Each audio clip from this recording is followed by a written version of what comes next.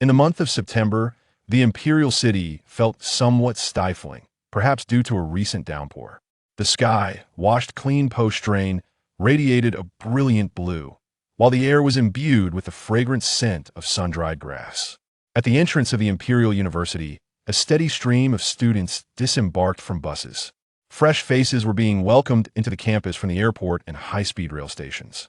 It was raining when I left this morning, and now the sun shines me spirits are indescribably lifted. A girl beamed, her eyes sparkling with anticipation for university life. Are you certain? Her companion elbowed her gently, gesturing toward the sun blazing overhead. That sun seems even more ferocious than the day Huafei made Huan kneel in despair. Haha, you have quite a way with words.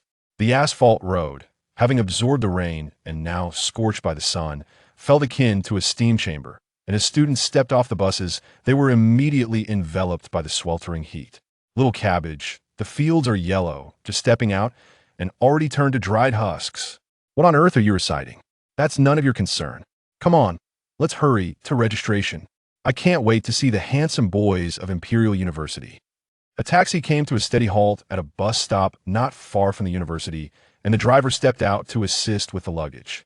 Young lady, just a few steps ahead is Imperial University. Parking is scarce with all these students around, so we'll just leave it here. As the rear door swung open, a delicate hand emerged, the girl's wrist slender and her skin as smooth as jade. She felt the sun's rays and promptly unfurled her parasol. At that moment, her soft voice, reminiscent of the gentle mist of Jiangnan, floated through the air, cool and refreshing like raindrops on her face. Thank you, driver. The fare of 75 yuan was settled via WeChat. No need for thanks. It's a joy to see the flowers of our nation blooming at Imperial University. Each one a little genius. Hey, happy new semester. The driver, a local, was exuberantly warm-hearted. Imperial University, a century-old institution, boasts a plethora of disciplines, with students who excel beyond measure. Those fortunate enough to gain admission here are undeniably gifted scholars. Qin Yingxia's lips, concealed beneath a mask, slightly pursed, her long eyelashes fluttering as she refrained from uttering a word. She did not consider herself a genius. Gaining entry to Imperial University had indeed taken a toll on her. Yet what could she do? The one she admired stood atop the pinnacle of excellence. She wished to behold the vistas he had seen, which is why she had come. Jin Zhe. The girl harbored her secret affections, silently repeating this name that she had whispered countless times before. Pushing her suitcase, Qin Yingxia found herself unconsciously quickening her pace. Where's Zhe? Has he arrived? I want to fetch him.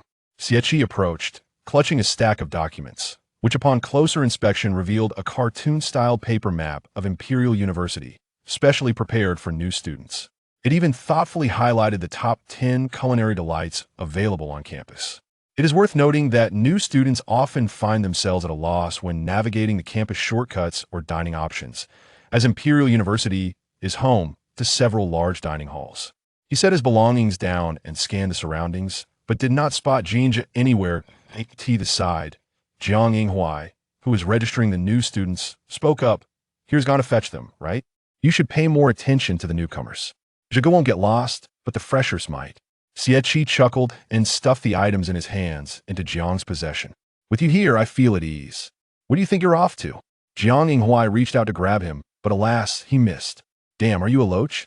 Xie donned his cap and began to walk backwards. Wrong. I'm a rabbit, so I run fast.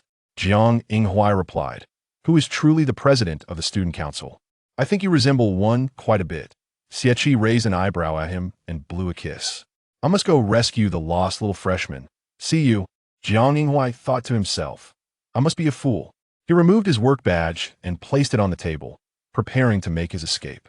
After all, he was not even a member of the student council. There were plenty of people to handle this registration task. However, halfway through his departure, he recalled those 2 precious credits and silently returned to his seat. Great, born to be a beast of burden.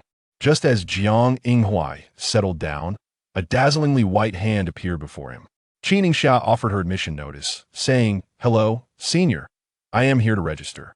Her voice was somewhat muffled. Jiang Yinghuai looked up and was instantly captivated by her clean and beautiful eyes. Even with a mask on, It was clear that she possessed striking beauty.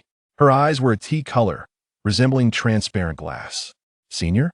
Qin Yingxia thought perhaps her voice was too soft and called him again. Jiang Yinghua regained his composure, accepted her admission notice, and inadvertently glimpsed her photo on it.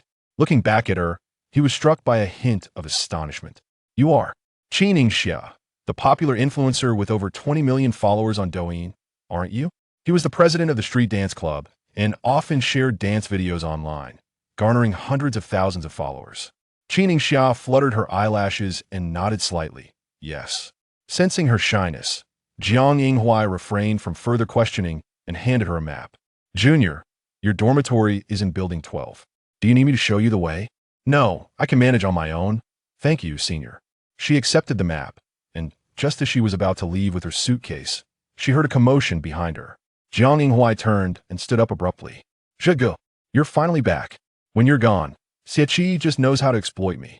Zhe. Qin Yingxia's hand, resting on her suitcase, tightened suddenly, her heart racing as she hesitated whether to turn around and see if it was indeed Jin Zhe. If he exploits you, then just hit him. A cold male voice reached her ears, laced with a hint of amusement. Qin Yingxia glanced back and found that the distance between them was not far. The boy had his back to her, tall and lean, with well-defined arm muscles and visible veins. Compared to his face, she was more familiar with his silhouette and voice. Jin Zhe's appearance was striking, an undeniable presence in any crowd, and new students often stole glances at him.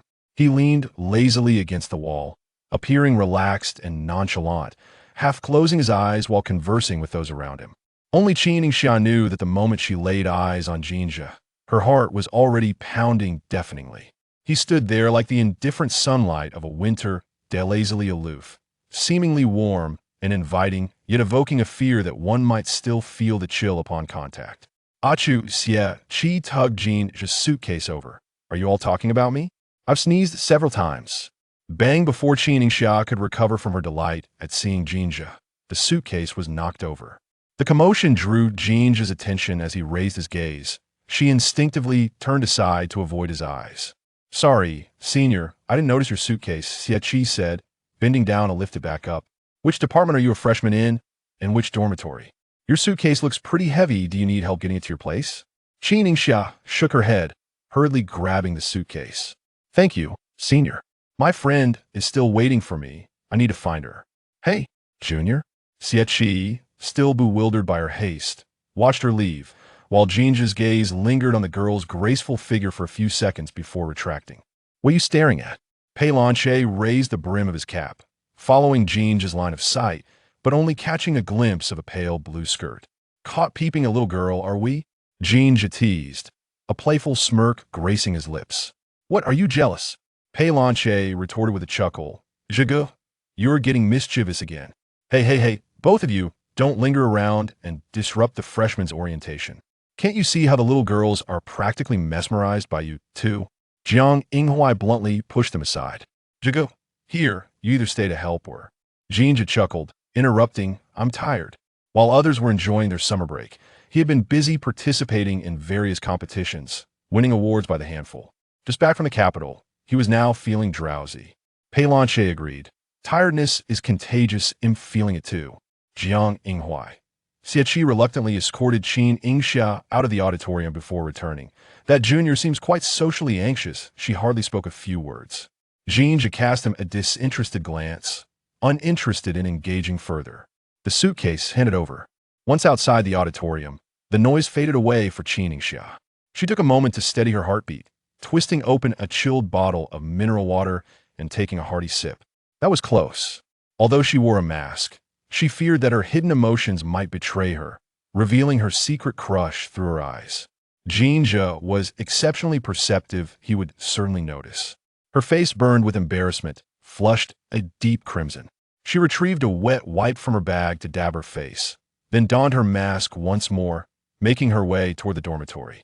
The dormitory for the School of Language and Communication was number 12, with Qin Yingxia's room located on the 4th floor. Standing at the dormitory entrance, she suddenly realized that she had managed to carry such a heavy suitcase up 4 flights of stairs without breaking a sweat. Doubting her own strength, she lifted the suitcase again, only to find it felt significantly lighter. As Qin Yingxia pondered her thoughts, the dormitory door swung open. Oh, is it a junior coming in? Su Sivan was preparing to head downstairs to assist in the auditorium. It was none other than Xie Qi, who had tagged all members in the group chat, calling upon the student council officers to help welcome the new students. Xie Qi, the president of the student council, had given the order, and as an officer, Su Sivan was duty-bound to comply with unwavering dedication. Qin Yingxia stood at the threshold, her gaze vacant, glancing up at the dormitory number 420, indeed. Noticing her dazed expression, Su Sivan felt an inexplicable tug at her heartstrings. Junior, I am your senior from the mixed dormitory, Su Sivan. The school's dormitories were assigned randomly, and by the time they reached Qin Yingxia, there were no available rooms for students of the same grade. Fortunately, Su Sivan and Yang Dae's dormitory had 2 vacant beds, leading to the allocation of Qin Yingxia and another new student. Ah, Qin Yingxia suddenly understood, smiling at Su Sivan, and realizing it was somewhat impolite to keep her mask on, she removed it. Hello, senior. The corridor's lights cast a soft glow, illuminating the girl's features. She had a high nose bridge, a small mole on the right wing of her nose, and her skin was so fair it seemed almost translucent.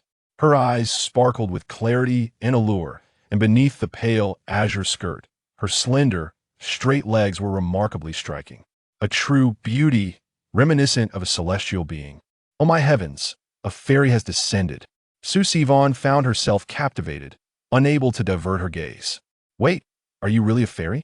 Qin Yingxia slowly replied with an ah, having been showered with compliments about her looks since childhood. Come in, come in. Su Sivan, entranced by such beauty, lost her interest in appeasing Xie Qi and promptly sent him a voice message. Sorry, buddy, I'm going to be absent from work. After sending the message, she tossed her phone aside and wholeheartedly began to admire Qin Yingxia. Darling, what's your name? Qin Yingxia. The girl appeared quite demure, feeling slightly embarrassed to be called darling on her first day. Although her fans online often refer to her this way, she understood the distinction between the online world and reality. Su Sivan repeated her name. Darling, you look familiar. You bear a striking resemblance to that Yoxia influencer on Douyin. As she searched for her phone to show Qin Yingxia a photo, she exclaimed, Where's my phone? Would I just toss it? Qin Yingxia gently tugged at the hem of her shirt, her voice soft. Senior, could it be possible that person is me? Su Sivan responded, Oh my, a major influencer. Darling, you're simply extraordinary. You chose our major, which fits you perfectly. Isn't it a perfect match?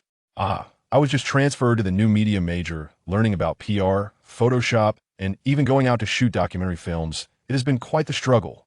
Su Sivan fully opened up, engaging in a lively exchange with Qin Yingxia about the trials of their major in networking and new media.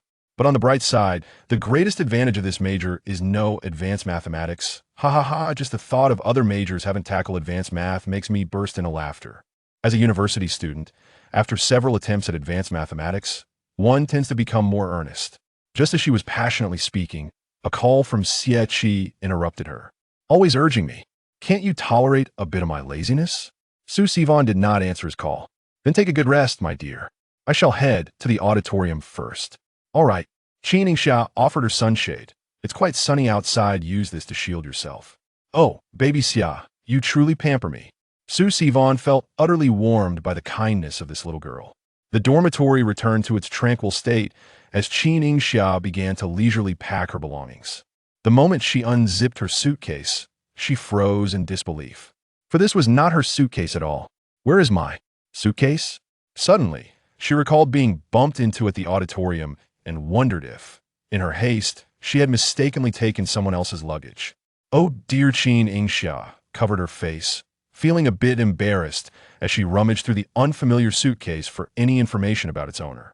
She hoped to find something like a student ID. Her eyes quickly caught sight of several red award certificates. This would indeed simplify matters.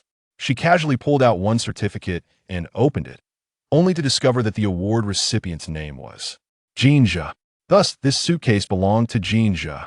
Congratulations to Jin Zhe for winning the Best Debater Award at the International Commercial Arbitration Mock Tribunal Debate.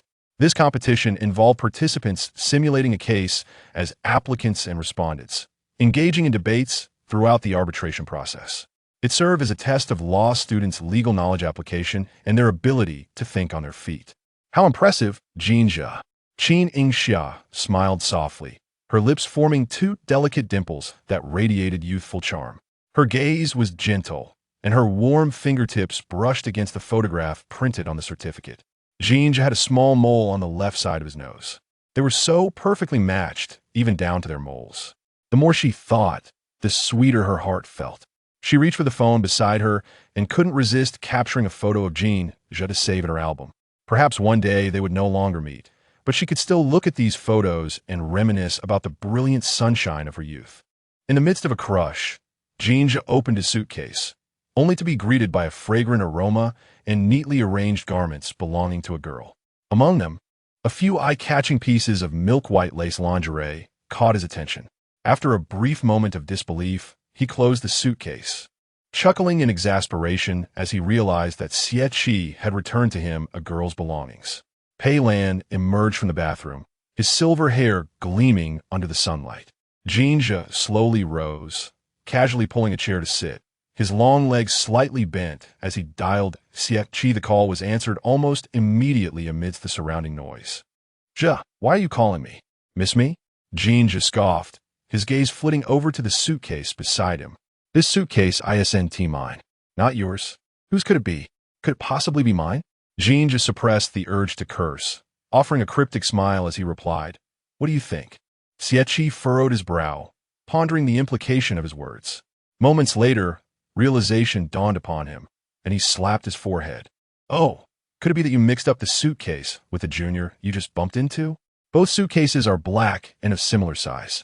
Where does she live?"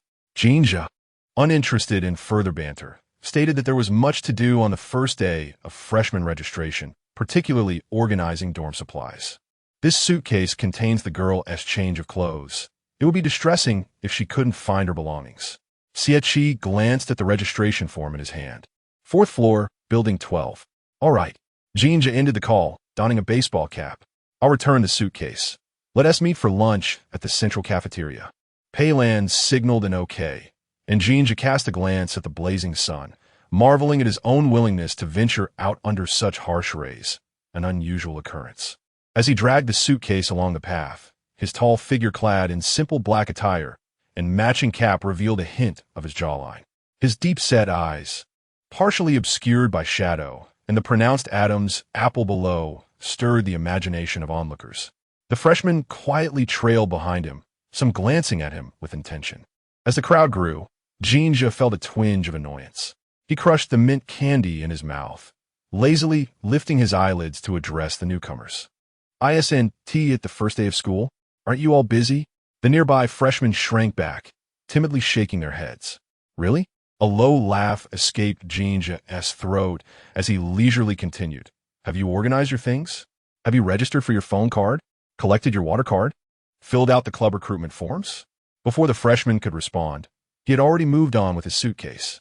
Upon reaching the entrance of Building 12, Jin Zhe first stopped at a vending machine for a chilled cola, feeling the coolness seep into his palm.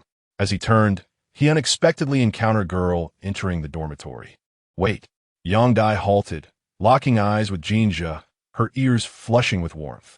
She was aware of his popularity and the attention he garnered from peers. "Which floor are you on?"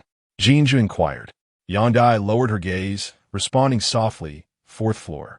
Perfectly positioned, Jin Zhe leaned comfortably against the stone pillar by the door.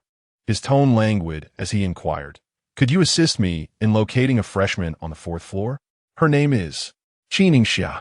The name itself was rather intriguing, almost like a gentle kiss. Before Yang Dai could respond, Qin Yingxia emerged, dragging her suitcase behind her. She had already posted a query on the ubiquitous wall while at the dormitory, asking which building Jin Zhe resided in.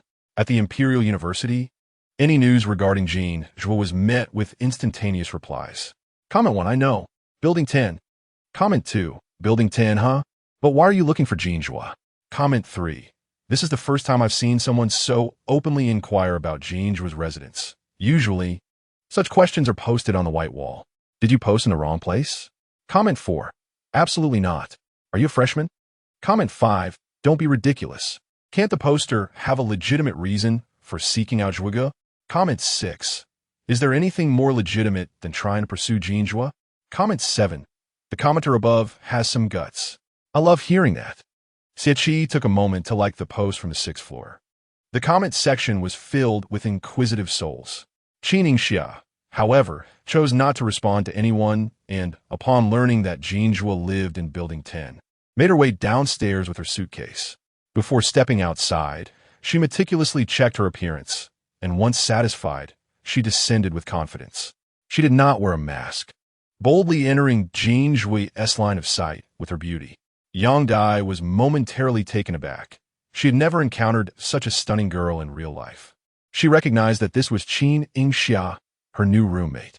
Su Sivan had previously sent Yang Dai a message about this, describing her as a celestial beauty, and even shared several photos of Qin Yingxia. Indeed, she was breathtaking, so captivating that one could hardly tear their gaze away. As a fellow female, Yang Dai felt herself enchanted by Qin Yingxia's allure. She glanced over at Jin Zhe, who remained nonchalant, his expression weary. For reasons unknown, a small sense of happiness blossomed within Yang Dai. Qin Yingxia approached, hesitantly calling out, Jin Xuezhang, unable to hold his gaze for too long. She lowered her eyes and pushed the suitcase towards him, saying, "This is your suitcase. I accidentally took the wrong one." The summer breeze was particularly warm, carrying with it the sweet scent of peaches from the girl, refreshing and delightful. Jin Zhe, feeling slightly awkward, turned his head away, casually exchanging the suitcase while his tone remained relaxed. "It's no big deal." Yang Dai observed the two from a distance along the tree-lined path. The tall boy stood before the girl, shielding her from the sunlight filtering through the branches. The girl, adorned in a pale blue dress, radiated purity and beauty, her immaculate charm making one yearn to reach out. They complemented each other perfectly, their mere presence together exuding a romantic aura akin to a picturesque scene. Reluctantly, Yang Dai averted her gaze and turned to leave. Unbeknownst to anyone, Qin Yingxia felt immensely nervous, her palms sweating as she stared at her shoelaces. Their proximity was palpable. With just a small step forward, she could touch the tips of his shoes. Logically, upon receiving her suitcase, she ought to depart. However, she yearned to linger a while longer with Jin Zhe, even if it were just for a fleeting minute. Fortunately, Jin Zhe exhibited no urgency to take his leave. He subtly turned his gaze, his eyes resting on the girl's porcelain nape, and upon shifting his gaze slightly, he was captivated by her flushed ears. The young lady appeared rather timid, as her ears turned crimson during the mere act of retrieving her suitcase. He raised his hand, bringing the chilled cola close to Qin Yingxia's ear. The cool breeze brushed against her earlobe, prompting her to lift her gaze, her glass-like eyes becoming misty. "Did I startle you?"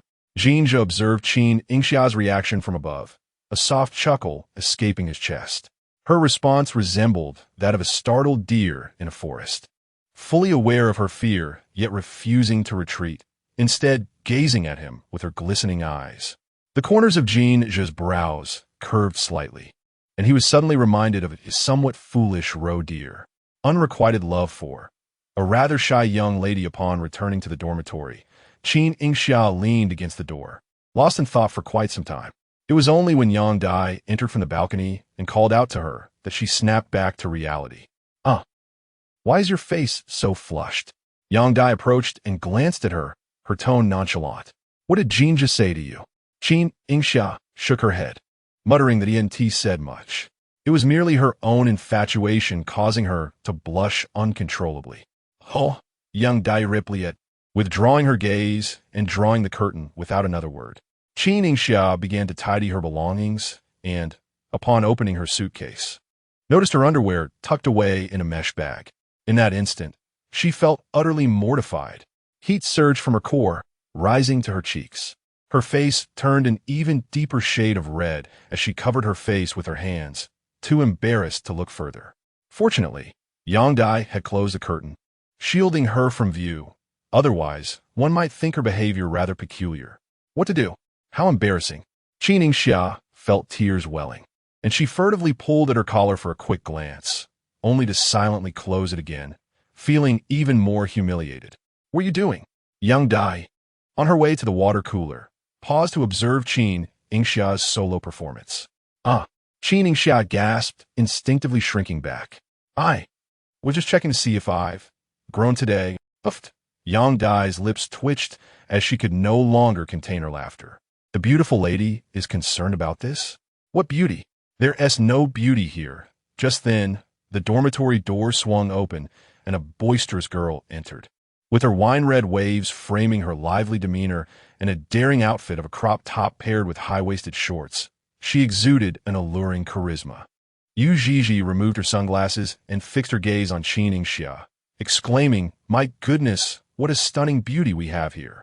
Startled by Yu Zhizhi's exuberant entrance, Qin Yingxia took a moment to compose herself before raising her hand in greeting. Yu Zhizhi tossed her bag onto her designated spot. Emigriku. What is your name? After Qin Yingxia introduced herself, Yu Zhizhi eagerly turned to Yang Dai, asking, "And you, sister?" "Yang Dai," she replied with an impassive expression, brushing past Yu Zhizhi to fetch water. Once the door closed, Yu Zhizhi's excited voice could still be heard clearly. "You look just like that online influencer. Are you the same person? Is it really so hot that Ying came here all alone?" "I came alone too. My parents were too chatty to let them tag along. Don't bother tidying up. I'll take you out to eat. I'm a local of the Imperial City and know all the best places to dine." Yang Dai felt a mix of emotions swirling within her as she adjusted her thick black-rimmed glasses, pressing her lips tightly together. The lively atmosphere belonged to them. The two attractive girls would surely share countless topics of conversation. Beautiful girls shine wherever they go. While she knew it would take her a long time to blend into any group, the central dining hall was typically bustling with students, and given that it was the first day of the new term, it was particularly crowded. After placing his suitcase back in the dormitory, Jin Zhe headed to the dining hall, where Pei Lan Hai was already waiting for him at a chosen table. He ordered a large portion of the crab pot, while Xie and Jiang Yinghua arrived before Jin Zhe. Exhausted. Although the junior is a treasure, the sheer number of people exhausts me. Xie lazily leaned back in his chair, taking several hearty sips from the cola on the table, the incessant chatter buzzing in my ears. Jiang Yinghua kicked him in annoyance, admonishing him to stop pretending. The girls were all pursued by him, while I was the one doing the serious work. "Xie, is that so?" Pei Lan Hai glanced up from his game, chuckling. "Have you both been working hard?" "Not at all." Xie tossed the empty bottle into the trash, asking, "Is she still not here? Could she be so enchanted by the freshman that she can't move?" Just as he was relishing the moment, he suddenly felt an ominous presence behind him. The next instant, Jin Zhe pressed down on his head, teasingly asking, "What is the matter? Are you jealous again?" "Xie, just being honest." After finishing a game, Pei Lan Hai looked up and asked Jin, "Have you swapped back the box?" "Yes," Jin Zhe replied, pulling out a chair and sitting down a rather shy girl. Jiang Yinghua paused momentarily in his crab eating, jesting. "Are you trying to say a rather pretty girl?" Jin Zhe playfully retorted, "Shut up." On a more serious note, Xie offered Jin Zhe a large crab as a token of apology. "When we came last year, we missed military training due to the weather. We thought we could escape this ordeal, yet we just received notice that we'll be training alongside the freshmen." Jiang Yinghua interjected, "It's indeed a case of the ruler wants the minister dead. The minister can feign death," Xie completed, sizing him up and inquiring, "Are you suggesting you're indisposed due to your aunt visiting?" Jiang Yinghua, Jin Zhe, and Pei Lan Hai burst into laughter. "You haven't heard the most absurd part. The weather forecast indicates that it will rain for the next 2 weeks. Xie revealed the 15-day weather forecast, explaining that the school decided to postpone military training for half a month. Pei Lan Hai chuckled, casually brushing aside his silver hair. "Perfect. You can just relax and grow during this time." "You're thinking too simply," Xie replied. "Don't forget about the club recruitment events. Not far from them." Su Sivan arrived at the cafeteria with Qin Yingxia and Yu Zhizhi. Originally, Yu Zhizhi intended to host a dorm gathering and had already reserved a table at an external restaurant. However, Yang Dai mentioned she couldn't make it, leading to a postponement of the gathering. "Junior, our school's crab pot is absolutely exceptional." Su Sivan confidently placed the order. "Look around and see if you want anything else." "It's on me." Yu Zhizhi smiled generously. "Thank you, senior. I want tea hold back." Qin Yingxia sipped her juice and obediently chimed in. "Thank you, senior." No need for thanks. Su Sivon sat between them, feeling elated. This is truly the highlight of my life. Qin Yingxia and Yu Zhiji's appearances were two extremes. One was like the serene moon in the sky, while the other resembled a wildfire on the ground, a rose in a desolate area. The attention they drew was undeniable. As Yu Zhiji selected a few dishes, she raised her head to pass the menu, only to notice four young men not far away. Ah, a handsome assembly indeed. Such a rarity. Who are they? Su Sivon turned to look, realizing they were from Jin Zhe's dormitory. That dormitory was quite renowned, famously known as a breeding ground for novel protagonists. The four young men not only possessed strikingly handsome features, but also bore names that could easily headline a novel. Su Sivon smiled knowingly, nudging her elbows into the sides of her companions to gauge their interest. Qin Yingxia lifted her gaze, her tea-colored eyes reflecting the figure of Jin Zhe. At that moment, several girls jostled forward, pushing a strikingly dressed girl towards Jin Zhe. "Excuse me, does that handsome guy have a girlfriend?" Su Sivon and Yu Zhiji were thoroughly entertained by the unfolding drama, while Qin Yingxia held her breath, hesitant to listen further. The girl, clad in a soft pink mini-skirt, wore just the right amount of sweet makeup, her eyes sparkling as she gazed at Jin Zhe, who was sipping on a cola. What would his response be? Jin Zhe leisurely lifted his gaze, slightly pursing his lips, his expression hinting at a playful smile. The girl's eyes lit up at the sight, thinking there might be a chance. "Could I add you on WeChat? Would you like to date me?" Jin Zhe did not directly answer her question. He merely cast a casual glance at the QR code she presented. "I'm sorry, but my mother doesn't allow me to date. The moment I do, she forbids it." The girl was left speechless. Unrequited love 5. Is he your type? Heavens, my mother forbids it.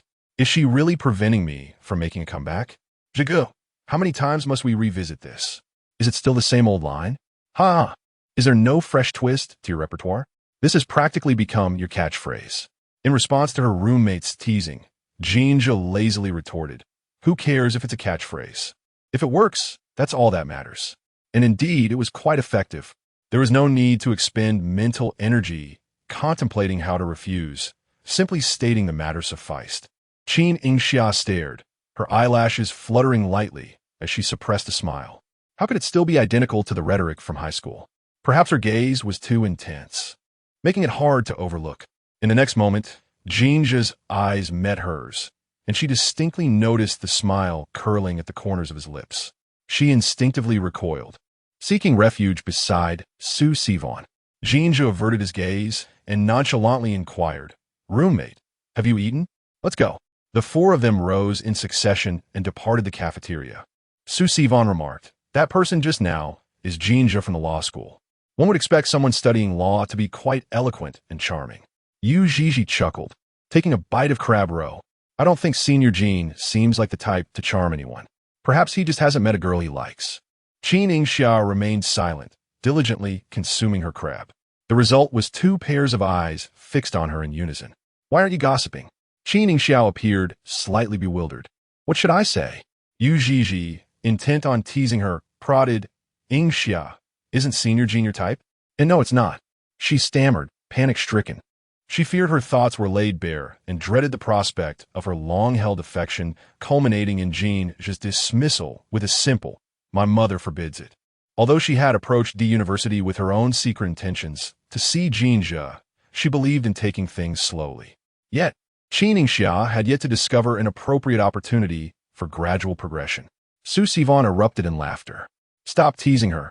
She looks like she might cry." Perhaps fortune smiled upon Qin Yingxia, for an opportunity soon presented itself. During the half-month extension of military training, the university's recruitment fair unfolded as anticipated. Among the myriad of clubs, the three titans, Student Council, Media Club, and Broadcasting Club, engaged in their annual battle for new recruits. Each event organized by the school had to pass through the hands of these three giants. The Student Council handled mobilization, the Media Club captured and recorded, while the Broadcasting Club provided hosts and etiquette teams. However, the much-anticipated recruitment spectacle was destined to be subdued this year due to a complete overhaul of the leadership. The position of Student Council President fell into the hands of Xieqi originally. The principal had intended to appoint Jin Zhe, but Jin Zhe had strongly recommended Qi, even penning a 5,000-character letter of recommendation to the dean. Fortunately, Qi proved himself sufficiently outstanding to withstand the university's scrutiny. That letter of recommendation now adorned Qi's wall, as he claimed it was the most praise Jin Zhe had ever lavished upon him, all of it sincere. As for Jin Zhe, he certainly dotes on him. Indeed, in my heart, your image is nothing short of perfection. Qi possesses a certain ethereal quality, as if treading upon clouds. Very well, I shall assume that role. Ah, how delightfully deceptive. Jin Zhe, although merely holding the nominal title of Media Society President, invariably relies on Qi to tackle matters. Euphemistically termed as the capable should bear more responsibilities. Qi is quite accustomed to shouldering burdens.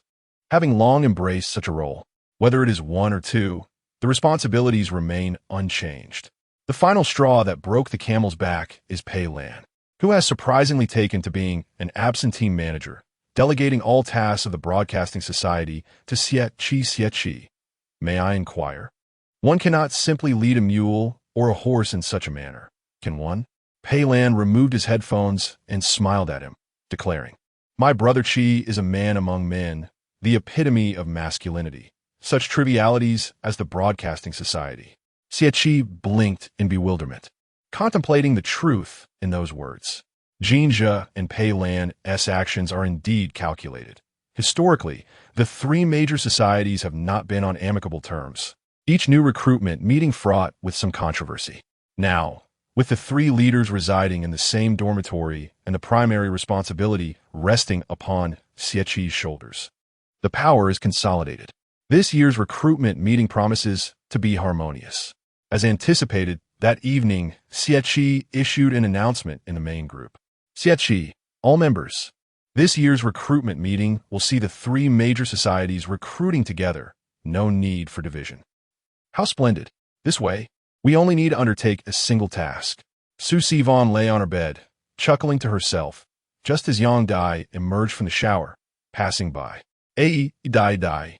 You are the head of the technical department in the Media Society, right? Has Jin just sent you any notices? Yang Dai, dry her hair, replied no. He doesn't bother with such matters.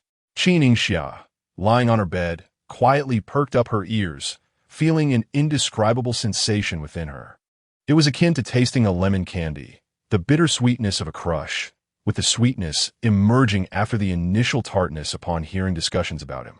It also felt reminiscent of high school, when friends would frequently mention him. In Jin Zhe's first year at university, discussions surrounding him only intensified. The phrases top scholar in the humanities and child of destiny had become commonplace in reference to him. He seemed to embody the protagonist of this world, radiating brilliance wherever he went, never failing to impress. Ying, are you asleep? Yu Zhizhi tugged at her bed curtain. Not yet. Qin Yingxia propped her chin up, pulling aside the curtain to look down. What is the matter? Yu Zhizhi shot her a teasing glance. I just wanted to ask which society you intend to interview for. I wish to join the Media Society. Qin Yingxia's voice was soft yet surprisingly resolute. The Media Society? Both Yu Zhizhi and Su Sivon expressed their astonishment. Given Qin Yingxia's remarkable appearance and outstanding voice, they had assumed she would opt for the Broadcasting Society, where becoming a host or joining the school etiquette team would pose no challenge. Yang Dai, setting down her hairdryer, abruptly interjected, I believe the Broadcasting Society would suit you better. For some reason, an image of Jin Zhe alongside Qin Yingxia flashed in her mind, like a thorny vine coiling around her heart, leaving her feeling uneasy. A sense of urgency enveloped her as she glanced back at Qin Yingxia. The training content of the media club bore striking similarities to her major courses, rendering it unnecessary to squander time on redundant learning. Yang Dai, known for her forthrightness, spoke without reservation, a trait that Su Sivon had long since come to accept. However, Yu Zhizhi was a person who could not tolerate insincerity. She felt compelled to voice her discomfort. Senior, your words are rather contradictory. Did you not also join the media club in your freshman year? She retorted, I merely offer a suggestion. Whether you heed it is entirely up to you. With that, Yang Dai turned away, awkwardly drawing her curtain, isolating herself from the remaining trio. Qin Yingxia stared at the tightly drawn curtain, yet maintained her sweet demeanor, expressing gratitude. Thank you for your advice, senior. I still wish to join the media club, aspiring one day to become as exceptional a leader as you. How could her disposition be so amiable? Yang Dai felt a twinge of discomfort. She would have preferred if Qin Yingxia had been more like Yu Zhizhi, voicing a few critiques. Such an exchange would have alleviated her own feelings. In a quiet dormitory, Xie and Jiang Yinghua spent an entire night delving into Qin Yingxia's social media account. This junior is quite impressive. Her account consists solely of photographs, devoid of any tags, and yet each post garners over 1 million likes. Not only are there no tags, but sometimes even captions are absent. It seems her account is merely a record of her daily life.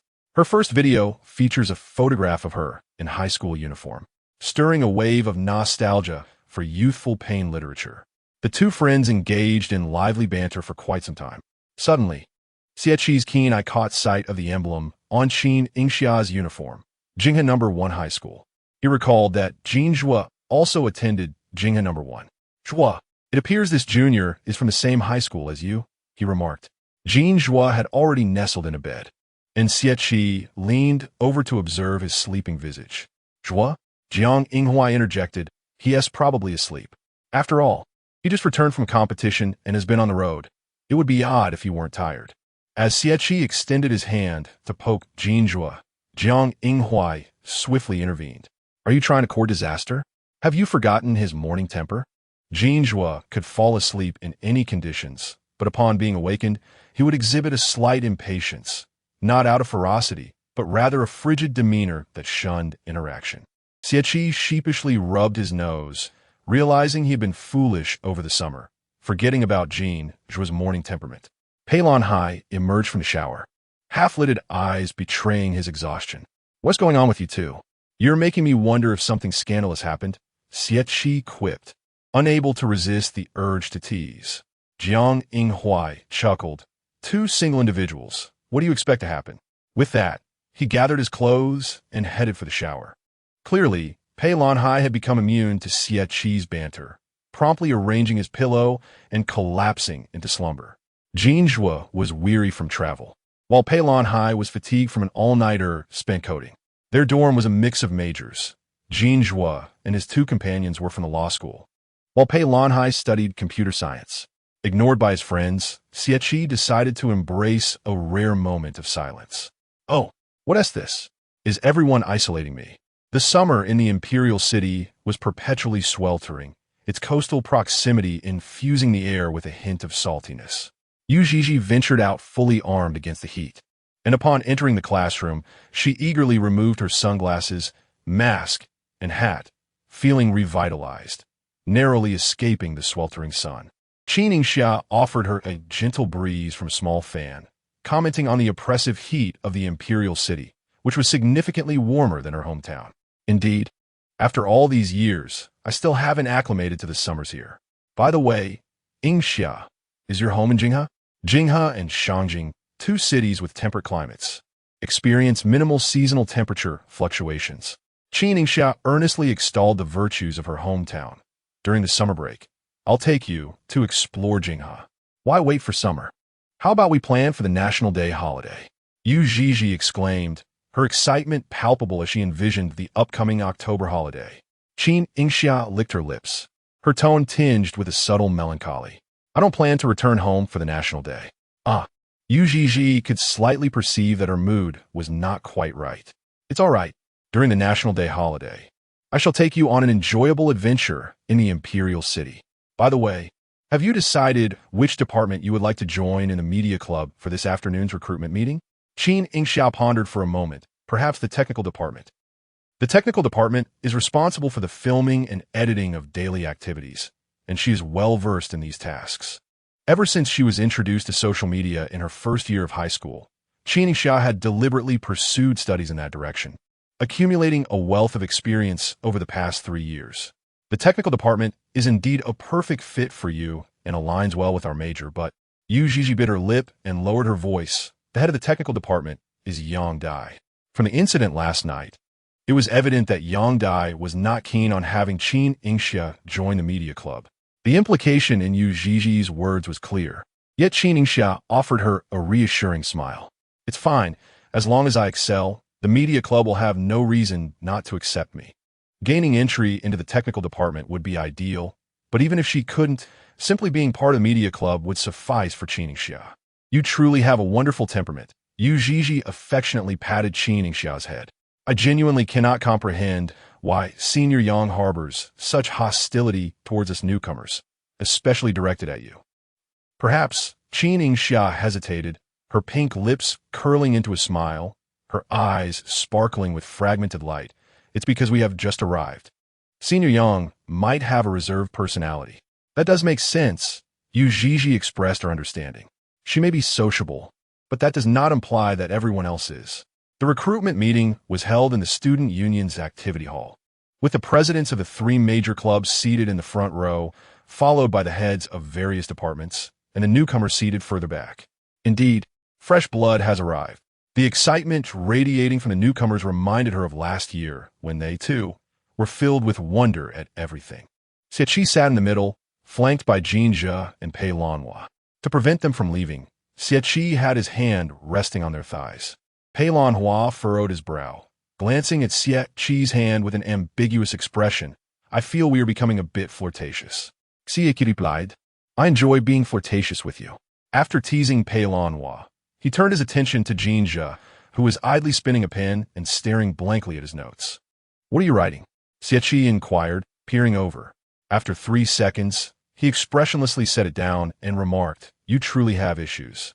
Who in their right mind would be so idle as to transcribe criminal law? Ah, Jin Zhe lazily responded, lifting his eyelids to glance at Xie. I suppose I'm a bit unwell, merely serving as your ornament here. Xie declared, No one is escaping today. If it weren't for the seniors in their 3rd year, being preoccupied with preparing for postgraduate entrance exams and unwilling to take up club positions, perhaps he wouldn't be the one suffering now. After the first newcomer completed their self-introduction, they chose to join the student union. Xie asked, What motivated you to choose the student union? The newcomer replied, Because your recruitment flyer reached me, and the student union encouraged me to come. Xie responded, All right then. It seems that the atmosphere is charged with anticipation, akin to the excitement of laying an egg. Some newcomers arrived well prepared, having composed their self-recommendation letters at home, and they commenced their passionate speeches on the spot. Pei Lan praised them, exclaiming, Impressive. Your vocal timbre is commendable. The broadcasting club welcomes you. To which the newcomer replied, I thought you were complimenting my writing skills.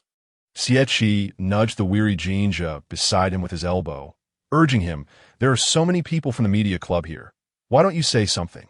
Jin Zhe chuckled softly in response. Isn't it your turn to speak? You are the gatekeeper. Just then, a warm and somewhat familiar feminine voice resonated from the stage. Hello, senor. I am Qin Yingxia, a freshman from the School of Language and Communication, majoring in Internet and New Media. I aspire to join the media club. Unrequited Love 7. A kiss as Qin Yingxia completed her self-introduction. The murmurs from the audience surged like waves. Many recognized her as the prominent influencer from Douyin, their sentiments towards her varying widely. The innate curiosity that lies within humanity surged forth as the online persona they had previously viewed through a screen now stood before them in the flesh. The atmosphere began to spiral out of control. Xie grasped the microphone before him and cleared his throat, calling for silence. The chatter gradually subsided. Satisfied, Xie turned his gaze back to the girl on stage, preparing to speak, when a distinctly long-fingered hand reached out. By the time he realized it, the microphone was already in Jin Zhe's possession. Those who had previously been absorbed in their phones were now compelled to lift their heads. Xie, ignoring the puzzled looks from those around him, Jin Zhe, once he had the microphone, did not rush to inquire but instead quietly regarded Qin Yingxia. Unlike their previous encounter, when she wore no makeup, this time she appeared slightly adorned, her skin resembling exquisite jade, her lips lush and radiant. And the azure gauze dress she wore looked particularly refreshing in the sweltering summer heat. Most striking were her lively brown eyes.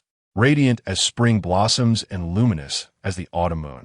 Jin Zhe's thin lips curved lightly. His interest peaked as he observed her with a leisurely demeanor.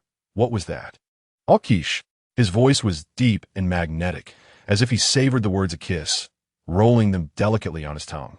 Qin Yingxia, Alkish. The audience stirred once more, now aware that the speaker was Jin Zhe. What did Senior Jin just say? A kiss? I don't know. Perhaps it was misheard. Her name is clearly Qin Yingxia. It was likely a misunderstanding. However, don't you think it sounds a bit enchanting? Stop it. Have you forgotten what Senior Jin said yesterday? Oh, Senior Jin's mother 1T, allow him a date. I'm dying of laughter. On stage, as he uttered a kiss, a slow blush crept across Qin Yingxia's face, her eyes widening in disbelief as she tightened her grip on the microphone, her breath becoming cautious. Senior, Qin Yingxia. Unbeknownst to her, this expression mirrored that of a deer concealed in a forest glade, utterly charming and seemingly easy to deceive. Indeed, Jin Zhe responded, maintaining his playful demeanor, his tone light and casual, reiterating her name, Qin Yingxia. The 3 syllables rolled off his tongue with an alluring cadence. Having surrendered to the moment, Qin Yingxia averted her gaze, murmuring, Jin Zhe chuckled softly, his peach blossom eyes intoxicating like sweet wine. The media society welcomes you. She paused, slightly biting her lip, taking a moment to reclaim her voice. Thank you, President. Qin Yingxia nearly fled the scene, hastily descending the stage. Yet that searing gaze remained fixed upon her, trailing her every movement. It was only when she vanished into the crowd that Jin Zhe finally withdrew his gaze. Zhegu, could you please refrain from exuding such charm? Xieqi lightly tapped his knee against him, questioning why he wasn't as warm towards others. Jin Zhe returned to his previous languid state, reclining against the chair as though devoid of bones, and there was an undeniable sense of familiarity about her. Pei Lanhai tilted his head, teasingly inquired if she felt butterflies in her stomach. Go away. Jin Zhe chuckled softly, momentarily adopting a more serious demeanor, feeling merely a sense of familiarity. It was as if they had crossed paths before. When she had changed her suitcase yesterday, Qin Yingxia had worn a white dress, but hadn't struck her. Today, donning a green gauze gown, she was suddenly enveloped in a sense of recognition. Xieqi remarked, Oh, even if you haven't developed feelings, at least there's some fondness, right?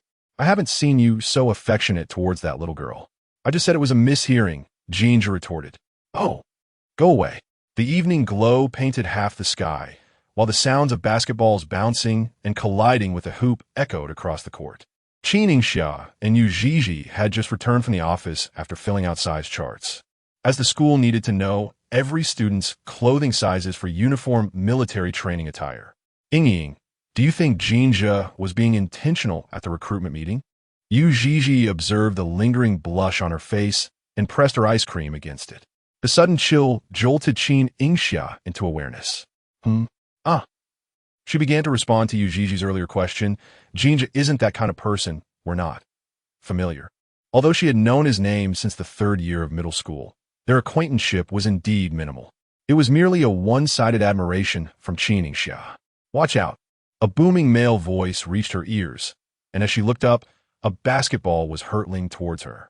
Yu Zhizhi exclaimed, Oh my goodness. In an instant, with her ice cream still in her mouth, she swatted the incoming projectile away. A boy who had rushed over to play the hero asked, Are you two okay? Yu Zhizhi, feeling less than pleased, bluntly replied, Not to be rude, big guy, but was that intentional? We are so far from the court, why throw sideways?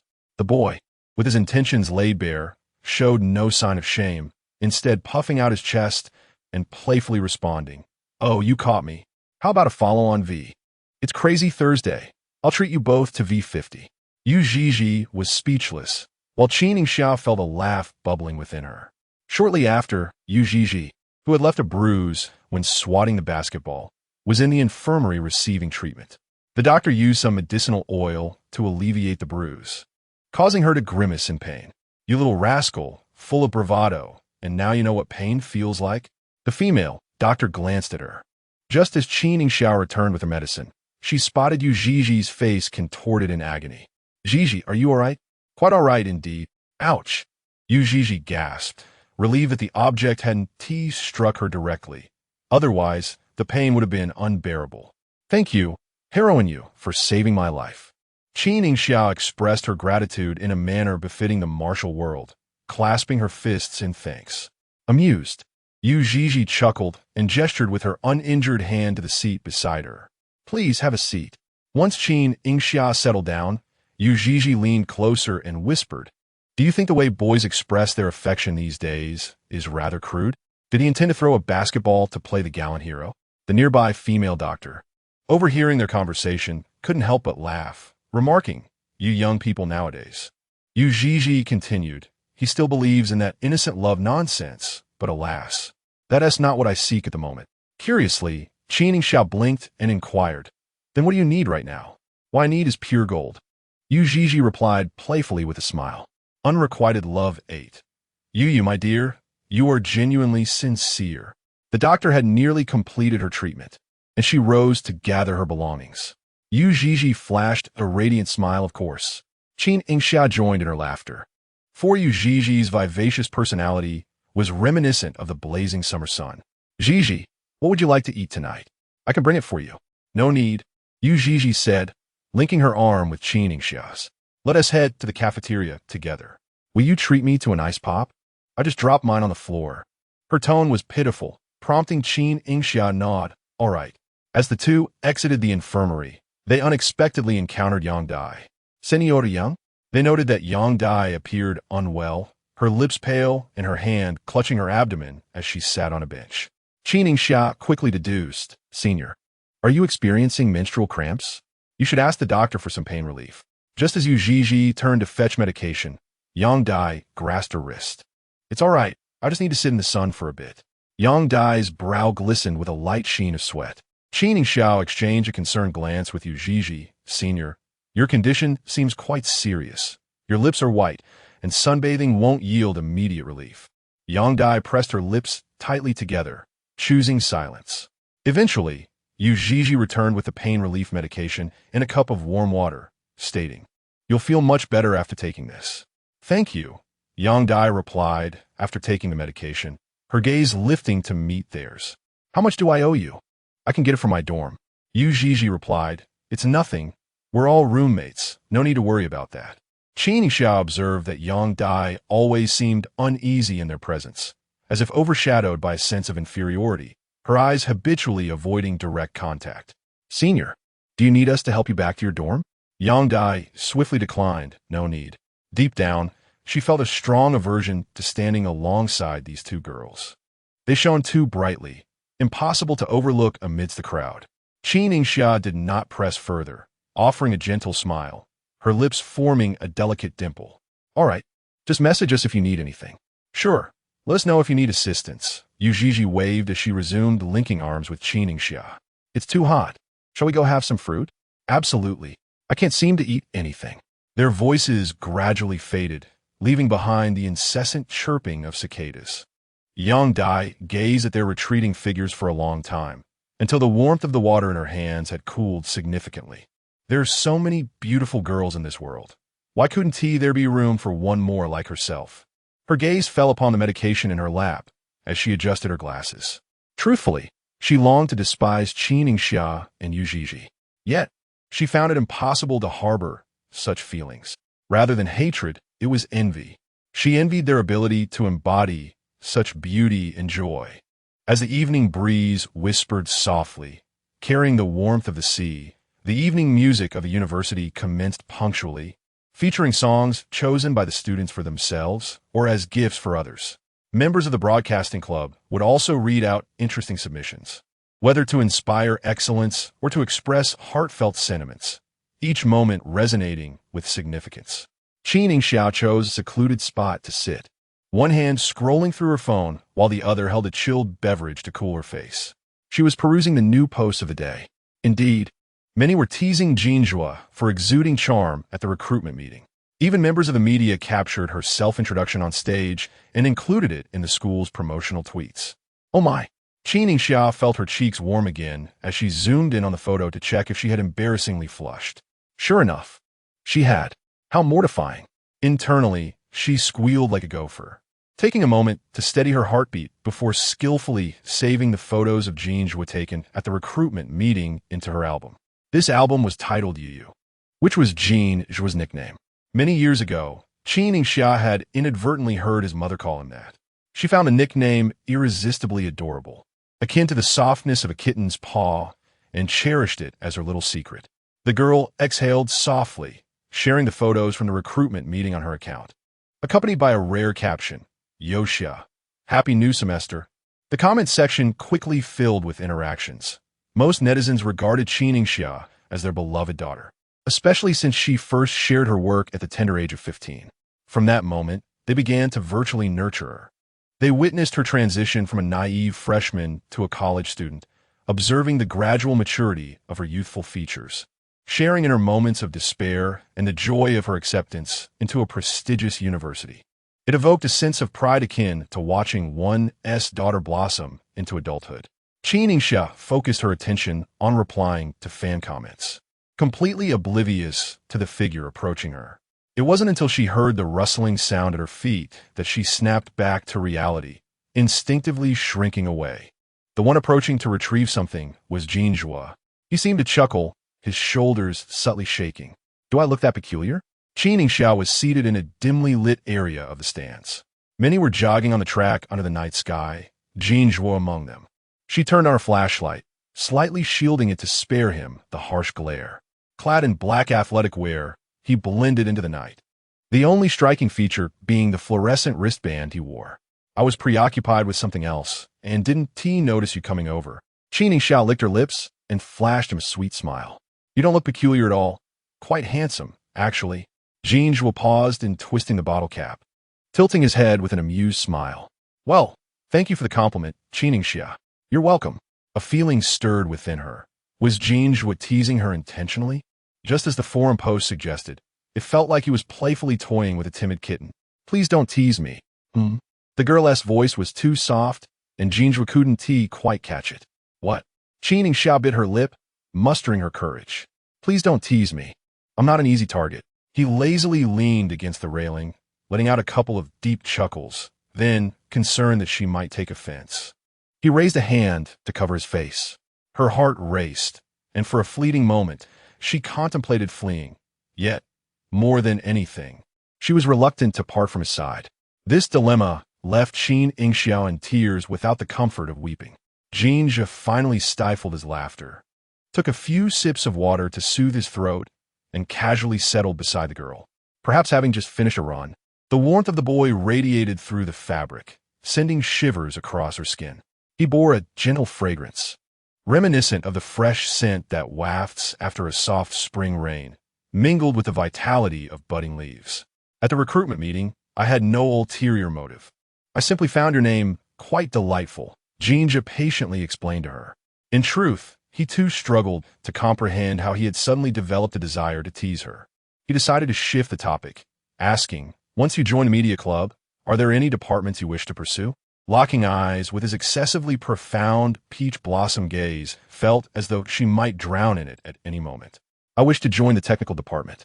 The technical department is the core of the media club, aligning perfectly with your major. It is indeed a suitable fit for you. Jin Zhe averted his gaze first, sensing that the evening breeze had suddenly grown warmer. Unrequited love 9. She seems to be crying. Qin Yingxia's eyelashes fluttered, and with a determined twist of her fingertips, she mustered the courage to ask, may I inquire with the president if there are any uncertainties I possess? Joining the media club was the initial step in her meticulously crafted plan. The next move would be to emulate the scenarios depicted in television dramas, orchestrating more opportunities for encounters. Jin Zhe did not respond immediately. Instead, he leisurely remarked, I tend to be quite busy. I don't often linger in the media club. Upon hearing this, Qin Yingxia felt her enthusiasm wane. He turned his gaze slightly, his eyes gently resting upon her, noticing the tears stirred by the evening breeze glistening under the light. Well, a few minutes wouldn't be a significant sacrifice. Jin Zhe rose, skillfully tossing the empty bottle into the trash bin. Come find me if you need anything. The breeze lifted the hem of his shirt, revealing a slender waist that was inexplicably enticing. Qin Yingxia bit her lip, averting her gaze slightly, the warmth on her cheeks intensifying. "Thank you, President." Fortunately, the dim lighting concealed the deep crimson hue of her face. Upon returning to the dormitory, Yang Dai pressed several bills into Qin Yingxia's hand. "Here's the money for the medicine from this afternoon. I'm returning it." Her damp hair dripped as she hurriedly acknowledged Qin Yingxia's presence. Eager to settle the debt, Yang Dai was unwilling to owe her anything. Qin Yingxia, still somewhat dazed, glanced towards Yu Zhizhi. Yu Zhizhi shrugged and gestured, "Just accept it." After Qin Yingxia accepted the money, a serene silence enveloped the dormitory once more. Su Sivan had yet to return, leaving the atmosphere among the three slightly awkward. The only sound was Yang Dai pulling the curtains and typing on the keyboard. Yu Zhizhi broke the silence. "Now that the semester has commenced, we haven't had a gathering yet. Yang Senior, are you free tomorrow evening?" The clatter of the keyboard came to an abrupt halt. After a prolonged silence, they assumed Yang Dai would not respond. Yet she finally spoke. "I'm free. We can have dinner tomorrow evening." "Yay!" Yu Zhizhi exclaimed, the earlier tension dissipating instantly. "Let me decide what to wear for tomorrow night." Qin Yingxia felt a wave of relief wash over her as she leaned back lazily against the soft chair, comfortably closing her eyes. A harmonious atmosphere in the dormitory was vital for the university life that lay ahead. As she reclined, she reflected on the details of her encounter with Jin Zhe that evening, a sweet smile gracing her lips. It wasn't until a flurry of message notifications broke her reverie that she returned to the present. Sitting up straight upon seeing the messages, she realized they were from none other than her biological father, Qin Shan. On the day of her registration, Qin Shan had sent her several WeChat messages, and after receiving no reply, he attempted a video call. When he saw that Qin Yingxia had declined, he refrained from calling again. This evening, he resumed messaging her. The content, as usual, concerning her younger brother, Qin Yang. "Dad, Ying, are you asleep? Dad, do you have time now?" Qin Yingxia glanced at the screen and instinctively turned it off. She wished to remain oblivious to everything concerning her family. Unexpectedly, news about Qin Shan arrived in a continuous stream, and the recently darkened screen flickered back to life. "Dad, it's like this. Yang fell ill the night you left home. After a difficult battle with the fever, he finally recovered, but this afternoon, while visiting your room, he stumbled on the stairs and has fallen ill again. Qin Yang, her half-brother, was merely 3 years old this year. He was the family's cherished treasure, treated with utmost care, as if he might dissolve in their mouths or shatter in their hands. Little Qin Yang was not particularly attached to anyone, except for Qin Yingxia. Dad, Yang is crying and insisting on seeing you. Neither Aunt Huang nor I know how to appease him." Huang Li was Qin Shan's new wife, whom he had met and fallen in love with abroad, where they also held their wedding. After Qin Yingxia's high school entrance examination, Qin Shan brought Huang Li back to the Qin family, under the pretext of not wanting to disturb her studies. Grandma Qin adored Huang Li even more for the little boy she was expecting. Unbeknownst to her, tears fell onto the bright screen of her phone, and Qin Yingxia snapped back to reality, gently sniffing as she leaned over the table. Despite the incessant messages from Qin Shan, she felt no inclination to respond. "Dad, if you aren't too busy, could you perhaps make a video call so your brother can see you?" Dad, as the elder sister. She had lost count of how many times she had heard the phrase, as the elder sister, over the past 3 years. Was this identity something she had sought? No, it was thrust upon her by her father. Qin Yingxia turned off her phone, suppressing her frustration, and rose to retrieve her pajamas from the wardrobe before heading to the bathroom. Jin Zhe returned from his night run to find his 3 dorm mates immersed in their gaming. The clattering of keyboards mingling with the sounds of gunfire and explosions from the game. "Here, your refreshing kumquat lemonade, chilled." He casually placed the fruit tea on Xie desk and lazily pulled out a chair to sit. As one round concluded, Xie sent a mock kiss in Jin Zhe's direction, thanking him playfully. Jin Zhe, seated nearby, hooked his long leg around Xie's chair, pulling him closer, and teasingly pinched Xie's pouting lips. "I kindly brought you drinks, and you repay me with such disdain? Is this your way of showing gratitude?" All right, Xie surrendered. Jiang Yinghuai stretched his sore neck and stood up, his sharp eyes catching the glow of the wristband on Jin Zhe's arm. suddenly recalling the fluorescent night run event. Oh no, I haven't completed my 3,000 meters today. He turned to Pei Lan Hai beside him. Hey, have you run yet? Pei Lan Hai leisurely removed his headphones, standing firm in his resolve. No, what is it to you? Are you planning to make up for the 6,000 meters tomorrow? Pei Lan Hai nodded. 6,000 meters, what is wrong with that? Jiang Yingxia, Xie, on the side, relished the situation. With the influx of new students, as a student council president, he could skip these night runs. Being the student council president has its perks. Get lost. Jiang Yingxia glanced at the time. It wasn't too late. He grabbed his sportswear, changing as he asked, Is it still possible for me to go now? Lanhai, are you coming? Pei Lanheng resolutely decided to run 6 kilometers, shaking his head with unwavering determination. After taking a couple of sips from his fruit tea, he finally spoke. I will not go. Once Jiang Yingxia stepped outside, Xie chuckled mischievously, quickly adding milk tea powder to his cup, ensuring he would run in vain that night. Jin Zhe smiled, diverting his gaze from the phone screen, remarking, You are indeed a blessing for Ahuai. Indeed. Noticing that Jin Zhe was watching a video from Qin Yingxia's account, the latest one celebrating the start of the school year. It hadn't been long since the video was posted, yet it was already garnering significant attention. To be honest, our junior, Qin, truly is stunning. Jin Zhe raised an eyebrow, creating a bit of distance between them. You seem rather familiar. If I recall correctly, this is a newcomer recruited by my media club? Xie replied, All right. So now you have a sense of boundaries? Jin Zhe pushed him aside and went to take a shower, leaving him to cool off. When Jin Zhe emerged from the shower, having dried his hair, Jiang Yingxia returned, panting heavily. Guess who I saw while running on the playground? He grabbed the water cup from the table and gulped it down. It was Qin Yingxia. She seemed to be crying. Secret Crush 10. My social anxiety upon hearing Jin Zhe's words. His expression momentarily faltered. Clearly, when they parted ways, Qin Yingxia had seemed quite normal. How could she have burst into tears after such a brief separation? Perhaps she was homesick?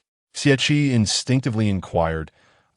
This is common when starting university. One must adapt. Jiang Yingxia clicked his tongue, feeling an inexplicable sweetness lingering in his mouth. Perhaps it was indeed so. He furrowed his brow, fixating on the milky liquid in his cup. Xie rubbed his nose, swiftly retreating into the bathroom and locking the door with purpose. I'm taking a shower. Outsiders, please keep your distance. Jiang Yingxia shouted back. Xie, I'll be waiting for you to come out. You rascal. You always cause me trouble. Jin Zhe donned his headphones, isolating himself from the playful banter. Unbeknownst to him, he perused Qin Yingxia's works from beginning to end. Notably, Jin Zhe also noticed her photograph, where she donned the uniform of Jinghe No. 1 High School. Jinghe? The young man's demeanor shifted, his freshly dried black hair brushing against his forehead, eliciting a subtle itch. He absent-mindedly twirled a pen in his fingers, his gaze deepening as he sought to recall Qin Yingxia's visage from the recesses of his memory.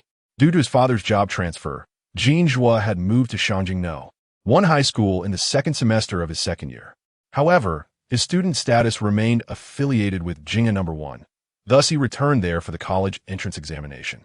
In total, he had spent merely a year and a half at Jinghe.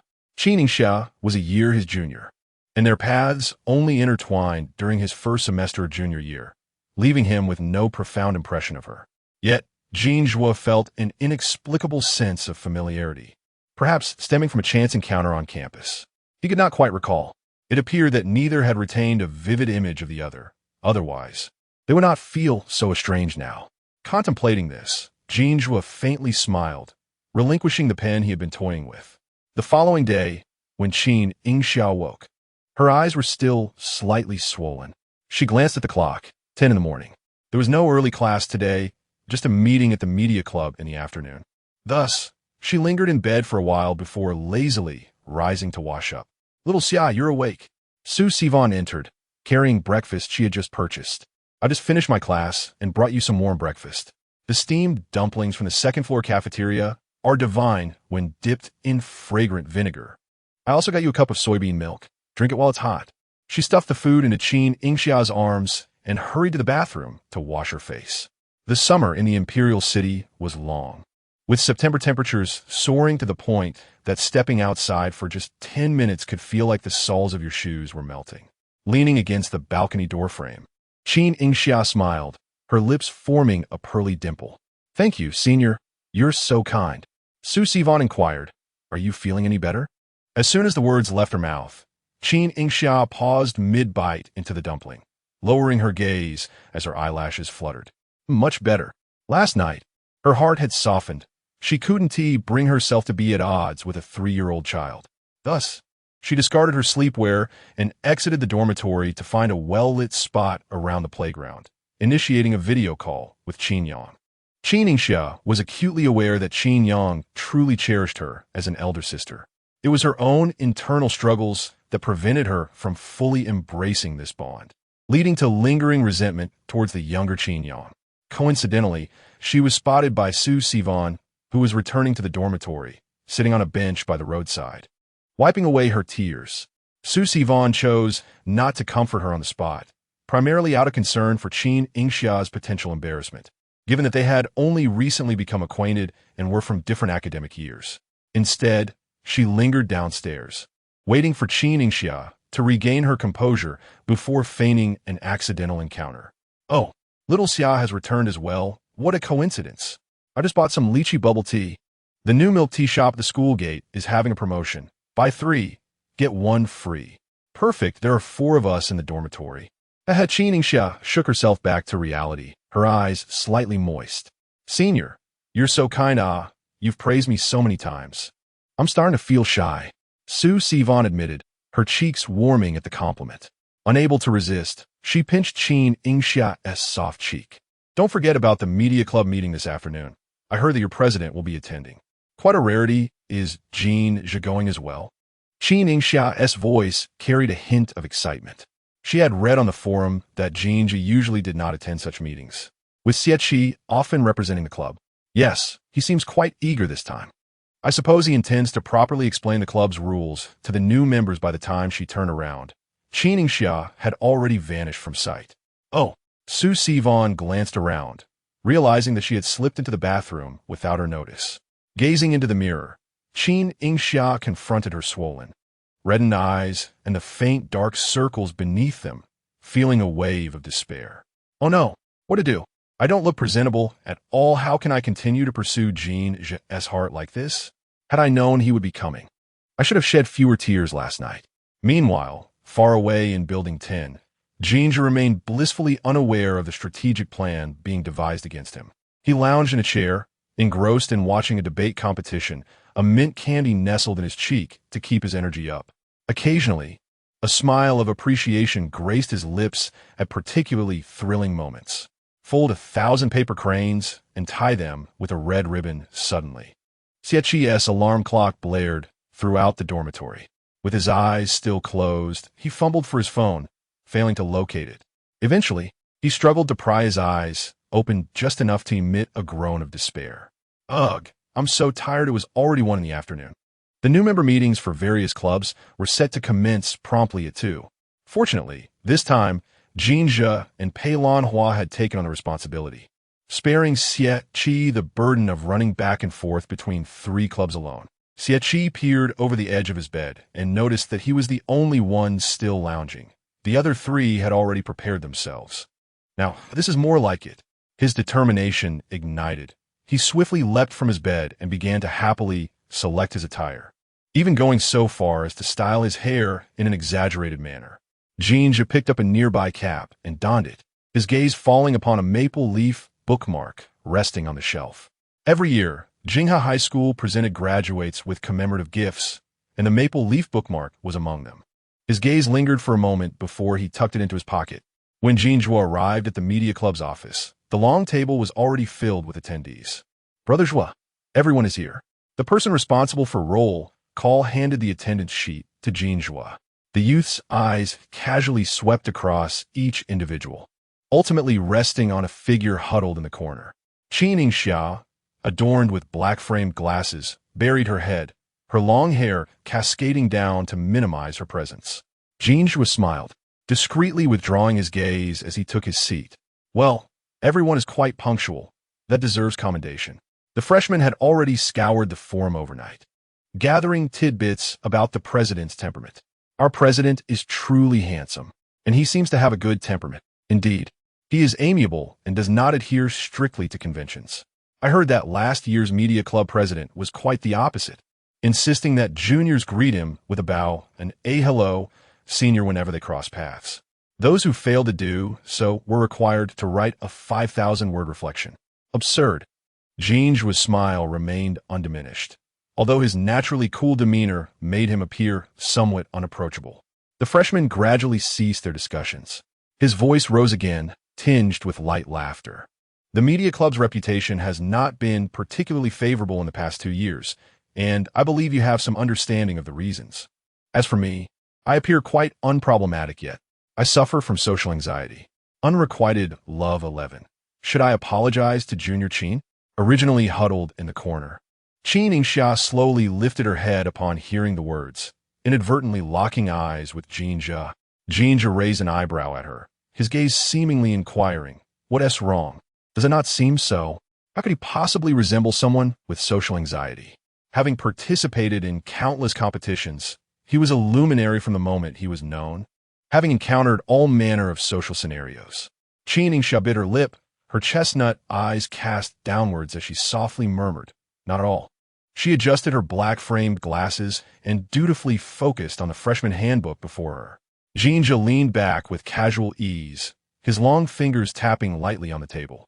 "Does a certain new student harbor grievances against me?" Whispering to the crickets. The freshmen exchanged glances, responding in unison, "No, senior." Only Qin Yingxia buried her head lower, softly echoing, "No, Senior Jin, I have no complaints." Jin Zhe chuckled, his demeanor refined and composed. "That's good. Our club upholds freedom and democracy. If you find me displeasing, do speak up." He lifted his chin slightly. "I shall elevate you." There were those eager to be his successor, which Jin Zhe welcomed with open arms.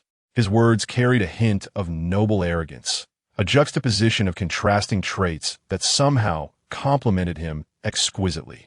Qin Yingxia discreetly observed him, her heart racing in rhythm. Half an hour later, the freshman meeting concluded. Qin Yingxia donned her mask and followed the crowd outside, but hesitated to descend the stairs. Instead, she turned towards the restroom, intending to wash her hands before leaving. The moments of eye contact with Jin Zhe had left her palms uncharacteristically sweaty. The water from the faucet was no longer cold, but warmed by the sun's embrace. After cleansing her hands, she splashed some water on her face, tried to cool down. Earlier, she had applied ice to her eyes, and now they appeared less puffy than when she had just awakened. She had concealed the dark circles beneath her eyes with concealer. Her subtle makeup bolstered her confidence. Yet, this confidence, rooted in her strategy to win over Jin Zhe, shattered the instant she encountered his presence. She could only rely on her fragmented courage to engage him in conversation, her heart racing wildly. Just like at this very moment, she collided with Jin Zhe as she turned the corner down the stairs. The scent of fresh foliage washed over her, and she silently encouraged herself. Yes, the opportunity had arrived. This was how dramas unfolded. According to the script, she should fall right into his arms now. But I'm progressing gradually. This was merely the second step of gradual advancement. Flirt with him. Reel him in. In her mind, two little figures were bickering, causing her head to spin. Never mind. With a surge of determination, she shut her eyes, preparing to feign a faint. However, midway through, Jin Zhe caught her by the back of her collar. Steadying her, Qin Yingxia jolted, standing upright. "All right," Jin Zhe chuckled. "It's not even military training yet, and you stand so perfectly straight. When the time comes, will I be able to earn the title of model student, Qin Yingxia? Then I shall strive earnestly for it." The girl possessed a complexion as fair as snow, unblemished like pure jade, exuding a translucent brilliance. Her delicate features were strikingly beautiful, and today she donned a simple denim overall dress, radiating vibrant energy. Her hazel eyes were veiled with a misty sheen, and when she smiled, they sparkled with brilliance. The dimples at the corners of her lips danced, crafting an unforgettable smile. Jin Zhe momentarily lost his focus. Memories suddenly yanked back to that torrential rain during the summer of their first year. The girl he had bumped into seemed to possess a similarly radiant smile. That girl from years past was petite, yet bore a charming, doll-like visage, her face dotted with youthful blemishes, lacking the stunning beauty of Qin Yingxia. Yet she shared an equally lovely smile.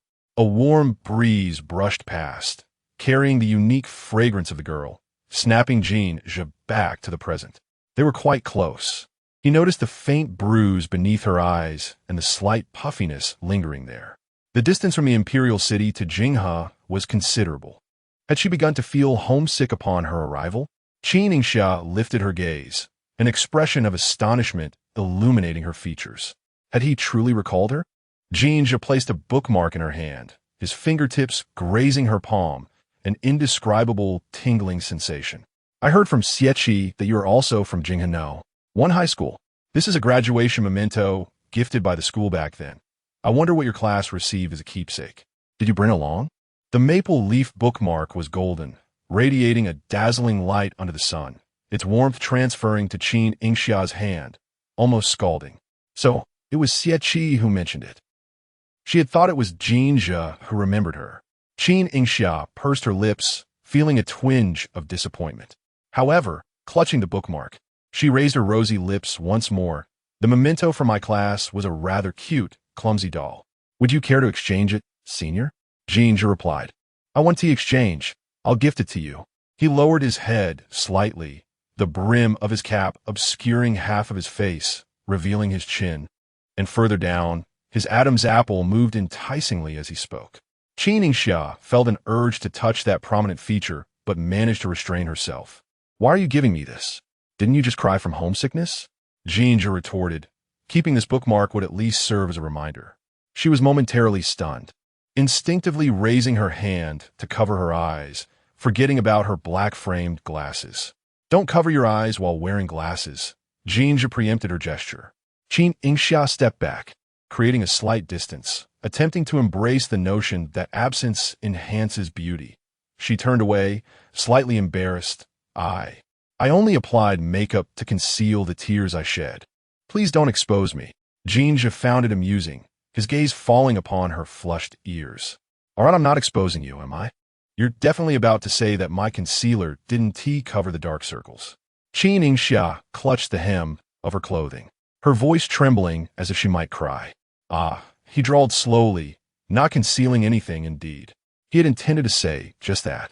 Noticing that Qin Yingxia showed no inclination to turn around, Jin Zhe took the initiative to sidestep, grinning. Shall I apologize to little Qin, my junior? As he leaned closer, Qin Yingxia found herself momentarily breathless, her expression frozen in a daze as she nodded in acquiescence. For the sake of the bookmark, could you forgive me? She murmured. All right. She replied, her demeanor surprisingly compliant. Why are you so easygoing? You might find yourself at a disadvantage. Jin Zhe began to worry. Is Senior Jin this patient with all freshmen? Qin Yingxia's eyes sparkled with clarity, blissfully unaware of how her inquiries might provoke the imagination. She resembled a pouting girlfriend, delicately probing her boyfriend. Jin Zhe maintained his posture, his elbow resting on the railing, lazily propping up his chin, a couple of light chuckles escaping his lips. What kind of response do you wish to hear, Qin Yingxia? In the depths of her secret affection, Qin Yingxia felt as though she had been stepped on, unable to meet the enchanting gaze of Jin Zhe. Her heart raced as she stubbornly sought his candid response. Did her feelings for him set her apart from others? Jin Zhe straightened, a broader smile gracing his lips as he licked them, suggesting that perhaps it would be more fitting for her to pose such a question from the standpoint of girlfriend. Why not consider it, Xiao Qin? The summer breeze caressed her face, igniting a flush of crimson upon her cheeks. Qin Yingxia was momentarily bewildered. Consider what? Becoming Jin Zhe's girlfriend? Weren't there stipulations from his mother against it? Jin Zhe observed her soft demeanor for a few seconds before averting his gaze, a faint blush creeping up his ears. Apologies. I jested with my dorm mates, and it was indeed somewhat inappropriate. It was evident that Qin Yingxia held no romantic intentions toward him. Otherwise, how could she have failed to develop feelings for him during their high school years? Now, just days into university, could she truly experience love at first sight? Jin Zhe lowered his hat brim, attempting to conceal his inner turmoil, and turned to leave. Just as he did, Qin Yingxia grasped the hem of his shirt. The smile on her face caused a sudden flutter in his heart. What is it? Jin Zhe, you seem familiar. She tilted her head, subtly indicating his flushed ears. Jin Zhe raised an eyebrow, his voice low and teasing. Are you implying that I am shy? Qin Yingxia nodded earnestly. He clicked his tongue. I refrained from exposing your feelings, Xiao Qin, and yet here you are, revealing mine? Apologetically, she released her grip. I'm sorry. May I treat you to a meal? Following her third step in a gradual approach. If opportunities are lacking, create them. Jin Zhe had not anticipated her invitation to dine together. Initially inclined to decline, he didn't wish to take advantage of her kindness. However, upon meeting her lively gaze, his refusal faltered very well. Qin Yingxia's lips curled into a smile as she playfully blinked and presented her WeChat QR code to him. Jin Zhe, let us connect on WeChat. Jin Zhe, lifting his eyelids, readily took out his phone and added her as a friend in one fluid motion. Unbeknownst to them, a shadow flickered at the corridor's end, capturing their interaction in its entirety. On her way back to the dormitory, Qin Yingxia felt as though she were walking on clouds. By presenting her QR code for Jin Zhe to scan, she circumvented the need for his approval, successfully adding him as a friend. A surge of sweetness filled her heart as she noticed the newly added contact at the top of her chat list. With a delicate tap of her finger on the screen, she altered his nickname to Jin Zhe, but fearing it might seem too formal, she reverted it to Jin Zhe. Ultimately, she settled on the more intimate version of his name, Jin Zhe, as her arm inadvertently brushed past. It knocked Qin Yingxia's phone to the ground. She lifted her gaze, spotting Senior Yang. Yang Dai's expression was rather unpleasant as her eyes flitted to the fallen phone. With a nonchalant remark, she said, Sorry, I didn't see you. Upon retrieving her phone, Qin Yingxia noticed the screen was already cracked. With your good fortune and the many years you've enjoyed the benefits of the internet, would you truly care whether a phone gets damaged? Yang Dai's cold words made Qin Yingxia instantly comprehend her earlier actions. So, Senior Yang, did you intentionally knock my phone? Yang Dai hesitated, her demeanor growing colder. No, didn't I say I didn't see you? Qin Yingxia secured her phone and took a couple of steps closer, lowering her voice. What you said just now was rather bitter. I'm not particularly fond of it. If you think making money is so easy, why not give it a try yourself? Having said her piece, she didn't wait for Yang Dai's reaction, but brushed past her shoulder and entered the dormitory building. While Qin Yingxia possessed a sweet and gentle nature, it did not mean she was a pushover. As she had once told Jin Zhe, I am not a pushover. Upon returning to the dormitory, she was greeted by a rush of cool air from the air conditioning, mingling with the sweet aroma of the watermelon that Yu Zhizhi had just brought back, refreshing and delightful. Ying, you're back. Come and taste the super sweet watermelon I bought. It's chilled and absolutely delicious. Yu Zhizhi exclaimed, noticing Qin Yingxia was wiping her phone. What happened to your screen? Qin Yingxia did not hide the truth, her voice soft. I got bumped by Senior Yang on the way back. Yu Zhizhi was somewhat surprised. I went to the student council early this morning to get familiar faces. In the few hours I was gone, did you and Yang Dai have a falling out in the media club? No, in Yingxia replied, passive. Senior Yang seems quite hostile towards me. I don't understand why. Could it be that she's afraid you might join the media club and remain in the technical department like her, fearing you might take her slice of the pie? Yu Zhizhi offered her a piece of watermelon. After all, each year the school conducted evaluations, and performance in club activities was crucial. Qin Yingxia shook her head, uncertain of the situation. When she returns, I'll just ask her directly. Yu Zhizhi suggested, it's best to resolve conflicts promptly. We'll be coexisting for several years to come. Just as she finished speaking, Yang Dai pushed the door open. As usual, her first action upon returning was to retreat behind her curtain, isolating herself from the world outside. Unfortunately for her, this time Yu Zhizhi did not allow her to have her way. She grasped Yang Dai's curtain tightly and spoke with a smile, Senior Yang.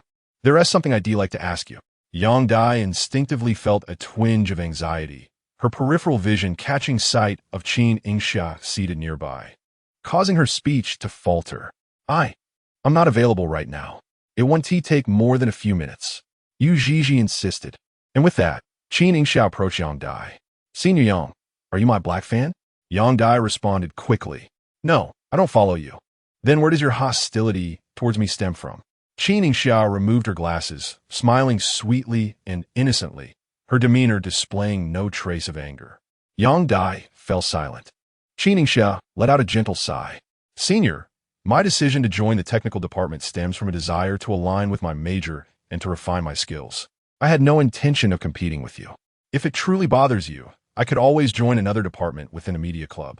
I do not wish for our dormitory relationship to become unpleasant. What do you think? After a considerable pause, Yang Dai finally lifted her head in frustration, her eyes betraying her unwillingness. Almost in a fit of despair, she exclaimed, Why must it be the media club? Yang Dai grasped Qin Yingxia's shoulders, her eyes now completely reddened.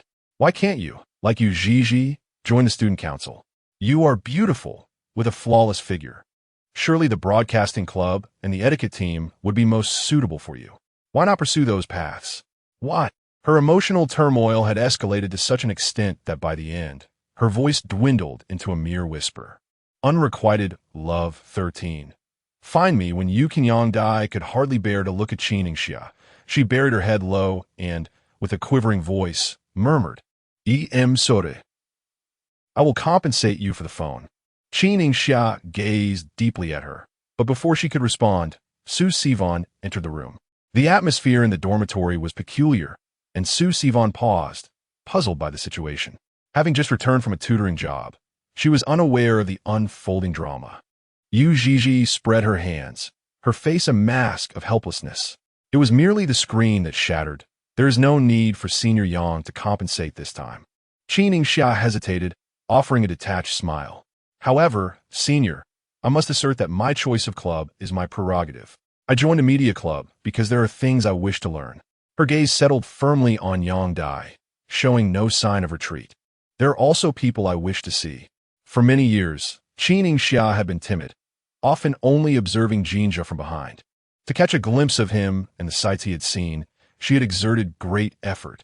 This time, she resolved not to shy away. As her words hung in the air, shock flickered in the eyes of the three remaining occupants. Particularly for Yang Dai, it felt as though she had been struck by a revelation. She had unearthed a secret unbeknownst to others. Her instincts told her that the person Qin Yingxia longed to see was Jin Zhe. Qin Yingxia harbored feelings for Jin Zhe. Yang Dai felt her composure falter, her gaze flitting over Qin Yingxia's face, ensnared by overwhelming insecurity. Fear gripped her tightly, for she understood that Jin Zhe would inevitably be drawn to Qin Yingxia as well. It was merely a matter of time. Yang Dai recalled the tender moments she had witnessed earlier in the corridor, where Jin Zhe had bestowed rare warmth upon Qin Yingxia. With a heavy heart, she cast her eyes downward and fled the dormitory in a flurry, leaving the remaining three in stunned silence. Yu Zhizhi broke the stillness. I have a bold hypothesis. She seemed to sense the gravity of the situation. Qin Yingxia pursed her lips, her tea-colored eyes glistening as she took slow breaths, her heart racing in the wake of her anxiety. She had never been skilled at debating. After her mother's passing, Qin Shan had sent Qin Yingxia to live with her grandmother. He spoke gently, explaining that remaining in the country would evoke memories of the moments spent with her mother. He promised he would return soon, not making her wait too long. However, when father and daughter reunited, it was 2 years later, with Qin Shan returning home with his pregnant partner, Huangli. That day, Qin Yingxia acquired a stepmother. Before long, she also gained a younger brother, whom the entire family adored. Qin Yingxia harbored resentment towards them. They felt more like strangers than family. The preferential treatment shown to her brother forced her to learn to endure, as her pleas for understanding were met with indifference. Half a month swiftly passed, marked by a continuous drizzle, yet the temperature remained stiflingly high, the air thick with humidity. Fortunately, the sun soon shone brightly, alleviating the oppressive heat. Jin Zhe seemed to have been preoccupied of late, not making appearances at the media club. Qin Yingxia stared at their chat page, which had remained stagnant for over a week. Yoxia, Senior Jin, do you have any free time recently? I promised to treat you to dinner last time. Recently, Jin Zhe has been rather occupied with matters at the academy, hence the delay in reaching out. As time passed, with military training approaching. Qin Yingxia found herself sighing softly at her desk. Had her gradual approach been a complete failure? Yu Zhizhi, momentarily pausing from her game, glanced at her and inquired, "What is wrong, my dear? Aren't you excited for the military training?" Qin Yingxia shook her head gloomily. Leaning in closer, she whispered, "Zhizhi, have you ever been in love?" "Indeed, but I found it rather uninteresting," Yu Zhizhi replied nonchalantly, her expression devoid of enthusiasm. "Why do you feel that way?" Qin Yingxia asked, puzzled. "Shouldn't being with someone you cherish bring joy and happiness?" Just then, in the game, Yu Zhizhi was unexpectedly eliminated by an opponent. Well, there you go. Not only is love dull, but gaming has also lost its charm. Qin Yingxia's face lit up with a smile, her eyes sparkling with curiosity. "Given your thirst for knowledge, I shall indulge you with my thoughts." Yu Zhizhi put down her phone and feigned seriousness. "I believe people tend to forget their roots. Once they attain something, they forget how it felt to tiptoe and peer through the window at me." A fleeting complexity flickered in her gaze. "But this is merely my personal sentiment. Perhaps you will not encounter such experiences. Your fortune may well surpass mine." Since her disagreement with Yang Dai, Qin Yingxia's secret had long been exposed to Yu Zhizhi. When Yu Zhizhi learned that Qin Yingxia had harbored a crush on Jin Zhe since the first year of middle school, her jaw dropped in astonishment. "So, this marks your 7th year of secret admiration for Jin Zhe?" Qin Yingxia nodded obediently. "Why the sudden inquiry? Is your strategy faltering?" Yu Zhizhi propped her chin on her hand, observing her. Qin Yingxia wore a frown. "It's not going well. It's fraught with challenges. Actually, you could just confront him directly with that face of yours." "Isn't that inappropriate?" Yu Zhizhi shrugged indifferently. "What is wrong with that? Just corner him against the wall. Give him a kiss, and let him know that every bitter fruit is still a fruit." Qin Yingxia was taken aback. "Perhaps I've immersed myself too deeply in this role." Yu Zhizhi blushed slightly. "But honestly, with that face of yours, it feels quite unfair to engage in a secret crush. Didn't you manage to captivate him during high school?" Jin Zhe was not one to be swayed by appearances. As many beautiful seniors and juniors had pursued him in high school, all to no avail. Each time Qin Yingxia heard rumors of Jin Zhe being confessed, she would secretly feel disheartened for a long while. Yu Zhizhi, still skeptical, remarked, "I'm not so sure." I vividly recall the way he called out Qin Yingxia, "Give me a kiss," during the recruitment meeting. There was an undeniable sense that Jin Zhe might indeed fall, and perhaps it would be for Qin Yingxia, and quite thoroughly at that. Jin Zhe has indeed been quite occupied these days, assisting the professor with a considerable amount of analytical materials. Just as he finally found a moment of respite, he was required to engage in military training again. He opened the chat interface with Qin Yingxia, his fingertips lightly tapping on the screen, ready to send a message when he hesitated. An inexplicable, mischievous thought crossed his mind. He deleted the meticulously crafted text and instead sent a voice message. "I really want to eat barbecue. Little Qin." The youth's voice was pure and clear, tinged with a hint of playful charm, resonating through the receiver and sending a delightful shiver down her spine. Qin Yingxia covered her phone, feeling a pang of guilt even with her Bluetooth connected. After a moment of hesitation, she finally managed to send her reply. "Yixia, okay, got it." Jin Zhe focused on her response, glancing at the time, 5 in the afternoon. He typed back, "Are you in class?" "Yixia, yes, it's an elective course. A bit easy. I can use my phone." "Jin, which lecture hall?" In the realm of unspoken affection, Qin Yingxia found herself captivated by Jin Zhe, who seemed to align perfectly with her tastes. "Wait for me after class. I'll come find you," she had texted, wary of Jin Zhe's potential entrance at the classroom door, drawing undue attention.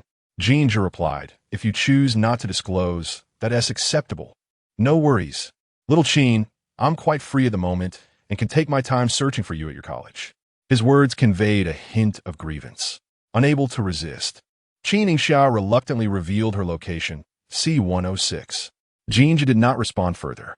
The remainder of the class passed in a haze for Qin Yingxia, her gaze frequently drifting to the window, causing her to be called upon by Professor Li to answer questions. This elective course on Western wine culture had been chosen by her friend Yu Zhizhi, who found the idea of wine tasting in class refreshing. The first session, however, lacked any tasting activities, focusing instead on the history of wine and various brands. Thankfully, her father, Qin Shan, had a penchant for collecting fine wines, which had imparted some knowledge to her. Thus, she managed to handle the professor's inquiries with ease. Impressive, Yu Zhizhi exclaimed, giving her a thumbs up. Is your family running a vineyard? Qin Yingxia paused, recalling that her father indeed owned several vineyards. It was somewhat accurate. Finally, the class came to an end. She hurriedly grabbed her bag, her tone urgent. Zhizhi, I have to go treat someone at dinner, so I won't be heading back with you. Who are you taking to dinner? Yu Zhizhi asked, noticing Qin Yingxia nearly rushing out of the classroom before the professor. Professor Li, leisurely adjusting his glasses, inquired with a teasing tone, in such a hurry, are you waiting for your boyfriend? He gestured with his chin, prompting her to follow his gaze. It was then that she noticed Jin Zhe lingering by the door, eavesdropping, leaning against the railing, his white shirt billowed in the evening breeze, and he casually fiddled with his phone. Upon hearing the commotion, he lifted his eyelids, glancing over with a nonchalant tone. Boyfriend? Me?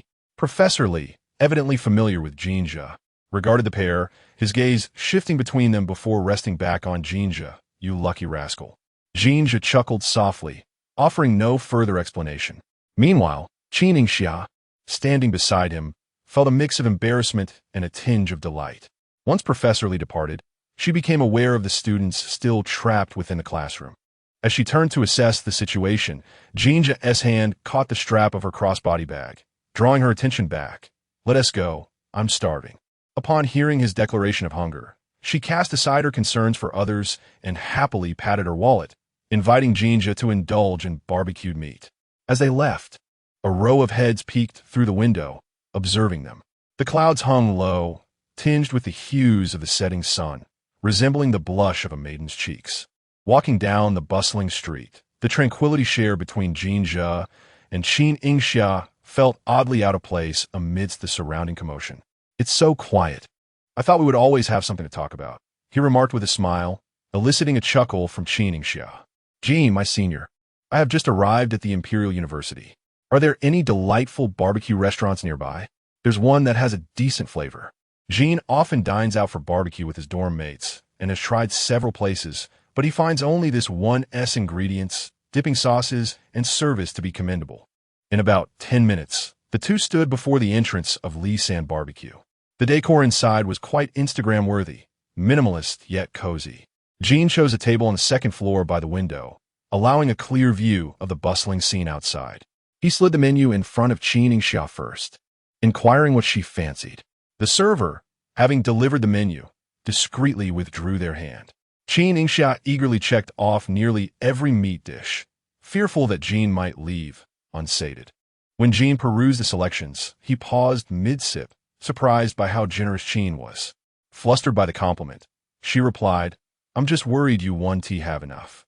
At this rate, I might be quite plump in a couple of months, he chuckled. The server, overhearing, stifled a laugh but quickly resumed their professional demeanor with a smile. Qin Yingxia licked her lips and said, well, you choose as you like. I'm not picky. Jin judiciously trimmed some items from the list and pushed it back to the server. Just these, please. The server responded, certainly. While waiting for the dishes, Qin Yingxia was mentally crafting a step-by-step plan. Now that she was dining alone with Jin, could this be considered a date? She was immensely grateful to Yu Zhizhi for suggesting the striking lip color before she left. Jin had previously mentioned the attentive service at this barbecue place, and indeed, the service was impeccable. The server assisted with the grilling, never leaving their side. Several times, Qin Yingxia sought opportunities for casual contact, only to be gently interrupted by the server. Miss, that is hot. You don't need to handle it. I'll take care of it. Qin Yingxia set down her tongs, all right. During this time, Jin engaged her in discussions about their respective fields, but Qin Yingxia found herself somewhat distracted. After sipping his juice, Jin raised an eyebrow. Is it not to your liking? Qin Yingxia gazed at him, captivated by the depth of his features.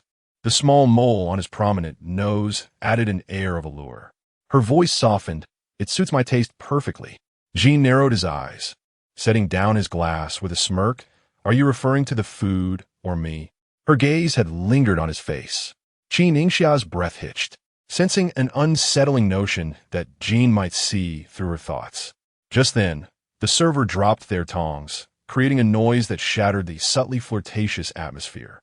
Jean felt a twinge of annoyance. The server wanted to say something, swallowed their words, leaving only a whispered, "I'll be off." Once the server departed, Qin Yingxia visibly relaxed. She picked up the tongs again and placed beef cubes on the grill, stating, "I enjoy the process of grilling. There's something satisfying about cooking it myself." The beef sizzled as the fat danced on the grill. "Be careful not to burn yourself," Jean said. "Taking a clean pair of tongs, I'll grill, you eat." As Qin Yingxia observed him rise from the spot recently vacated by the waiter, the man rested one hand on the table, leaning slightly forward in a languid manner as he grilled meat for her. Did Senior Jean also enjoy grilling his own fare? To be honest, Jin Zhe was accustomed to being catered to. It was his first experience serving someone else. "I take pleasure in grilling for little Qin," he remarked with a smile, his eyes shimmering with tender light. Was this response pleasing to hear? Qin Yingxia blinked, her brows arching in delight. "I appreciate it. Little Jean, the waiter." She mimicked his tone in reply. "Do try the beef cubes you've grilled yourself." Qin Yingxia used the communal chopsticks to place a piece of meat before Jin Zhe. The girl, radiant as a painting, remained breathtakingly beautiful under the soft glow of the lights. "Would you care to indulge?" Unrequited Love 15. "Brother, I do not wish to return home." Jin Zhe gazed intently at Qin Yingxia's extraordinarily beautiful eyes, a faint smile playing on his lips. "This meat is just grilled. It's a tad too hot." Understanding his implication, Qin Yingxia blew gently on it, intending to offer it again. However, halfway through her gesture, she realized it was overly intimate. "I'm cooling it down. Do you still want to eat?" He furrowed his brows slightly, lowered his head, and took the piece of grilled meat she had offered with his lips, responding to her with his actions. The key point was that after finishing, Jin Zhe licked his lips with lingering satisfaction. Not bad. Qin Yingxia felt a flush creep on her face. Although she hadn't consumed any alcohol after their meal, she felt as though she were intoxicated. Her cheeks rosy and her steps unsteady. She was nearly drowning in Jin Zhe's gaze. The total bill amounted to 288 yuan. The front desk announced the amount. Qin Yingxia presented her payment code. "Please scan." The attendant hesitated, their gaze sweeping over the charming pair before them, and boldly inquired, "Are you two a couple?" "Actually, today marks our boss and his wife's wedding anniversary. Couples dining here receive a 50% discount. So you..." Qin Yingxia quickly interjected, "We are not." Although she yearned to seize this opportunity to feign a romantic relationship with Jin Zhe, she doubted his willingness. Jin Zhe glanced at her, then pressed down on her phone, preemptively settling the bill. "Senior Jean, wasn't tea at my treat? Perhaps next time." Jin Zhe's tone was nonchalant. As they exited the barbecue restaurant, Qin Yingxia tilted her head to look at him. When will that next time be? She was already eagerly anticipating it. Jin Zhe's gaze swept over her features, and in a manner reminiscent of a grand elder, he replied, "When I'm in a good mood." Qin Yingxia lowered her eyes. "Are you in a good mood today? Did you enjoy dining with me?" Jin Zhe averted his gaze, casually responding, "Not particularly," hence the desire to spend money. Qin Yingxia softly probed, "But you were smiling just now. Wasn't that smile just for you?" Jin Zhe felt a twinge of annoyance. Qin Yingxia's eagerness to clarify their relationship had been rather disconcerting. She had never witnessed him angry. When she first entered high school, her classmates were always particularly attentive to Jin Zhe's whereabouts. Adolescent girls often indulged in fanciful thoughts, dreaming of a romantic encounter with the male protagonist akin to those in their favorite dramas. Jin Zhe was that quintessential male lead, fulfilling every fantasy of the female populace. One day, upon returning from a shoot in another city, Qin Yingxia heard rumors that Jin Zhe, along with a few boys, had confronted some delinquents loitering at the school gates. It was said that these troublemakers had been taking advantage of the crowded dismissal time to inappropriately invade the privacy of female students. Jin Zhe and his friends had stumbled upon this scene. The girls who witnessed the entire altercation spoke of Jin Zhe's demeanor when provoked. Generally, he was mild-mannered. Even his refusals to confessions were consistently polite. Qin Yingxia could not fathom what he might look like when angry. Yet now, she felt as if she had glimpsed the truth. His expression was notably subdued, his thin lips pressed together, and his dark eyes gazed thoughtfully ahead. deliberately avoiding the girl beside him. Jin Zhe, what is it that troubles you? Qin Yingxia reflected on their interaction and realized that Jin Zhe's smile had vanished the moment she declared they were not a couple. What then? Was Jin Zhe's true sentiment? Did he harbor even a slight affection for her? Caught off guard by her inquiry, Jin Zhe felt a surge of disarray within himself, hastily diverting the topic. It is not because of your unhappiness. Very well. Qin Yingxia felt as deflated as a frostbitten eggplant. Indeed, she had anticipated that Jin Zhe would not be easily swayed. Nonetheless, she reassured herself, persisting with renewed determination. On her way home, she passed a supermarket and tugged at Jin Zhe's sleeve.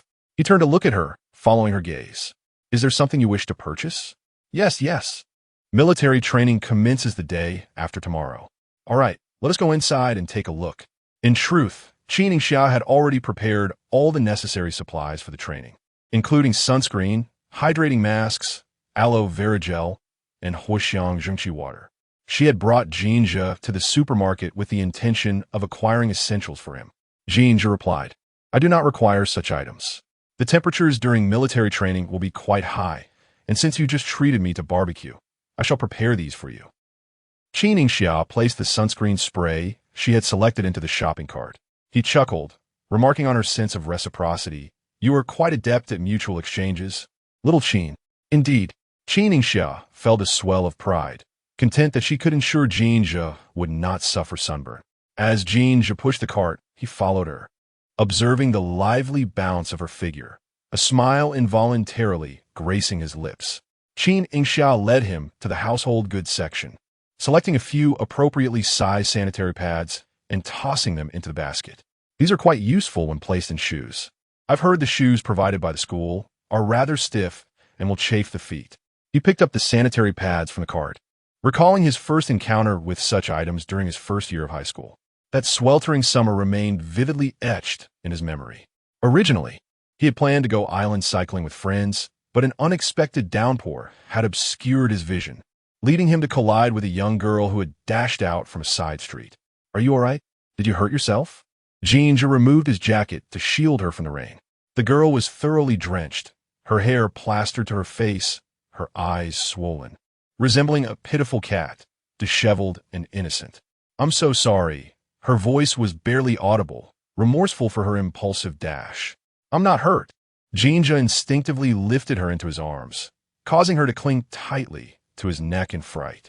It would be prudent to visit a hospital. Shall I take you home first? I don't want to go to the hospital, nor do I wish to go home. The girl clutched his clothing desperately. Brother, I don't want to return home. Her voice was hoarse, her eyes red and puffy, indicating that she had likely cried extensively. Jin Zhe relented. Very well. He observed that her clothes were torn and the rain was pouring heavily. Shall I take you to the mall to buy a fresh set of clothes? The girl nodded softly, her expression one of vulnerability. He purchased her a new outfit, noting that she could walk and bore no visible injuries, suggesting she had indeed escaped without harm. She had only just entered the fitting room for a minute when she emerged, her face flushed. What's wrong? Is it ill-fitting? Jin Zhe inquired. She shook her head, her fair neck blushing in unison. I need to use the restroom. Jin Zhe guided her toward the lavatory, but she hesitated at the entrance, casting a timid glance at him. Brother, could you help me by? He leaned down, drawing closer. What do you need? The young girl lowered her head, revealing her neck, tinged with a delicate blush. That, Jin Zhe understood, despite the crimson hue creeping to his own ears. He solemnly lifted her chin, reassuring her, there's no need to feel embarrassed. It's perfectly normal. The girl's nose tinged with a hint of sadness as she nodded obediently. Clearing his throat, Jin Zhe gently asked, what style do you prefer? Unrequited, love 16. He is hard to persuade the young girl, not understanding, shook her head awkwardly. Jin Zhe was at a loss, prompting her to change her clothes in the restroom while he went to the supermarket. Seizing the moment as she turned away, he called upon Jin's mother for assistance. The instant the call connected, a loving yo-yo flowed through the receiver. As his thoughts returned to focus, Jin Zhe placed the sanitary napkin back in a basket, jesting. Xiao Qin, you are truly clever. This time, it was Qin Yingxia who paid. While they were waiting in line, Jin Zhe was approached by 2 or 3 girls seeking his contact information. Qin Yingxia quietly observed from the side, her heart brimming with jealousy. She felt utterly unqualified to deter others from expressing their affections for Jin Zhe openly. Those girls were undeniably brave, at least braver than she was. Qin Yingxia recognized her own timidity. She feared that Jin Zhe might see through her feelings, and she dreaded the thought of losing even the friendship they shared. Her pursuit of Jin Zhe was akin to a small snail burdened by a heavy shell, inching its way up a trellis solely to pluck the sweetest grapes. She was unwilling to take a gamble. She needed absolute certainty. Only on a future day, upon sensing that Jin Zhe reciprocated her feelings, would she muster the courage to confess, just like those bold young women. Suddenly, Jin Zhe snapped his fingers in front of her, jolting Qin Yingxia back to reality. She discreetly glanced back at the girls behind her, whose eyes were fixed on her, and Jin Zhe, devoid of envy, instead radiating admiration and blessings. It was evident they mistakenly believed she was Jin Zhe's girlfriend, that he had rejected them for her sake. Unfortunately, the truth was far from this. The light in Qin Yingxia's eyes dimmed as her gaze fell upon Jin Zhe's empty hand. The street lamp cast long shadows of their figures, and the girl tentatively extended her hand, attempting to interlace her fingers with his. Zhe. A sudden voice startled Qin Yingxia, causing her to retract her hand and feign nonchalance. Unbeknownst to them, they had already returned to campus. 3 boys approached, each possessing striking features, particularly the silver-haired man, whose alluring visage was the most captivating. Qin Yingxia recognized him. He was Pei Lan Hai, often mentioned alongside Jin Zhe on the campus confession wall, their popularity equally matched. Jin Zhe glanced sideways, a teasing smile playing on his lips as he inquired, "Do you find him handsome?" Qin Yingxia nodded earnestly. "All right then." Jin Zhe continued to smile, though the sincerity of his expression seemed somewhat elusive. The 3 boys wore luminous wristbands, likely having just finished a run. "Ah, do you remember me, Junior? I bumped into your suitcase on registration day, and we also met during the interview," Xie exclaimed, spotting them from a distance. He remarked how, in the blink of an eye, Jin Zhe had vanished. Later, when rumors spread about Jin Zhe picking Qin Yingxia up after class, Xie finally understood the situation. He had rushed off for a date. Qin Yingxia surveyed the young man before her and politely greeted, "Hello, seniors." "Cough, cough, Junior. You too." Jiang Yinghua responded warmly. Pei Lan Hai nodded in acknowledgement, signaling a response. Xie remarked, "There's no need for you to be so polite, Junior Qin. We're all family. There will be plenty of opportunities to meet in the future." Qin Yingxia was still somewhat perplexed when Jin Zhe's leg playfully nudged Xie's backside, a teasing gesture that left Xie bewildered. "What's going on? Aren't you two in a relationship? Why are you acting shy?" he exclaimed. "Please." Jin Zhe is quite the flirt. Pei Lan Hai and Jiang Yinghua silently observed the unfolding drama. Concerned that a misunderstanding might upset Jin Zhe, Qin Yingxia hurriedly clarified, "Chairman, you're mistaken. Senior Jin and I are merely having a meal together. We are not in a relationship." Jin Zhe clicked his tongue in irritation. Although her words were true, they inexplicably vexed him. "Oh," Jiang Yinghua chimed in, while Pei Lan Hai lifted his gaze towards Jin Zhe, who appeared visibly displeased. Amused, he teased, "So, it seems it was merely a misunderstanding, Brother Zhe." Qin Yingxia seized the moment, asserting, "It's indeed a misunderstanding. Senior Jin takes great care of me. Surely, this would placate Jin Zhe."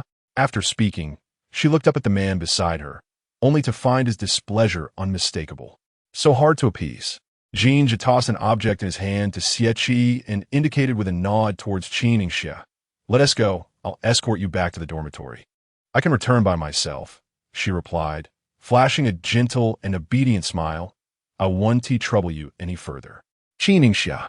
He called her name. "Yes, I'm here." She waited expectantly for his next words, but they did not come. "Senior Jin?" The girl tilted her face up to him. Jin Zhe lowered his gaze, studying her intently, and ultimately extended his long finger to gently push her forehead. "Then you can go back by yourself." Qin Yingxia believed she had appeased him and felt a surge of joy. "All right." She turned and walked away, her steps light and graceful. Jin Zhe found his composure utterly disrupted by Qin Yingxia's demeanor. Meanwhile, Xie, still oblivious, clasped Jin Zhe's shoulder. Brothers, what's the harm in spreading a rumor about you and the enchanting Junior Qin?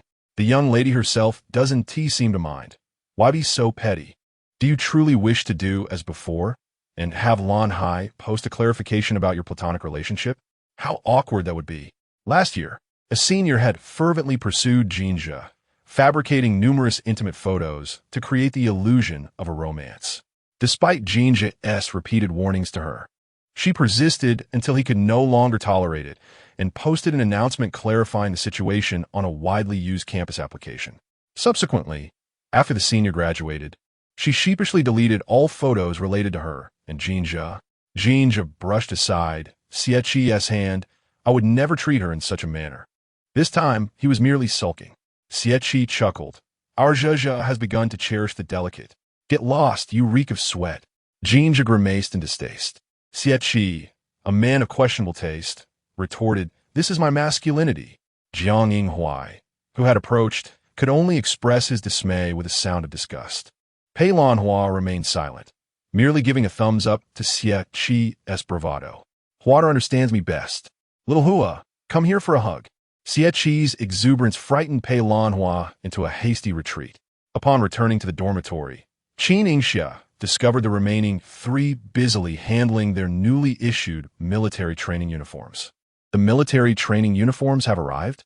Upon hearing the commotion, Yu Zhizhi and Su Sivan simultaneously set down their tasks and cornered Qin Yingxia against the wall, their eyes ablaze with curiosity. Stammering, Qin Yingxia raised her hands in surrender. I haven't betrayed the single dog association. I am not in a relationship. What? Why hasn't it happened? They exclaimed in unison. Qin Yingxia was taken aback. So, do you wish for me to be in a relationship, or? We hope you and Jin should become a couple. You two are a perfect match, standing there. Unrequited, love 17. Qin Yingxia, first help me measure. Upon hearing this, Yang Dai also leaned in, meeting Qin Yingxia's gaze. Her lips pursed in silence. She drew the curtain and returned to her own little corner, neatly hanging up her military training uniform. Jin Zhe was not so easy to pursue. Qin Yingxia felt a rush of embarrassment from the teasing remarks of Yu Zhizhi and Su Sivan, her demeanor resembling a ripe peach, flustered as she hastily changed the subject. Let me see my military training uniform. Su Sivan chuckled. All right, I won't tease you anymore. Fate is predetermined. We mere onlookers can only enjoy the sight of handsome men and beautiful women together. Yingxia, I collected your military training uniform and placed it on your desk. Yu Zhizhi gestured with her chin, but the waist of the pants we received is a bit loose. Can you check if yours fits? Su Sivan nodded, indeed. The tailor shop on the back street was crowded this afternoon. Everyone was there to alter their waistlines. We three stood in line for quite a while. Aren't the military training uniforms distributed according to the sizes we submitted? Qin Yingxia questioned, pulling up the curtain to try on the clothes. Yu Zhizhi shrugged. Exactly. Guess what? The sizing is universally larger. The jacket fits fine, but the pants waist is too big, and even with the belt, it won't hold. Qin Yingxia couldn't help but laugh as she slipped on the pants. These pants are incredibly loose. She walked out, holding up the trousers, her demeanor adorably clumsy. Yu Zhizhi's attention was entirely on the small section of soft waist that Qin Yingxia revealed. She reached out, resting her hand on the bed frame, playfully cornering the girl in her grasp. Wow, your waist is truly slender. Su Sivan chuckled in disbelief. Why are you stealing the male lead's lines? Even the usually reticent Yang Dai couldn't resist peeking through the curtain to admire her waist. Under the watchful eyes of her friends, Qin Yingxia's face turned a deep crimson. Xia, you really blush so easily, Su Sivan remarked, having never seen a girl so quick to redden, stepping closer to poke at her rosy cheeks. Yu Zhizhi chimed in, yes indeed. If you were to date, wouldn't you be easily controlled? Qin Yingxia, one hand holding up her trousers to prevent them from slipping, the other shielding her face, finally succumbed to the teasing and turned her back. Please don't laugh at me. I beg for mercy. The girls erupted in laughter, with Yu Zhizhi utterly charmed by her bashful demeanor.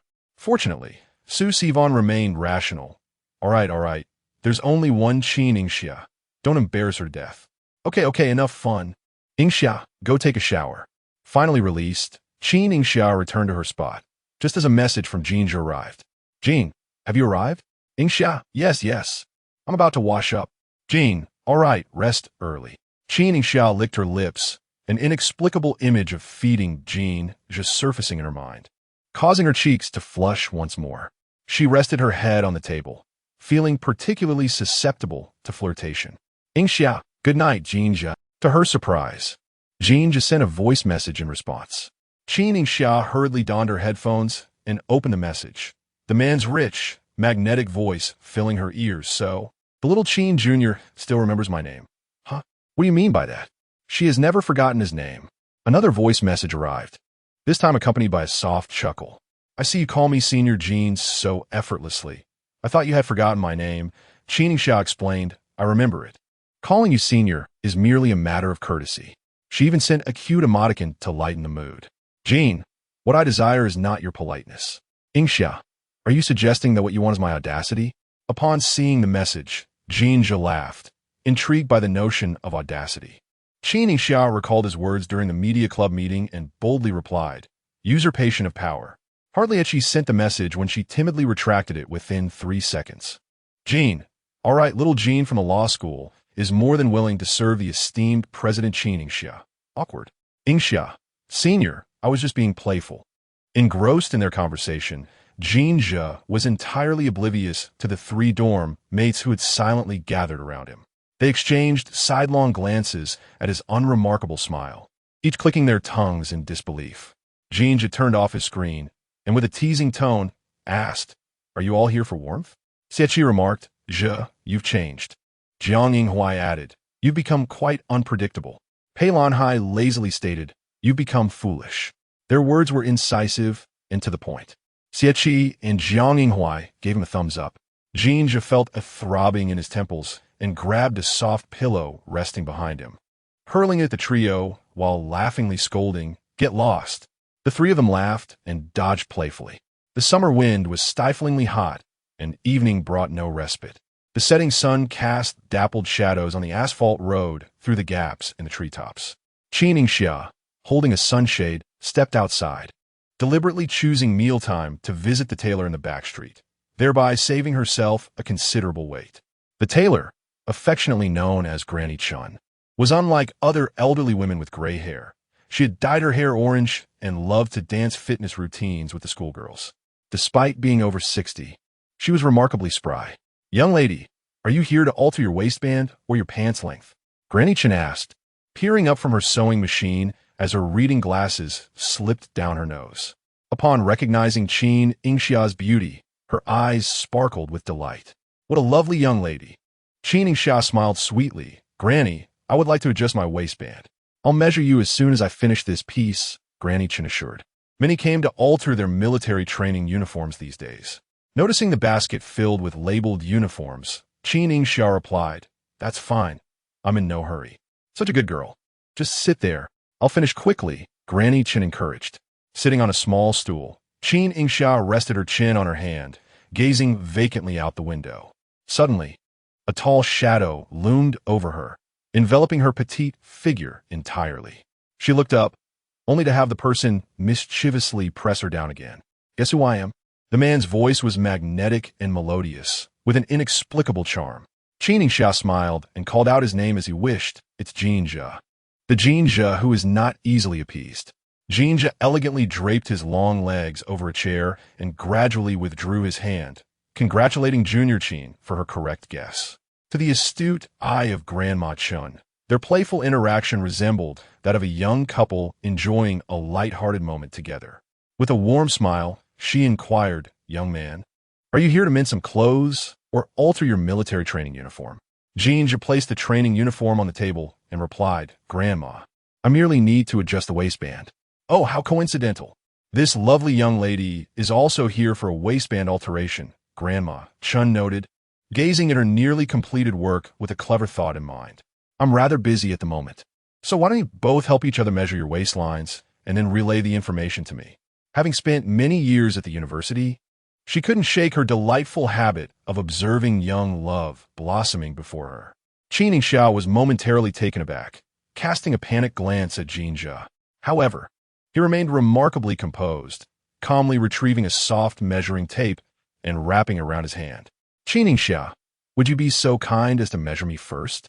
In a warm embrace of radiant sunlight, Qin Yingxia glimmered enchantingly, her hair illuminated by its glow.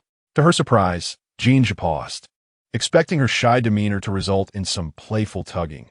Yet things proceeded smoothly. With her heart racing, she grasped the soft measuring tape, poised to take his measurements. Jin Zhe, ever accommodating, willingly opened his arms, allowing her to manipulate the tape around him. Holding her breath, the girl leaned closer, the intoxicating scent of Jin Zhe enveloping her senses. She hesitantly wrapped her arms around him, positioning the tape parallel to his waist, her fingertips inadvertently grazing his skin, sending a shiver through him. Lower it a bit, Jin Zhe suggested, gently guiding her wrist downward. A fine sheen of sweat appeared on Qin Yingxia's nose, her nerves palpable. Jin Zhe's gaze sparkled like clear water, his lips curving into a playful smirk as he focused intently on her flushed ears.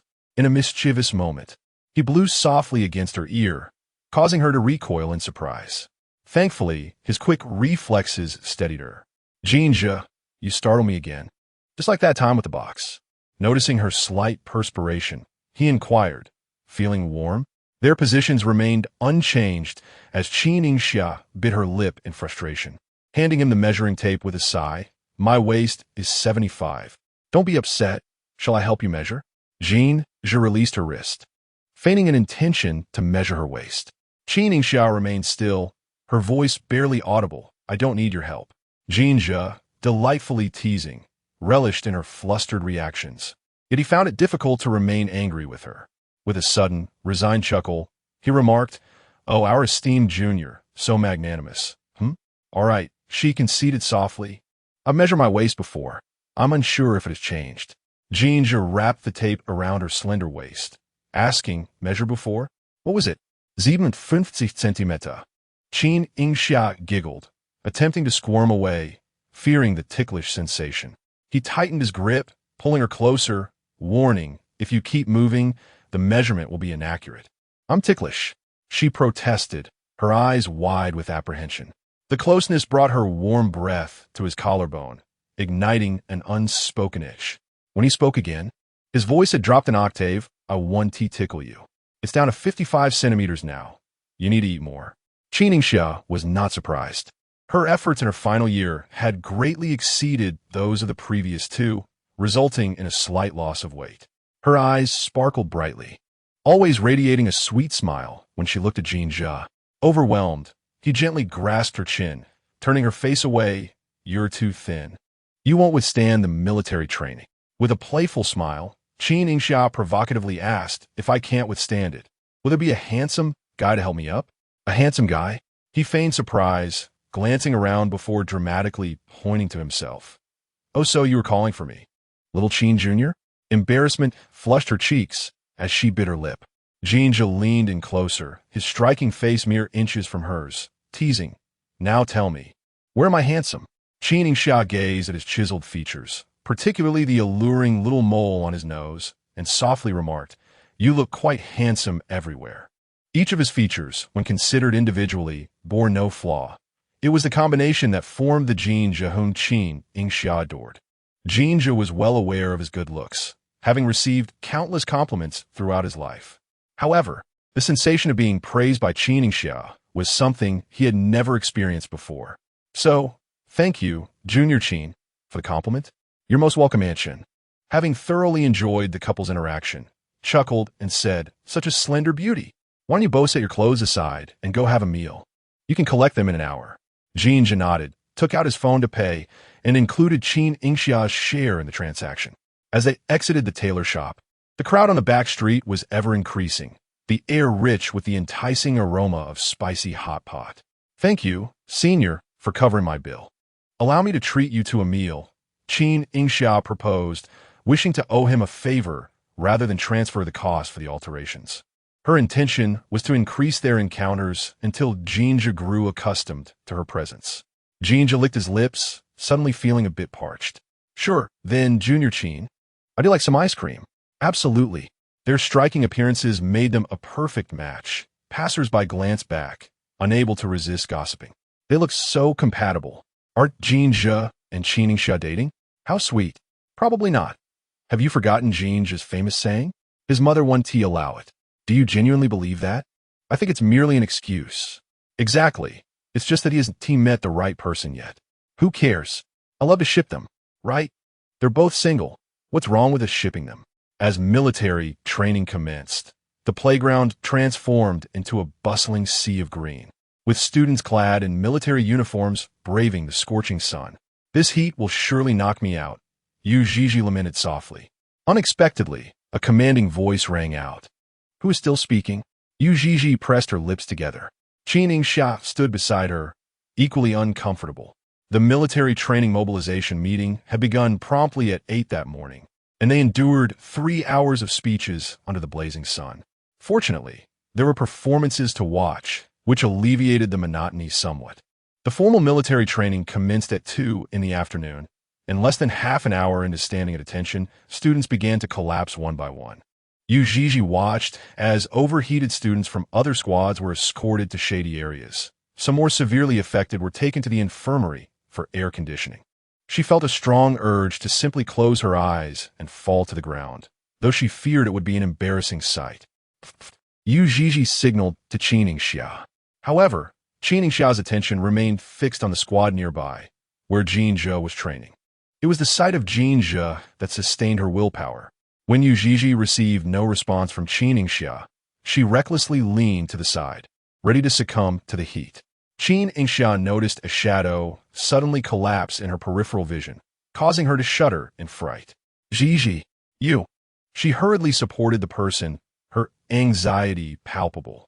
Yu Zhizhi discreetly opened her eyes a crack, feigning unconsciousness. Qin Yingxia blinked, instantly comprehending the situation, and deftly wiped away the lipstick that Yu Zhizhi had applied to enhance her complexion. One must commit fully to the act. The instructor approached with purposeful strides, inquiring what happened. Report, instructor. It seems that classmate Yu Zhizhi has suffered from heat stroke. Heat stroke? The instructor's gaze traversed her face, ultimately resting on her bloodless lips. Quickly, assist her to a shaded area to rest. Yes, instructor, Qin Yingxia replied. Instructor. Yu Zhizhi pretended to be weak, extending her hand. I can hold on for a little longer. The instructor was moved by her determination. Health comes first. Let's take a look at the infirmary. Yu Zhizhi could hardly suppress her smile, discreetly pinching Qin Yingxia's arm, urging her to hasten. Qin Yingxia, unrequited love 19. She also likes Jin Zhe. Xing, please check if my wig has fallen off. Yu Zhizhi quietly asked the girl beside her as she removed her hat. Qin Yingxia glanced at Yu Zhizhi's lofty crown. No, it's perfect. That's good. Yu Zhizhi leaned against her for support. Then I'll rest assured and faint. Is it really fainting? Qin Yingxia felt the sudden weight and was a bit bewildered. No, really? Zhizhi, I know you're dizzy, but please don't faint yet. Yu Zhizhi squinted against the glaring sun. If I pretend to faint, you can slow down when passing by Jin Zhe's group and gaze a little longer at your crush. Qin Yingxia suddenly understood. You're quite clever. Of course. Sure enough. Jin Zhe noticed the small girl struggling to move while holding Yu Zhizhi and couldn't help but smile. Qin Yingxia lifted the brim of her hat, locking eyes with Jin Zhe through the crowd. Upon being discovered, she revealed a sweet smile. Jin Zhe's team instructor seemed particularly humorous, hearing the rustling sounds from the group. When he turned around and saw the two girls, he was suddenly enlightened. I was wondering what commotion this was. Turns out it's just two little fairies passing by. Aren't we beautiful? Why not follow us for a better look? Look at your pitiful faces. We have plenty of fairies in our formation. Jin Zhe's dorm mates were all assigned to this group, and upon hearing the instructor, Xie couldn't help but tease him. Hey, Zhigo, is the instructor talking about you? Did it move you? What's your name? The instructor appeared behind Xie at some point, his reprimand making Xie's ears ring. Instructor. My name is Xie. How many times have I told you to report before speaking? The instructor stepped aside and commanded 50 squats up and down. Xie lamented. Instructor, it's a supplement. As soon as Yu Zhizhi stepped into the infirmary, she felt completely revived, alongside Qin Yingxia. The two girls collapsed onto the long bench, resembling wilted flowers under the sun. I feel cold like a corpse. Yu Zhizhi sighed deeply. The doctor, already accustomed to such scenes, let them lie down and kindly reminded them, keep an eye on the time, okay? If you're more than an hour late returning to your team, you will face punishment. All right, I'll go back in a bit, Qin Yingxia replied. She had brought Yu Zhizhi to the infirmary, benefiting from the cool air conditioning. After enjoying an hour of coolness, they would have to return to their team. On such a hot day, it's perfectly normal for your little frame to faint. Don't go back, dear, Yu Zhizhi pouted, playfully shaking her hand. I can't possibly faint while escorting you to the infirmary, can I? Qin Yingxia chuckled, comfortably sighing. I'm already incredibly satisfied with just an hour of rest. Let us take it step by step. If it gets too much, I'll just collapse halfway. Yu Zhizhi yawned. My eyes hurt. I need to squint for a moment.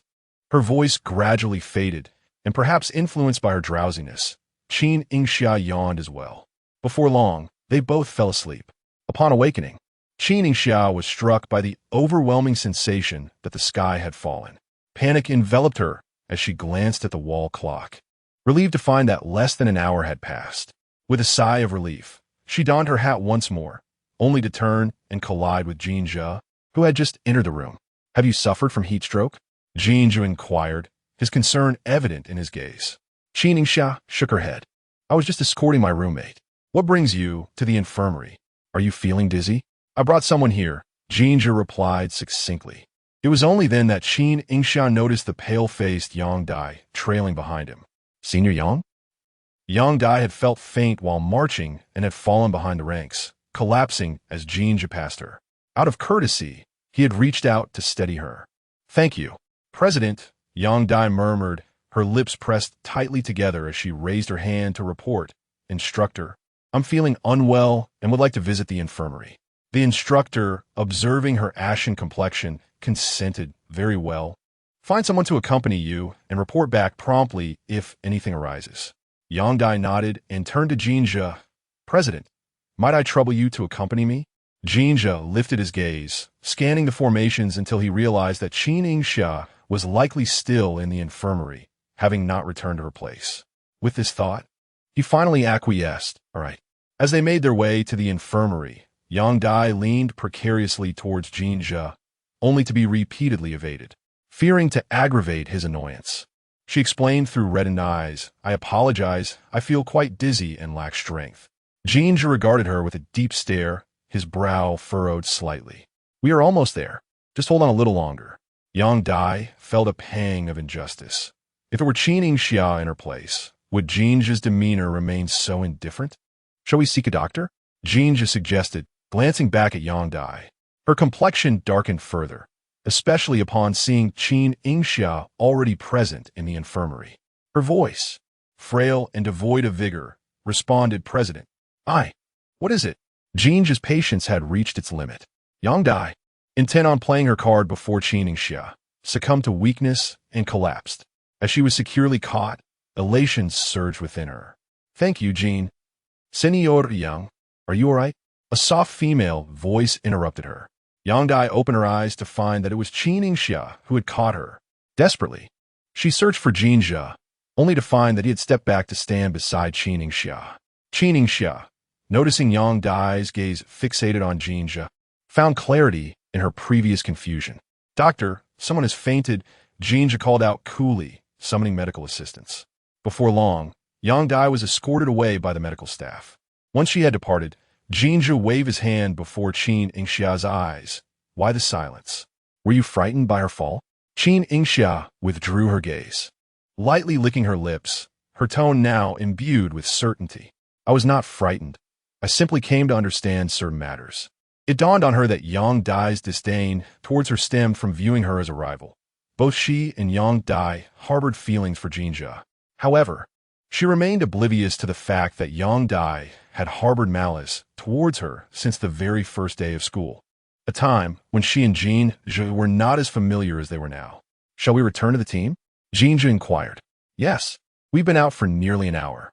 He leaned slightly closer and asked, Are you sure you're not suffering from heat stroke? Are you holding up? Qin Yingxia replied, I'm fine. There's still over an hour until training ends. All right, Jin Zhe chuckled softly. Let us head back together. Uncertain of Yang's situation, he added, Your instructor must have allowed you to stay here and assess the situation before reporting back, right? Jin Zhe lazily leaned against the wall, glancing towards the treatment room. Just then, the doctor emerged to relay the news, assuring them, "Rest assured, it's merely heat exhaustion. There's nothing serious." With that, Qin Yingxia felt relieved and departed the infirmary alongside Jin Zhe. In the brief interval before evening training, the remaining time was dedicated to the singing of revolutionary songs. The chief instructor mandated that each squad learn a different red song within 3 days in preparation for the singing event. After the training, Qin Yingxia first visited the infirmary to escort Yu Zhizhi back to the dormitory, only to find her still sprawled out in deep slumber. "Zhizhi, it's time to eat." Yu Zhizhi removed the cap covering her face and yawned, the nap having been quite restorative. "Ying, why are there often tears in my eyes?" "Because you're utterly exhausted." How did you know?" Yu Zhizhi stretched languidly. "Let us go eat. I'm starving."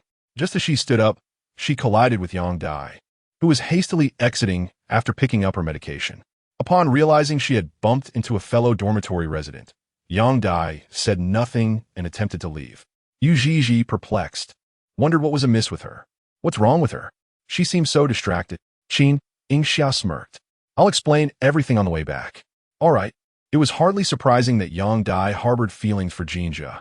Upon hearing Qin Yingxia recount the entire situation, Yu Zhizhi displayed no astonishment. She had suspected as much during Yang Dai's previous hysterical interrogation about why Qin Yingxia felt compelled to join a media club. Nonetheless, being merely a suspicion, she had kept it to herself. Qin Yingxia, biting on her juice straw, rested her chin on her hand. "Since I met Jin Zhe, he has always been outstanding, never lacking admirers. Yet, from the moment I appeared, Senior Yang regarded me as a rival, which is quite disheartening. I reckon Yang might feel somewhat insecure." Yu Zhizhi cast a sidelong glance at the exceptionally striking girl before her, recognizing how such beauty could easily provoke feelings of inadequacy in others. "But I fail to understand. How did Yang Dai conclude that you would be interested in Jin Zhe the moment she saw you?" Qin Yingxia was equally puzzled by this notion.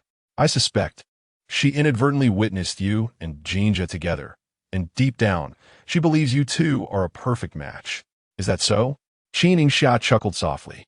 Jin Zhe isn't one to enter a relationship easily. Moreover, her voice trailed off, tinged with melancholy. "Since high school, I haven't had many suitors. I must lack appeal to the opposite sex, especially in junior year." These myriad factors led Qin Yingxia to harbor little confidence in her looks and personality. Thus, when it came to pursuing Jin Zhe, she dared only to take gradual, cautious steps, avoiding overt advances. After sharing her thoughts, she received no immediate reaction from Yu Zhizhi, who was instead staring at her in disbelief. "Zhizhi, are you joking? You had no admirers in high school?" "Not at all. I speak only the truth. The truth is singular." Yu Zhizhi cupped Qin Yingxia's face. "Is it possible that those boys were simply too intimidated to pursue you?" Qin Yingxia blinked in surprise. "How could that be? Ying, do you realize that girls of extraordinary beauty often find suitors too daunted to approach them?" "No, I don't think so," Qin Yingxia mused, recalling the enthusiastic fans she had online. Just as she was about to defend herself, Yu Zhizhi raised a hand to her lips, interjecting, "I know what you want to say. Everyone online is merely boasting. I could claim to be the wealthiest in the imperial city too. Would you believe that?" Qin Yingxia shook her head earnestly, gently removing Yu Zhizhi's hand. "I don't believe it. The richest in the imperial city is Di Xuan." Ever since Jin Zhe was accepted into Di University, she had taken the time to delve into the intricacies of the city. Yu Zhizhi chuckled. Indeed. The two of them, having satisfied their appetites, prepared to head to the playground for evening training when a message popped up in their group chat from the instructor. "Old Wong next door. Which student is passing by the ice drink shop? Could you kindly pick up a box of ice cream and a watermelon to help everyone cool off? I will reimburse you." All members' responses flooded in, most of them indicating that it was not on their way. However, as it happened, Qin Yingxia and Yu Zhizhi often lacked appetite in the evenings and would simply indulge in some fruit. At that moment, they were conveniently located at the fruit shop right next to the ice drink store. Yu Zhizhi replied in the group, "Qin Yingxia and I are at the ice drink shop. Old Wong next door. Then this important task falls to the two of you. I will cover all expenses. Old Wang next door. Late arrivals are permitted. Yu Zhizhi, Qin Yingxia. Once this was announced, the group chat erupted with excitement. Students who had previously claimed it was not on their way suddenly found it convenient, while those who had said they were too busy now had time to join. Consequently, the instructor reprimanded them, swiftly tagging those who had changed their minds, threatening them with an additional 30 minutes of training. This left the group members decidedly subdued. Yu Zhizhi gleefully shook her phone, exclaiming, "Haha, this is fantastic." She linked her arm with Qin Yingxia's, saying, "Let us go get the iced drinks and watermelon." With Qin Yingxia cradling the watermelon and Yu Zhizhi carrying 2 boxes of ice cream, they navigated through the bustling crowd to find their squad. "Hey, you over there. Come here." A commanding voice rang out, prompting both girls to turn. They saw the chief instructor, hands clasped behind his back, gesturing them over with a megaphone. "Why is the chief instructor calling us?" Yu Zhizhi wondered anxiously. "Is it because we look too relaxed, and he thinks we're slacking off?" Qin Yingxia felt a twinge of apprehension, hoping that was not the case. They approached slowly, contemplating ways to stall for time. "Hurry up," the chief instructor urged. Reluctantly, they quickened their pace, nearly running to stand before him. "Greetings, instructor." The chief instructor's gaze swept over the items in their hands. "Put those down and go." Yu Zhizhi asked, "Go? Where to?" "Select a male student to sit down." Qin Yingxia was equally perplexed, glancing in the direction indicated by the chief instructor, only to see Jin Zhe and his 3 dorm mates being punished, all lined up neatly, performing plank holds on the ground. It was unclear what had angered the chief instructor. The chief instructor, known for his unwavering authority, whistled sharply, the sound piercing the air. "What are you waiting for? Go!" Startled, Yu Zhizhi grasped Qin Yingxia's hand, propelling them toward the scene. The chief instructor truly seemed fierce. Had they not heard he was merely a paper tiger? Qin Yingxia ran hurriedly, panting heavily. Perhaps we misheard. What they intended to convey was that the chief instructor is simply a tiger. Yu Zhizhi finally reached Jin Zhe's formation. Without hesitation, she leapt onto Xieqi's back. The reason was simple. Xieqi was the closest. Xieqi's arm bent sharply, exclaiming, "Oh dear, take your time sitting down." He had no time to prepare for a sudden wait. Yu Zhizhi steadied herself by holding onto his shoulder, urging, "Hurry up. The chief instructor forbids talking." Qin Yingxia took a moment to catch her breath, raising her gaze to meet Jin Zhe's. His thin lips moved, beckoning her to come over. Jin Zhe gestured for her to sit on his back. Just as she lifted her foot, the chief instructor's whistle sounded once more, questioning what the girl was dawdling for. "Yes, instructor." Qin Yingxia's heart raced as she cautiously chose the nearest Jiang Yinghuai, carefully settling herself on him, murmuring, "Thank you for your hard work, senior." Jiang Yinghuai sensed Jin Zhe's piercing gaze and felt a chill run down his spine, thinking to himself, "It's not hard work, but rather a misfortune." Although he said this, he still advised Qin Yingxia to hold on tightly, for the chief instructor's true intention was to have them perform 50 push-ups. In the realm of unrequited affection, Xiao Jin harbored a fondness for Jin Zhe. The collective punishment endured by their dormitory was a consequence of tardiness during evening training. The 4 of them hastily made their way from the dormitory building to the playground, only to be caught red-handed by the inspecting chief instructor. After completing 50 push-ups, they were finally released, and Yu Zhizhi dismounted from Xieqi's back, revealing that even the student council president was not spared from the instructor's wrath. Xieqi, stretching his sore arms, mused about the equality of their punishment, suggesting that others should take note. He had a vivid impression of Yu Zhizhi. From the moment she joined the student council, she had been as lively as a bird, chattering incessantly. Her beauty, combined with her warm and generous personality, made her endearing to all. Within a single day, she had familiarized herself with all departments of the student council. Noticing Xieqi drenched in sweat, Yu Zhizhi teased him. "Chairman, you can't be so weak." She weighed less than 100 pounds. "Weak?" Xieqi exclaimed in disbelief, eager to showcase his biceps, though the military training uniform rendered it quite inconvenient. "You'll see what a real man looks like at the gym." Yu Zhizhi jested, "Yeah, right." Meanwhile, Qin Yingxia stood nervously, her gaze directed at Jin Zhe. He and Pei Lan had no trouble at all with 50 push-ups. In contrast, Jiang Yingxia was slightly damp from sweat, yet he was too preoccupied with urging Qin Yingxia to approach Jin Zhe. Hesitant, she steeled herself and dashed to Jin Zhe's side. Smiling sweetly, Senior Jin. Her tone was laced with flattery. Jin Zhe raised an eyebrow, silently acknowledging her presence. Qin Yingxia quickly caught on, her eyes sparkling. Jin Zhe, were you frightened by the chief instructor just now? She nodded earnestly, soothing him. Don't be upset that I didn't come to you. Without me sitting on your lap, you must have found it much easier, unlike Senior Jiang and the others. Jiang Yingxia interjected with a bemused so. Jin Zhe chuckled, appreciating that little Qin was concerned for him. He lowered his gaze, his eyes reflecting an unnoticed tenderness. Little Qin is truly delightful. Qin Yingxia felt her ears flush, her breath becoming cautious. The thought that Xiao Jin liked her was comforting. Yes, Xiao Jin truly likes it. Jin Zhe licked his lips, deliberately echoing her sentiment. Unexpectedly, Qin Yingxia found herself too shy to continue the conversation. So, how did your dormitory end up being late? She hastily changed the subject. Jin Zhe straightened his posture, his tone playful. I was so engrossed in playing games with my headphones on that I lost track of time. What game could be so captivating? Qin Yingxia's eyes sparkled, already concocting plans to bridge the gap between her and Jin Zhe through this game. Interested? He asked, to which she eagerly nodded, her brown eyes strikingly beautiful. Jin Zhe tipped her hat to shield her lively gaze, his voice tinged with amusement. I'll show you how to play tonight. The evening training was quite relaxed, concluding punctually at 9 o'clock. Upon returning to her dormitory, Qin Yingxia's first action was to download the game Jin Zhe had mentioned. Yu Zhizhi leaned in to take a look. So you've fallen into this game too? 2 seconds later, she comprehended. Oh, so Jin Zhe was playing with you, right? Qin Yingxia smiled faintly, asking Zhizhi if she could guide her, so as not to embarrass herself in front of Jin Zhe with her lack of basic skills. With a sense of pride, Yu Zhizhi replied, You've indeed come to the right person.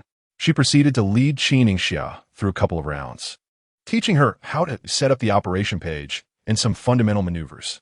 Later, Yu Zhizhi received a phone call and hurriedly dashed out, not disclosing the details. It was the first time Qin Yingxia had witnessed such urgency, and out of respect for her privacy, she refrained from inquiring further. Zhizhi, do return soon.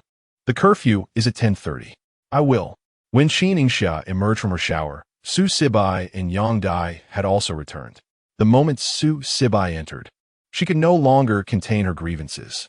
Heavens, do you have any idea how eccentric my squadron commander is?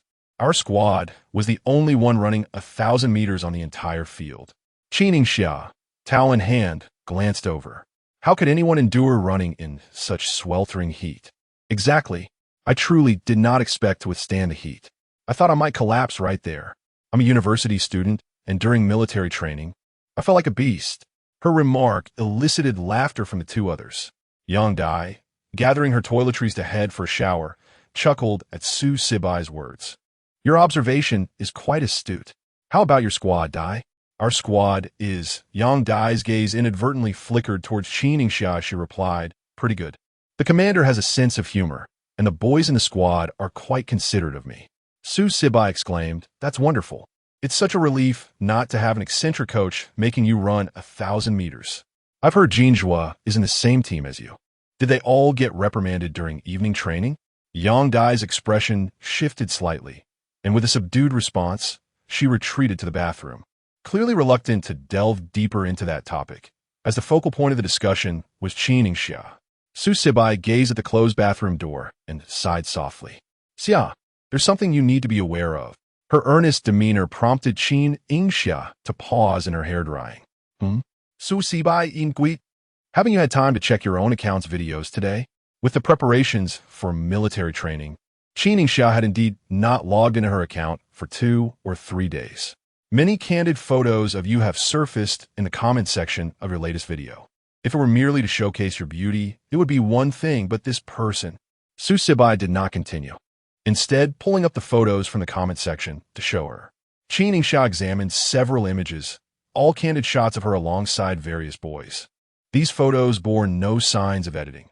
They were taken from moments when she was captured with numerous bystanders.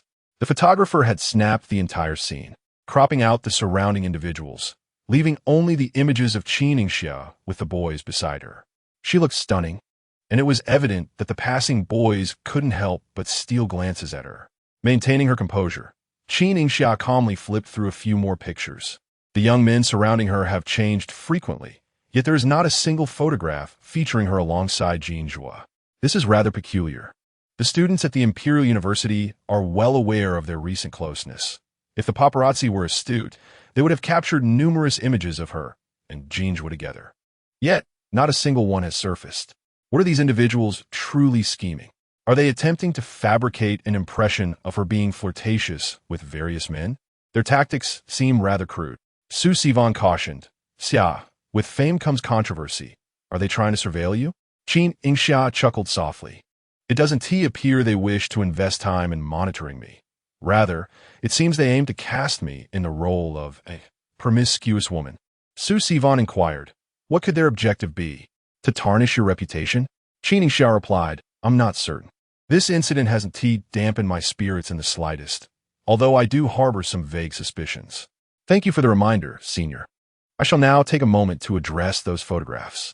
Unrequited Love 22. With me, Jin Zhe."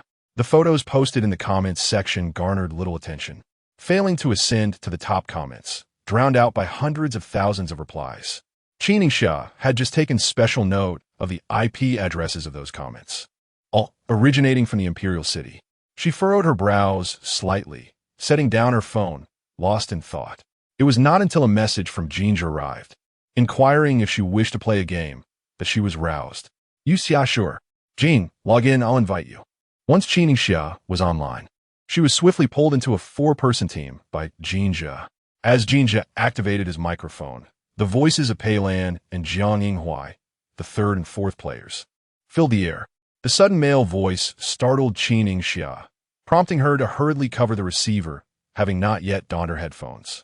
Su Sivan appeared, exclaiming, "Oh dear, who is our little xia playing games with?" Qin Yingxia's ears flushed with embarrassment, but it was Jin Zhe who clarified, "With me, Jin Zhe." Su Sivan promptly closed her mouth and retreated to her seat, her eyes sparkling with the delight of ship teasing. Qin Yingxia placed her headphones on, and Jin Zhe's voice seemed to whisper sweetly into her ear. "Seniors, I am quite inexperienced." She decided to give her teammates a gentle warning. Jiang Yinghua responded cheerfully, "No worries, it's just a game. I'll let you in on a secret. Zhigu and Hier are exceptional players." Pei Lan modestly replied, all right." Jin Zhe chuckled, "It's not that exaggerated. Hier and I are merely decent with sniping." Jiang Yinghua thought to himself, how humble of them. When they played in their dormitory, their skills were boasted to the heavens. "Then I'll take the lead into battle." Qin Yingxia adeptly showcased her value. "All right, Senior Qin, you and I will charge ahead. We have cover from the rear." Despite her resolve, Qin Yingxia felt a twinge of insecurity, discreetly messaging Jin Zhe, "Please don't let me die immediately." She wished to avoid embarrassment. "Jin, don't worry. I won't let anything happen to you." His words filled her with reassurance. Thus, throughout the ensuing game, Jin Zhe spoke almost continuously. "I have a level 3 backpack. Come over." Qin Yingxia eagerly trotted over with her level 1 backpack. "Level 3 helmet and armor. Come grab them." She rode her newly acquired bicycle, jingling as she raced to collect supplies. By the end, Qin Yingxia resembled a well-equipped mobile supply unit, causing Jiang Yinghua to plead, "Brother, save some for me." Jin just stifled a laugh. "I've left you 2 bottles of medicine for damage resistance." Jiang Yinghua retorted, "Even mosquito legs are meat." In truth, only Jiang Yinghua charged into battle, while Qin Yingxia functioned as a rear supply station, albeit only for Jin Zhe.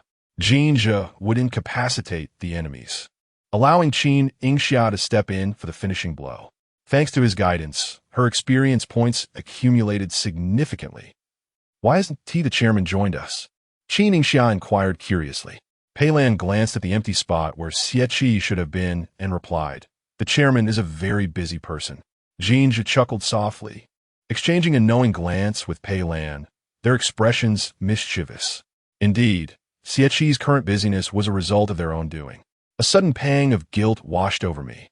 Jin Zhe tilted his head nonchalantly. Pei Lan concurred. Shall we treat Qi to something nice? Jiang Yingxia proposed. How about we all gather for a meal sometime? Sound good. Jin Zhe took a few sips of cold water to soothe his throat. What about you, Junior Qin? Would you like to join us? Qin Yingxia replied. Buse. Jin Zhe chuckled. I haven't even mentioned the day, yet Qin Yingxia responded. Ors. She was apprehensive about feeling awkward and feared causing Jin Zhe any inconvenience, despite it being a splendid opportunity to spend time with him. Nevertheless, Jin Zhe did not press her, understanding her shy nature. Shall we play another round then? Qin Yingxia sighed in relief. All right.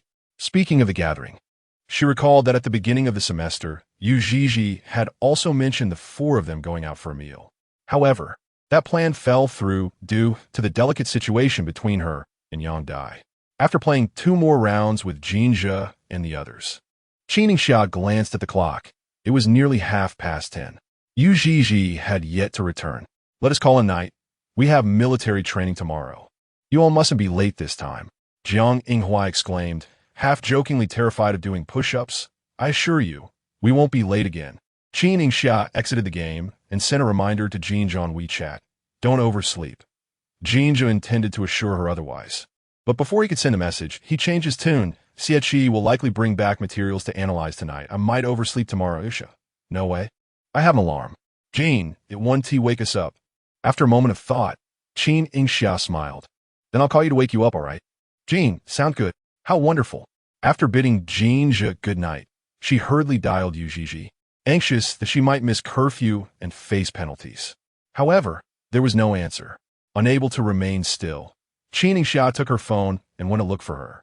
Just as she reached the lobby, she bumped into Yu Zhizhi. Zhizhi, you're back. Hurry, curfew is approaching. I was worried you'd get penalized.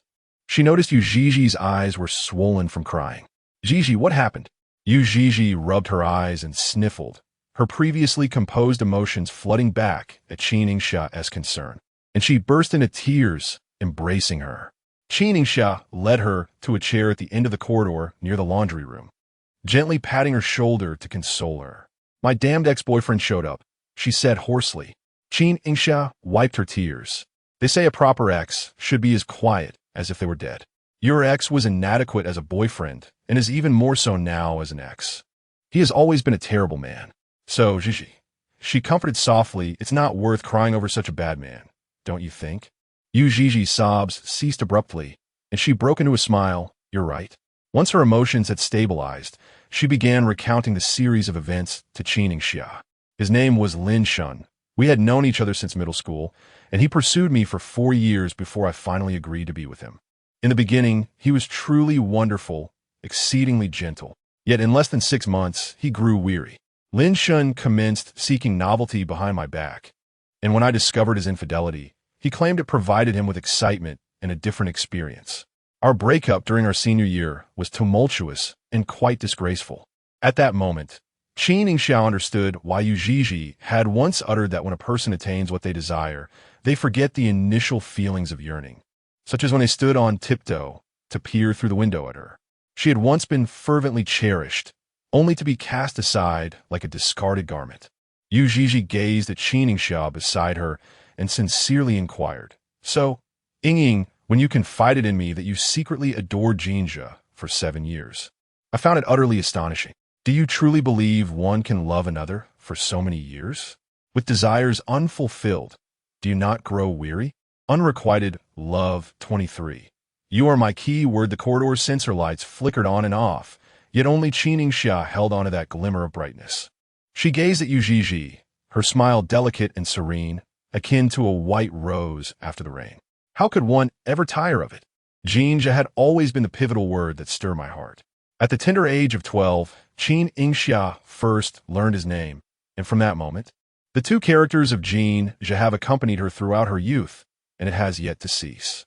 To love Jin Zhe is perhaps to be ensnared in an inescapable deep sea.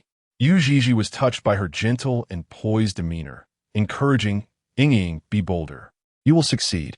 Qin Yingxia smiled softly. Perhaps that day will come.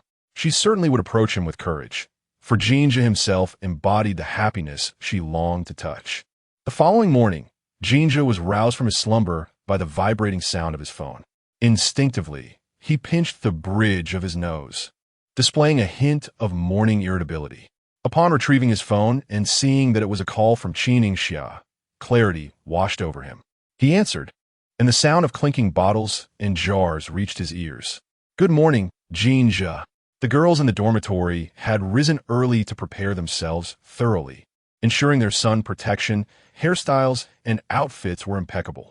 Thus, for the 8 a.m. morning training, Qin Yingxia's dormitory had awakened at 7. She calculated the time and called Jin Zhe at 7:30 to wake him up. "Are you awake?" Jin Zhe turned over, lazily responding, "Ah, I'm awake." His voice was hoarse from sleep, carrying an irresistible allure.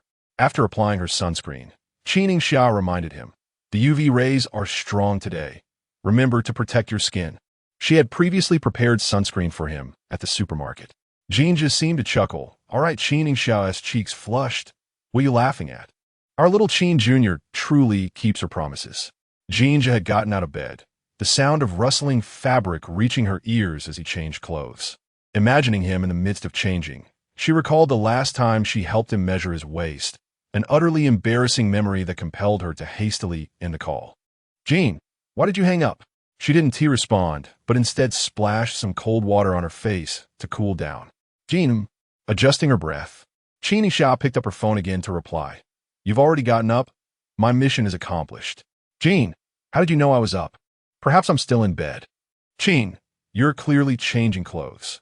There was a pause on the other end, followed by another message. "A little Qin Jr. saw me changing clothes." "Jin, where?" "Jin, I'm still in the dormitory." "Jin, I meant, where did little Qin Jr. hide the camera?" Panic surged within Qin Yingxia, and she boldly sent him a voice message. "I'm hiding at your bedside." "Didn't you see me, Jin Zhe?" This time, Jin Zhe was utterly taken aback. Once he regained his composure, his laughter grew even more pronounced. Pei Lan Hai, who had come to the balcony to wash up while yawning, paused upon seeing Jin Zhe grinning with a toothbrush in his mouth. "Zhigo, are you in love?" Jin Zhe snapped back to reality, chuckling, "Not yet, but I certainly entertained the thought." "Pei Lan, is there anything worth celebrating early in the morning?" "Indeed," Jin Zhe, gazing into the mirror, smiled, awakening to find herself more radiant than the day before. Pei Lan remarked, "And yet you claim not to be in love? Your thoughts are clearly disordered." Jin Zhe splashed her face with water, resting her hands on the sink, her smile warm.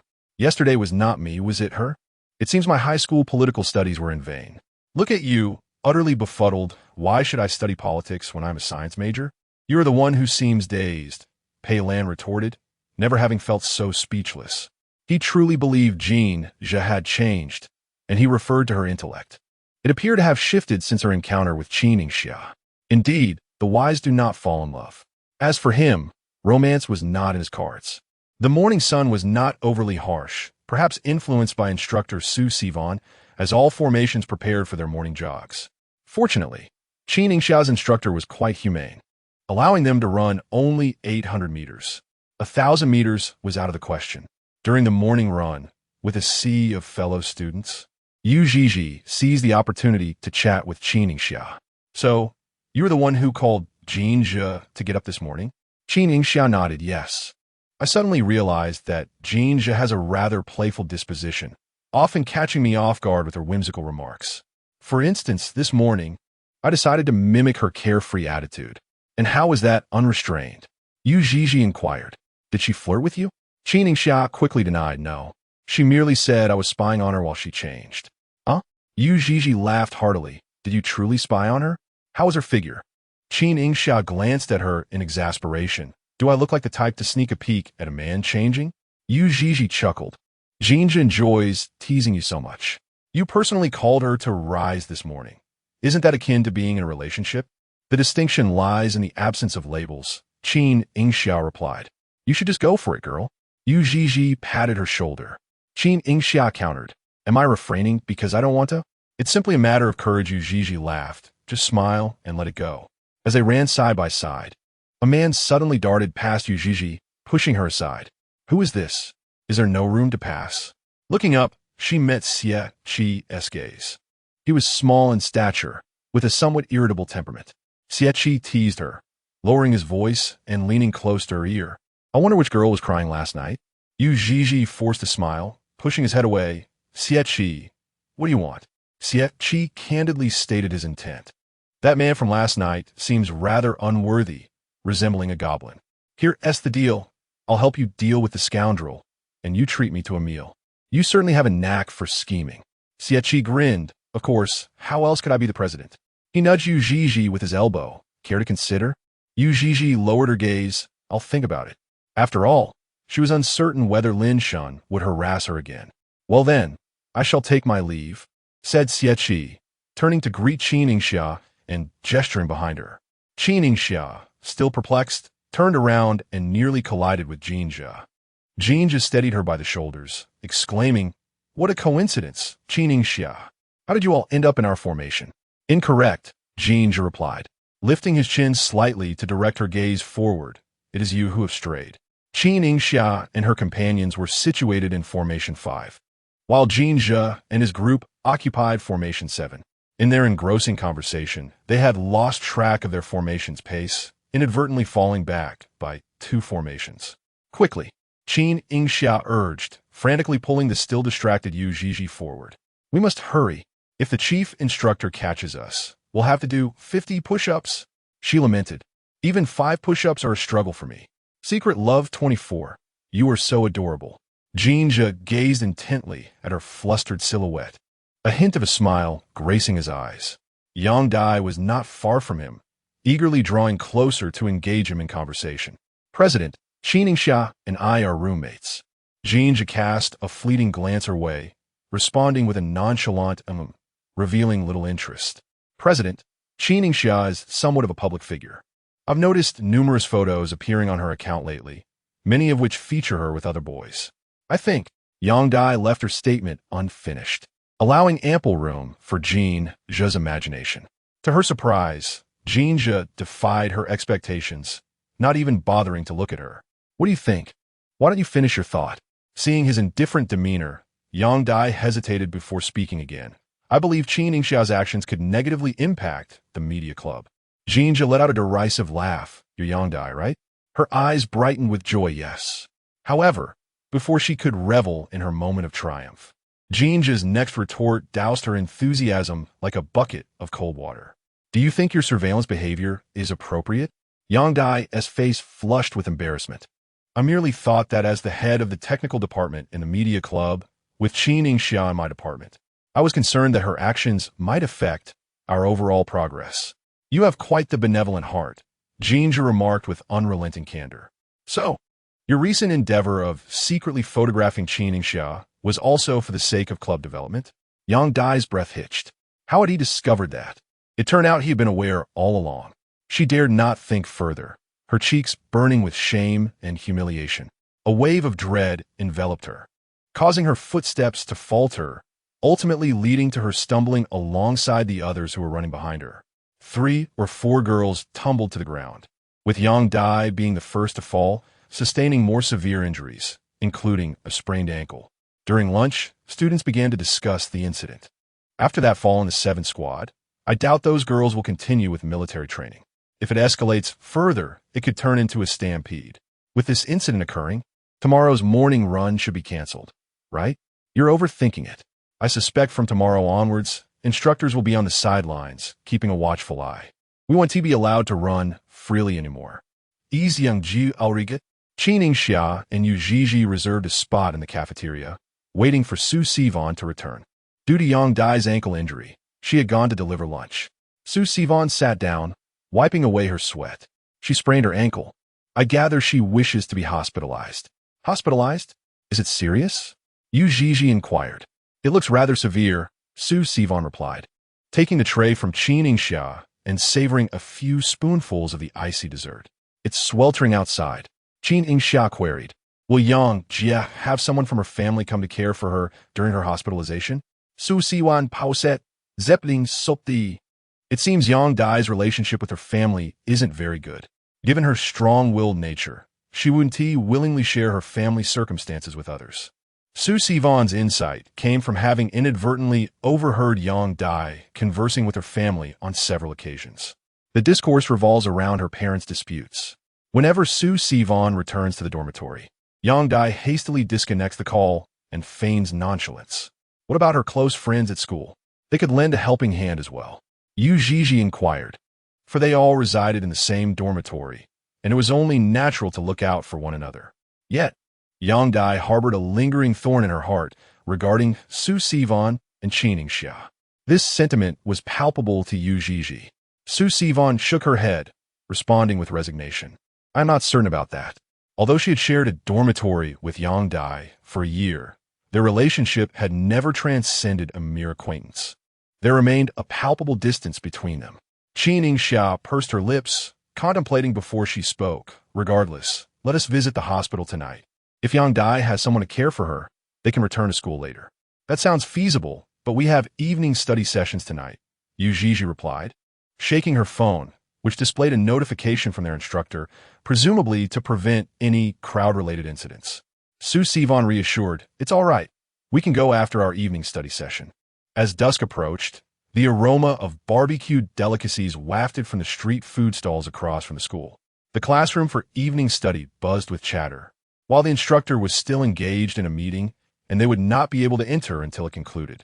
Qin Yingxia sipped iced water through a straw, while Yu Zhizhi rested her head on the table, on the verge of slumber. The afternoon's training had been quite rigorous, spending 2 hours practicing crawling on the playground. Qin Yingxia, too, felt the fatigue seeping into her muscles as she scrolled through the comments on her latest video, relieved that the unwanted photos had not resurfaced this time. Her eyelashes fluttered gently as she recalled Jin Zhe's visit during the afternoon break. The tall boy stood before her, casting a shadow and shielding her from the sun. He removed his cap, and beads of sweat cascaded down his jawline, vanishing into his neck. Are you tired? He inquired. Qin Yingxia dabbed her face with a wet tissue and nodded earnestly. I'm so exhausted. Yu Zhizhi, who had been sitting beside her, had seemingly vanished, leaving behind a cool, vacant space. She gestured for him to take the seat. Jin Zhe complied, placing a freshly purchased iced drink in her hands, offering her relief from the heat. Thank you, Jin Zhe. She smiled radiantly, her expression outshining the sun. Unbeknownst to her, he too smiled, his eyes sparkling with warmth. Next time, don't get distracted while running. It could be quite dangerous. I understand, Qin Yingxia replied, handing him a pack of clean, wet tissues. Today's sun is quite fierce. Did you apply sunscreen? She had specifically reminded him that morning. Yes, Jin Zhe recalled something, chuckling. You have no idea how my roommates laughed at me when I was applying it this morning. Qin Yingxia, puzzled, asked, what did they say? They mocked me for being like a mother. The next moment, both of them succumbed to laughter. Jin Zhe, bemused, inquired what? Qin Yingxia, suppressing her laughter, clarified. I'm not mocking you for using sunscreen. I find the way you speak, Senior Jin, utterly adorable. Jin Zhe glanced sideways, raising an eyebrow. Adorable, you say? He leaned closer, a fragrant aroma enveloping him, and said, Little Qin Jr. Qin Yingxia instinctively recoiled, gazing into the depth of the boy's eyes. A sweet smile gracing her lips. You are quite adorable like this, resembling a cat eager for knowledge. Jin Zhe chuckled softly. The sweltering breeze carried with it the rhythm of his heartbeat. Qin Yingxia. She lifted her gaze to meet his. What's the matter? The boy deliberately paused for 2 seconds, his gaze lingering on her delicate lips, the smile at the corners of his mouth widening. Qin Yingxia. He tenderly repeated her name. Qin Yingxia found herself lost in a haze, unable to decipher the affection hidden in his eyes. Jin Zhe reached out to tuck a stray hair behind her ear and suddenly remarked, maintain some distance from Yang Dai. Recently, those photos appearing under your account, I had Peilon Hai trace them back through the internet, and they all originated from a single source. No organization or individual shall infringe upon another's portrait rights by defamation, defacement, or through deceptive technological means. Her actions not only encroached upon your portrait rights, but could also violate your reputation rights. Jin Zhe suddenly adopted a formal tone. Unrequited love, 25. What should I confess? Qin Yingxia lowered her voice, guessing it would be Yang Dai. Jin Zhe, intrigued, twisted the cap off a bottle of ice water and handed it to her, remarking that it was good she could anticipate and preempt the situation.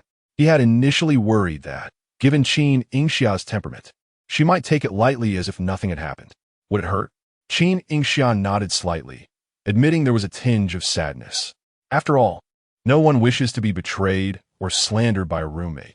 She smiled brightly, her eyes sparkling like a painting, though she was no longer as troubled. For Jin Zhe was by her side. Qin Yingxia was surprised to learn that Jin Zhe had taken an interest in her Douyin account. She felt immensely grateful that she had refrained from posting any abstract videos. With Jin Zhe already following her, she knew she must diligently cultivate her beauty moving forward, aspiring to be a competent ornament.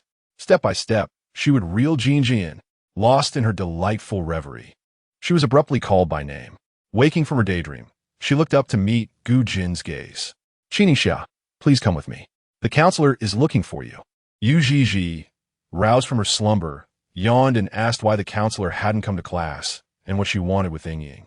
Gu Jin did not respond to her inquiry, but urged Qin Yingxia. The counselor is quite anxious.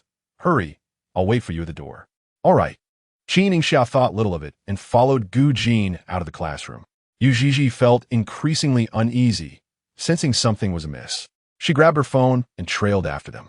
The corridor's lights flickered uncertainly, while members of the student council's academic department were checking attendance for each class.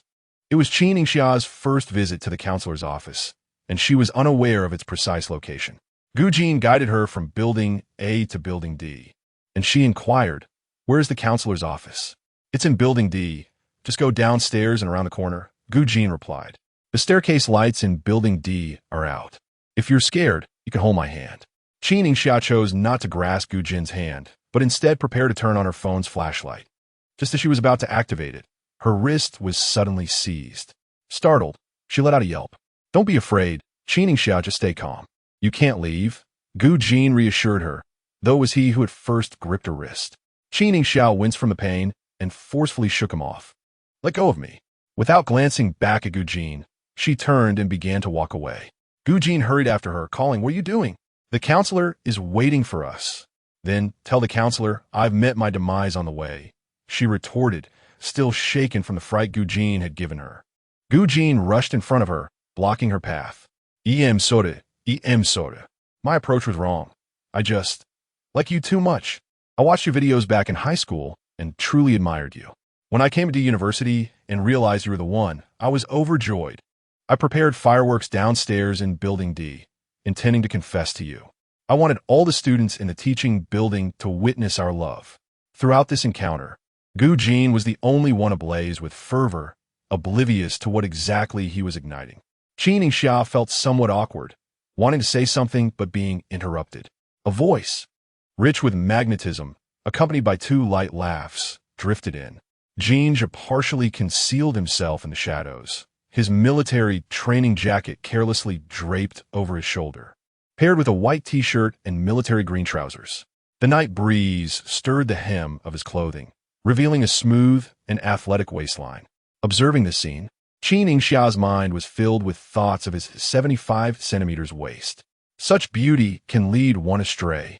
Jin Zhe's gaze floated toward Gu Jin, a glint of sharp coldness flashing in his eyes before he resumed his usual nonchalant demeanor, mocking, "What are you confessing for?" Gu Jin naturally recognized the imposing figure before him, Jin Zhe from the law school.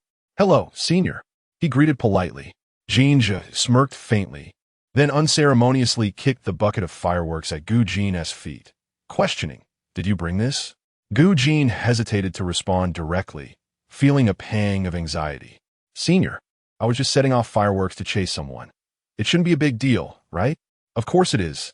Jin Zhe's eyes shifted slightly, jealousy igniting within him, yet he maintained an air of indifference.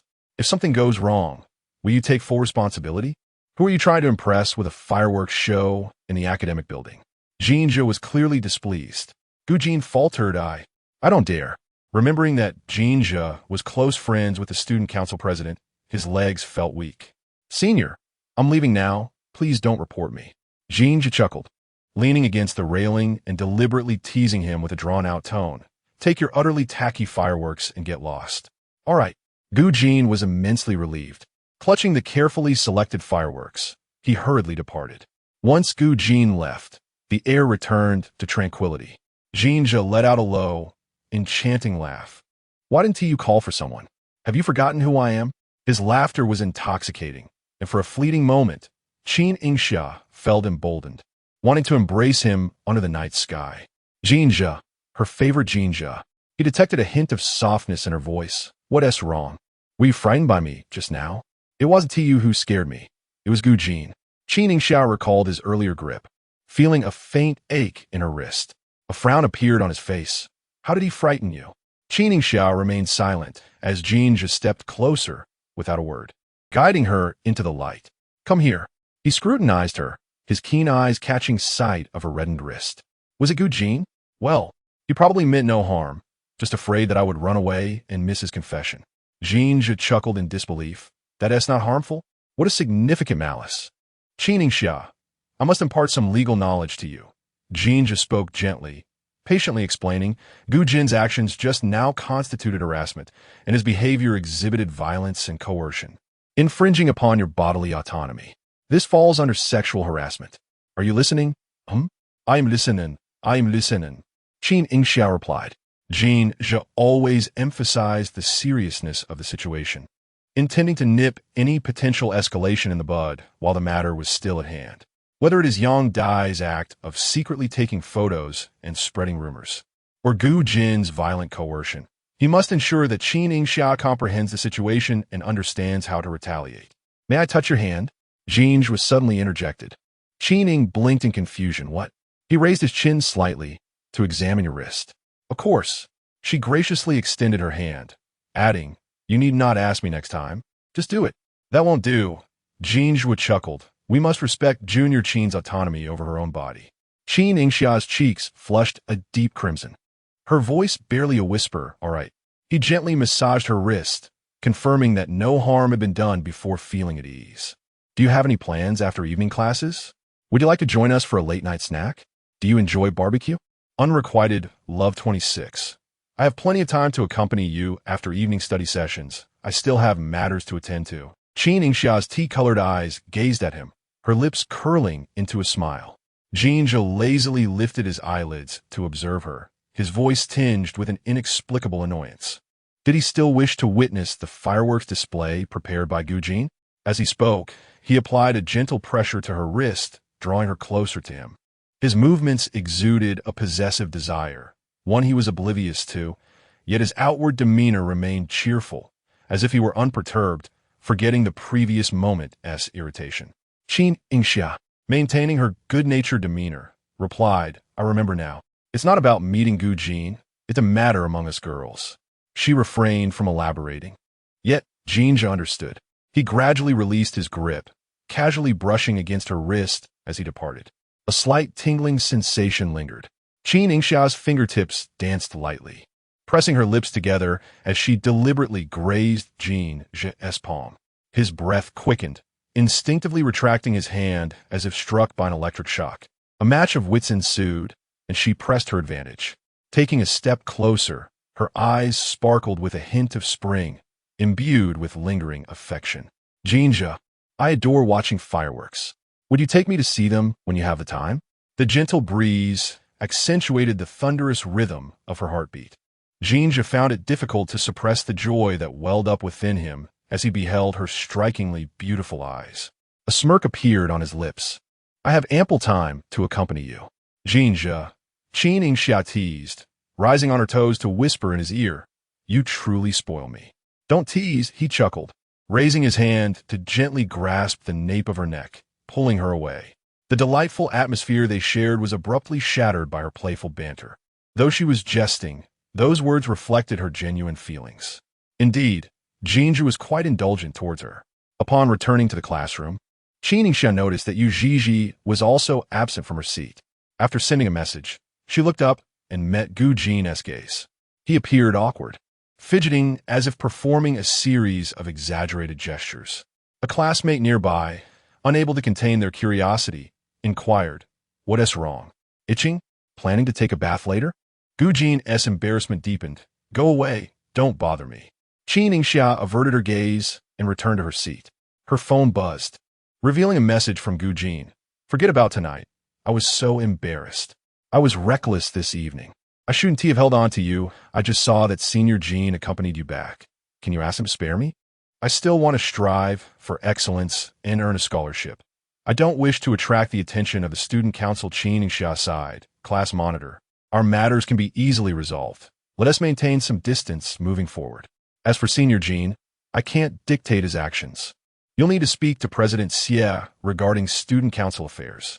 As fate would have it, Xie Qi, accompanied by members of the academic department, arrived at Qin Yingxia's classroom to take attendance. Yu Zhizhi stealthily slipped in through the back door, exhaling in relief upon returning to her seat. Yingxia, you're back. I was worried that Gu Jin had tricked you into something. Did you go out to look for me? Indeed, but I bumped into Xie Qi and Jin Zhe. They were here for attendance checks. They noticed my hurried demeanor and inquired about my destination. I replied that I was searching for you since Gu Jin had taken you away. It turned out that Yu Zhizhi had informed Jin Zhe. Zhizhi, I truly owe you a debt of gratitude, Qin Yingxia remarked. Yu Zhizhi, perplexed, questioned the situation, wondering what I had missed. As the two engaged in lively conversation, they became aware of Xie Qi's gaze upon them. Undaunted, Yu Zhizhi looked over and mouthed, "What are you staring at?" Xie Qi playfully shook the attendance sheet in his hand, a teasing smile on his lips, warning that some students should not be caught late again. I'm not particularly easy to deal with. Yu Zhizhi retorted, "Why not just report my ID directly?" After the evening study session, the trio hailed a taxi to the hospital. During the ride, they discussed Gu Jin, and Yu Zhizhi couldn't help but express her admiration, saying that the class leader was quite brave. However, why did he possess such confidence that you would accept his confession? Qin Yingxia also felt that his actions came too abruptly. Nearly a month into the semester, Gu Jin had chosen this very moment to approach her.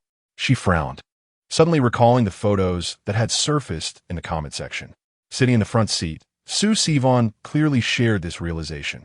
Gu Jin had joined the student council and, by a twist of fate, had been assigned to Su Sivan's department. Thus, when Qin Yingxia and Yu Zhizhi spoke of him, she felt no sense of unfamiliarity. Su Sivan exchanged a glance with Qin Yingxia, and they fell silent. It was the candid snapshots taken by Yang Dai that had emboldened Gu Jin. Minutes later, they arrived at the hospital, and only Su Sivan knew Yang Dai's room number. Holding a basket of fruit, Yu Zhizhi expressed her concern, wondering if their entrance would be awkward, especially if Yang Dai had friends visiting. Qin Yingxia was less worried about Yang Dai's friends and more about how she should face Yang Dai at that moment. Truth be told, Yang Dai's actions had not gravely affected her. Yet, as Jin Zhe had pointed out, it was fortunate that they had identified the problem in time.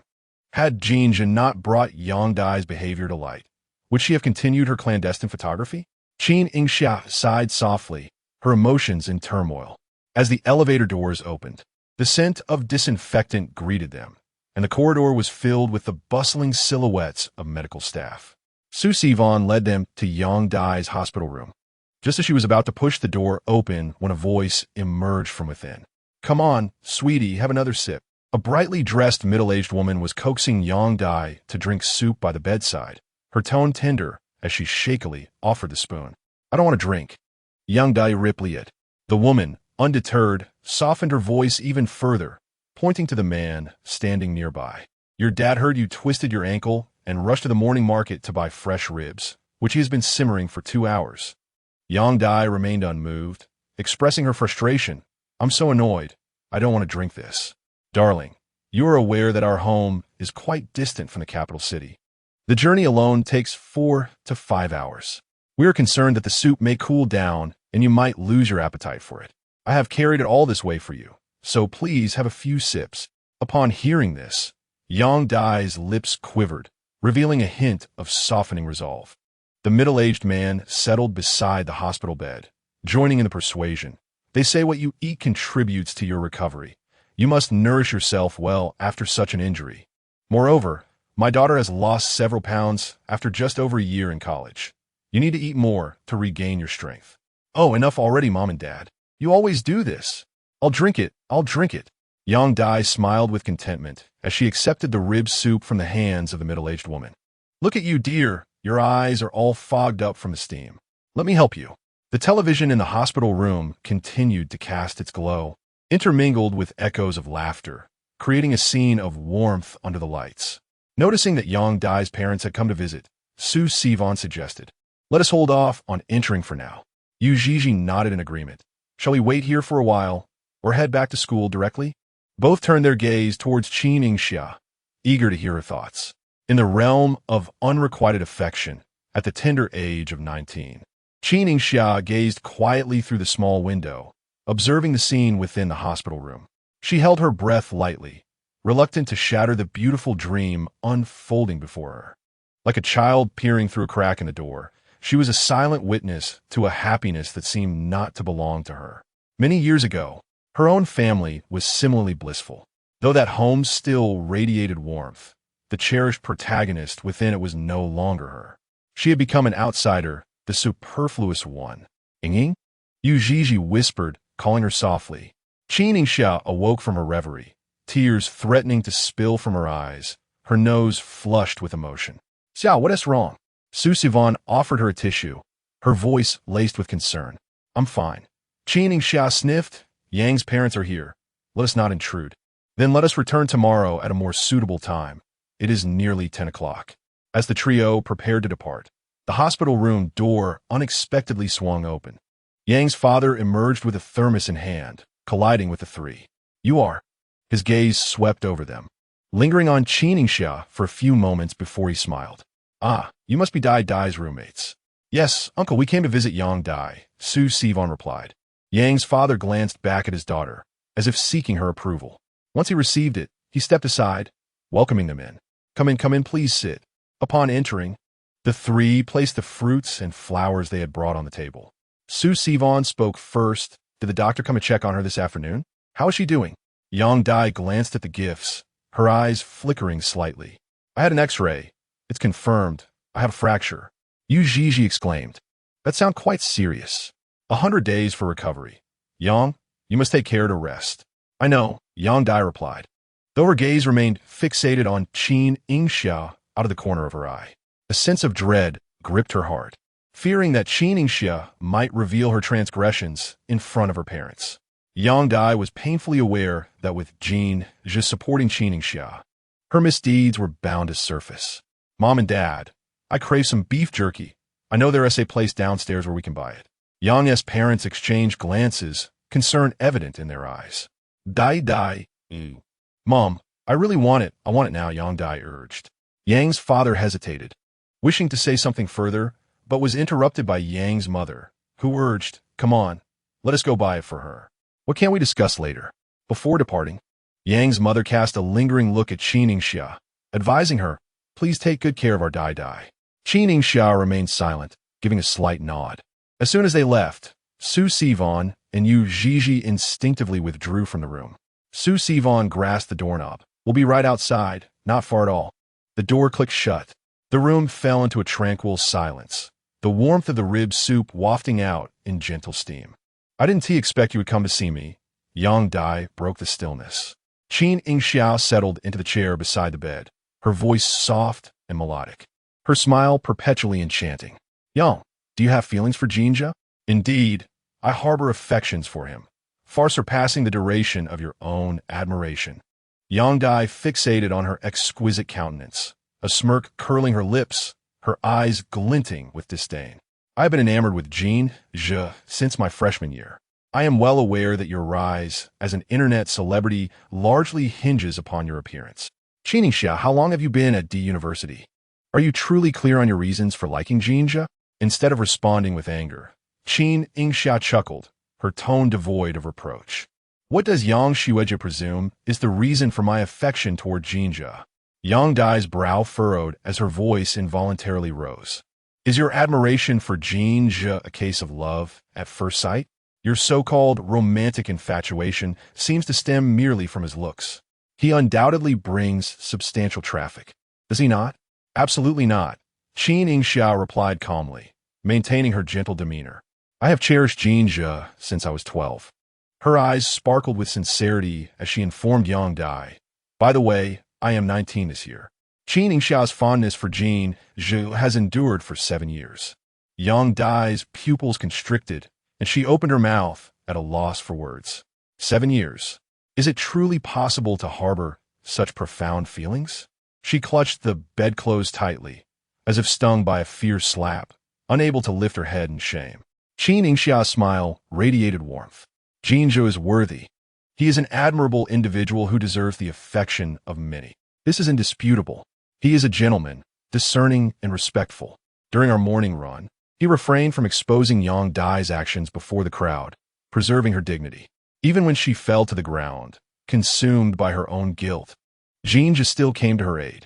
Had he not swiftly dispersed the crowd and contacted for help, rescuing her from the throng, her predicament would likely have worsened. Yang Dai bit her lip, lacking the courage to speak. You may find it hard to believe, but my initial foray into the online realm was not for monetary gain. Qin Yingxia's voice resonated once more. She merely sought companionship, which led her to engage in live streaming rather than posting content initially. Eventually, Qin Yingxia discovered her talent and fortune in this domain, documenting her growth through photographs, amassing a plethora of devoted fans. These admirers held her in high regard, and with her endearing and sweet disposition, she easily captured the affection of passersby, resulting in minimal detractors. Thus, the photos Yang Dai posted in the comment section did not create a significant uproar. Fortunately, the images you shared were addressed promptly, sparing my life from turmoil. Qin Yingxia remarked, glancing at her before suddenly calling out, Yang Dai. Yang Dai instinctively looked up, Qin Yingxia, wishing you a swift recovery. With that, she departed the hospital room. At the doorway, Su Sivan and Yu Zhizhi eagerly approached as Qin Yingxia emerged. You didn't argue, did you? Not at all. Yu Zhizhi glanced back, asking in a hushed tone, did Yang Xueji apologize to you? Qin Yingxia remained silent. If she did not apologize, and you're not holding her accountable, has she expressed any remorse? Yu Zhizhi could not bear to see Qin Yingxia suffer in silence, especially given her amiable nature.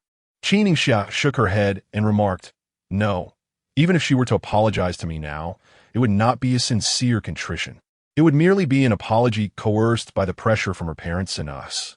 Such a feigned apology holds no weight in my ears. A smile tugged at her lips as she continued, from now on, I hope both Yang Xueji and I can simply coexist in peace. She resolved to distance herself from Yang Dai. Earlier, the glances exchanged between Yang's parents and her in the hospital room were unmistakably tinged with regret. It seemed they were now aware of Yang Dai's transgressions and had likely reprimanded her. Su Sivan pondered thoughtfully, let us give Yang Dai some time. She will come to understand. Yu Zhizhi responded, let us hope so. Once the conflict is resolved, how wonderful it would be to share our dormitory in harmony. After all, we live in close quarters, and it would be awkward otherwise. The figures of the three girls gradually faded into the distance, and only after they had entered the elevator did a hidden silhouette emerge from the corner. Jin Zhe leaned against the wall, appearing nonchalant, as he sent a WeChat message to Qin Yingxia. The sky is filled with stars tonight. As Qin Yingxia stepped out of the hospital and gazed up at the sky, she indeed found it adorned with countless stars. A smile graced her lips, accentuating her dimples, as she replied, yes, it's so beautiful. I really like it. She silently added, you. Unrequited love 28. Are you secretly fond of me? The half-month military training has reached its midpoint, and a sudden heavy rain has sent students into a frenzy of excitement, with some even transforming into playful spirits amidst the downpour. How fortuitous this rain is. If only it could persist for 2 or 3 days, we could avoid early morning drills, don't you think, Ying? Yu Zhizhi clutched her head and hurried with the crowd towards the dormitory. After a while, without hearing Qin Yingxia's voice, Yu Zhizhi turned around only to discover that her companion had vanished. Ying? She continued searching, but in her quest, she collided with Xie, who was passing by. Pardon me, fellow student. Xie chuckled. You still have the capacity for embarrassment? Upon realizing it was him, Yu Zhizhi instantly adopted the expression of a subway elder engrossed in his mobile phone. Why are you always tailing me, little brother? That's amusing, Xie replied, having never encountered such humor before. He glanced around, observing the throngs of people. What benefit would I derive from trailing you, big brother? Yu Zhizhi interjected, Enough banter. Have you seen Qin Yingxia? Do I have the vision of a hawk? With this crowd, how could I possibly see? I truly cannot rely on you for anything. And you call yourself the president? Xie retorted, if you find me displeasing, just say so directly, without all this nonsense. A glimmer of mischief flickered in her eyes as she replied with a teasing tone, why would I, President? I find you quite delightful. Xie. There is no need for such flattery. Indeed, Qin Yingxia had been swept away by the crowd, and while running, she failed to notice that the person beside her was not Yu Zhizhi. It was only when that person turned that she realized she had followed the wrong individual. The rain intensified, droplets splattering against the rubber track, sending sprays of water up against her pant legs. Qin Yingxia lifted the brim of her cap slightly, deciding to seek refuge from the rain at the entrance of the gymnasium. Few people lingered there. As mealtime approached, the crowd surged towards the dormitory and dining hall. Removing her cap, she raised her arm to wipe the rain from her face. Indeed, this downpour was substantial. She fished out her phone, intending to inquire about Yu Zhizhi's whereabouts. Just as she was about to send the message, the glass door behind her swung open. Qin Yingxia, come in and shelter from the rain. The person entering was Jin Zhe. Unexpectedly, he was also at the gymnasium. Qin Yingxia felt a stroke of fortune, always encountering him by chance. After wiping off the rain, Jin Zhe offered her a clean, disposable towel. Thank you, senior, Qin Yingxia said, noticing that Jin Zhe was dry. Did you not attend military training today? Jin Zhe brought over 2 bottles of mineral water. I did, but sensing the impending rain, I concocted an excuse to slip away. He disliked the sensation of rain clinging to his skin. Qin Yingxia's eyes sparkled with curiosity. How did you predict the rain?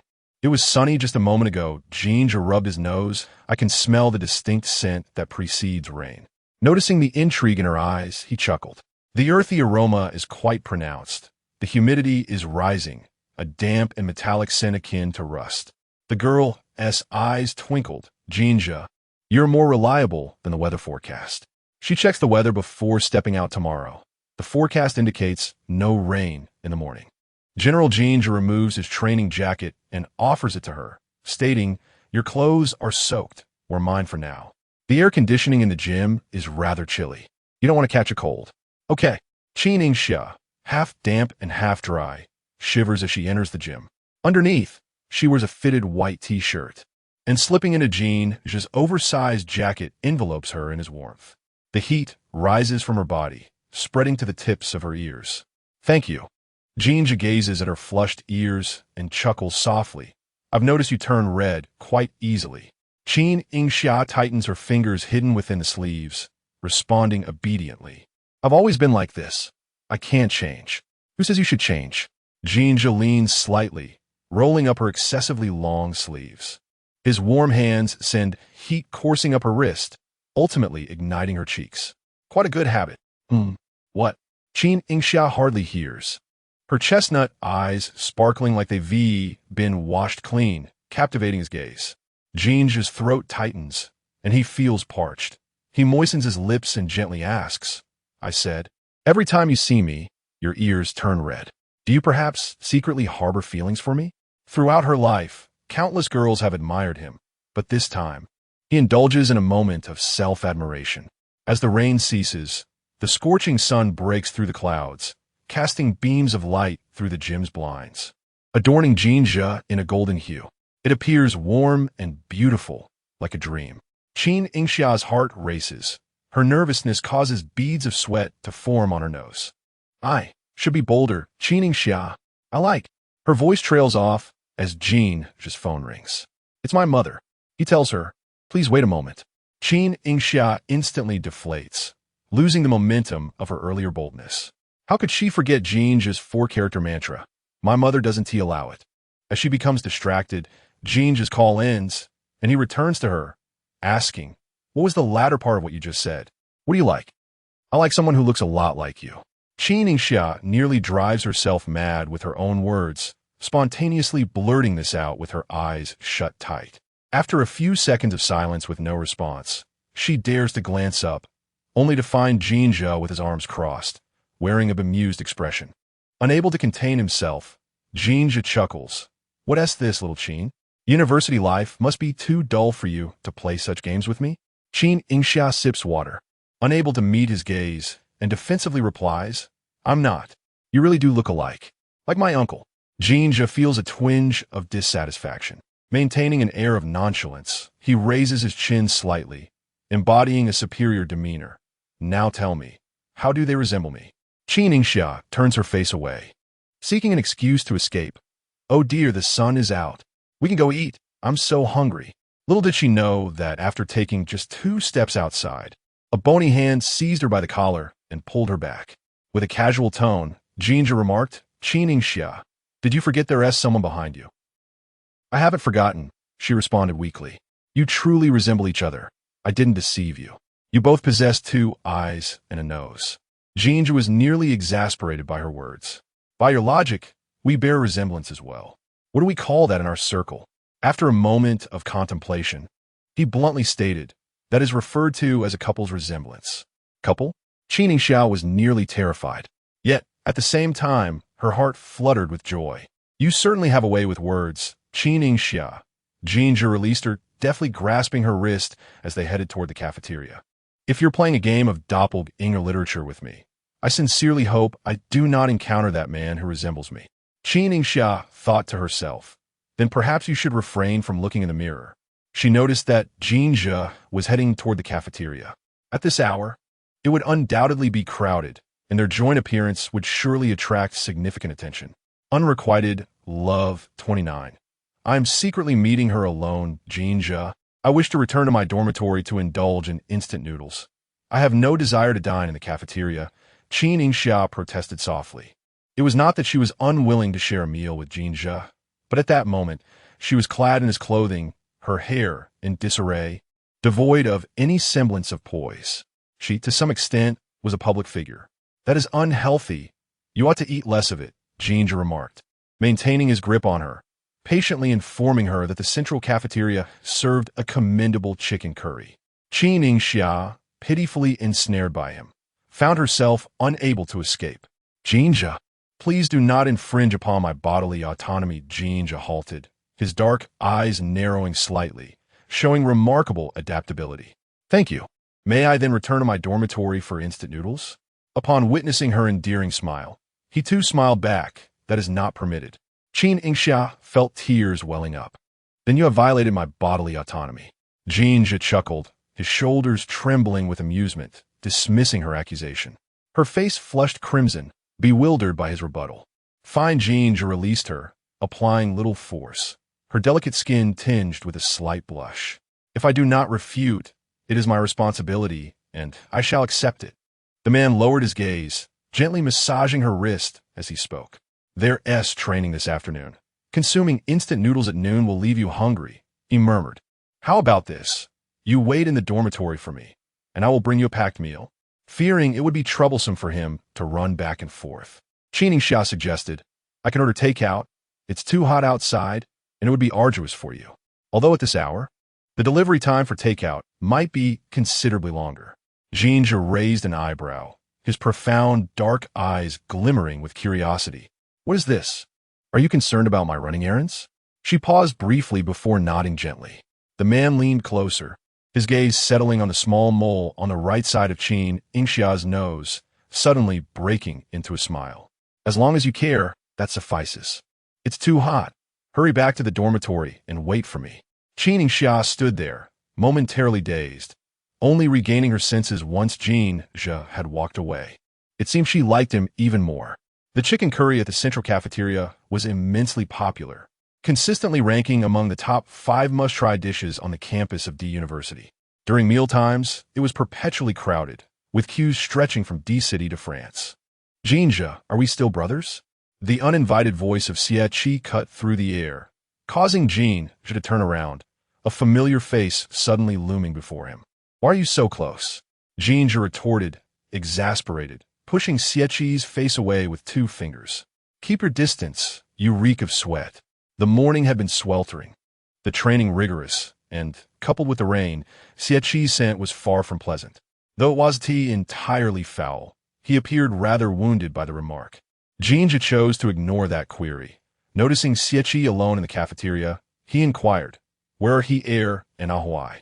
Xie retrieved 2 bottles of chilled juice from the vending machine. They both found their odor unbearable and went back to the dormitory to shower on. "So where does your confidence in your own fragrance come from?"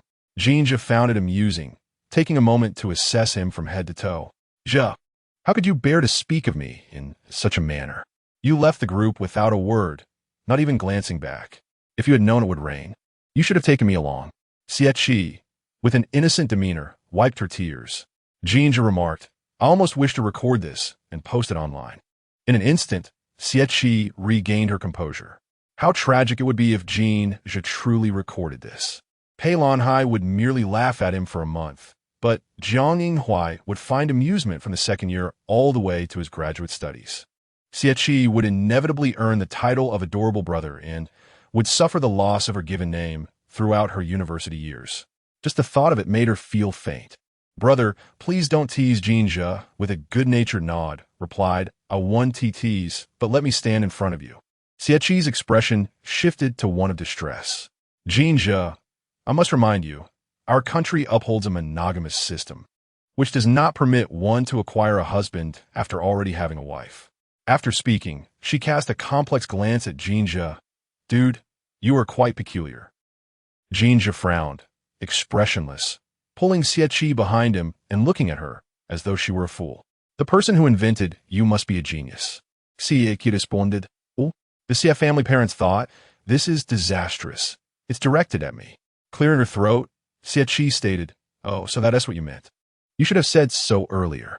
Jin Zhe smiled, casually enjoying Xie's flustered pretense of being busy due to embarrassment. After a considerable effort, Xie adjusted her state of mind when a faint, sweet fragrance wafted into her nostrils.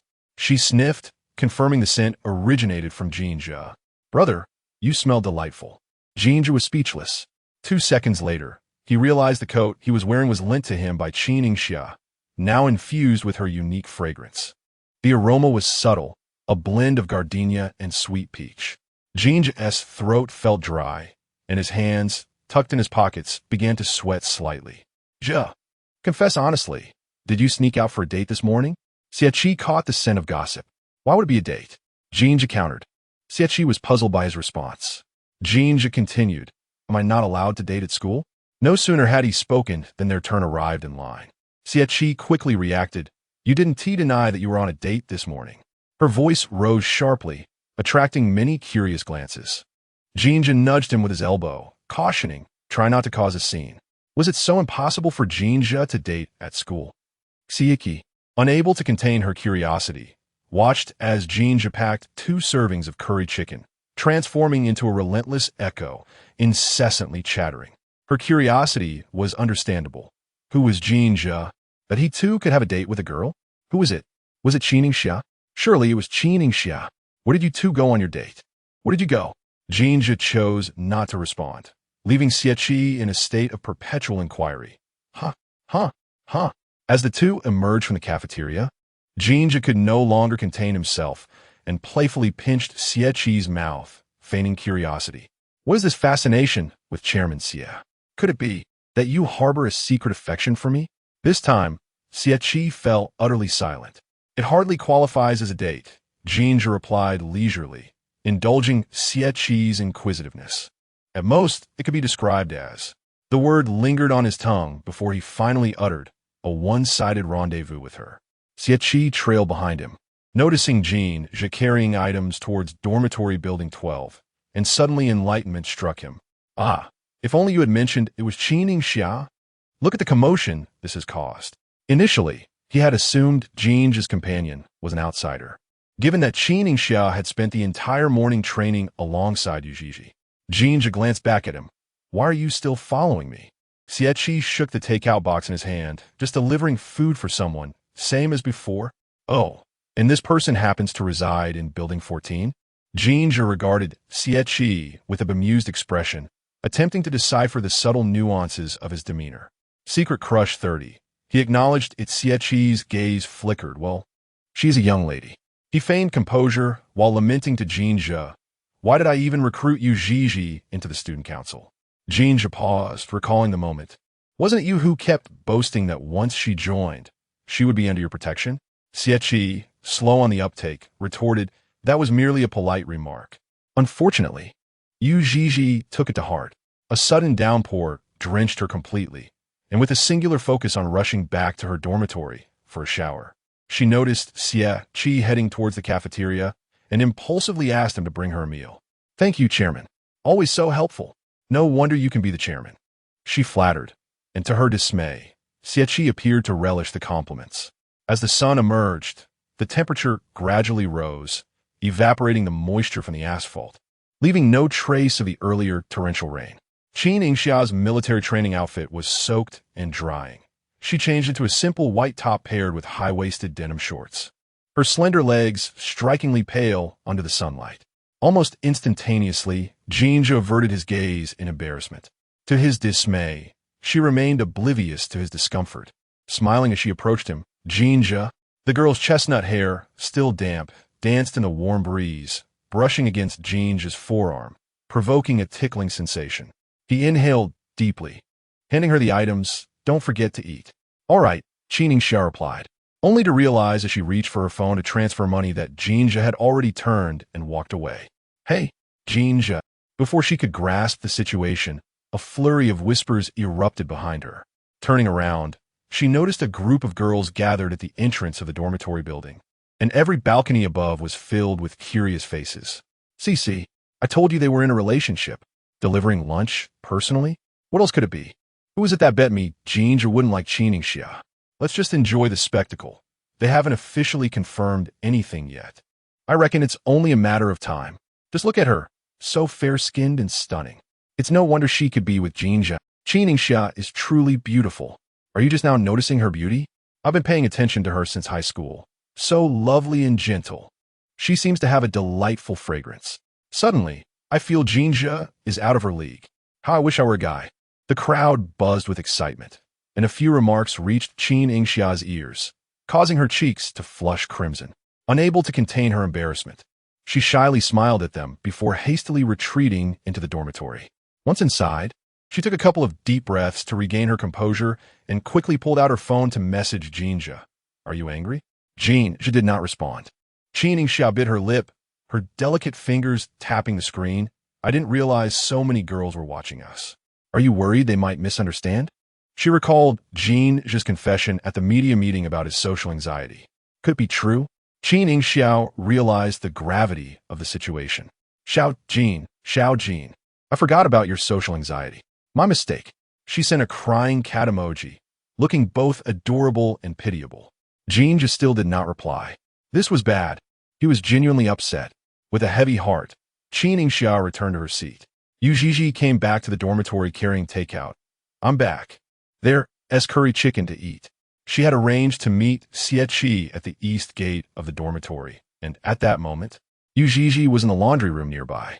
What's wrong? Ying, what are you thinking about? Seeing her return, Qin Yingxia finally had someone to confide in, and she recounted the earlier events. As Yu Zhizhi listened, her smile grew increasingly pronounced.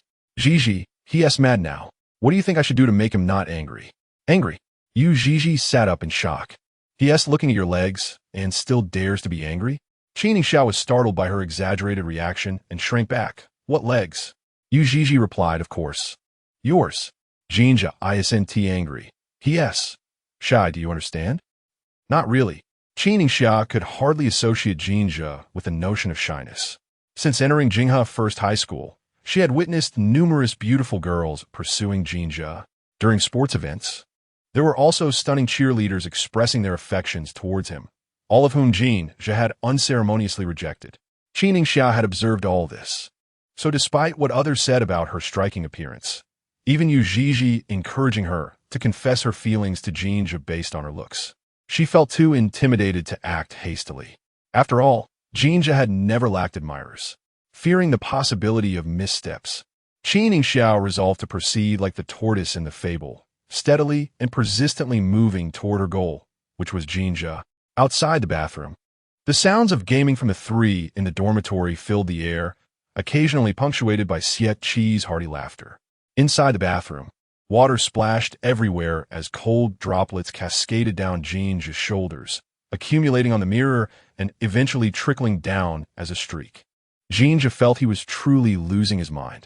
Standing beneath the showerhead, he let the cold water pour over him from head to toe, attempting to suppress his rising desires. His thin lips pressed tightly together, and his mind was filled with the image of Qin Yingxia approaching him with a joyful smile. He prided himself on not being a man driven by lust, yet today he found himself questioning that self-image. Jin Zhe's breath hitched, and as he closed his eyes, he seemed to endure a struggle. When he opened them again, his expression was one of defeat, and he uncontrollably raised his hand. He surrendered. By the time Jin Zhe emerged from the bathroom, half an hour had passed. He grabbed a towel and carelessly draped it over his head. Picking up his phone, he discovered that during his shower, Qin Yingxia had sent him several messages. His fingers moved slightly as he began to reply, not angry. Qin Yingxia, do you fear that they might misinterpret our relationship? Jin Zhe was uncertain of Qin Yingxia's thoughts. He even hesitated to believe that she truly viewed him as a substitute. Was the boy whom Qin Yingxia liked really so similar to him in appearance? He lifted his gaze, the curve of his lips vanished, and his eyes settled upon his reflection in the mirror. 3 seconds later, Jin Zhe scoffed, arriving at the conclusion that he looked utterly ridiculous. Could such a handsome visage be replicated? The answer was undoubtedly negative. Jin Zhe would not allow it. Brother Zhe, what are you mumbling about? Jiang Yinghua glanced up from his game interface, casting a fleeting look his way. Nothing. Continue with your game, Jin Zhe replied. Care to join us for a round? Pei Lanhai removed his headphones, appearing nonchalant, yet his peripheral vision remained keenly attuned to Jin Zhe's demeanor. Something was amiss with him. He had spent nearly an hour merely bathing. Such unusual behavior surely indicated something was afoot. Jin Zhe, with a lackluster enthusiasm, urged them to proceed. Deep down, an inexplicable restlessness surged within him. Ultimately, he was still preoccupied with the notion of whether that boy, whom Qin Yingxia favored, truly existed. At that moment, lying on his bed, he found himself uncontrollably yearning for Qin Yingxia. Suddenly, his phone buzzed several times. Unrequited Love 31. Helpless against her. Yoxia, I will not be afraid. Jin Zhe abruptly sat up, clutching his phone. A smile he could not suppress, playing at the corners of his lips. He lightly tapped the screen, but before he could send his message, another notification from Qin Yingxia appeared. Yoxia, because we stand tall, we are not afraid of shadows. She seemed to believe her words were particularly profound, and even sent a fighting emoji. Jin Zhe was infuriated, gasping for breath as he fell back onto his bed. He raised his arm to shield his eyes, his throat constricting with frustration. There was simply nothing he could do about Qin Yingxia. He turned over, fixating on their chat interface, and with long fingers, altered her contact name to Kiss. Meanwhile, Qin Yingxia, situated in Building 14, noticed the typing indicator popping up several times, yet ultimately did not receive a message from Jin Zhe. Fearful of missing his reply, she pressed her phone against her face, unknowingly drifting off to sleep. As the evening glow filtered through the clouds, it painted the sky a delicate pink. The incessant chirping of cicadas was further drowned out by the shrill whistle of evening training. A multitude of students poured out from the dormitory, a sea of green flowing towards the playground. After a day of respite due to torrential rain, had they all become so languid? Had they completely forgotten the military drills they had just learned? Altogether, look to the right. Count off. 1, 2, 3. Yu Zhizhi stifled a yawn, appearing as if she had just awakened. Beside her, Qin Yingxia bore a worried expression, even failing to focus when it was her turn to count. Qin Yingxia stepped forward. Startled, she jolted, attempting to report. Cough, cough, cough. The girl spoke too hastily and choked on her words, her face flushing crimson. Seizing the moment, Yu Zhizhi reported to the instructor that Qin Yingxia was unwell, hence her delayed response. It must be said, her quick thinking was commendable. Seeing Qin Yingxia cough so violently, the instructor's demeanor softened. After all, she had performed admirably during training, mastering both the military drills and the knife maneuvers. If you feel unwell, report it. Yes, instructor, Qin Yingxia replied, feigning a hoarse voice, fully committing to the act. Evening training was not particularly stringent, often consisting of singing activities aimed at fostering camaraderie among students. After taking a few sips from her large cup, Qin Yingxia finally regained her composure, relieved to have avoided punishment. She patted her chest and flashed a sweet smile at Yu Zhizhi. Zhizhi, I truly owe you one. Yu Zhizhi sat cross-legged, grinning broadly. With me around, there are no surprises. But why were you so distracted just now? Were you thinking about Jin Zhe? She leaned in, playfully pinching Qin Yingxia's cheek. Qin Yingxia did not conceal her feelings, nodding earnestly like a woodpecker. Yu Zhizhi teased, this afternoon, when you woke from your nap, there was a phone imprint on your face. I guess you were waiting for Jin Zhe's message. What? Qin Yingxia exclaimed, cupping her face. What about now? Is it still there? Rest assured, it has long since faded. Qin Yingxia let out a sigh of relief, fearing that she might suffer an embarrassing social demise on the spot. Oh my, tonight our squad is actually facing off against Squad 7. Jin Zhe and his dormitory are all in Squad 7, aren't they? Indeed. Perhaps I could even ask for a WeChat contact. Do you dare? I certainly do not, ha. Although we are training together, he is still your senior, after all, ha. Moreover, all 4 members of their dorm hold significant positions.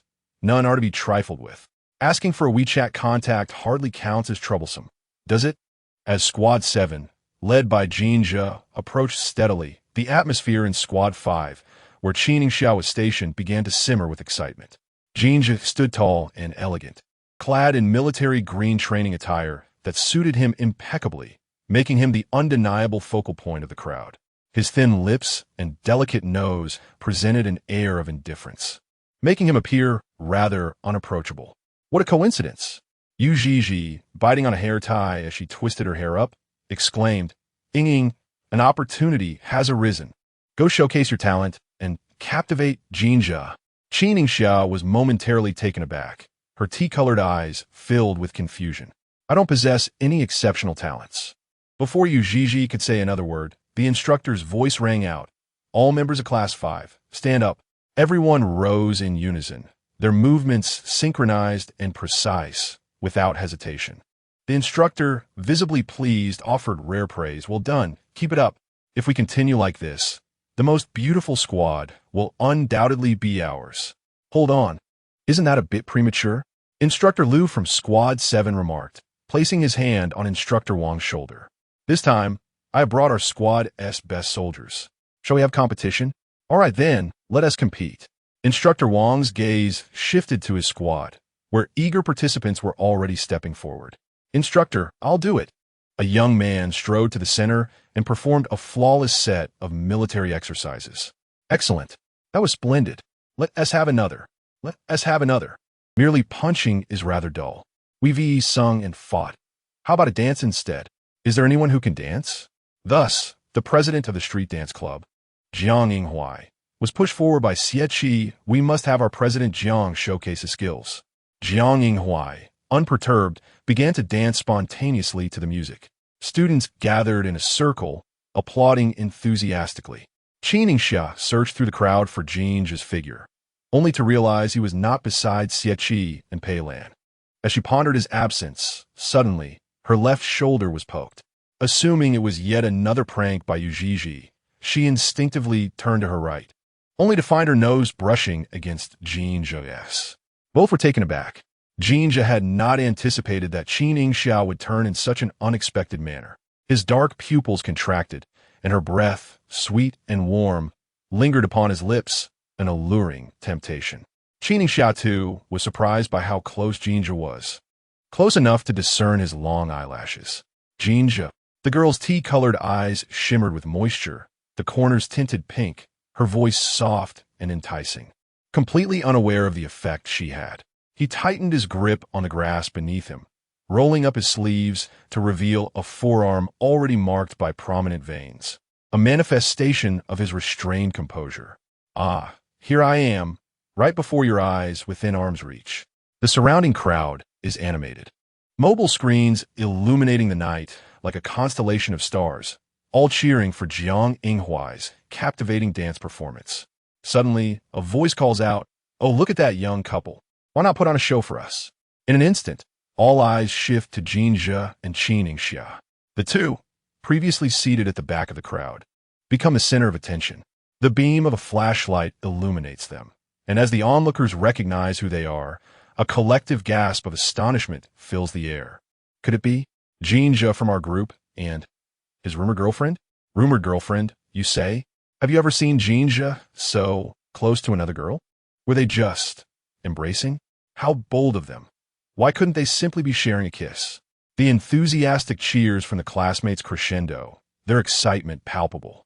Qin Yingxia quickly comprehends the direction of their speculation. Jin Zhe, we are not. But Jin Zhe gestures for silence, raising an eyebrow playfully. I never mind how others interpret our relationship. Unrequited love 32. Prefer the song or the guy? The cacophony of noise surrounded them. Yet in Qin Yingxia's small world, only Jin Zhe remained. He expressed his indifference. A blush crept across Qin Yingxia's face, her eyelashes fluttering gently as she was unexpectedly pulled up by Jin Zhe, who grasped her wrist. Let's have a duet, young couple. Xieki nishated awistod. Yu having somehow procured a microphone, excitedly proposed, how about we sing a little love song together? Qin Yingxia had a talent for singing during her live streams. She often indulged her fans by performing their requested songs. Jin Zhe smiled, tilting his head slightly. I have no objections. He glanced sideways, softly inquiring, what about you? Junior Qin? I have no objections either. Qin Yingxia replied, her smile illuminating her face, revealing her dimples. Jin Zhe, which song do you wish to sing? Without answering her, Jin Zhe's eyes sparkled with a captivating smile as he took the microphone from Yu whispering a heartfelt thank you meant only for her ears. Yu coughed lightly. No need to thank me. Caught off guard by Jin Zhe's perceptiveness, she had hoped to remain inconspicuous. As Jin Zhe grasped the microphone, the surrounding noise gradually subsided, and the students synchronously waved their lights, creating a vibrant atmosphere. I want to soar low with you, to gather oxygen everywhere with you. If the mist obscures your vision, why not plunge into my heart? Before the music commenced, Jin Zhe's magnetic voice resonated softly, singing a few lines. His gaze traversed the crowd, unwaveringly fixed on Qin Yingxia. At the opportune moment, Pei Lan activated the background music, and the scene erupted once more into fervor. What is Jin Zhe saying? Plunge into his heart. Oh my, I can't believe he is singing this song. Is this a confession? Surely it is. What are they even talking about? You all can speculate as you wish. I shall indulge in my own reverie. Qin Yingxia found herself entranced by his eyes, her admiration for him growing as he stood amidst a sea of affection, inviting her to fall with him. Silly Yingxia, go on. Yu head popped up beside her, shoving the microphone into her arms while giving her a gentle push. Hurry up. Don't wait any longer. Qin Yingxia approached Jin Zhe, standing at the center of the crowd, surrounded by brilliance that paled in comparison to his radiance. What are you pondering? It's your turn now. Qin Yingxia. Jin Zhe softly uttered her name, laced with tenderness, reminiscent of the way he had spoken at the recruitment meeting. This man was teasing her again. Yet, she found herself smitten. I wish to take you from chaos to tranquility, to guide you from cloudy skies to sunshine, to arrange your shirts and gather verses for you. Following the music, Qin Yingxia sang along, her voice sweet and melodious. Indeed, love songs are most enchanting when sung by couples. Pei Lan remarked lazily as he leaned on Xie shoulder. Xie retorted, what about those love songs I used to sing? That means you had no girlfriend. Jiang Yinghuai chimed in with a teasing tone. Xie remained speechless, pushing him away. Go away. Each of us in the dormitory is single, so let us not mock one another. In the past and in the future, Jiang Yinghuai pointed at the two who were singing in unison, teasingly remarked, perhaps not. Pei Lan Hai opened a bottle of cola, took a couple of swigs, and asked, so, is it true that whoever finds a partner has to treat? Upon hearing this, Xie and Jiang Yinghuai exchanged knowing glances, their eyes sparkling with mischief. Impressive. That's you. Quickly think of what to eat to treat Brother Zhe. Jin Zhe gazed at the girl before him, his eyes soft and warm, concealing a deep affection that Qin Yingxia remained oblivious to. I wish to venture into the forest and dive into the depths of the sea with you. I wish to witness the sunrise and sunset alongside you. I wish to traverse Greenwich and soar through time with you. I long to see you, to embrace you through churches and crowds. As the last note faded, the music gradually receded, replaced by the enthusiastic cheers of classmates. Qin Yingxia exhaled slowly, her palms slick with sweat. Jin Zhe, however, remained composed, casually glancing at the girl as flushed ears. Leaning closer, he revealed a peach-flavored ice cream cone, asking, "Would you like a try?" Qin Yingxia truly needed the ice cream to cool her face. "All right." She lifted her gaze, her eyes brimming with joy. "Jin Zhe, you sing beautifully. Do you like it?" Jin Zhe raised an eyebrow, licking his lips, a mischievous glint forming. "Do you like the song, or do you like me?" Yet, Qin Yingxia was unafraid of falling into his trap, smiling sweetly. "I like you." Jin Zhe, caught off guard, tilted his head and asked which one. She felt a wave of shyness and could not repeat it. "So lovely. Sing another. Sing another." As the instructors returned from the two formations, they exchanged glances and spoke in unison. "Your formation certainly knows how to entertain." Wait, are they really dating? They had assumed it was a specially prepared duet to lighten the mood. Students from other formations watched with envy. "Instructors, we also want to hear a love song." The instructor replied, "Do I look like a love song to you?"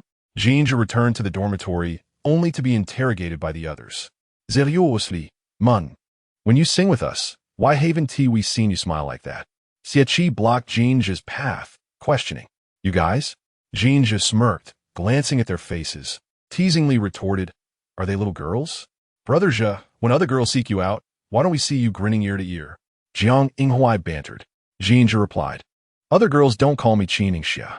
Pei Lanhai then asked, "Brother Zhe, have you smiled so much that your face hurts?" Jin Zhe calmly sipped his drink, his tone unhurried. "You all talk so much, it's just sour grapes." Xie and Jiang Yinghua were taken aback, pacing anxiously in place. Meanwhile, Pei Lanhai struck a chord, asking, "Brother Zhe, have you tasted the grapes to say that?" This time, it was Jin Zhe who faltered. Xie arrived with great enthusiasm, leaving Jiang Yinghua perplexed. "Zhege, did you not manage to pursue Junior Qin?" They pulled their chairs closer to Jin Zhe and urged him to share the tale of his rejection by Junior Qin. It was surprising to think that Jin Zhe could experience rejection from a girl.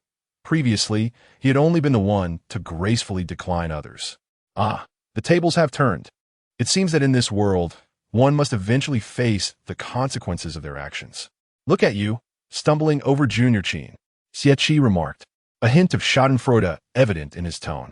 Jin Zhe, feeling disgruntled, pushed down Xie's head, muttering, "You talk too much." Pei Lanhai stretched his long legs and slid his chair closer, suggesting, "Come on, let's assist you with strategies." Jiang Yinghua chimed in, "Yes, Zhege. We shall deploy 3 advisors to analyze the situation." 3 advisors? Jin Zhe couldn't help but chuckle, leaning against the wardrobe in a languid manner.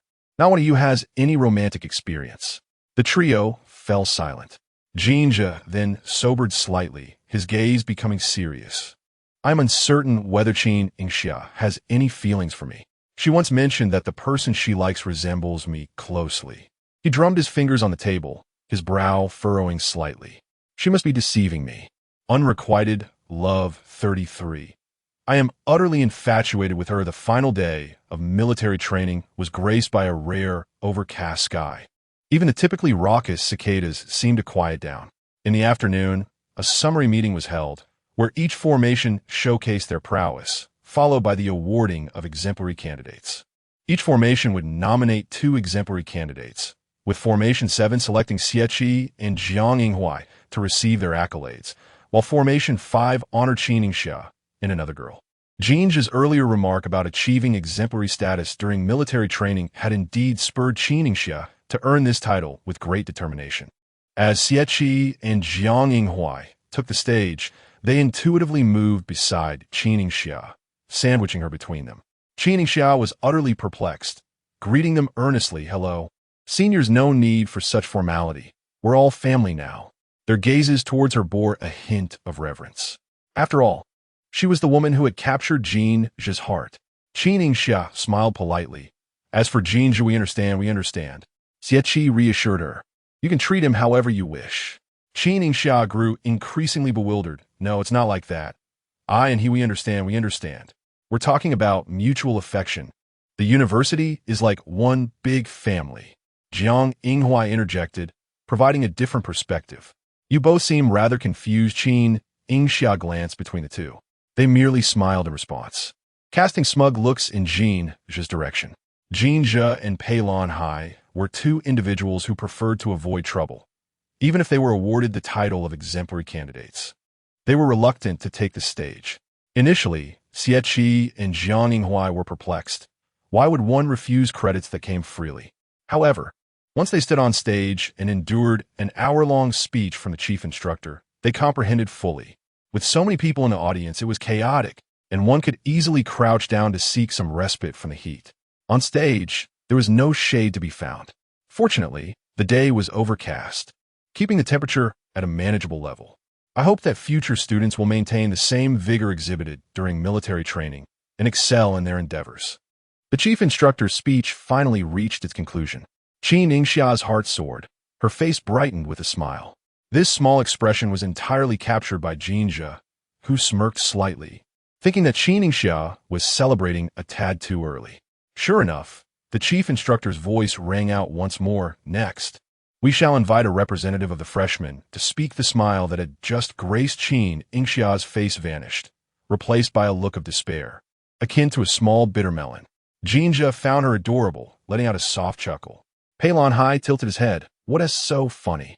Jin Zhe lifted his chin, his eyes shimmering with warmth. It's just that the girl I admire is irresistibly cute. I need not ask you further. Jin Zhe chuckled. Just wait. You want to escape? Either. Pei Lan Hai smirked. Wise men do not fall in love. Let those who wish to be wise, Jin Zhe countered. Go. You've gone daft. Jin Zhe shot him a glance. No, I am utterly infatuated with her. Just look at her standing there. She is like a little fairy, radiating an ethereal aura, making those two beside her appear as mere NPCs. Pei Lan. When Qin Yingxia returned to her team, she resembled a wilting cabbage, softly collapsing into Yu Zhi's embrace, her movements exaggerated as she murmured, Zhi, I. Yu Zhi played along, lowering her head to bring her ear closer. What is it? Don't scare me. Water. Please give me water. She weakly implored, extending her fingers in a gesture reminiscent of a dramatic plea. However, through the gaps of her outstretched fingers, she caught sight of Jin Zhe's face, wearing a playful smile. Qin Yingxia. She shut her eyes, suddenly wishing to vanish. Huh? Yu Zhi, puzzled, asked, what do you mean? Don't die on me. Jin Zhe's voice floated from behind. Qin Yingxia buried her face deeper into Yu Zhi's embrace, unwilling to raise her head. Yet her exposed ears had already turned a deep shade of crimson. How embarrassing. She felt like a gopher, internally screaming. Jin Zhe reached out, grasping the back of Qin Yingxia's collar, pulling her closer, acting adorably. Adorable? Qin Yingxia peered at him through her fingers. His expression was earnest, appearing far from feigned. Jin Zhe removed her hand and offered her a cold drink. How about this? I could perform for little Qin later? Sure. She readily agreed. He paused, genuinely surprised. You really want to see? Qin Yingxia bit her lip, fixated on him, remaining silent, seemingly accusing him of his fickleness. All right then. Jin Zhe raised an eyebrow, casually, lifting his hand to ruffle her hair. If little Qin wants to watch, I shall perform in any way you desire. The gentle ruffling nearly made Qin Yingxia lose her senses, controlling her for a full minute. Suddenly, she realized she had just been angry at Jin Zhe. What delighted her was that Jin Zhe was indulging her little tantrum. Could it be that Jin Zhe had a slight fondness for her? Lost in thought, she found her arms empty. The bottle of cold drink had returned to Jin Zhe's hands. He twisted open the cap and handed it back. Drink a few sips. You've been exposed to the sun for so long. While she sipped her water, Jin Zhe adjusted the model student sash draped over her. Beautiful. You're bringing glory to the media club. Qin Yingxia licked her red lips, her lovely eyes fluttering as she stepped closer. Are you saying the sash is beautiful, or am I beautiful? Jin Zhe paused, lifting his hand to cover his mouth as he chuckled softly, his heart racing. He admitted that he was quite taken by Qin Yingxia. You are the most beautiful, he declared. Her smile radiated joy, her features enchanting, akin to the brilliance of spring blossoms. The summation meeting finally concluded just in time for dinner, and the crowd gradually dispersed. Jin Zhe had remained with Qin Yingxia's group since she stepped down from the stage, not returning to his own. As the three approached through the throng, they saw Jin Zhe taking pictures of Qin Yingxia. As a social media influencer, she needed to maintain a certain frequency of updates. She typically published 3 pieces each week and conducted a live stream at the beginning of each month. Before arriving at the university, she had already completed her live streaming obligations for the month. Ever since entering college, her photographer had transitioned from a tripod to Ujiji. At this moment, Ujiji stood aside, observing that Jin Zhe's photographic skills had even surpassed her own, instantly realizing that her status as a photographer was in jeopardy. "Come over and see if you like it." Jin Zhe shook the camera in his hand. Qin Yingxia jogged over, leaning in to view herself in the camera, her eyes brimming with admiration for Jin Zhe's photography prowess. "Jin Zhe, have you ever studied photography?" she inquired. "No, I've just practiced a lot," Jin Zhe replied. She raised her gaze, hesitatingly asking, "Have you taken pictures for other girls?" Jin Zhe paused for a moment, chuckling lightly, "Yes, for my mom." Qin Yingxia let out a long sigh of relief inwardly. "Other than my mom, I haven't photographed any other girls," he added. The observing quartet exclaimed, "TSK, TSK, TSK." Jin Zhe's survival instincts are quite impressive, aren't they? "Apologies for interrupting you too, but might we consider the dinner arrangements?" "It's nearly mealtime, my dear," Xieqi said with a smile as he appeared before them. In the vibrant food street, the air was thick with tantalizing aromas that beckoned to the senses. "Come, come. Let's celebrate the conclusion of our grueling military training," Xieqi exclaimed as he popped open a can, the frothy liquid bursting forth with a spirited release. "Indeed, it's not just us who are elated. Even the beer bubbles with joy." Ujiji chimed in, her words eliciting a chuckle from Xieqi. "You certainly have a knack for uplifting the mood, little you. Isn't it delightful?" Ujiji stood up, playfully urging, "Keep an eye on the fire. I'll fetch us a couple of bottles of fruit wine." She returned from the cooler with 2 chilled bottles, one lychee and the other sweet peach flavored. Qin Yingxia felt the heat radiating from the charcoal, the crackling sounds of the grill providing a lively backdrop. Jin Zhe, engaged in conversation with Pei Lanhua and the others, noticed that Qin Yingxia was too close to the grill and instinctively guided her back. "Don't stand too close. The sparks might fly." Qin Yingxia bit her lip, nodding obediently. "All right." The enticing skewers sizzled in the flames, releasing a mouth-watering aroma. Ujiji handed her the sweet peach wine, stating, "This one has a low alcohol content and a lovely peach flavor." "Thank you, Ujiji," Qin Yingxia replied, to which Ujiji teased, "Why are you being so polite with me?" She settled down, taking a few sips of the chilled beverage, letting out a contented sigh. "Refreshing." Imitating her, Qin Yingxia tapped the bottle's neck against the table corner, easily popping the cap off. She smiled, pleasantly surprised by how effortless it was. "Isn't it fun? I used to bite them open directly, but that became impossible later on. My teeth just couldn't handle it," Ujiji remarked, sprinkling cumin over the skewers. Qin Yingxia laughed. "How old are you to already have dental issues?" Ujiji rubbed her face, recalling, "Back in senior year, I had a habit of sleeping with candy in my mouth, which led to toothaches. During that period, I discovered Lin Shun was two-timing, and my emotional turmoil made me crave sweets to lift my spirits. Gradually, I developed a psychological dependence on sugar.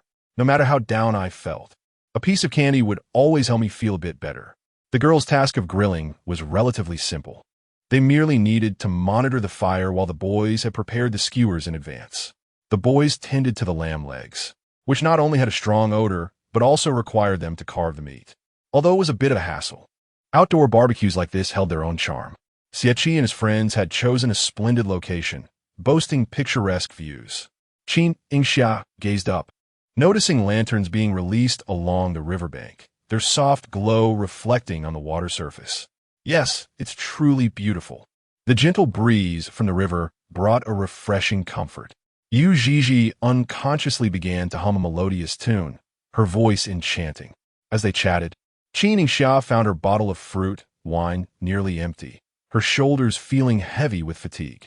Leaning back, she tilted her head, only to be supported by a strong hand. Jin Zhe, holding a plate of grilled vegetables in one hand, cradled her head with the other, inquiring, "Are you tired?" Feeling slightly tipsy, Qin Yingxia's once bright and clear eyes now shimmered with a dreamy quality. She smiled, asking, "Jin Zhe, may I touch your arm?" Jin Zhe glanced at the sleeping Yujiji beside them, and once assured of her slumber, he set down the plate, patiently engaging with Qin Yingxia. Qin Yingxia, what has suddenly prompted such behavior? He must understand the reason. He must grasp her most genuine thoughts. Does Qin Yingxia truly wish to touch him? Or is she merely seeking to reminisce about the boy she once adored through his visage? Throughout his life, Jin Zhe has navigated every situation with finesse. Yet when it comes to Qin Yingxia, he finds himself hesitating and indecisive. Thus, he has always approached her with caution, for he has never experienced such a sense of being controlled. His heartbeat, breath, and emotions shift in accordance with a girl's whims and sentiments. If that girl is Qin Yingxia, then even being controlled is a sweet surrender for Jin Zhe. Leaning closer, he placed his hands on either side of her chair and whispered softly, "Qin Yingxia, what is the name of the one you cherish?" The girl gazed into his profound eyes, a sudden smile breaking across her face as she beckoned him with her finger. Jin Zhe complied, bowing down to her ear. Qin Yingxia's breath was warm, imbued with a hint of peach fragrance, enveloping him without restraint. Her gaze fell upon the rosy tips of Jin Zhe's ears, recalling how he often teased her for her propensity to blush. Rarely did Jin Zhe's ears turn crimson, and without hesitation, Qin Yingxia licked her lips and playfully bit his ear. A jolt of electricity coursed through him, leaving him tingling all over, yet he did not retreat. Instead, he turned his head to look at her, his eyes unabashedly fixated on her lips. Having had a sip of wine, her lips appeared more vibrant than usual, glistening and alluring. Jin Zhe, with a hint of exasperation and amusement in his voice, teased, "So, where should I bite?" "On the ear." Qin Yingxia laughed brightly, unafraid. He lowered his voice, laced with temptation. "My lips are quite soft. Why not take a bite?" Qin Yingxia shrank back slightly, covering her mouth with a giggle. "I dare not." "Coward," Jin Zhe smirked, continuing to entice her. "You haven't told me yet. What is the name of the one you like?" She shook her head. "I cannot say." "You don't wish to share it with me?" Qin Yingxia tugged at Jin Zhe's collar, pulling him closer, and whispered in his ear, "Because I have realized, the one I like seems to like me just a little. I'm afraid that if I say it, we won't even be able to remain friends." Jin Zhe's gaze darkened slightly. "You like him so much just for that little bit of affection?" He grasped Qin Yingxia's chin with his hand, ensuring her eyes remained fixed on him. "Qin Yingxia, look closely at what is before you." "I refuse." In matters of her affection for Jin Zhe, she was resolute. "I've liked him for so long. Why should I look elsewhere?" "I refuse." Her head spun, completely oblivious to Jin Zhe's intentions. Believing that he was subtly rejecting her, her spirits plummeted to despair. "I misspoke. He doesn't like me." "Not at all." Jin Zhe's deep, dark eyes flashed with irritation, predominantly tinged with jealousy. "He is so easily swayed. What a scoundrel. And yet you still harbor feelings for him." He was cut off as Qin Yingxia covered his mouth. With tear-brimmed eyes, she implored, "Don't speak ill of him." "All right," Jin Zhe conceded, holding her hand. "You defend him, yet you oppose me." Qin Yingxia felt a wave of grievance, on the verge of tears. Disrespecting the senior, Jin Zhe gently squeezed her palm and inquired, "I suddenly feel like crying. May I?" She blinked her eyes and replied, "Please do not cry." Jin Zhe chuckled. "Have you ever drunk before?" "Very seldom," she admitted. He cast a glance at the empty bottle of alcohol and asked, "Will you forget what transpired tonight by tomorrow?" Qin Yingxia shook her head, then nodded, appearing quite obedient and seemingly easy to tease. "Wait until tomorrow, and then you may inquire again." Jin Zhe laughed softly. "All right." He covered her eyes, feeling her delicate lashes brush against his palm, sending a ticklish sensation through him. The night breeze swept by, stirring the most fervent heartbeat. Jin Zhe's breath was fervent as his soft lips pressed a kiss upon her forehead. "Then I shall take a gamble. I wager that you will remember this moment. If you awaken tomorrow and recollect, feel free to confront me. Qin Yingxia." I will be waiting for you, dear Junior.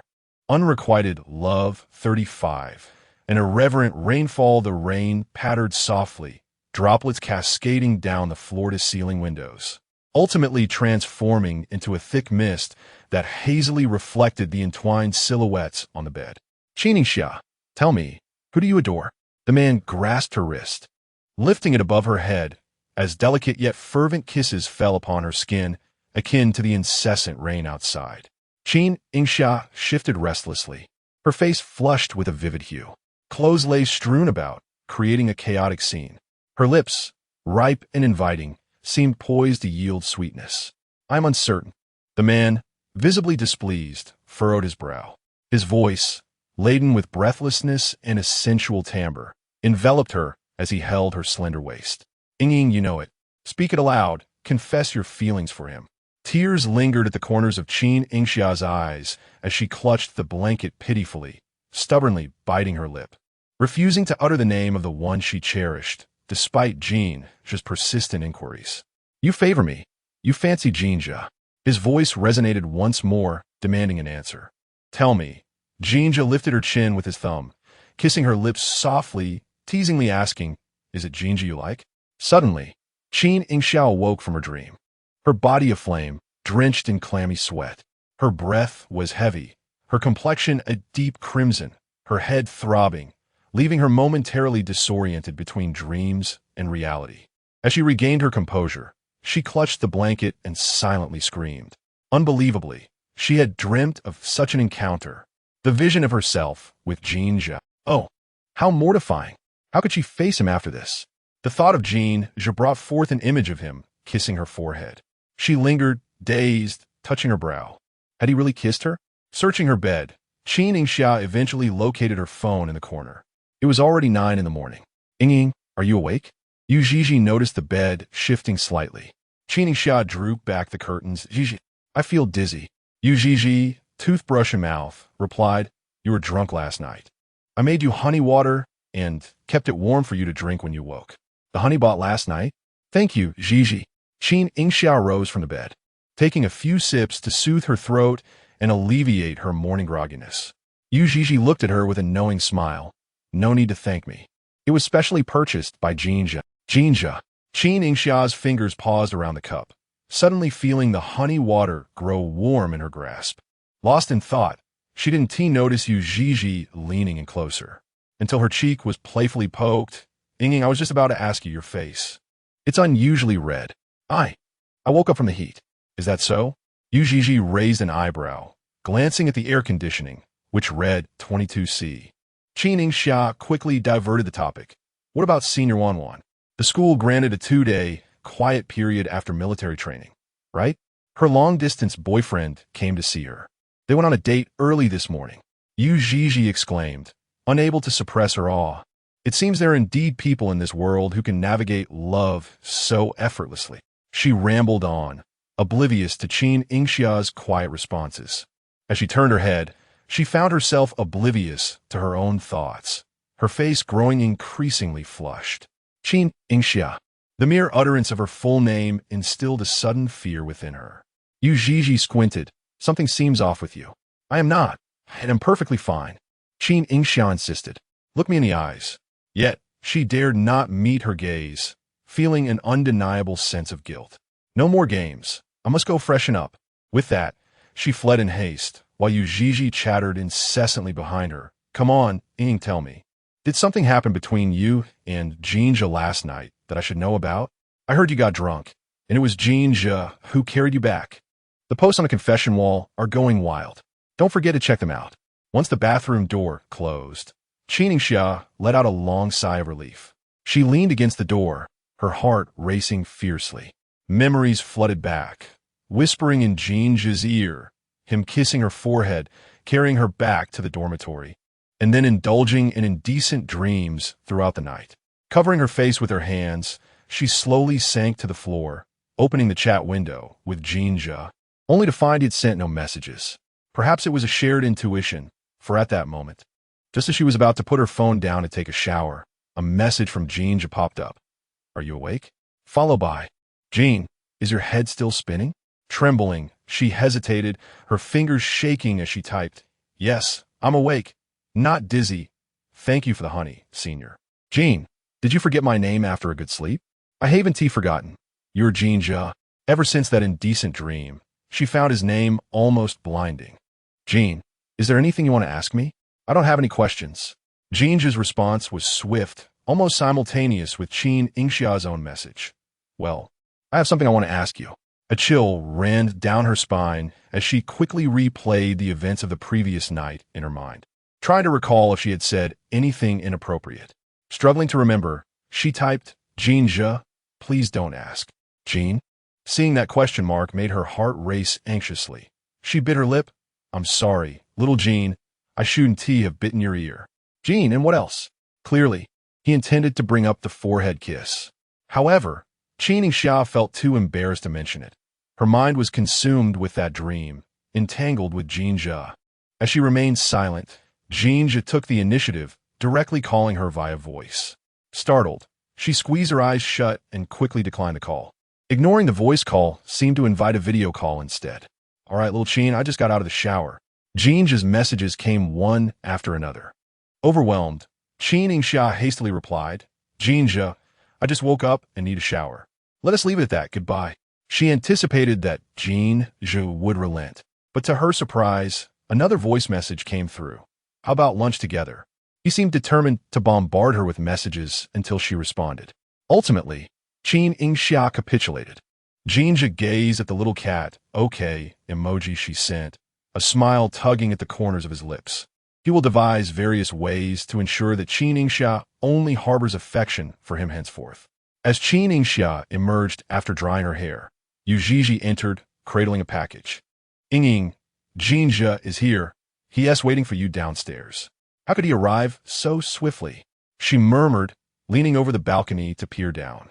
Jin Zhe stood beneath the camphor tree, clad in a blue shirt paired with black trousers, his feet adorned with pristine white shoes, exuding an air of both nobility and warmth. Aside from Qin Yingxia, several other girls had gathered on the balcony, some brandishing cameras, eagerly capturing Jin Zhe below. Men of Jin Zhe's caliber can only be admired from afar. I look forward to the day he is playfully teased. "You do have a rather risky way of speaking. Is there a tutorial on becoming Jin Zhe's girlfriend? You might want to inquire with Qin Yingxia in room 420. Indeed, who at the Imperial University doesn't know that Qin Yingxia is Jin Zhe's girlfriend? Last night, the post on a confession wall went viral. I even captured a photo of Jin Zhe carrying Qin Yingxia back to her dorm. Qin Yingxia's face flushed crimson as she quietly retreated to her room. She began sifting through her wardrobe, her gaze settling on a skirt of the same hue as Jin Zhe's blue shirt. Unrequited love 36, because I like you. Qin Yingxia, after changing into her outfit, stood before the full-length mirror, admiring her reflection. The color of her dress reminded her of the shirt worn by Jin Zhe, and her heart swelled with sweetness. The girl mulled over her thoughts repeatedly, ultimately deciding to subtly indulge her own little whims. If Jin Zhe were to inquire, she would simply exclaim, "What a coincidence, we're color-coordinated." Moreover, Jin Zhe had kissed her forehead the previous night. Surely that signified affection, even if just a smidge. Yet the phrase Jin Zhe had uttered, "look forward," lingered in her mind, leaving her somewhat perplexed. In her secret admiration for Jin Zhe, she always tread carefully, fearful of his awareness, yet equally anxious of his oblivion. It was akin to savoring a sour candy. She recognized the potential for bitterness, but still yearned for the sweetness that followed. As the weather outside grew warm, Qin Yingxia worried that Jin Zhe might suffer from the heat if he waited too long, prompting her to hastily apply some lip gloss. Yu Zhizhi, noticing her flurry of activity, looked up from her game and reminded her, "Don't forget the sunshade." In response, the only sound that met her ears was the click of the closing door. How swiftly she departed. Was she truly concerned for Jin Zhe's prolonged exposure to the sun? Yu Zhizhi sighed, her attention quickly diverted back to the game. "Xieqi, someone just entered your house." Xieqi replied, "Understood. Watch me eliminate them." Jin Zhe. Qin Yingxia jogged towards him, her long hair dancing in the breeze, her eyes sparkling with joy, illuminating her entire being. "Yes, I'm here," Jin Zhe chuckled softly. Slow down a bit. His gaze lingered on her short skirt for a few moments, and his smile widened. What's this about, little Qin? Qin Yingxia lifted her chin, boldly declaring, what a coincidence, we're wearing the same outfit. Jin Zhe raised an eyebrow, a splendid coincidence. He then leaned closer, his eyes fixed on her softly blushing earlobe. It looks like couple's attire. Qin Yingxia lowered her gaze, shyly inquiring, so, is it nice? It's lovely, he affirmed, opening the sunshade to shield her. Didn't I say, Qin Yingxia is the most beautiful? As they walked side by side, she gazed at his handsome profile, musing, the girls who pursued you in the past were all quite beautiful. That doesn't necessarily mean I'm drawn to beauty, Jin Zhe replied, not denying their allure. His upbringing instilled in him an appreciation for the beauty of girls. He glanced at the girl beside him, his expression tender. What does that saying go? Among the vast waters, I only seek a single cup. I feel honored to be admired by them, yet I cannot casually accept their affections. This is not only a matter of respect for them, but also a responsibility towards my future girlfriend. They say I'm hard to pursue, but it's merely that I haven't been moved. He chuckled at his own words. I might be a bit love-struck. After he spoke, he laughed again. Qin Yingxia. To be honest, I believe I'm rather easy to pursue. As Qin Yingxia met his dark gaze, her heart raced. Was he hinting at something? And what about you? Is little Qin hard to pursue? Jin Zhe tossed the question back to her. Qin Yingxia smiled sweetly, both adorable and charming, making her quite a challenge to pursue. The reason being you've already developed feeling for someone else, which renders you elusive to others, doesn't it? Jin Zhe pressed his lips together, feigning indifference, yet internally, a tempest raged within him. She remained silent, her heart fluttering in anxiety. Jin Zhe persisted in this line of questioning, each time making Qin Yingxia feel akin to a cat whose tail had been stepped on. To shield themselves from the oppressive sun, Jin Zhe chose the lakeside path for their stroll, where the crowds thinned and shade prevailed.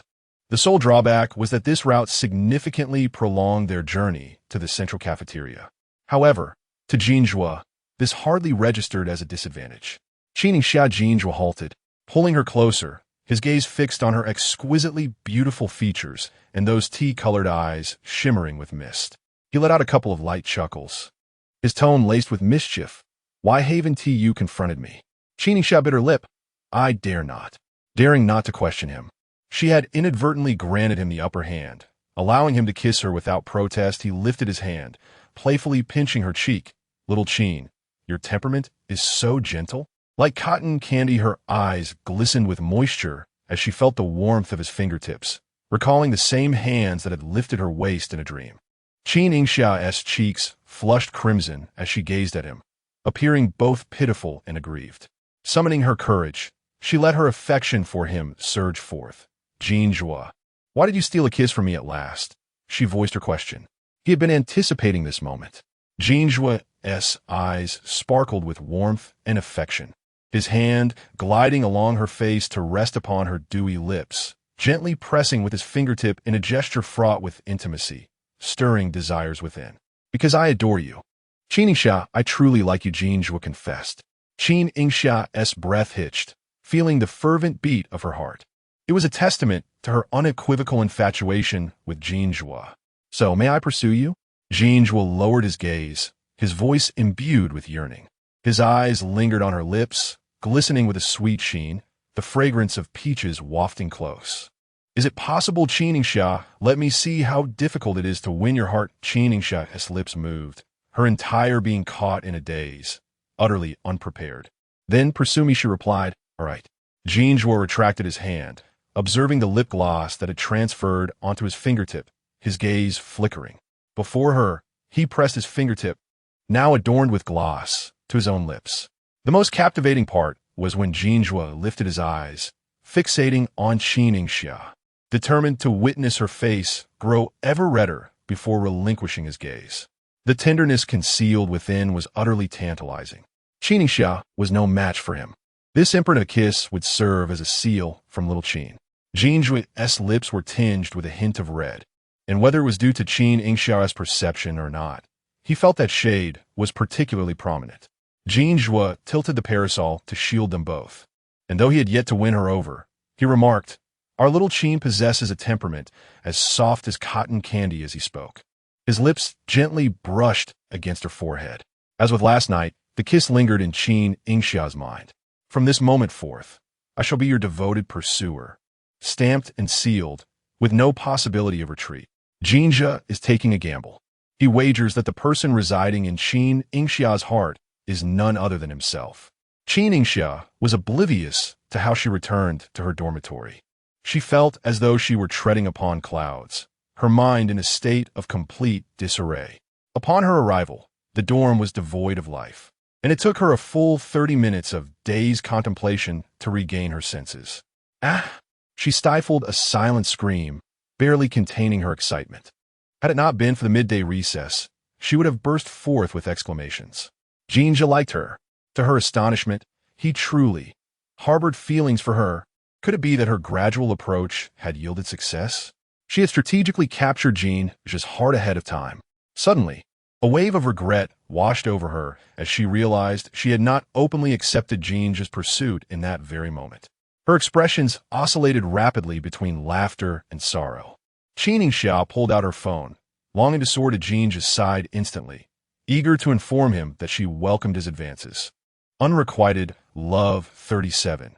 Lullaby. After the lights in the girls' dormitory were extinguished, conversations often meandered into the realm of romantic matters. Despite starting with seemingly trivial topics, like the pleasant weather, the topic inevitably drifted to personal relationships, with declarations such as, "I will never marry." Qin Yingxia's dormitory was no exception. Particularly after Su Sivan returned from a date, she was drawn into discussions about Qin Yingxia and Jin Zhao's relationship. Thus, the discourse among the three young women seamlessly transitioned to their romantic lives. "Darling, I advise you not to accept Jin Zhao's advances too hastily." Yu Zhizhi, sitting cross-legged and turning on her bedside lamp, spoke earnestly. Su Sivan, having hung up her clothes and settled into bed, chuckled lightly. "Indeed, little Xia has harbored a crush on him for 7 years. What harm is there in allowing him to pursue her for a few more months?" She was still reeling from the revelation of Qin Yingxia's 7-year-long infatuation with Jin Zhao. When she first arrived at school, there were no signs of it at all. Propped on the edge of her bed, dressed in a soft, white nightgown, Qin Yingxia gazed at them with innocent longing.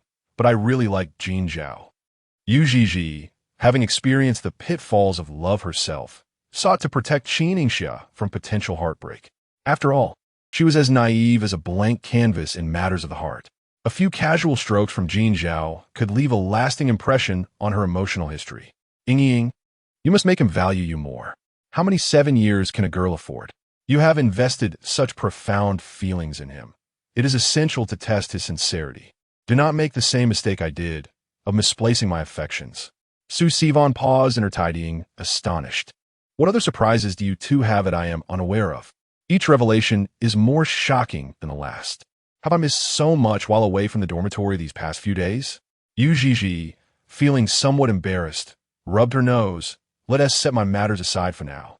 What is important is Ying and Jin Zhao. All right, choose a time to share with me." Su Sivan finally lay down, continuing, "Let us talk about Xia first. I believe Zhizhi's words hold merit. A girl's genuine feelings are rare treasures. If he lacks even a few months of patience, how can he truly deserve the affection you've harbored for 7 years?" Cuddling a pillow close to her chest, Qin Yingxia asked, "How long did your boyfriend pursue you, on one?" Su Sivan chuckled. "What pursuit? He is rather reserved, wholly devoted to his studies. I was the one chasing after him." "Wow, your story is more thrilling than ours," Yu Zhizhi exclaimed, reflecting on their time together since the semester began. It struck them that this was the first instance of such an intimate late-night conversation. "Didn't he expect that, did you?" Su Sivan smiled. In the eyes of Qin Yingxia and Yu Zhizhi, she was the gentle, caring older sister, adept at nurturing others. Little did they know, she had her own romantic pursuits. "He's quite a challenge to win over. I pursued him for over a year." "That long?" Qin Yingxia murmured, feeling a sense of gloom settle in. Would she have to wait an eternity to accept Jin Zhao's feelings? What if he no longer liked her a year from now? This was her greatest fear. Yu Zhizhi remained silent. "That won't happen." Su Sivan closed her eyes to gather her thoughts, soothing Qin Yingxia. Xia, both Zhe and I are merely offering you some perspective. Jin Zhe captivated your entire adolescence. You understand him better than we do, don't you?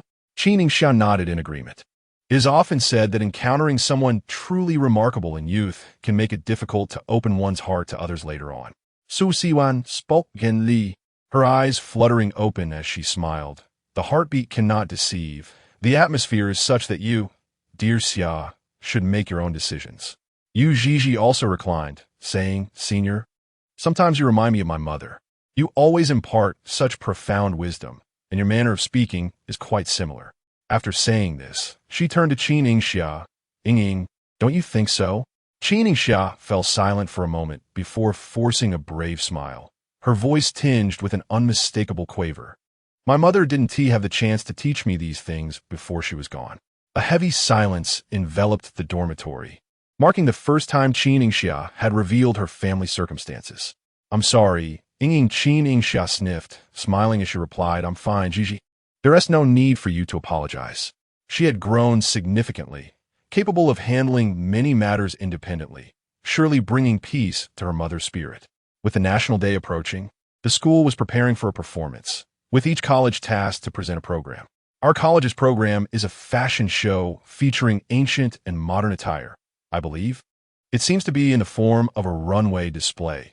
Su Sivan diverted the conversation from the somber topic. Yu Zhizhi added, yes. Both Ying and I have been selected to be models. We need to practice with the student council early tomorrow morning. Qin Yingxia pulled the covers over her. Say, then we ought to retire for the night. After exchanging goodnights, the clock struck midnight. Qin Yingxia tossed and turned, unable to find slumber. Her nose felt tingly, and her heart was heavy. She illuminated her phone, noticing it was nearly 1 o'clock. She longed for Jin Zhe, yearned to see him. The girl opened the chat with Jin Zhe, sending a tentative message. Is Xiao Jin there? To her surprise, he responded promptly at 1 in the morning. I'm here. This made Qin Yingxia feel even more inclined to cry. She shut her phone, tears welling in her eyes. Jin, can't sleep? Jin, would you like to hear a story? A voice call from Jin Zhe came through. Qin Yingxia slipped on her headphones, and his deep, sultry voice quickly enveloped her, providing a profound sense of comfort. Little Qin, are you ready for a story? Despite the hour, the rest of the dormitory was still awake, with a background filled with the sounds of keyboard clacking and the occasional professional jargon surfacing. It appeared they were engrossed in discussions pertaining to legal studies, which Qin Yingxia found perplexing. She typed, inquiring, Are you busy with your coursework? Jin Zhe replied, Not really. I'm rather free. He glanced at Xie and Jiang Yinghui, who were pulling all-nighters on case analyses, their expressions bewildered. Jin Zhe shot them a glance, prompting them to fall silent. You Xia. So, Xiao Jin, what story do you wish to tell? He chuckled lightly and replied lazily, I'm not very hungry tonight. On my way back to the dorm, I picked up a meat sandwich as dinner and even asked the vendor to add extra chili. But then that rascal Pei Lanheng knocked it out of my hands. You Xia, huh? Have you had dinner yet? Are you hungry, Jin Zhe? Qin Yingxia indeed possessed a personality as sweet and soft as cotton candy. I'm not hungry, I replied, even though Pei Lang had knocked my bun away, but I felt no anger whatsoever. Jin Zhe rubbed his brow, for this was the legendary, spicy bun that adored mud. I like you so much, Qin Yingxia. You, she stammered, her heart racing beyond control, making sleep impossible. Can't you tell? Confession. Jin Zhe reclined in his chair, twirling a fountain pen between his fingers, his spirits lifted. He listened to the sound of Qin Yingxia sniffling, his brow furrowing slightly, his voice softening. Have you been crying? Qin Yingxia's breath hitched, her eyes glistening with unshed tears. I haven't been crying. Why have you learned to lie, little Qin? He teased gently. Are you rehearsing for the student council tomorrow morning? I will come to take you for breakfast. Unrequited love 38. Love me a little more the following day dawned bright and clear. By 8 in the morning, the temperature began to rise. The National Day performance was scheduled for 3 days hence, followed by a 7-day holiday. Jin Zhe was already waiting for Qin Yingxia beneath her dormitory, eager to accompany her to the cafeteria for breakfast. Qin Yingxia had not cultivated the habit of having breakfast on time, but having promised Jin Zhe she would rise early, She forced herself to awaken half an hour ahead of her usual time. Qin Yingxia? Qin Yingxia Jin Zhe was sat across from her, resting his forehead on his hand, curiously observing her as she mechanically chewed on a bun with her eyes closed. After calling her several times with no response, he playfully exclaimed, "Little Qin, are you there?" "Here." Qin Yingxia finally opened her eyes, pulling herself back to reality. What is the matter? Beneath her eyes lay faint shadows, evidence of her fatigue. She wondered if she had fallen asleep after hanging up the phone the previous night. "We're not rehearsing today." Jin Zhe moved closer and sat beside her. "Why not?" "You didn't tease sleep well last night," he remarked, pulling a hair tie from his pocket and examining her long hair with a serious expression. "Shall I tie it up for you? Otherwise, it keeps falling down and tickling your face while you eat." "Where did you get that hair tie, Comrade Jin?" Qin Yingxia inquired, unable to suppress a laugh at the simple black band. Jin Zhe raised an eyebrow, indicating he had taken it from the service desk at the CF. "This place is quite thoughtful." Qin Yingxia glanced over and indeed spotted a small box of hair ties by the register. Turning back, her cheeks flushed a subtle shade of pink. She softly asked, "Jin Zhe, can you tie hair?" "Ah," Jin Zhe grinned, "since you're asking. I suppose I must learn." He playfully hooked his long legs around the leg of her chair, drawing her closer. "Come a little nearer, so I can learn from you." Instinctively, Qin Yingxia grasped his arm, holding her breath, only to realize the proximity was too intimate, and she instinctively leaned back slightly. "Are you avoiding me?" he asked with a teasing smile. Feigning sadness, Jin Zhe lamented. "Little Qin, doesn't he want to teach me?" He continued in a pitiful tone. "That's all right. I can always learn from tutorials." Qin Yingxia stifled a laugh.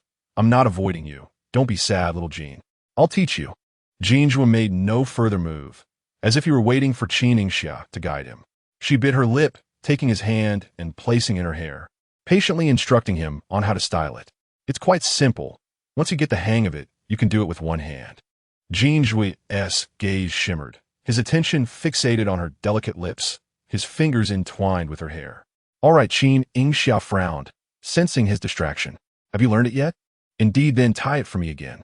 She undid the hairdo she had just completed. Jin Zhe rubbed his forehead. "I missed that.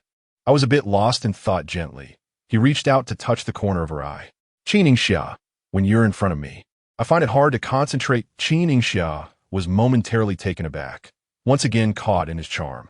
"Are you still feeling sad?" Jin Zhe inquired.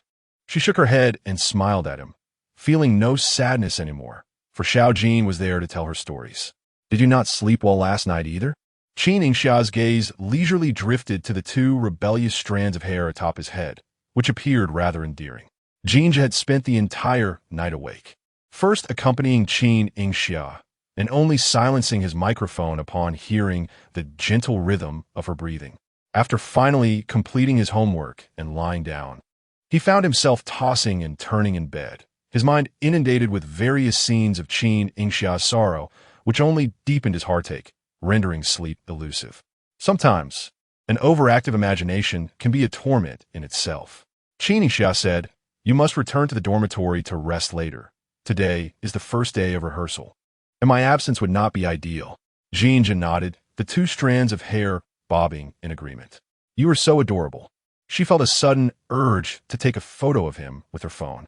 "Look at your little silly hair. It looks so foolish." Jin Zhe frowned, clearly displeased with his appearance. Qin Yingxia chuckled. "How cute." "Goo," he retorted, lifting his chin with a playful smile. Then, "Little Qin Jr. should love me a bit more." Qin Yingxia blinked, her cheeks flushing as she shyly averted her gaze from his intense stare.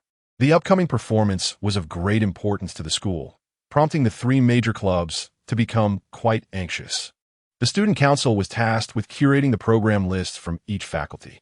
The media club was actively promoting the event across various platforms, while the equipment for live broadcasting was already set up and the hosting team from the broadcasting club was in place. This time, it was the club president, Pei Lon Hai, who would personally take the stage as host. With his silver hair and impeccably tailored black suit, he exuded an air of dignified restraint mixed with a hint of rebellious charm. As he delivered the opening remarks, the audience erupted in cheers that seemed poised to lift the roof of the gymnasium. "Wow!" Yu Zhizhi peeked through the backstage curtain, impressed by Pei Lon Hai's presence. She lifted Qin Yingxia's camera and captured several shots of him hosting. Isn't he handsome? Yu Zhizhi nodded enthusiastically. Such a handsome young man with fair skin. By the time she realized it, Xieqi's face was mere inches from hers. His handsomeness is not yours to claim, Yu Zhizhi retorted, rolling her eyes in response. It certainly can't belong to you. Xieqi fell silent, and Yu Zhizhi felt a surge of satisfaction, just as she prepared to turn and leave. Her skirt caught her foot. Be careful. Xieqi reached out, but she steadied herself before his hand could reach her. Yu Zhizhi glanced back at his hand suspended in midair, then dismissed him with a nonchalant look. Don't worry, I've got this.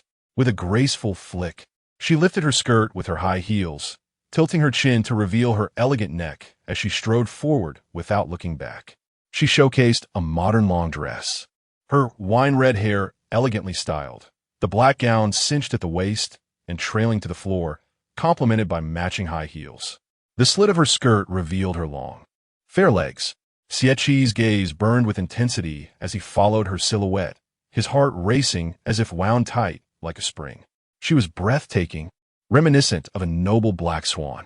Regrettably, the black swan shows little inclination to engage with him. The elegance of ancient and contemporary attire unfolds. As the models glide gracefully, each step a harmonious collision of fashion and time, a captivating spectacle not to be missed. Accompanied by Pei Lanhua's transitional commentary, the students of the School of Communication prepared to take the stage. As the program celebrates the beauty of traditional and modern garments, the models are arranged in two lines, one showcasing ancient attire and the other modern fashion. In pairs, they present a visual feast for the audience. Qin Yingxia, adorned in a snow-white pearl brocade robe, her visage enhanced by a Song Dynasty-inspired pearl makeup, moves gracefully under the lights, exuding an aura of nobility and elegance. She appears alongside Yu Zhizhi, eliciting enthusiastic cheers from the crowd. Ah, the beauty of beauties! Qin Yingxia, a celestial being descended to earth. Yu Zhizhi, the Empress of Smoke. Why can't one possess 4 pairs of eyes? I cannot decide where to gaze. How can someone be so breathtaking? The audience's fervor ignites, and the official live stream of the Imperial University Media Association is inundated with a surge of fans for Xia, fervently swiping and commenting. Within mere minutes, the viewer count skyrockets to over 100,000. The publicity staff, monitoring the rapidly increasing numbers, can no longer maintain their composure. Just then, Jin Zhe, who had just returned from a phone call with the dean, glanced up to behold the radiant beauty on stage. Unrequited Love 39. Xiao Jin must listen the beauty of the lotus pales in comparison to a lovely woman's adornment. The fragrance of jewels wafts through the water pavilion as the breeze stirs. To this day, Jin Zhe feels profoundly moved. On stage, Qin Yingxia glides gracefully, her every frown and smile imbued with vitality, as if she has stepped out from the brush of a master painter, a beauty capable of captivating nations. Her allure is simply beyond description. Jin Zhe gazes intently, a gentle breeze stirring within him, leaving behind a lingering tingle. Yi, is there still time for daydreaming? Jiang Yinghuai jogs over to his side, following his gaze to the stage where Qin Yingxia and her peers perform, and suddenly comprehends. Ah, he is utterly enchanted. What's the matter? Jin Zhe inquires, though his eyes remain glued to Qin Yingxia. Jiang Yinghuai facepalms, urging, Zhige, please stop staring and hurry back to the media room to check the live stream. Jin Zhe furrows his brow and turns towards the backstage. Upon his arrival, the media team can no longer sit still. Zhige, our live stream has exploded. The numbers are soaring. Indeed, all the viewers are fans of Xia. Followers of Qin Yingxia's personal account, this surge of popularity is astonishing. When have we ever had such a high profile? Look at the gifts pouring, and I've never seen such a plethora of spectacular gifts in my life. Qin Yingxia is truly on fire, and this wave of popularity has brushed off on us, as well. Jin just scrutinizes the rapidly scrolling comments in the live stream, all praising the good girl and showering affection upon wife. TSK. He hasn't even called her that yet, despite the bitterness in his heart. He maintains an air of composure. We must express our gratitude to Xia's fans for this influx of traffic indeed. We should thank Qin Yingxia for elevating our status as well. Ha ha ha, unbeknownst to Qin Yingxia, her own popularity has ignited the media room's livestream.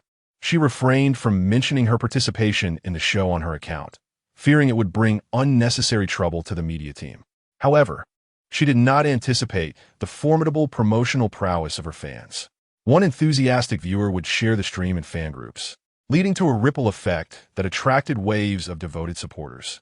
As the program concluded, Qin Yingxia descended the stage, her robe in hand, only to be met by classmates eager to discuss the phenomenon. Many even clamored for a photograph with her.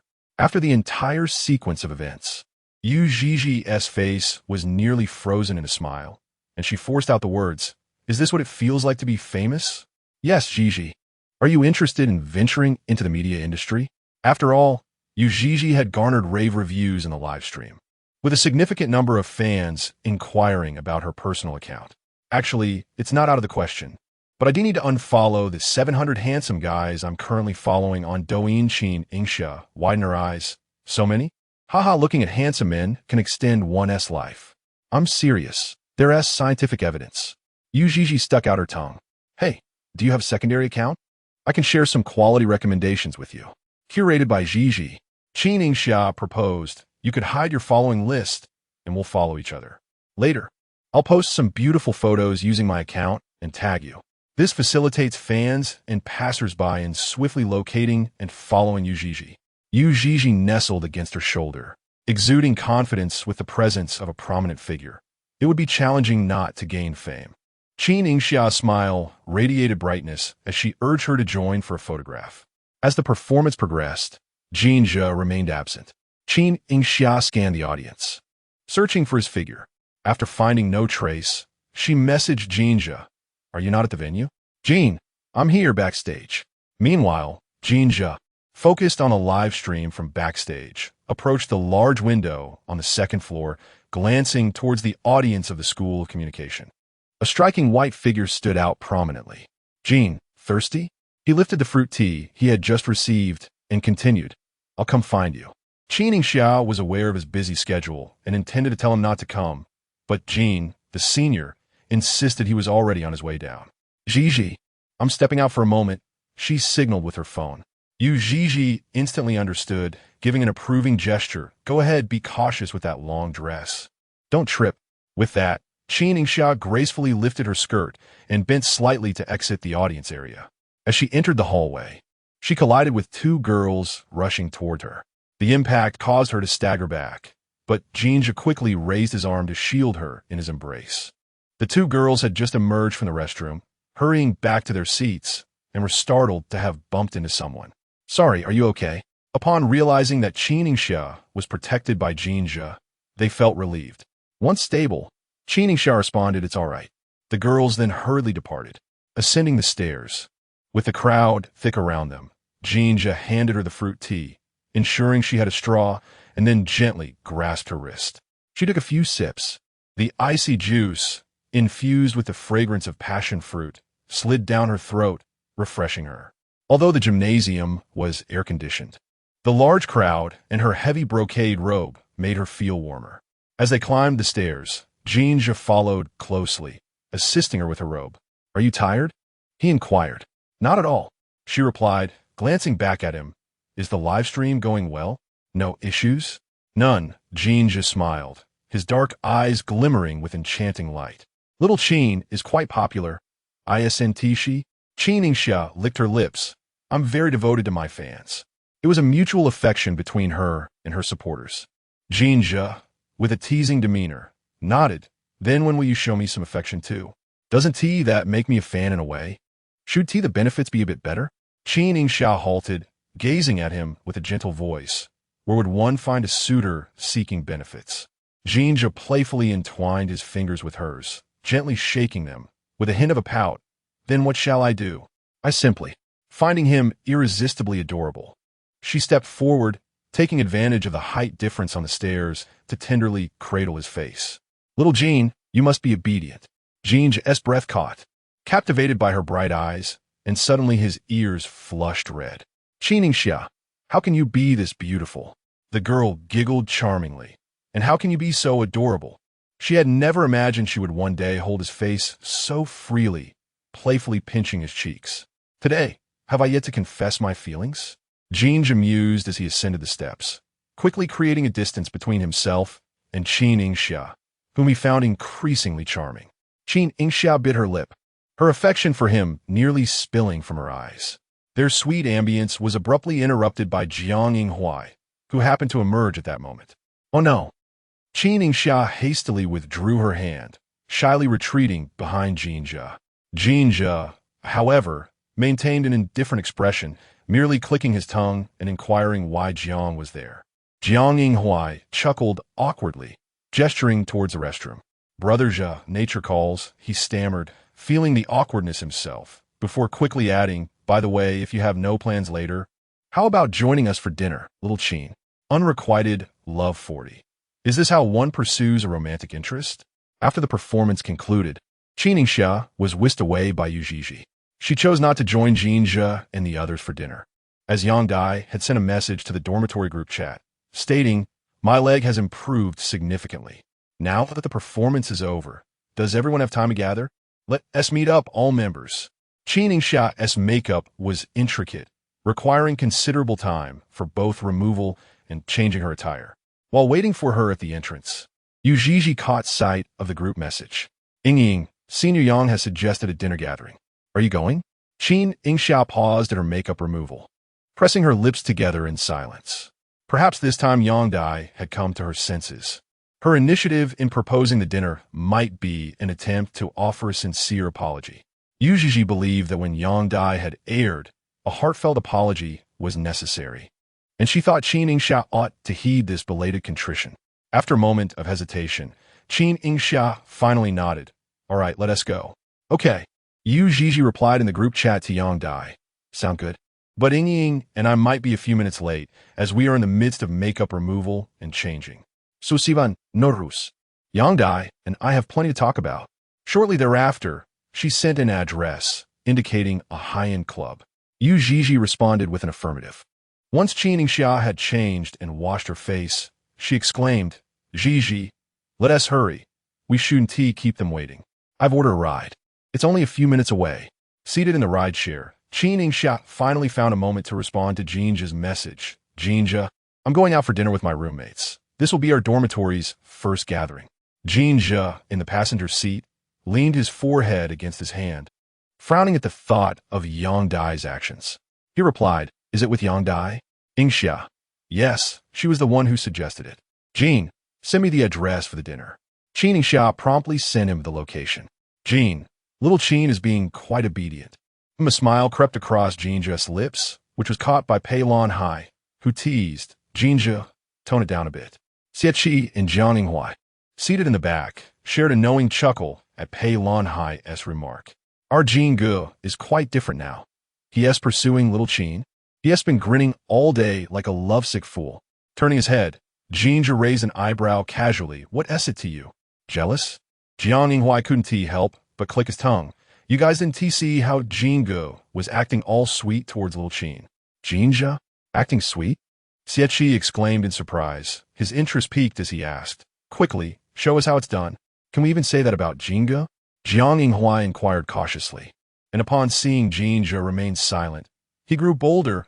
Come on, let me demonstrate. With that, he entwined his fingers with Xie's, gazing deeply into his eyes. I really adore little Qin today. Ugh, my skin is crawling. Xie could hardly accept the stark contrast of Jin Zhe's demeanor. Could this truly be something he would do? Get lost. Jin Zhe laughed and scolded. I'm not that disgusting. And you are. You are unaware of how clingy you are towards Junior Qin. Pei Lan Hua glanced at the rearview mirror and then silently diverted his gaze, casting a sidelong look at Jin Zhe. How can you pursue a young lady in such a manner? It's simply unsightly. Jin Zhe nonchalantly popped a mint into his mouth and replied, Kind words foster friendships, while harsh words wound the heart. Pei Lan Hua. As the night deepened, the neon lights on the streets illuminated, merging into a flowing river of color. The ride-hailing car halted at the address provided by Su Sivan, and Qin Yingxia and Yu Zhizhi alighted. The venue was named Qingmu. The fountain at the entrance danced to the rhythm of the music, while a well-dressed hostess stood at the door. As soon as they entered, a server guided them. Is this the place chosen by Senior Yang? Yu Zhizhi pondered. Qin Yingxia shared the same curiosity. From Yang Dai's usual spending habits, it was evident that she was not one to frequent such upscale establishments. Excuse me, may I ask if the girl who reserved the private room is named Yang Dai? Qin Yingxia politely inquired of the nearby server. The server replied, yes. Miss Yang and Miss Su are waiting for you in the private room. Upon hearing that Su Sivan was also present, they felt slightly reassured. Please, ladies, this way. Yang Dai and Su Sivan turned to see the commotion as the two entered. Su Sivan handed them the menu, saying, you finally made it. We just ordered some dishes. Do you want to add anything? Senior Yang, it's been a while. The two greeted Yang Dai. It had been nearly half a month since they last parted at the hospital. Yang Dai could now walk with the aid of cane. Her hair had been cut shorter, and her complexion appeared much rosier than before. Come, sit down and let's talk. I've been wanting to gather for a meal, but it never happened because of me. Yang Dai smiled, bravely acknowledging her shortcomings. I was insecure and overly sensitive. Qin Yingxia and Yu Zhizhi were taken aback, not expecting Yang Dai to share such sentiments right away.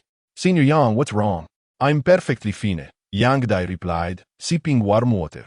During my hospitalization, my parents arranged for me to see a psychologist. In the past, I always felt out of place among those around me, no matter where I went.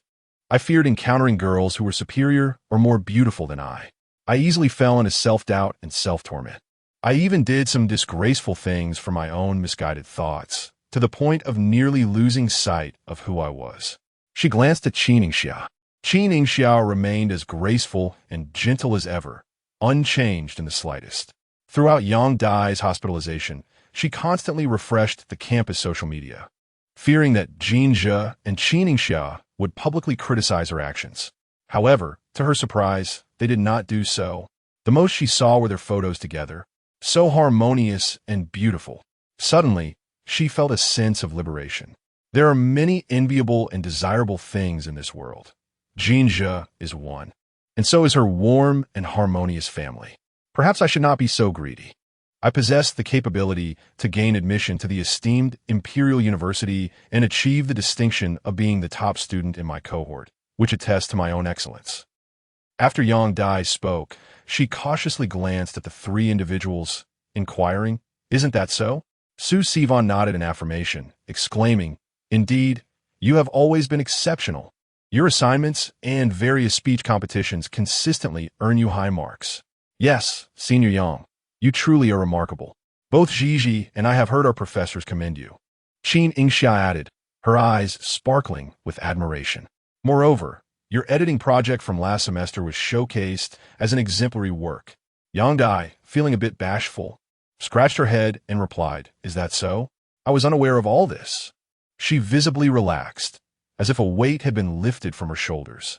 These thoughts had long been bottled up inside, making life feel burdensome, and now they had finally been expressed.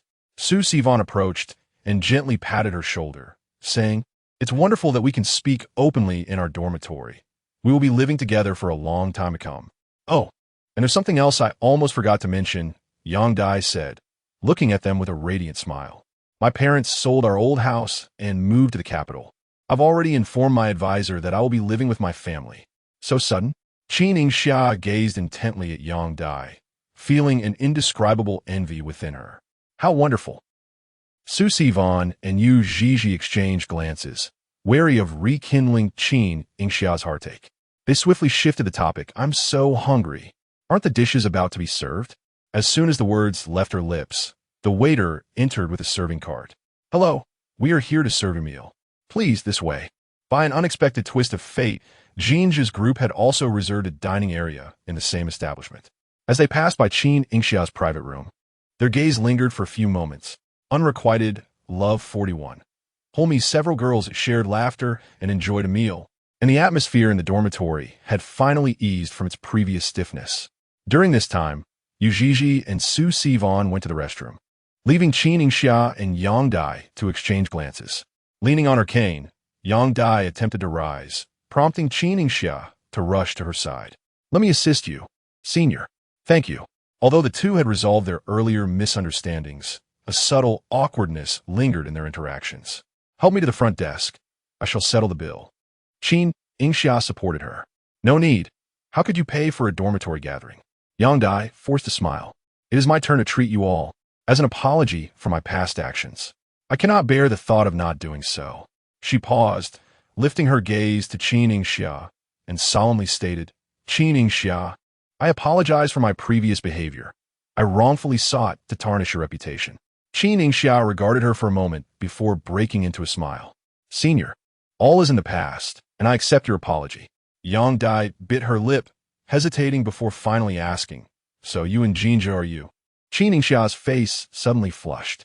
She pressed her lips together, her hazel eyes sparkling under the light, ensuring no one was around. She leaned closer to Yang Dai's ear and whispered, "Jin Zhe confessed to me." Yang Dai's eyes widened in astonishment. "He confessed first? So what about you?" "I have yet to give him an answer." Qin Yingxia anticipated her next question. Yang Dai was perplexed. "You've liked him for so many years. Why not accept him?" Qin Yingxia pondered for a moment, her eyes shimmering with unspoken thoughts, yet she chose silence. Yang Dai had come to terms with her feelings. "In these days of psychological counseling, I've gained clarity.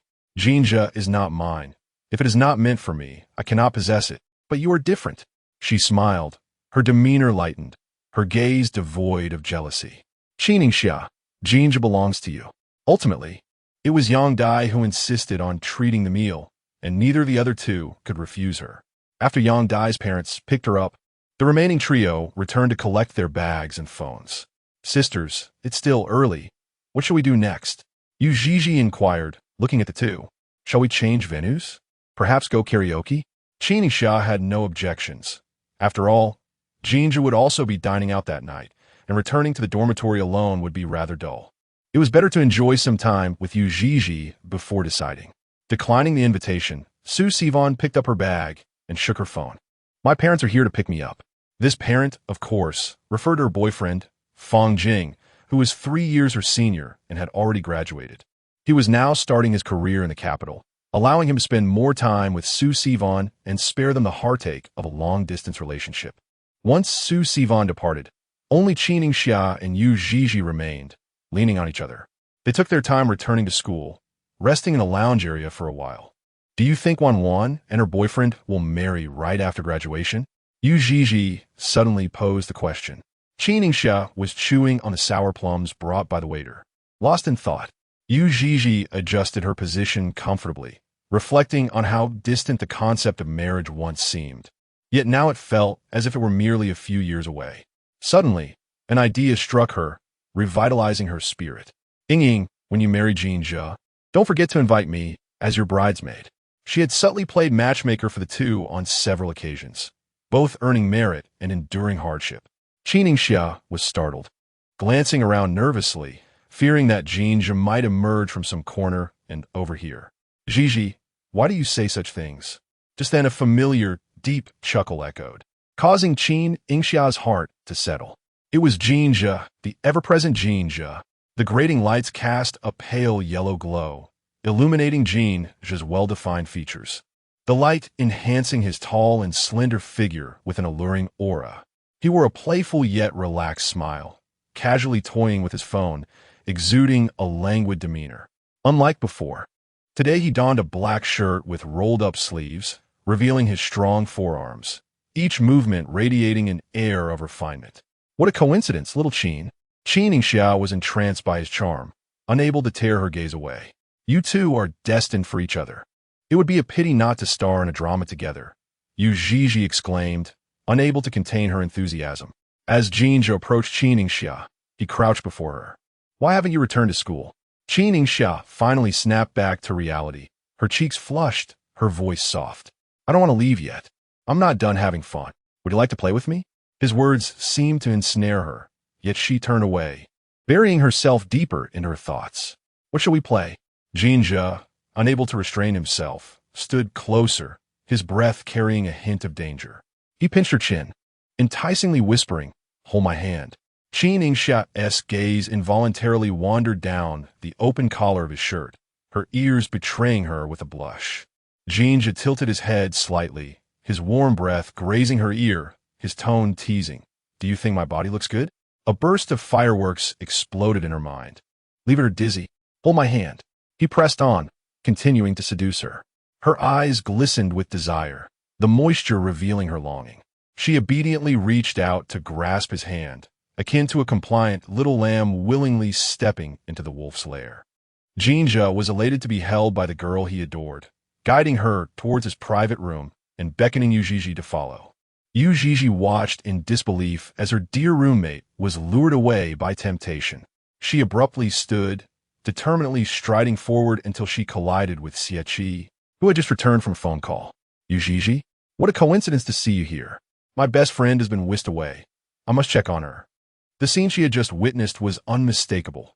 Qin Yingxia was thoroughly enchanted by Jin Zhe's allure. If they truly ended up together, would she not be devoured whole in no time? This was simply unacceptable. Take me to your private room, urged Yu Zhizhi, grasping Xie arm with an unwavering grip. Xie winced in pain and replied, all right, I never said I wouldn't take you. Just stick close to me. The corridor of the club was adorned with mirrored surfaces, where a moment's distraction could lead one astray.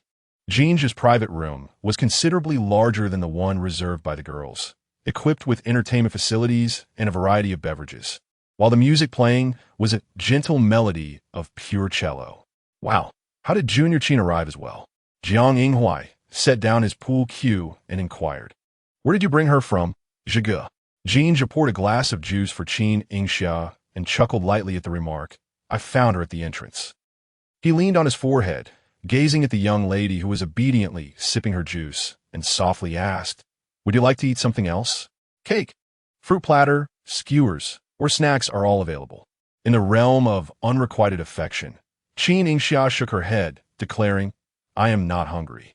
She glanced towards the entrance, noticing that Yu Zhizhi had yet to arrive. Where is Zhizhi? Has she not come yet? Just then, Xie opened the door, and Yu Zhizhi stepped in, exclaiming, here I am. She settled next to Qin Yingxia, her expression one of exasperation as she pinched her cheek, saying, Ying, truly. A sidelong glance at Jin Zhe revealed him seated calmly across the booth, 2 buttons of his shirt undone, revealing a tantalizing glimpse of his collarbone, exuding an irresistible allure. Clearing her throat, Yu Zhizhi fidgeted nervously. Well, you know, appetite is a natural instinct. Has our little junior Yu arrived as well? Jiang Yinghuai remarked with a knowing smile, turning to Xie, who was pouring drinks. Xie paused, reflecting on the encounter at the door. Pei Lan was engaged in a solitary game of billiards, the soft sounds of the balls colliding punctuating the air as he straightened up to glance over, commenting on the peculiar fate that had brought them together. Indeed, Jiang Yinghuai exclaimed, slapping his thigh, why have I not encountered my destined connection? Please refrain from matchmaking. Yu Zhizhi interjected, waving her hand dismissively. My relationship with the chairman is purely professional. Xie, lounging on the sofa with an air of nonchalance, crossed his legs. You two should refrain from fostering any romantic notions. Pei Lan retorted with a hint of skepticism. Are you serious? Xie affirmed, of course, I speak only the truth. Very well, Pei Lan replied with a grin, denying Xie any chance for regret. He redirected his focus back to the billiard table, wholly absorbed in the game. Merely sitting here is rather dull, isn't it? Jiang Yinghuai remarked, unable to stay idle. Shall we find some amusement? Yu Zhizhi perked up at this suggestion. What kind of amusement? Her gaze swept across the private room before settling on a stack of cards on the round table. What are these? Adventure cards, Xie explained. Have you ever played Truth or Dare? This one is a bit more thrilling. He elucidated the game's rules, which were akin to those of Truth or Dare, but exclusively consisted of daring challenges, devoid of any truth-telling options, thus making it more exhilarating. The participants would roll dice or spin a bottle to select an unfortunate soul, who would then draw a card and undertake the corresponding dare. Yu Zhizhi's eyes sparkle with excitement. I adore this format without the truth element. During her high school days, she often played such games with friends, though they always included a truth segment, leading to repetitive questions about crushes and romantic interests. Having previously dated Lin Shun, her situation was well known, rendering her immune to such inquiries. Following their breakup, even when they reconvened, the truth questions persisted, forcing her to confront matters of the heart. All these experiences had fostered a deep-seated aversion to the truth segment. This sounds intriguing and exhilarating. Let's play. Her enthusiasm was palpable as she turned to Qin Yingxia. Ying, shall we engage in this game? In stark contrast to Yu Zhizhi, Qin Yingxia harbored a profound fear of adventurous games. She would much rather be asked the name of her crush. I recall during our high school graduation party, she drew the daring challenge of calling her beloved and confessing, "I miss you so much." At that time, Jin Zhe had already arrived in the capital and had no recollection of her. Trembling, Qin Yingxia clutched her phone and dialed the number at 1 in the morning, uncertain if Jin Zhe had changed his phone number.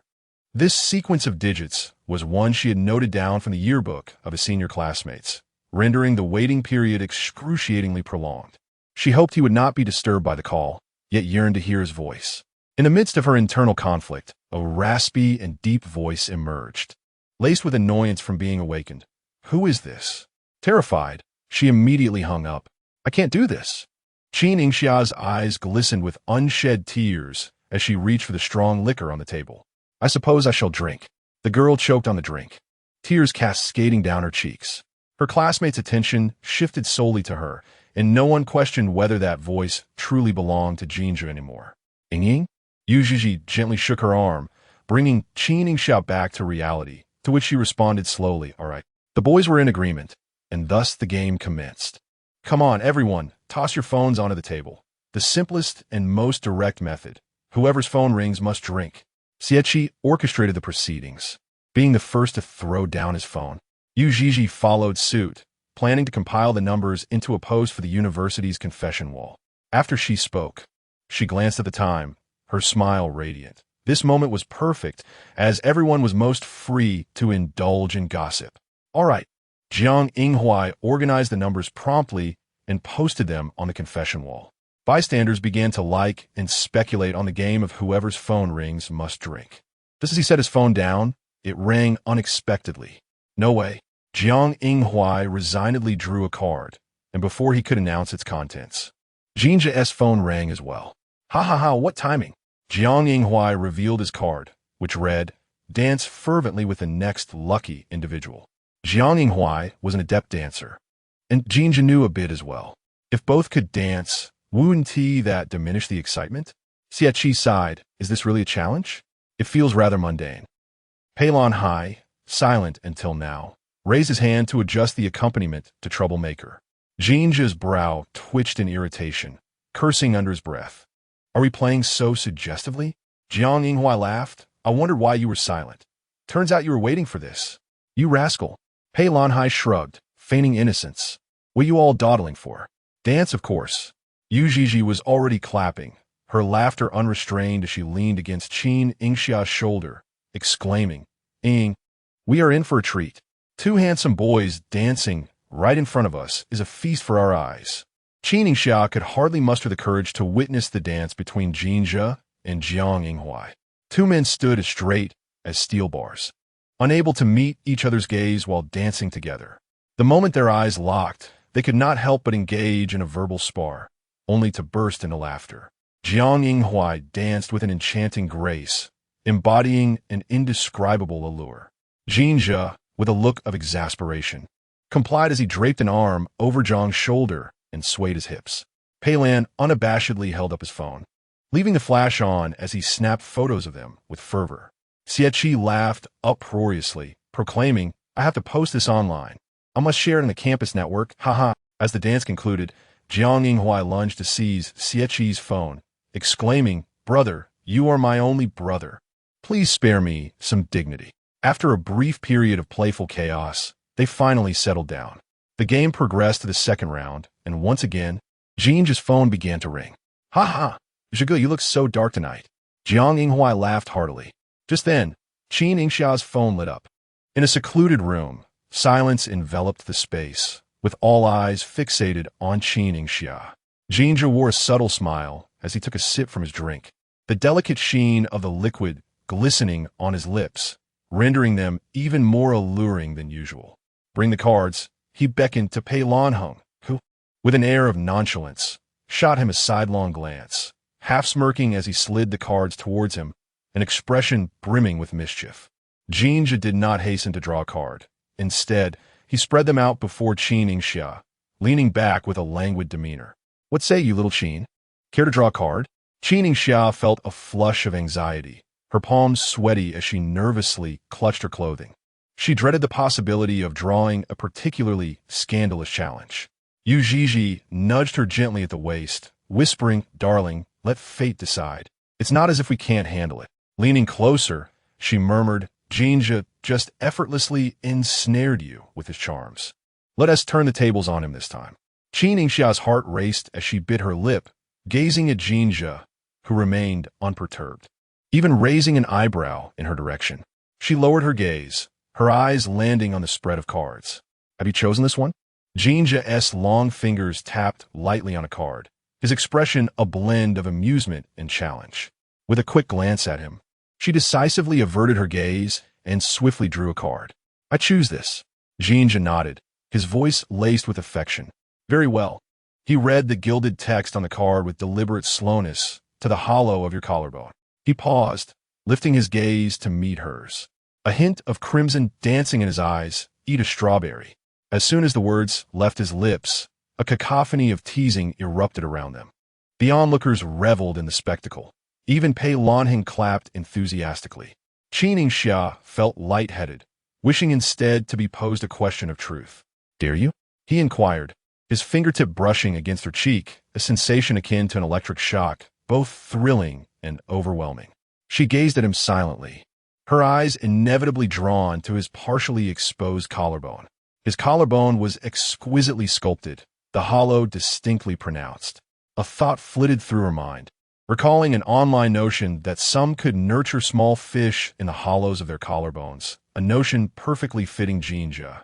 Her breathing steadied, and she nodded ever so slightly.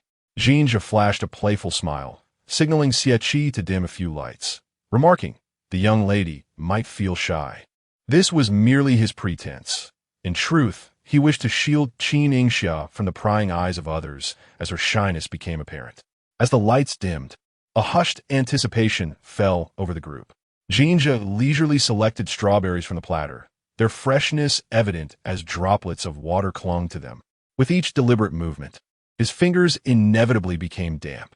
Qin Yingxia, seated nearby, observed closely, her face flushed crimson as she turned away, unwilling to witness such an intoxicating display.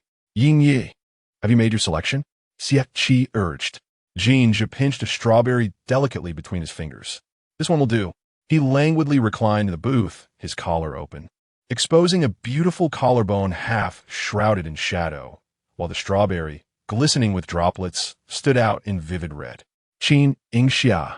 Jin Zhe raised his chin slightly towards her, adopting a posture that seemed to invite her to play and toy with him at will. "Come to me," he brazenly enticed. Qin Yingxia leaned closer, her delicate legs pressing between his.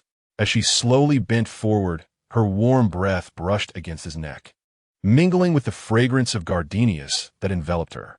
Jin Zhe's throat tightened, his entire being tensed. "Jin Zhe," she softly called, a whisper meant only for their ears. "Relax, I can't reach it." As he grew anxious, the hollow of his collarbone deepened, and the strawberry he had chosen was small, making it difficult to access. After several attempts, her soft lips inevitably grazed his collarbone, leaving faint imprints steeped in ambiguity. Half of their bodies were cloaked in shadow, the girl kneeling on his lap, their temperatures palpable through the fabric. "Qin Yingxia."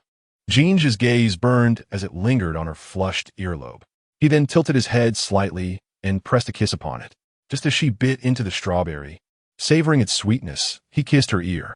You broke the rules." Her eyes misted over, playfully accusing him of being excessive. The card had not stipulated that ear-kissing was permitted.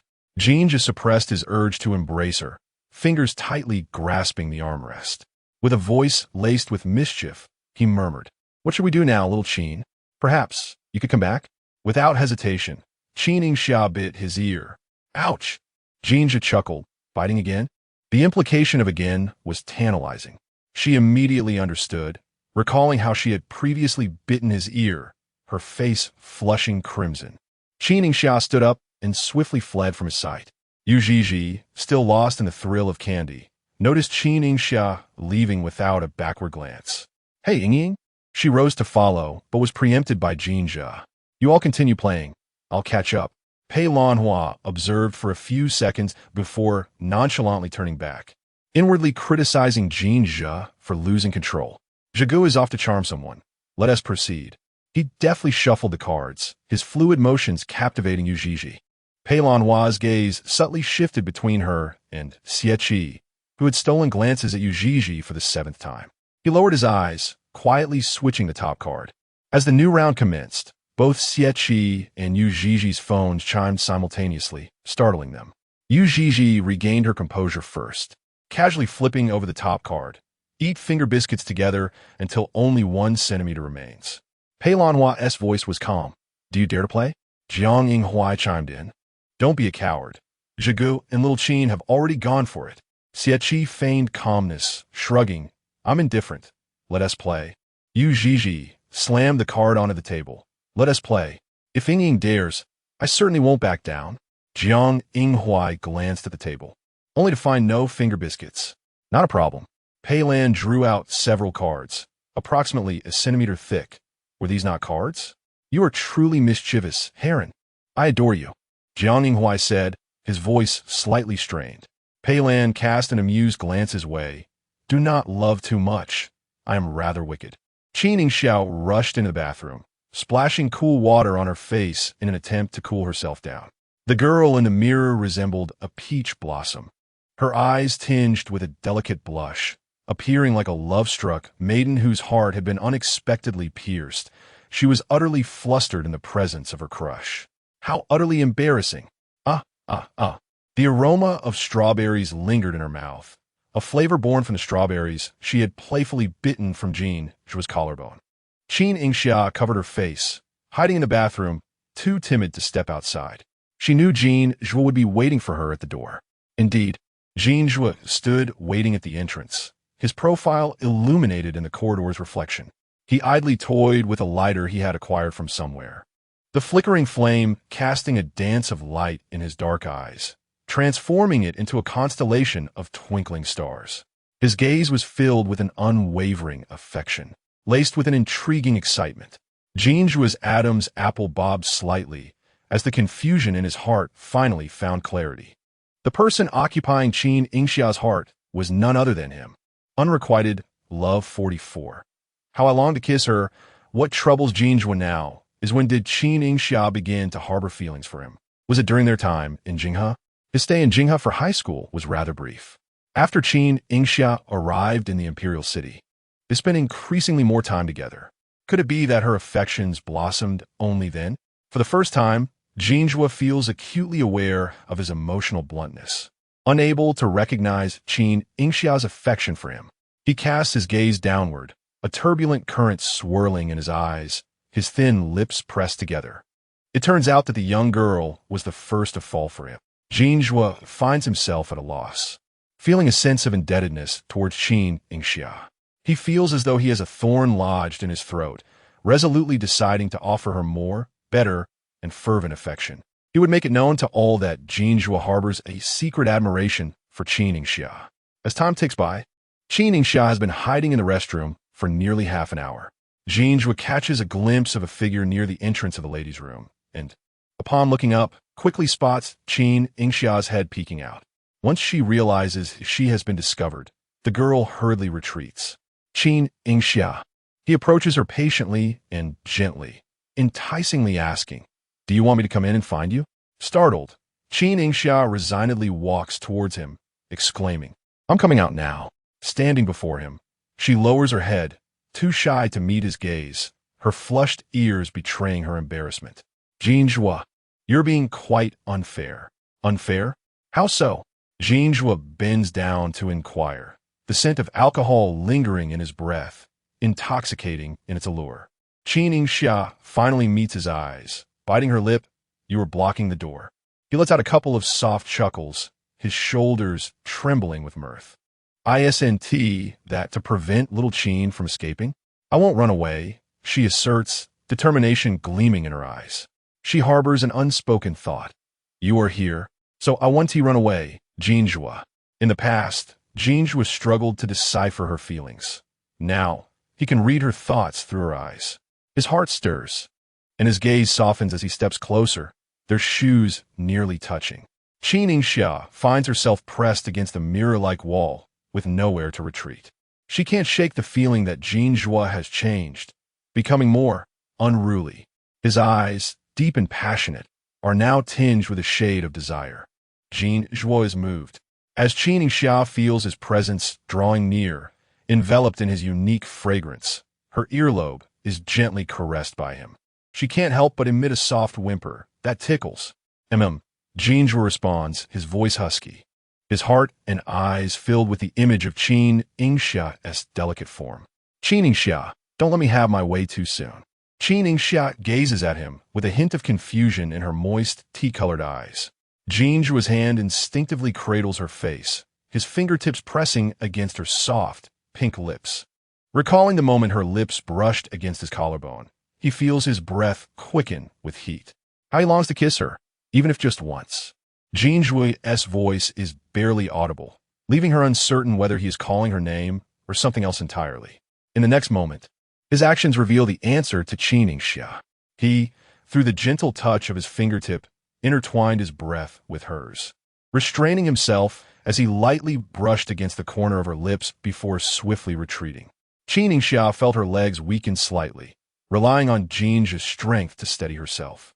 Her eyelashes glistened with moisture, the physiological tears rendering her both obedient and aggrieved, evoking an irresistible urge to tease her further. Don't cry. Jin Zhe tenderly wiped away the tear at the corner of her eye, imploring her to find myriad ways to reject him, allowing him to pursue her a bit longer. Qin Yingxia whimpered softly, reluctant to keep Jin Zhe waiting. Why? His voice was soft, as gentle as the winds of April. I always bully you. You mustn't retaliate, right? Yet, that was not the sole reason. Jin Zhe had long envisioned a grand confession ceremony for Qin Yingxia in his heart. Wow! A voice of astonishment pierced the air, drawing their attention. Xie, seemingly triggered by some unseen force, stumbled out of the private room.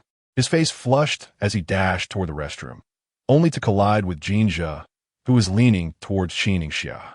You, have you two become a couple? He stammered, glancing left and right. Jin Zhe crossed his arms, a smirk playing on his lips, almost. Wasn't it you who suddenly burst in? Huh? Xie hadn't anticipated interrupting them, leaving him in a dilemma of whether to stay or leave. Ultimately, he helplessly shifted his gaze to Qin Yingxia. Did you almost agree to him just now? She appeared dazed, shaking her head in confusion. Xie's guilt dissipated entirely as he playfully nudged Jin Zhe with his elbow. Try scaring me again, will you? Jin Zhe chuckled, returning to the matter at hand. What made you rush out?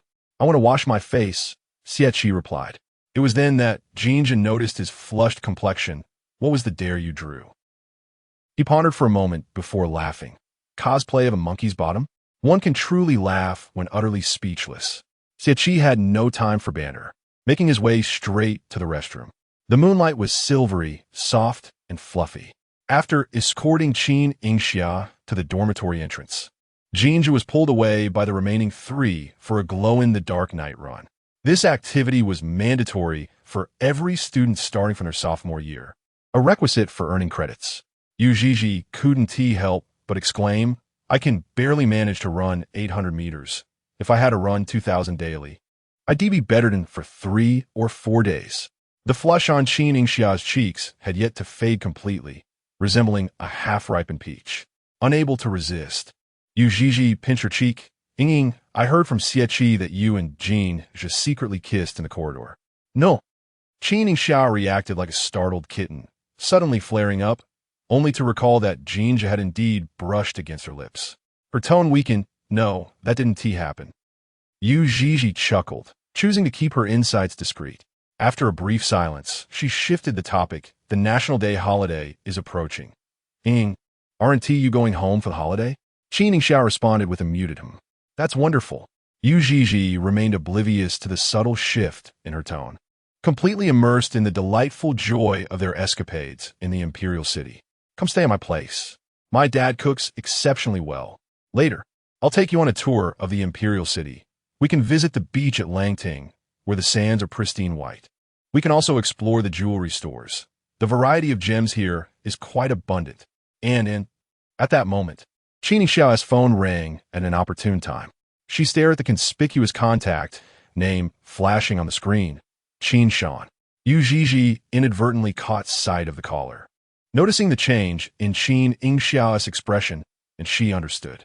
Ying, I'll go upstairs to collect the laundry. It looks like it might rain tonight. Qin Yingxia settled onto a nearby bench, and only when Qin Shan called for the third time did she finally answer. Ying, the holidays are almost here, right? Are you coming home for National Day? Xiaoyang said he misses his sister. Before Qin Yingxia could respond, Qin Shan handed the phone to the eagerly waiting Qin Yang, saying, Here, Yang, talk to your sister. In a moment of innocent affection, the young Qin Yang, barely 3 years of age, sweetly called out, Sister. His voice still carried the remnants of childhood lisp. Regardless of Qin Yingxia's feelings toward Huang Li, the mere sound of sister softened her heart. Is sister coming home for the break? Yang has hidden so many chocolates for you. They will spoil if you don't return. Clutching his phone as if it were a treasured possession, little Qin Yang cherished the opportunity to speak with his sister.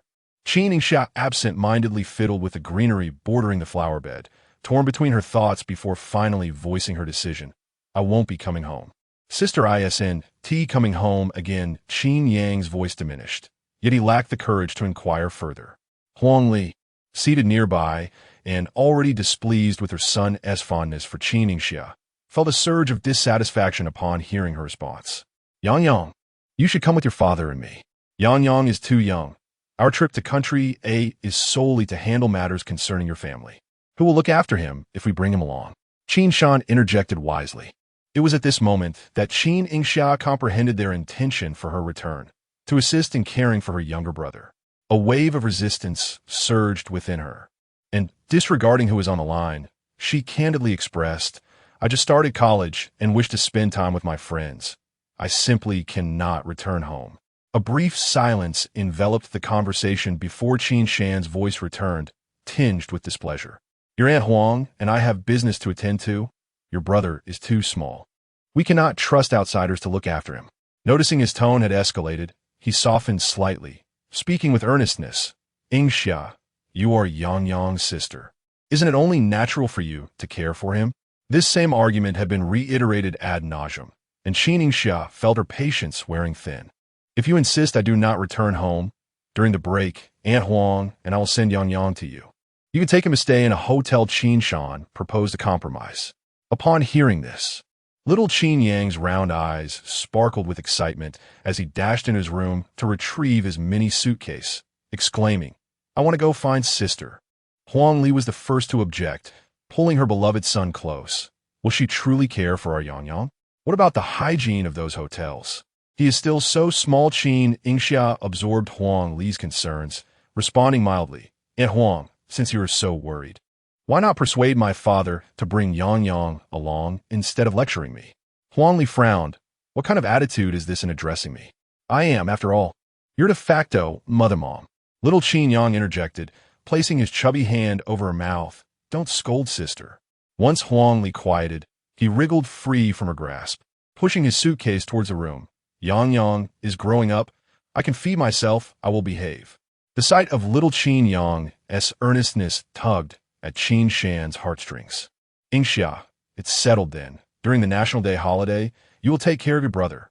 With that, Qin Shan abruptly ended the call, leaving no room for Qin Yingxia to refuse.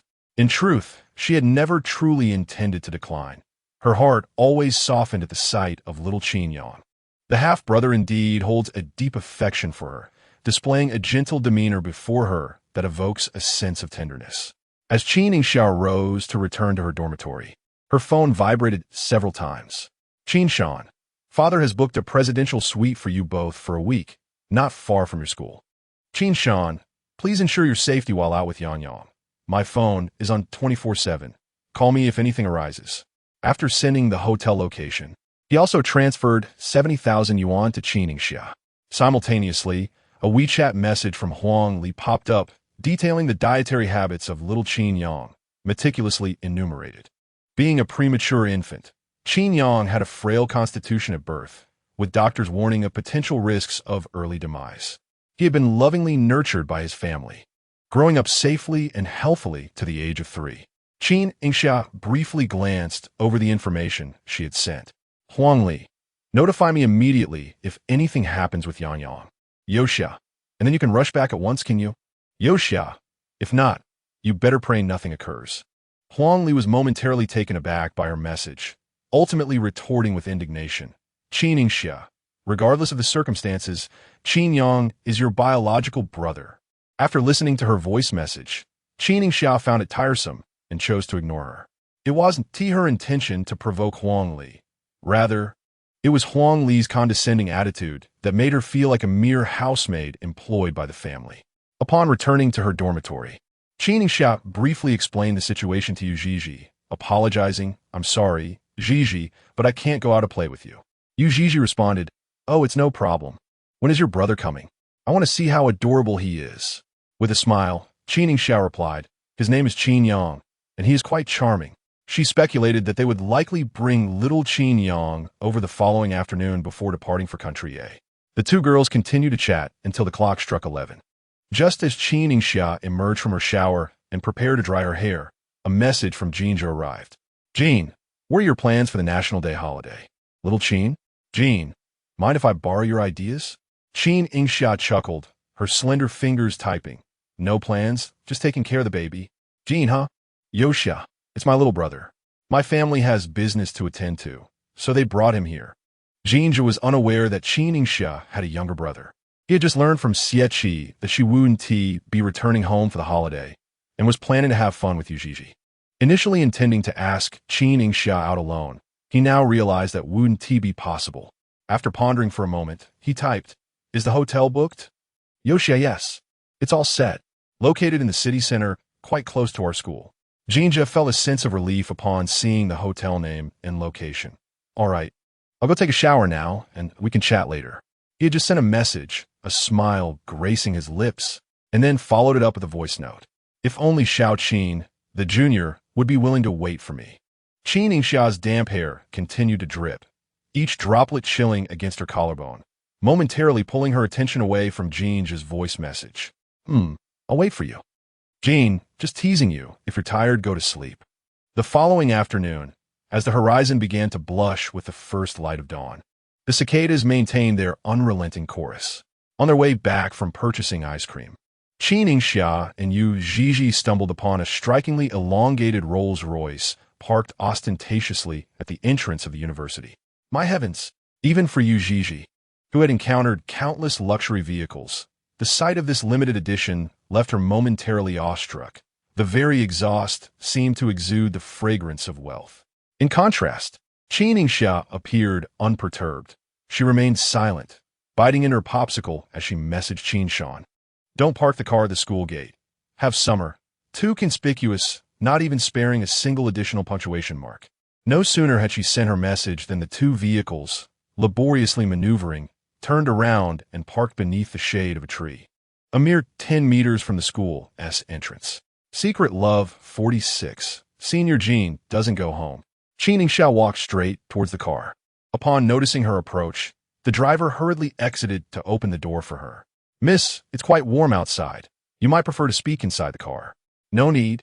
Lou uncle," she replied, furrowing her brow as she awaited the occupant to alight.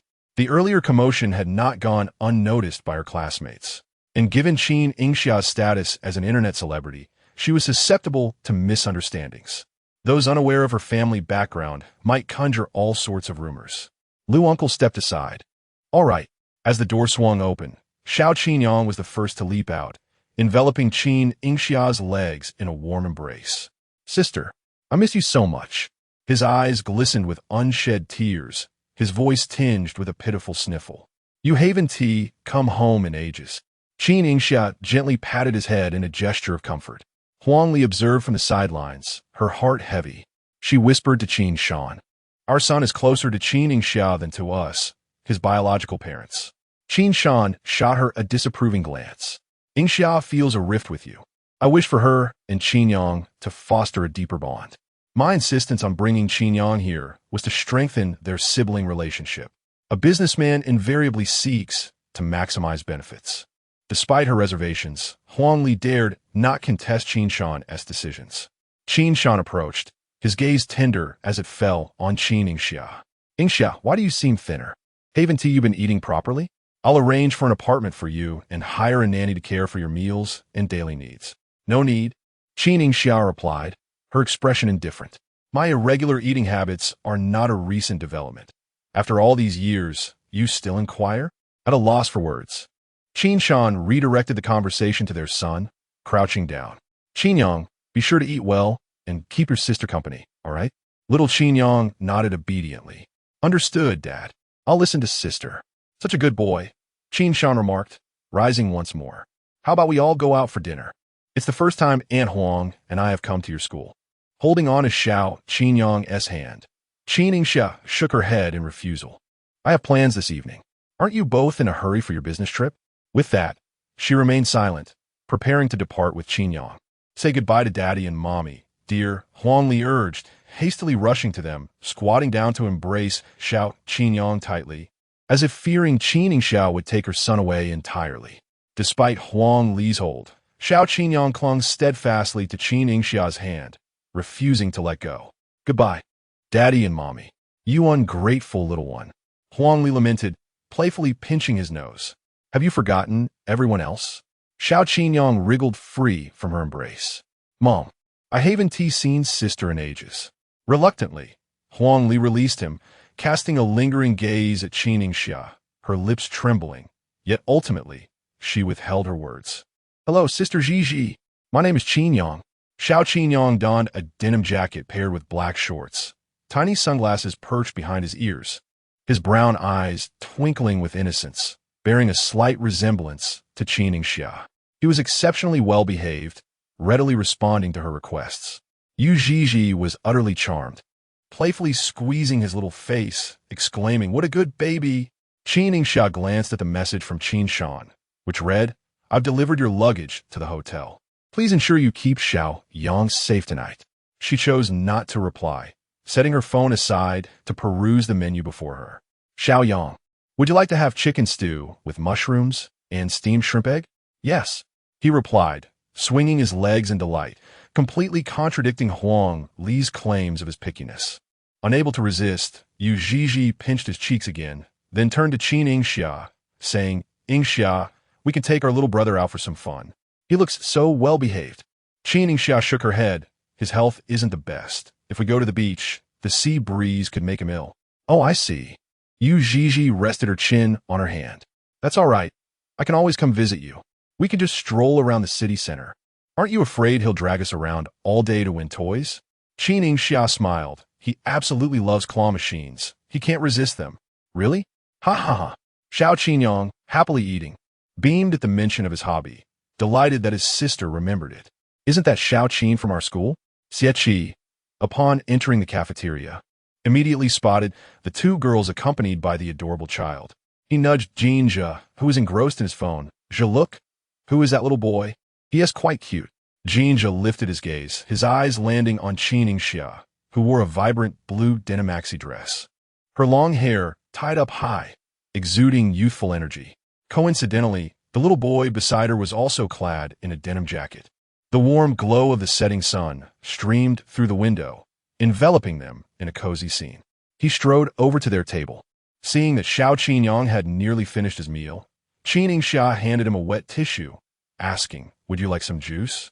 His eyes lit up, and just as he was about to nod, a glass of freshly squeezed orange juice appeared before him. The duo, one large and one small, synchronously looked up at the orange juice, spotting a long-fingered hand, pale skin, and prominent veins on the back of the hand. Without needing to glance, Qin Yingxia knew the newcomer was Jin Zhe. Xiao Qin Yang, still puzzled, tilted his head and inquired, Brother, who are you looking for? Jin Zhe softened his expression, his gaze lingering on the child's features. I'm looking for your sister. Xiao Qin Yang furrowed his brow, alarm bells ringing in his mind. Just as he intended to rise, Qin Yingxia firmly pulled him into her embrace. She blinked, addressing Jin Zhe. What a coincidence to see you here. Yu Zhizhi had slipped away unnoticed, leaving Jin Zhe to occupy her seat. His voice was languorous, tinged with the raspy quality of someone just awakening. I was just thinking of messaging you to ask if you had dinner yet, and then I ran into you here. As Qin Yingxia listened to his light laughter, her thoughts drifted back to the previous night. Her face flushed with warmth, and she hastily sought a change of subject. Senior Jean, aren't you going home for the National Day? Jean? Jin Zhe paused momentarily, then glanced at the young Qin Yang beside her, understanding the situation. It became evident that Qin Yingxia felt guilty and shy. Embarrassed to engage with Jin Zhe in front of her younger brother, he casually leaned back, adopting a teasing tone. Senior Jean here. I want to be going home. Qin Yingxia shot him a mildly irritated glance. In response, Jin Zhe feigned innocence, asking knowingly, "What's wrong, Junior Qin?" Caught in between them, Qin Yang looked from one to the other, before gently tugging at Qin Yingxia's sleeve. Sister, what is this brother's name? Jin Zhe ruffled the boy's hair playfully and replied, And what name do you go by, young friend? Mimicking a childish tone, he returned the question. I am Qin Yang. Jin Zhe lifted his cap slightly. Ah, then young Qin Yang, why not ask your sister who I am? Unrequited, love 47.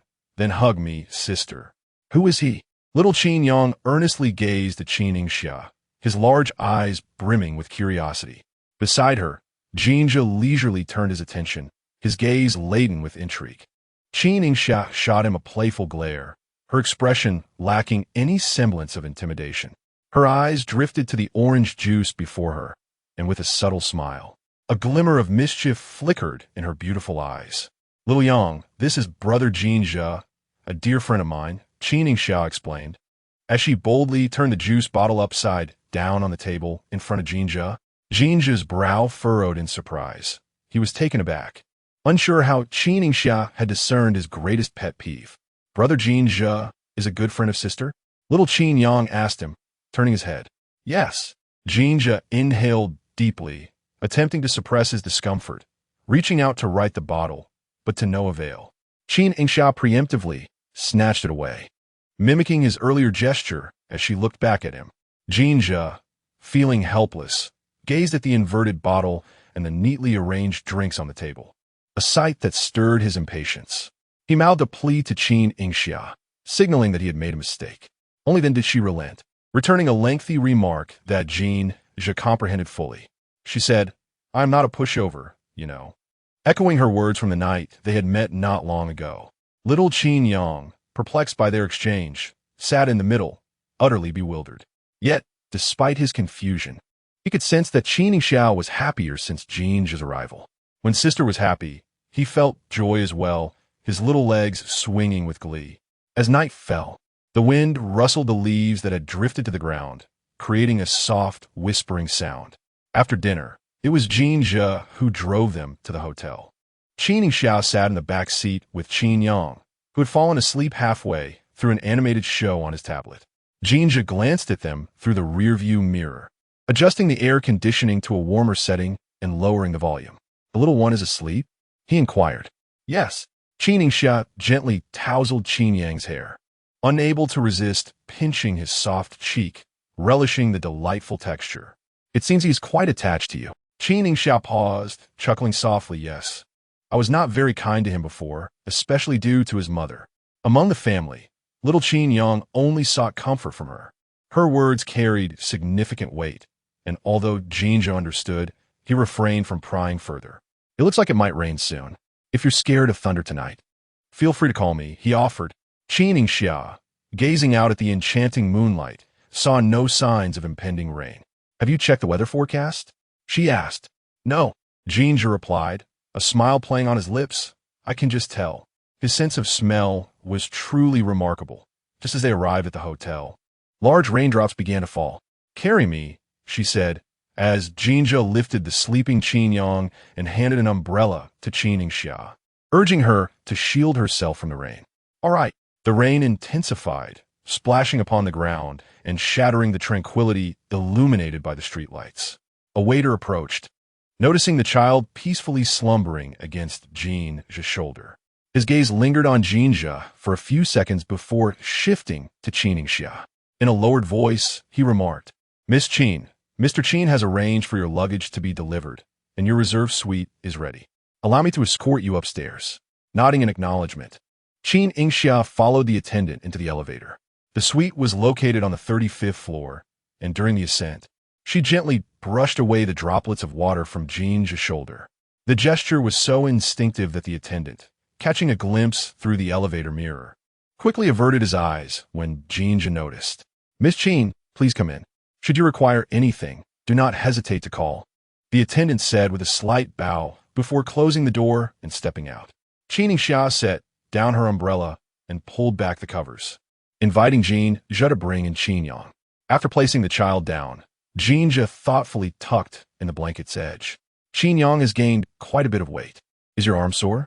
She inquired. He chuckled softly, lazily gazing at her. So, in little Qin's eyes, I appear so feeble? Qin Yingxia shook her head, her eyes sparkling with warmth. I'm merely concerned you might tire. I'm not tired. Jin Zhe leaned closer, his warm breath brushing against her. Carrying you would be no trouble at all. Qin Yingxia found herself lost in his gaze. Then you? Jin Zhe raised an eyebrow. With arms outstretched, her amber eyes shone with innocence, a hug. Jin Zhe lifted his gaze, seemingly gauging the sincerity in her tone. After 2 seconds, he effortlessly wrapped an arm around her waist and lifted her with ease. Qin Yingxia, feeling a rush of nervousness, clutched his shoulders, instinctively wrapping her arms around his neck. Jin Zhe, thank you for bringing us back. Perhaps sensing the tension in his body, the girl blushed and playfully added, the rain is quite heavy tonight. Why not stay? Jin Zhe's temples throbbed, his eyes narrowing. Qin Yingxia, are you relentless? He gently set her down. You hold a grudge quite well, little Qin. Fully aware of his deep affection for her, she teasingly remarked, who told you to act so unseriously in front of my brother? Jin Zhe paused, momentarily taken aback, then pinched her cheek. From now on, you'll be known as the Petty Junior. Qin Yingxia smiled at him, but I was merely teasing you just now. Amused, he replied, all right, it seems I have underestimated your teasing skills. She quieted for a moment, glancing out at the rain, then handed him the umbrella. The rain hasn't stopped. Drive carefully on your way back and message me when you reach the school. Jin Zhe accepted the umbrella, unable to resist ruffling her hair affectionately. All right, tomorrow marks the first day of the holiday. Will you be taking Qin Yang out? I could pick you up, leaning casually against the door frame. He added, and I could also serve as your playmate. Qin Yingxia laughed. Yes, we'll just take Qin Yang around the city center. He enjoys claw machines. Jin Zhe pondered for a moment, then nodded understanding. The atmosphere between them was thick with unspoken affection, their eyes reflecting tender emotions. I must take my leave. If I linger any longer, I shall find it hard to depart. Qin Yingxia gently nudged him towards the elevator, urging him to leave. However, she too was unable to withstand the mounting tension, her heart racing ever faster.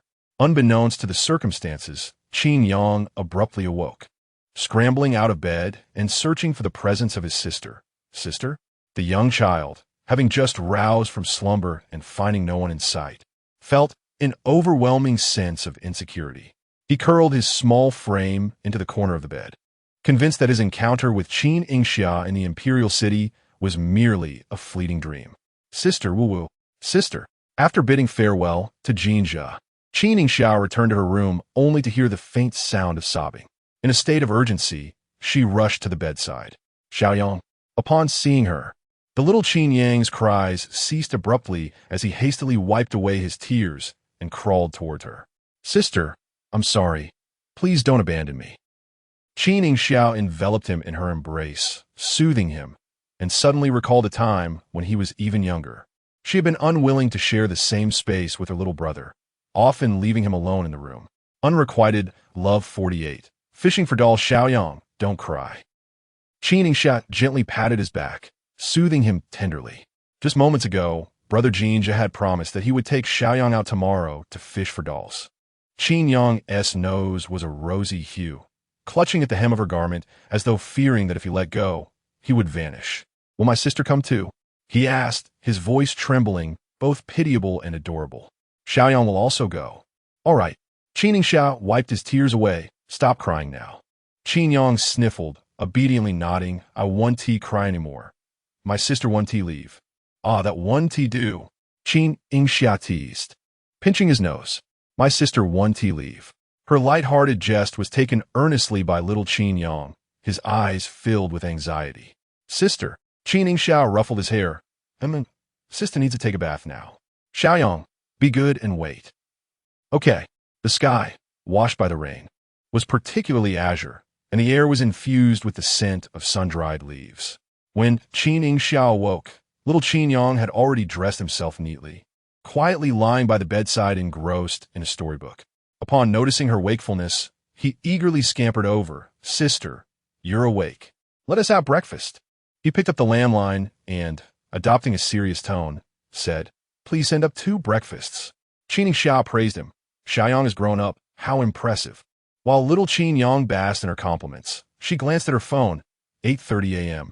Breakfast arrived 20 minutes later, and the duo sat by the floor-to-ceiling window, gazing down at the river view and the distant rising buildings, an unspoken harmony enveloping them. By the time they left the hotel, it was nearly 10 a.m. Jin Zhe awaited them below. Leaning against his car, the brim of his hat cast a shadow, revealing only a hint of his well-defined jawline. Clad in a loose white t-shirt paired with dark wide-legged trousers, he exuded youthful exuberance under the gentle sunlight. His fingers danced over his phone, completely absorbed, oblivious to the admiring glances from the surrounding girls. In Jin Zhe's peripheral vision, a splash of color approached. He lifted his gaze to see Qin Yingxia and little Qin Yang walking towards him. The girl was fair, her complexion glowing in the sunlight. Dressed simply in a shirt and high-waisted shorts, her long hair fashioned into a bun, enhancing her striking features, an undeniable presence amidst the crowd. Jin Zhe. Qin Yingxia came to a halt before him, noticing he was lost in thought. Understanding the moment, she shyly lowered her eyes. Little Qin Yang took the initiative to grasp Jin Zhe's fingers, shaking them gently. Brother, wake up. Jin Zhe snapped back to reality, his ears tinged with red. He averted his gaze, muttering an expletive under his breath, seemingly chastising himself for his lapse. Brother, my sister is very beautiful. Don't be shy. If you're captivated by her, I won't hold it against you. The innocence of children often reveals the most genuine and pure emotions. Though unaware of romantic feelings, he could clearly perceive Jin Zhe's fondness for Qin Yingxia. The older boy before him harbored a profound affection for his sister. Jin Zhe was not embarrassed at all when the child saw through his thoughts. Instead, he generously admitted, Indeed, how beautiful is Xiaoyang's sister. I truly adore her. Qin Yingxia discreetly pinched Qin Yang's arm, urging him to restrain his frivolous demeanor. Jin Zhe let out a muffled grunt, playfully complaining, That hurts. Qin Yingxia, deceived by his charm, instinctively touched the spot she had just pinched, which elicited a light laugh from him. Her face flushed, rendering her unable to meet his gaze. In high spirits, Jin Zhe bent down to lift little Qin Yang into the car, and then entwined his fingers with Qin Yingxia's, ushering her inside. The sweltering heat outside prompted Jin Zhe to lead them through an indoor mall. As they passed by the children's amusement area, little Qin Yang's eyes sparkled with excitement, for he had never played there before. Huang Li had forbidden him from mingling with so many children in public places, fearing the risk of germs. Considering his susceptibility to illness, Qin Yingxia decided against letting him play. Jin just said nothing, guiding them onward until they finally halted before a newly opened children's amusement park. He chuckled, What a coincidence. This place just opened, and the facilities are brand new. Qin Yingxia exclaimed in surprise, What a stroke of luck. She peered inside, noting the absence of other children. Since no one is here to notice this newly opened amusement park, let us hurry in. First come, first served. Jin Zhe declared, cradling little Qin Yang in one arm, while taking Qin Yingxia's hand with the other as they ventured inside. Before she could react, she found herself tumbling into a sea of balls. Big sister, can Yang play with these? Little Qin Yang eagerly awaited Qin Yingxia's permission. Just as she steadied herself, she heard Jin Zhe echoing in the same tone. Sister, can little Jin take Yang to play with these? Qin Yingxia was almost frightened by him and quickly replied, Yes. Yes, go ahead and play. Just don't tease me. Little Qin Yang was ecstatic, bouncing about with glee as he impatiently climbed up the slide, calling out, "Brother, catch me." Once Jin Zhe securely caught him, Qin Yingxia seized the opportunity to bury them both under a pile of ocean balls. Little Qin Yang swiftly emerged, joyfully crawling into a nearby netted climbing structure, thoroughly relishing the moment. Jin Zhe emerged from the sea of balls, casually grasping Qin Yingxia's arm and pulling her down with him. Startled, she fell into his embrace, becoming engulfed by the ocean balls. Her heart raced, and it was not just her own. His heartbeat resonated with hers. Qin Yingxia lay against his chest, feeling his hand gently tousling her hair, his voice deep and alluring. "Why the sneak attack, little Qin Jr.?" She said nothing, merely smiling secretly. After leaving the amusement park, Jin Zhe fulfilled Qin Yang's wish to play the claw machine, with an entire row of them catering to him. Little Qin Yang was dazzled by the myriad of strange and wonderful toys, unsure of where to begin. "How about this one?" Jin Zhe casually pointed to a claw machine filled with fluffy dog hats, both attractive and practical. It was primarily Qin Yingxia who was enamored, casting several lingering glances. Young Qin Yang rolled up his sleeves and strode purposefully toward the claw machine, filled with determination. "I will get my all," he declared. Engaging earnestly in the endeavor, he focused intently on the prize, only to see it slip away at the last moment. Undeterred, Qin Yang eagerly prepared for another attempt. "Brother, shall we accompany you in this endeavor?" Several unfamiliar male voices resonated from above him. When young Qin Yang looked up, he was greeted by the faces of Pei Lan Hai, Jiang Yinghuai, and Xie unfazed by their presence. He courteously relinquished the control stick, saying, "Please, I invite you to play. One turn each, please." The trio exchanged bewildered glances, caught off guard by the child's charm.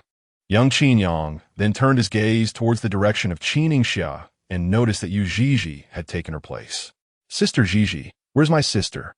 he inquired. Yu Zhi rested her chin on her hand and candidly replied, "Dear brother, your sister has gone to catch your brother-in-law for you." She gestured toward the claw machine, just as it was Xie turn, who, fortuitously, managed to snag a toy, demonstrating precisely how it was done. Unrequited, Love 49. More suitable for kissing as the twilight gradually faded, a soft lavender hue spread across the sky, sprinkled with a few stars. The black SUV Qian cruised along the asphalt road, with Qin Yingxia seated in the passenger seat. She received a message from Yu Zhi, featuring a photo of little Qin Yang eating obediently. "Gee, little brother is so well-behaved, absolutely no need for concern. Gee, with the four of us entertaining Yang. I refuse to believe we can't manage one child. Gee, Ying, rest assured and real in Jin Zhe." Qin Yingxia lowered her gaze, her long eyelashes fluttering. She discreetly glanced at Jin Zhe, who was driving. The man had removed his cap, revealing a high nose and thinly pressed lips, with his cheeks slightly puffed, likely due to the mint candy. Seemingly aware of her gaze, Jin Zhe turned his head slightly and asked with a playful tone, "Enjoying the view?" "Well, it's all right," Qin Yingxia replied honestly, eliciting a soft chuckle from him. Jin Zhe drawled, "Good thing I'm not too bad-looking so. Where are we headed?" She gazed out at the receding scenery, feeling the gentle breeze from the riverbank. He smiled, his tone languid and light. "Of course. We're off to steal little Qin's heart." Qin Yingxia bit her lip, hesitating before speaking. "Jin Zhe, you really are quite unprincipled." Upon finishing her sentence, she laughed brightly. "But it's fine, my legs are my own. You can't run away with me. I'll run myself." Jin Zhe's smile widened, charmed by her adorableness. "At this moment, could you refrain from tempting me?" He tilted his chin, indicating for her to look ahead. "We're almost there." The vehicle came to a steady stop on the high embankment by the river. Qin Yingxia leaned against the window, savoring the refreshing river breeze. "Jin Zhe, look over there." As she turned her head, she inadvertently bumped into his chin. It wasn't painful, but the proximity rendered their noses brushing against each other, infused with the cool scent of mint. "Did that hurt?" Jin Zhe inquired, lifting his hand to gently rub her forehead. Qin Yingxia felt the warmth of his palm, her heart racing. "Not at all." Jin Zhe mumbled an indistinct his gaze becoming increasingly intense. After a moment, he let out a few chuckles. Why does little Qin always tease me? The girl, puzzled, was about to argue when he nudged her nose with his. Their noses touched, creating an atmosphere thick with ambiguity. Qin Yingxia felt Jin Zhe's hand brush against her waist, causing her to tremble slightly. She averted her gaze, unwilling to meet his eyes. Just when she expected a further advance from him, the sound of a click signaled the unfastening of her seatbelt. Jin Zhe struggled to restrain himself, his voice gravelly. "Let us get out." He exited the vehicle first, giving the impression of a hasty retreat. Qin Yingxia was momentarily stunned, taking a moment to calm her racing heart before she opened the car door. Once outside, she recalled this place as the site of their previous barbecue outing with Jin Zhe and the others. The scenery here was exquisite, offering a view of the myriad lights across the river and the gentle river breeze. On clear days, one could enjoy the sunset. What a splendid place for capturing beautiful moments. Qin Yingxia couldn't help but succumb to her professional instincts. Have you arrived too late? The sun has already set. The hem of her skirt was lifted by the wind, teasingly brushing against Jin Zhe's heart. Jin Zhe turned back, the loose t-shirt swaying in the evening breeze, revealing a graceful waistline. The sunset is a daily spectacle. Such a beautiful fireworks display must not be missed. He gazed at her with a gentle, lingering smile. "I isn't that so, little Qin." "Where?" Just as Qin Yingxia began to ask, she was startled by a few loud explosions in the sky.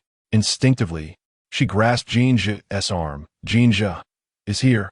Jin Zhe pinched her cheek and gently lifted her chin with his fingers, urging her to look up. Colorful sparks shattered the stillness of the sky, exploding into a dazzling array of fireworks. The descending stars of fireworks resembled a radiant shower of stars, beautifully contrasting with the evening glow. So beautiful.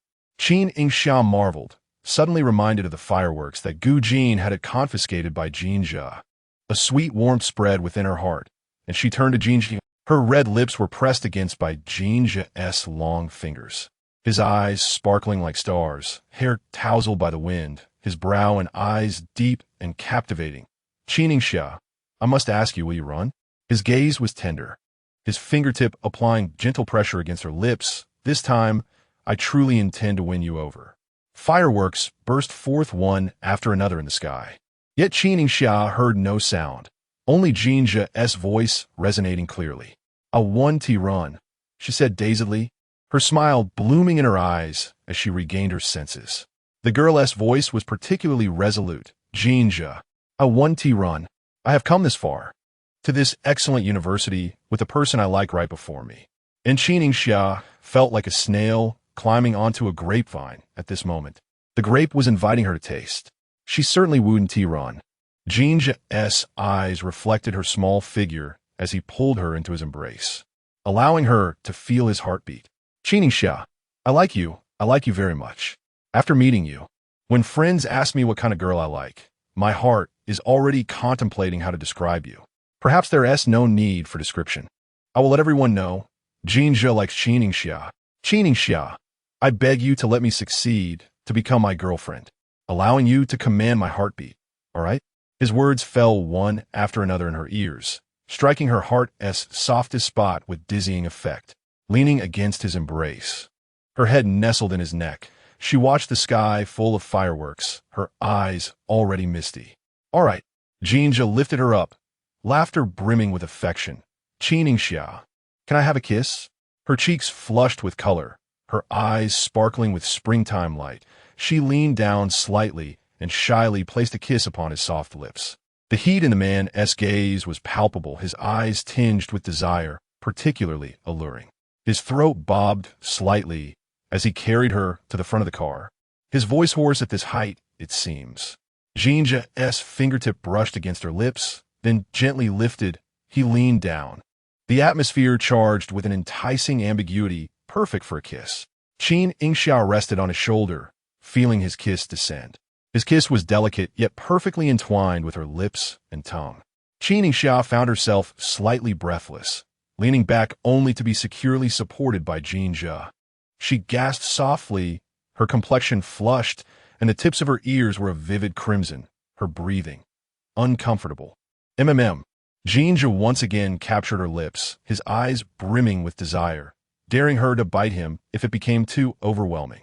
But how could Qin Yingxia bring herself to do that? As the fireworks faded, lanterns rose by the riverside, adorning the darkened night once more. Jin Zhe rested his wrist on her thigh, lifting her down from the front of the car. Throughout this motion, the kiss remained unbroken. For a fleeting moment, Qin Yingxia panicked, wrapping her arms around his neck, perfectly aligning with his intentions. Jin Zhe smirked, his voice muffled as he said, "It's dark now. Let's South find another place to kiss." His lips grazed along the girl's snow-white, swan-like neck, sending shivers down her spine. Unrequited love 50. Little bow in the enchanting, boundless night, the most fervent heartbeat accompanies the scene. Outside the car, myriad luminous sky lanterns dance in the air, while inside, lovers find it hard to part from their kisses. Although the spacious SUV back seat should be ample, it now feels exceedingly confined. Their breath is fervent. An intoxicating blend of mint and the sweetness of gardenia and peach permeates the air, cloaking the moment in an undeniable allure. A slender finger rests against the car window, while in his embrace, Qin Yingxia's eyes glisten with a hint of redness from their passionate exchange. Her lips, slightly swollen from his kisses, glimmer with moisture. A pair of delicate hands rests upon his chest, her voice soft and tender, almost coaxing. No, we cannot kiss again. She feels weak in the knees from their intimacy, and her body is responding in ways that bewilder her. Embarrassed, Qin Yingxia dares not meet his gaze, instead leaning her head into the solid strength of his arm. Jin Zhe's body radiates warmth, his humid breath caressing her neck, igniting a sticky warmth within her.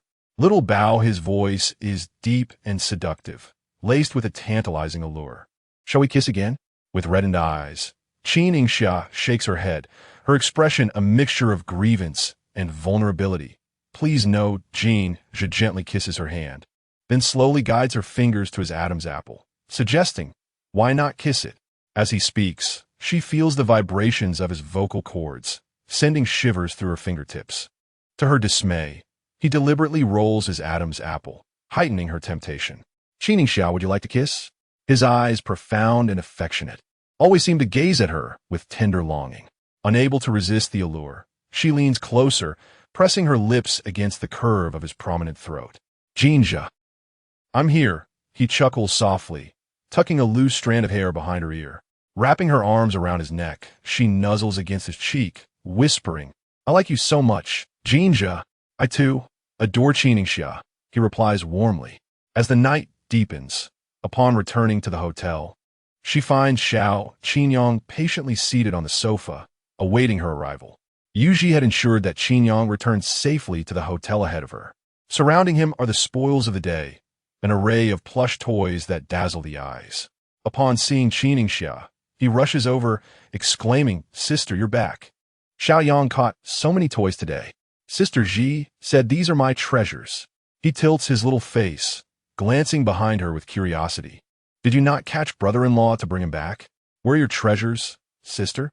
Qin Yingxia feels a flush creeping on her cheeks, a bit embarrassed. She bites her lip and crouches to speak with him. Sister's treasures are not convenient to bring along. "Why not?" Xiao Qinyang's eyes brim with curiosity. Deciding to shift the topic to divert his attention, she asks, "Did you enjoy playing games with so many brothers today?" "Yes. Brother Xieqi is amazing at catching toys. He admits he is a little better than me." Qin Yingxia chuckles, ruffling his hair. "Sister, look at all the star-shaped lanterns in the sky. When Sister Ji and I had dinner tonight, we even saw beautiful fireworks." Xiao Qinyang pulls her hand, leading her to the floor-to-ceiling window. He continues to inquire, "Did you and Brother Jin just see the fireworks?" Qin Yingxia recalled that kiss. Her cheeks flushed as she nodded. It was beautiful, the most exquisite fireworks she had ever seen, according to her sister. Xiao Qinyang shook her hand earnestly, declaring, "When I grow up, I shall also gift my sister such splendid fireworks." "All right, then Xiao Yang must behave and eat properly, no more picky eating." "Well, I want to grow as tall as Brother Jin Zhe." The lanterns floated away, and just when it seemed the deep night would remain colorless, the fireworks erupted once more. They burst forth, dazzling and resplendent. As the starlight scattered, words hidden within the fireworks revealed themselves. Qin Yingxia, her name appeared. Qin Yingxia was momentarily stunned, her eyes reflecting the illuminated letters. I like you.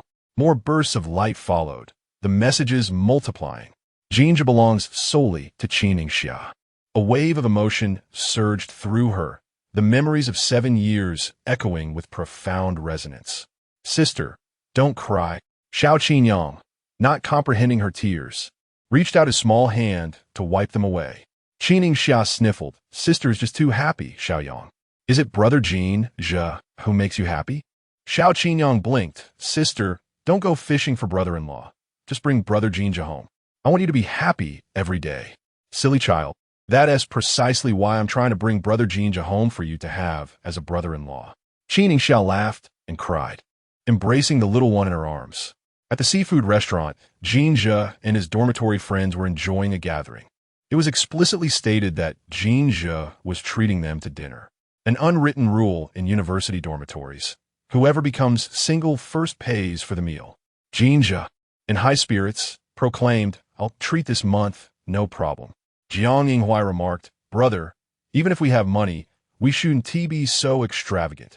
Pei Lanheng paused for a moment, then raised his glass to Jin Zhe, acknowledging his generosity. Jin Zhe took a sip of wine, adding, When will he or have someone he likes? He should treat for a month too. Why is this suddenly about me? Pei Lanheng chuckled, redirecting the conversation to Xie Qi. I'd rather rely on Qi first. Xie Qi replied, Is this a way to lure me out? Pei Lanheng laughed. Indeed, you are a charming gem. Are you trying to flatter me to death? Xie Qi chuckled. You all excel at that. He playfully pointed at Jin Zhe and Pei Lanheng, especially the two of them. Exactly. Jiang Yinghua clinked his glass with Xie Qi. I treat you sincerely. Let us toast. You? Xie Qi scrutinized Jiang Yinghua. You're an accomplice too. The group burst into laughter. After sharing a laugh, Xie Qi leaned on Jin Zhe's shoulder. So, Jin Zhe, what do you think of the fireworks show we prepared for you tonight? Isn't it delightful? Isn't it so perfect? Jin Zhe shot him a glance. You've really lost it, speaking in such lofty terms. So what? Xie Qi urged him to respond. Just tell us how it was. It was absolutely wonderful. Jin Zhe raised his thumb, affirming that whenever the chairman intervened, troubles would inevitably dissipate. Xie Qi remarked, I just said not to indulge in flattery. Jin Zhe chuckled, and just as he clinked glasses with Xie Qi, a message arrived on his phone. It was a reply from Qin Yingxia. Yixia, I saw it. The fireworks are splendid. I truly adore them. Seizing the moment before Jin Zhe could respond, she hastily replied, But my favorite is still you. She genuinely feared that Jin Zhe would ask her whether she preferred the fireworks or him. Jin Zhe laughed. I must thank little Qin for allowing me to prevail. Otherwise, I would have ended up with a version of failure. Yixia, is there really a fail version? It turned out that Jin Zhe had contemplated the possibility of Qin Yingxia rejecting him. Jin, the failed version would be to draw crying emojis on every lantern that ascends. Jin then, using a drone to release these sorrowful faces into the sky, which would begin to weep at midnight, signifying my emo state. Qin Yingxia couldn't help but chuckle. How can you be so adorable? These antics were entirely at odds with Jin Zhe's usual demeanor. Ming Lian 51. Is it Cici? Qin Yingxia lay on her bed, chatting with Jin Zhe for a while, and as she prepared to wash up, she noticed that Xiao Qinyang was lying beside her, fast asleep. She tucked him in, her gaze falling upon the tablet resting at the edge of the pillow, still aglow. It was a video call from Huang Li. Qin Yingxia observed quietly, making no further moves. Huang Li had mentioned that she would video call Qinyang daily, but today, he had played too hard and had gone to bed early, missing her call. Moments later, Huang Li's call rang through to Qin Yingxia's phone directly. Qin Yingxia approached the floor-to-ceiling window, gazing at the distant twinkling stars, and answered the call. Huang Li's voice soon echoed, tinged with impatience. Where's Yang Yang? Why didn't he answer my call? He.s. asleep. Qin Yingxia replied nonchalantly. The woman on the other end paused, seemingly checking the time back home.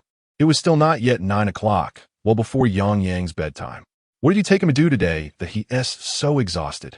Qin Yingxia chose not to respond, yet Huang Li assumed this was a sign of her guilt.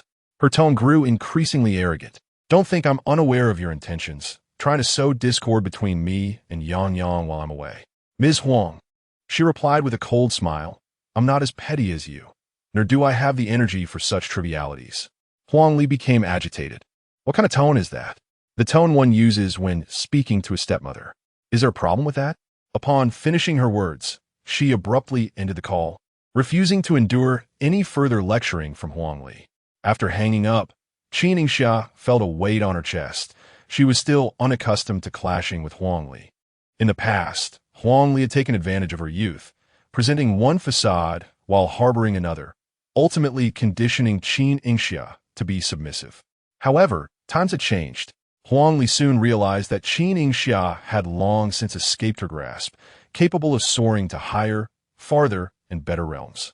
Not only that, but even her biological son seems to be leaning towards Qin Yingxia. Qin Yingxia furrowed her delicate brows, perhaps influenced by her negative emotions. She felt a dull ache in her abdomen. Suddenly, she realized that it was the beginning of the month again, and her menstrual period had arrived on schedule. Qin Yingxia's menstrual cycle was arduous. During the first 2 days, she would curl up in bed in pain, while the subsequent days brought a reduction in discomfort, allowing her to become lively and talkative. During her more effusive days, she felt compelled to host live streams on her account to engage in conversation with her followers, a dependency she had developed towards them. That summer, during the 3rd day of the month, Qin Shan brazenly brought Huang Li home on the anniversary of his wife as passing. This was not the first time Qin Yingxia had seen Huang Li. She had caught a glimpse of the woman during a video call with Qin Shan, who had claimed she was merely his secretary. At that time, Qin Yingxia was quite naive, often inquiring whether he still missed her mother. Qin Shan would respond that he could never forget her mother. If you cannot forget mother, then why remain abroad to treat your emotional wounds? Come home. Ying misses you. The 14-year-old Qin Yingxia rested her head on her desk, gazing at her father, who was far away. That day, Qin Shan offered her no reply. Later, on the anniversary of her mother's death, Qin Shan returned with Huang Li, whose abdomen was slightly rounded. The icy gaze she directed at Qin Yingxia was chilling. Leave. I do not wish to hear you speak, nor do I want a younger brother. Qin Yingxia lost control in that instant, shoving past Qin Shan and running outside in tears. It rained heavily that day, drenching her completely. It was also on that day that she experienced the onset of her first menstruation. The anniversary of her mother's death already cast a shadow over Qin Yingxia's spirits. Her father's resolute demeanor further compelled her to accept the arrogant stepmother and the unborn sibling. All of this weighed heavily on Qin Yingxia, leaving her struggling to breathe and inflicting severe psychological trauma. She withdrew from those around her, confining herself to a small space, until she encountered the internet. Everyone wore their own masks, communicating through the web, sharing their innermost thoughts. Qin Yingxia became more talkative, and with her fans' encouragement, she learned to capture moments of her life through photographs. She transformed from a voice broadcaster to a visually appealing influencer. After finishing her shower, Qin Yingxia began to feel pain. She cautiously climbed into bed, curling her body. Little Qin Yang sensed his sister's presence and instinctively reached out to grasp the hem of her clothing, only to touch her damp arm instead. Sister, what's wrong? He asked as he sat up. Qin Yingxia pressed her lips tightly together, shaking her head to indicate she was fine. Noticing her clutching her abdomen, little Qin Yang instantly understood and hurried to his small backpack. Upon unzipping it, he revealed it was filled with heat packs, brown sugar ginger tea, and even Qin Yingxia's favorite chocolates. Being young, he did not comprehend the meaning of menstruation. He had merely observed that when Qin Yingxia felt unwell, she would prepare these items for herself. Concerned for his sister's well-being, he had secretly packed a bag of these comforts before coming to the capital city. Sister, here, this will help. He presented the heat pack in his hands as if it were a precious treasure, offering it gently to Qin Yingxia. Yang Yang had these. He emptied the contents of his backpack, even offering chocolate to his sister. Qin Yingxia lowered her gaze, fixating on the chocolate in her palm, melted by little Qin Yang's warmth, a pang of bitterness rising in her nose. Silly boy. She didn't even like chocolate. Her thoughts drifted, recalling the numerous gifts little Qin Yang had bestowed upon her, all of which she had declined, ignoring him entirely. It was only on that whimsical day when she tasted the chocolate he had given her that he mistakenly believed she adored it. Tears glistened in her eyes as she caressed little Qin Yang's face, his features bearing a resemblance to her own, her heart softening. If it weren't for Huang Li, she would undoubtedly cherish this brother even more. The following day, Qin Yang awoke early, while Qin Yingxia remained asleep, albeit restlessly, her brow furrowed. Sister, he felt a twinge of confusion, unable to comprehend why she was in such distress. Just as he contemplated calling Qin Shan, Qin Yingxia's phone rang first. Little Qin Yang swiftly grabbed it, muffling the device to avoid waking her. He ventured into the living room, staring at the incessantly flashing screen and the peculiar contact name. Who was Cece? Hello, is this Cece? Are you my sister's friend? Little Qin Yang prepared to seek assistance from the caller. Jin Zhe, in the midst of breakfast, paused mid-sip of soy milk, chuckling softly. Then realizing the absurdity of it, he replied lazily, I'm not he. It's brother Jin Zhe. Hearing his voice, little Qin Yang felt a surge of hope, his tone urgent. Brother Jin Zhe, my sister is sick. Can you help me? Upon hearing this, Jin Zhe dropped what he was holding, grabbed his car keys, and rushed out. How could the lively girl he had seen just yesterday be ill overnight? He drove swiftly from his apartment straight to the hotel where Qin Yingxia was staying. Throughout the journey, he spoke with Qin Yang, soothing the child's anxiety. Don't be afraid, little Yang. Can you tell me how your sister is doing? Qin Yingxia was lost in a beautiful dream, enveloped in the softest clouds, the scent of Jin Zhe lingering in the breeze. Warm hands rested on her waist, gently massaging her. Gradually, the pain subsided. Jin Zhe held Qin Yingxia, watching her relaxed brow, finally exhaling in relief. He carefully laid her down and kissed her forehead before departing. Little Qin Yang sat obediently on the sofa, gazing at the slightly ajar bedroom door. When Jin Zhe emerged, he sprang up. Brother, is my sister still in pain? Jin Zhe lifted him onto his lap. Your sister is feeling much better now. That's wonderful. Little Qin Yang's previously fortified defenses crumbled at that moment, and he couldn't help but sob, burying his face in Jin Zhe's shoulder. Brother, I'm really scared. Sister is in pain. I can't do anything. No, little Yang, you're already doing great.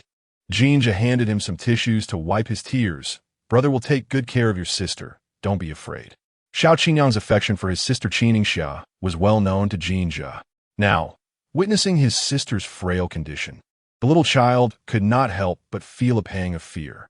His brother had purchased some ingredients, intending to prepare red bean and lily porridge for their sister, and he asked Xiao Qinyang if he could assist with washing the red beans.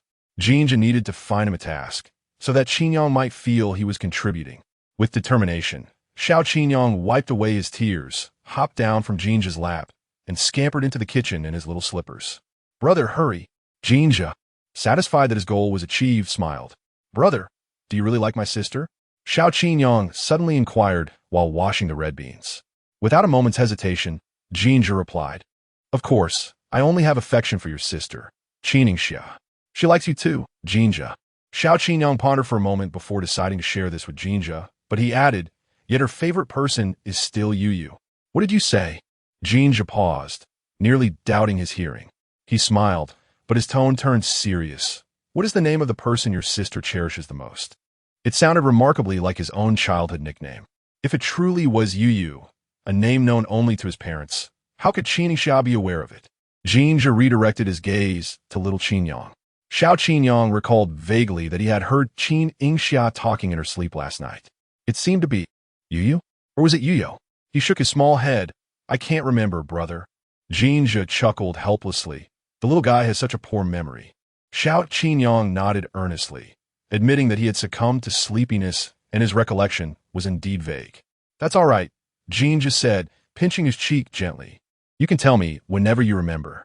Okay, but if my sister's favorite person isn't you, would you be sad? Xiao Qinyang mused, lost in his own thoughts. I would be sad because I really like having you and my sister accompany me. He remembered that Qin Yingxia had mentioned catching a prize last night, which only deepened his melancholy. My sister has already caught her husband. Jin Zhe can't become her husband. Children's thoughts often wander far and wide. Jin Zhe found himself somewhat bewildered. He placed the ingredients into the pot and set the timer. Then where's the husband that sister caught? I don't know. She hid him away. Xiao Qinyang replied. Jin Zhe snapped his fingers in front of him, his tone leaving no room for argument. He isn't hidden. Here I am, standing right in front of you. Little Qinyang blinked, seemingly not grasping the underlying meaning of Jin Zhe's words. Jin Zhe crouched down, gently and patiently explaining, Xiao Qinyang, I must formally tell you. I, Jin Zhe, am the husband your sister caught. I am Qin Yingxia's prize. Do you understand? Xiao Qinyang shook his head, but after a brief pause, he excitedly nodded. I understand now. Jin Zhe, brother, is my husband. Smart boy, Jin Zhe praised him. Then, who is Yu? Qinyang shifted the topic. Jin Zhe replied leisurely, a soft smile gracing his lips. I'll ask my sister when I find the time, and then I'll know. It was not until noon, with the sun high in the sky, that Qin Yingxia finally stirred from her slumber. The alluring aroma of red beans wafted through the air, and upon noticing Qin Yang's absence in the room, a wave of anxiety washed over her. Fearing he had secretly ventured into the kitchen, she rushed out, forgetting to put on her shoes. Xiao Yang. Before her stood a striking scene, a large and a small figure emerging from the kitchen, carrying dishes to the dining table. Qin Yingxia found herself momentarily stunned, her fingers tightening around the doorknob. Jin Zhe untied his apron and approached her, effortlessly lifting her into his arms. It's chilly on the floor. You. Qin Yingxia was cradled back into the bedroom, where he gently set her down on the edge of the bed. The sight of Jin Zhe made her heart swell, and tears brimmed in her eyes. Why are you here? With a hint of red in her eyes and a quiver in her voice, tears began to cascade down her cheeks. Jin Zhe knelt beside her, slipping on her slippers, and his heart ached at the sight of her tears. Don't cry, little treasure. He tenderly brushed away her tears. Let me hold you. As he enveloped her in his embrace, she realized that the warmth she had felt in her dreams was indeed the warmth of Jin Zhe. Had he arrived early? Jin Zhe, I feel unwell, she confessed, wrapping her arms around his neck, revealing her vulnerability, both physically and emotionally. Is your stomach still hurting? Jin Zhe pressed his warm palm against her belly. I made you red bean and lily porridge. I read online that it helps nourish and invigorate. It sounds promising. Qin Yingxia turned her head and planted a kiss on his cheek, openly expressing her affection for her boyfriend. Jin Zhe's ears flushed slightly. The reward comes so swiftly? It's my first time making this. What if it doesn't taste good? He raised an eyebrow, his tone suggestive. I might just return the favor, implying a reciprocation of kisses.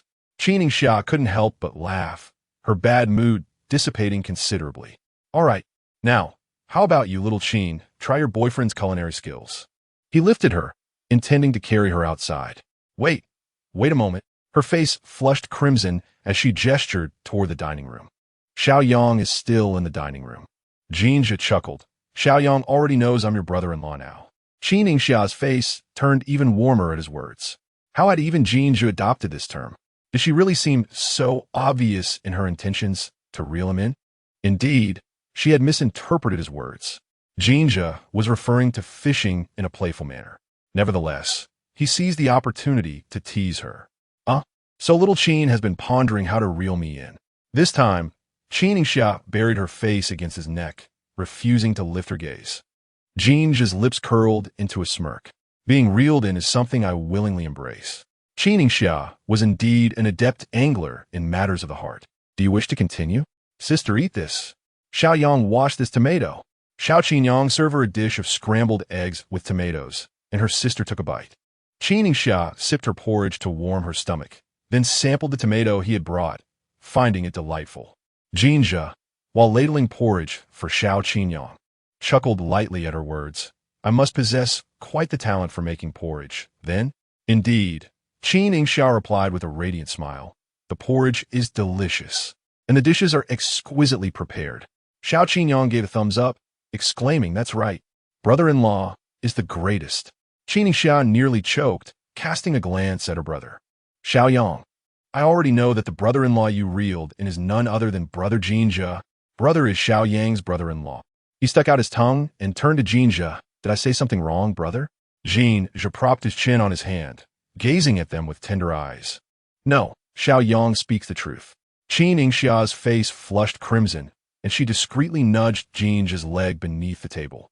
He sensed it, his expression shifting from surprise to a thick, intriguing gaze. Jin Zhe picked up his phone, tapping lightly on the screen. Shortly after, Qin Yingxia's phone vibrated. Without needing to guess, she knew who it was from, yet she refrained from checking. With him beside her, what words could not be spoken face to face, unless they were of an inappropriate nature?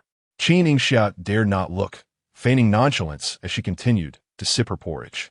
Jin Zhe, however, was unwilling to let her off the hook, tapping her phone twice. A message has arrived, Xiao Qinyong. No rush, Qin Yingxia replied, lifting her gaze to him. Her tone calm. The sender is likely just idling. Jin Zhe couldn't help but chuckle. Perhaps they miss you. Why not take a look? Unable to withstand his persistence, Qin Yingxia opened WeChat, discovering indeed that the message was from the man beside her. Xiao Yang is still here. What does it mean when he brushes my leg under the table, baby?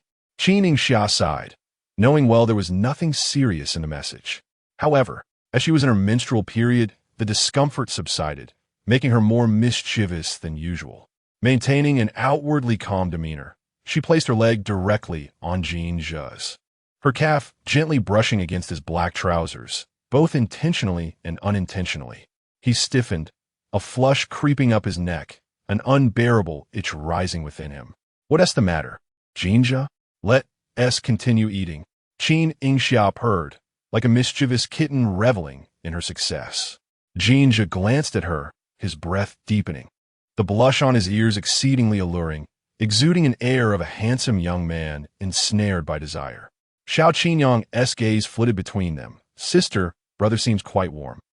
Just as Qin Yingxia basked in her triumph, Jin Zhe suddenly grasped her thigh, preventing her from moving further.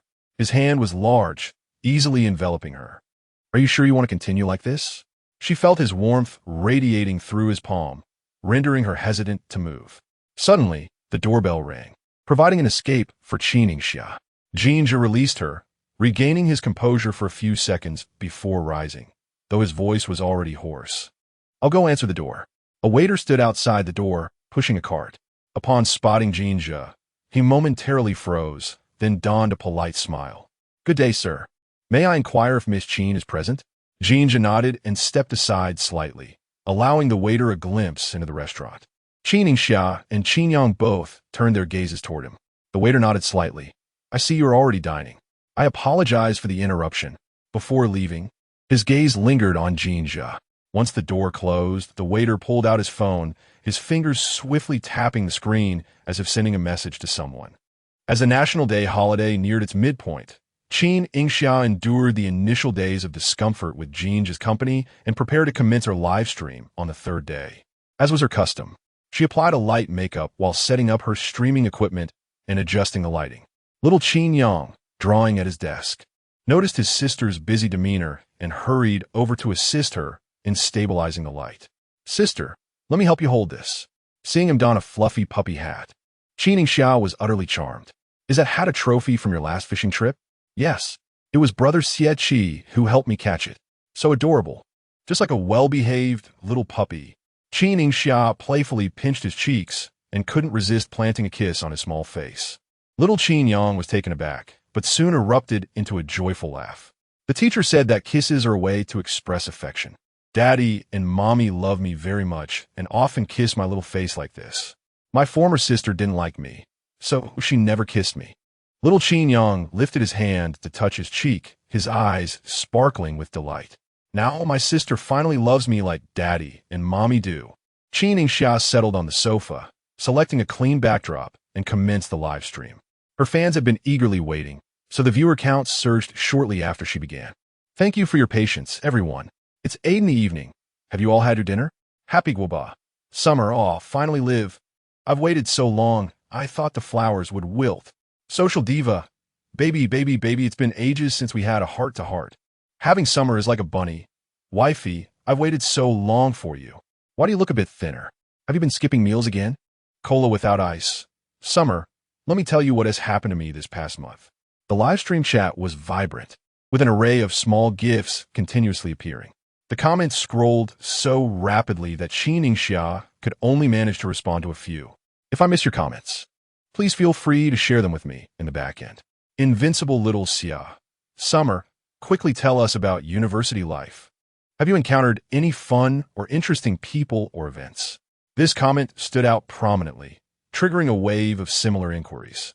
Super cool elementary student. Summer, tell us if there are any handsome guys in the capital. Don't send me that dead pig. Baby, is university busy at the start? Is military training exhausting? In the vibrant realm of live streaming, a question posed by a longtime fan under the username Social Female Bandit caught Qin Yingxia's attention immediately. Qin Yingxia, do confess. Have you been romantically involved with any handsome fellows during your university days? Her mind briefly wandered to the visage of Jin Zhe, a blush creeping onto her cheeks. Another user, my idol is GGB, chimed in, as expected of my fierce sister. Your inquiries are delightfully provocative. The presence of attractive young men in university was undeniable, stirring a flurry of thoughts within her. Social Female Bandit pressed further. Something feels off.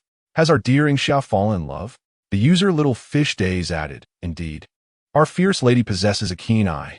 I too have experienced such matters, and I can see a hint of crimson on her cheeks. Either she is in love or has someone special in her heart. Caught in a web of indecision about revealing her feelings for Jin Zhe, particularly since her loyal fans were aware of her past infatuation in high school, she hesitated. Suddenly, a dazzling new username began showering the chat with gifts. Quad A Yingying's exclusive sends a confession balloon. Quad A Yingying's exclusive sends a dream castle. Quad A Yingying's exclusive sends a romantic rocket. Quad A Yingying's exclusive sends a colorful rose, and so forth. Dear me, big brother, please cease the gifting. The effects are dazzling my eyes.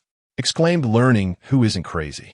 Is this the first time I've witnessed such an array of gift effects on this platform? Remarked Little Magic Fairy. Is this newcomer elevating his level significantly? Questioned Spicy Brother. Oh my, will I lose my top spot to this newcomer? Fretted can't eat or sleep. The comment section erupted with speculation about this new entrant. Social Female Bandit inquired. Is this a new fan? Is this your first time gracing our Yingxia stream? Yet, Quad Yingying's exclusive ignored the chatter and continued to lavish gifts, seemingly unrestrained. Such prowess. Social Female Bandit felt a pang of competition rising within her.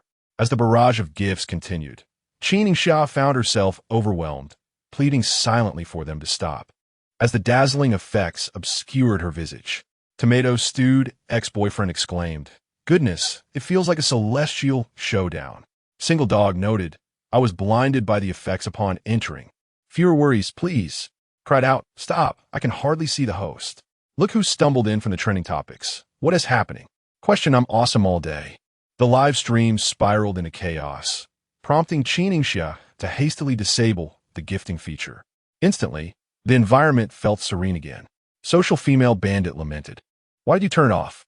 I must face off with this little rival today.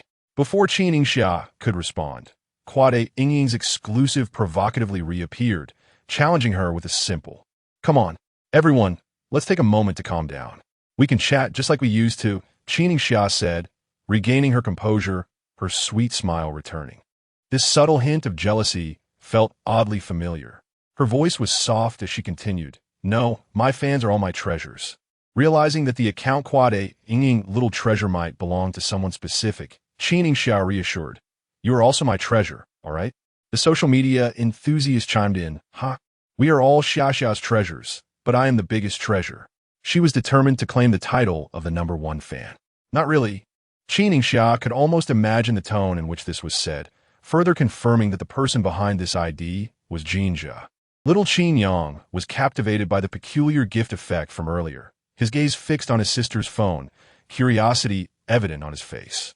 He had never witnessed Qin Yingxia's lively and cheerful streaming persona. He picked up his tablet and took a picture of her, unaware that his flash was still on. A brief light illuminating Qin Yingxia's face. However, the observant fans in the live stream quickly noticed. Is someone next to Xiaxia? Why is there a flash? One fan wondered, Is that her boyfriend? Another speculated, What? Am I about to become a front-row spectator? Yet another chimed in. The conversation shifted, and the bickering subsided. Qin Yingxia felt relieved.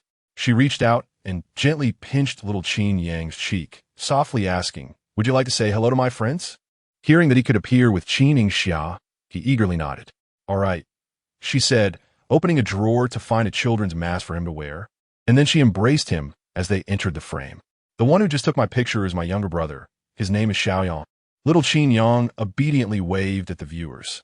Wearing a soft white dog hat, the lower half of his face was covered by a cream-colored mask, but his eyes and brows bore a striking resemblance to Qin Yingxia.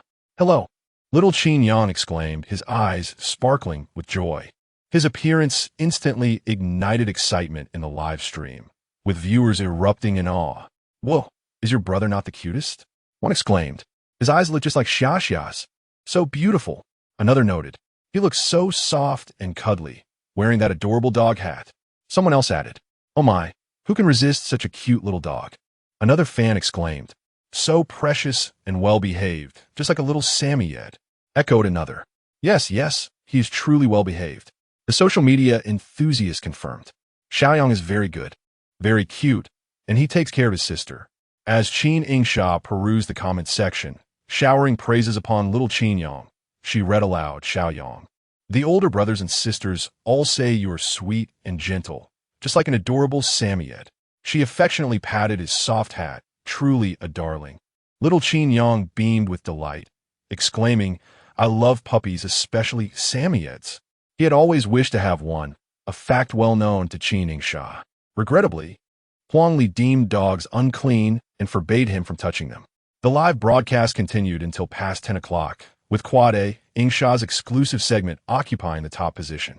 After shutting off her phone, Qin Yingxia retrieved her instant camera from her suitcase and captured numerous photos of herself and little Qin Yang.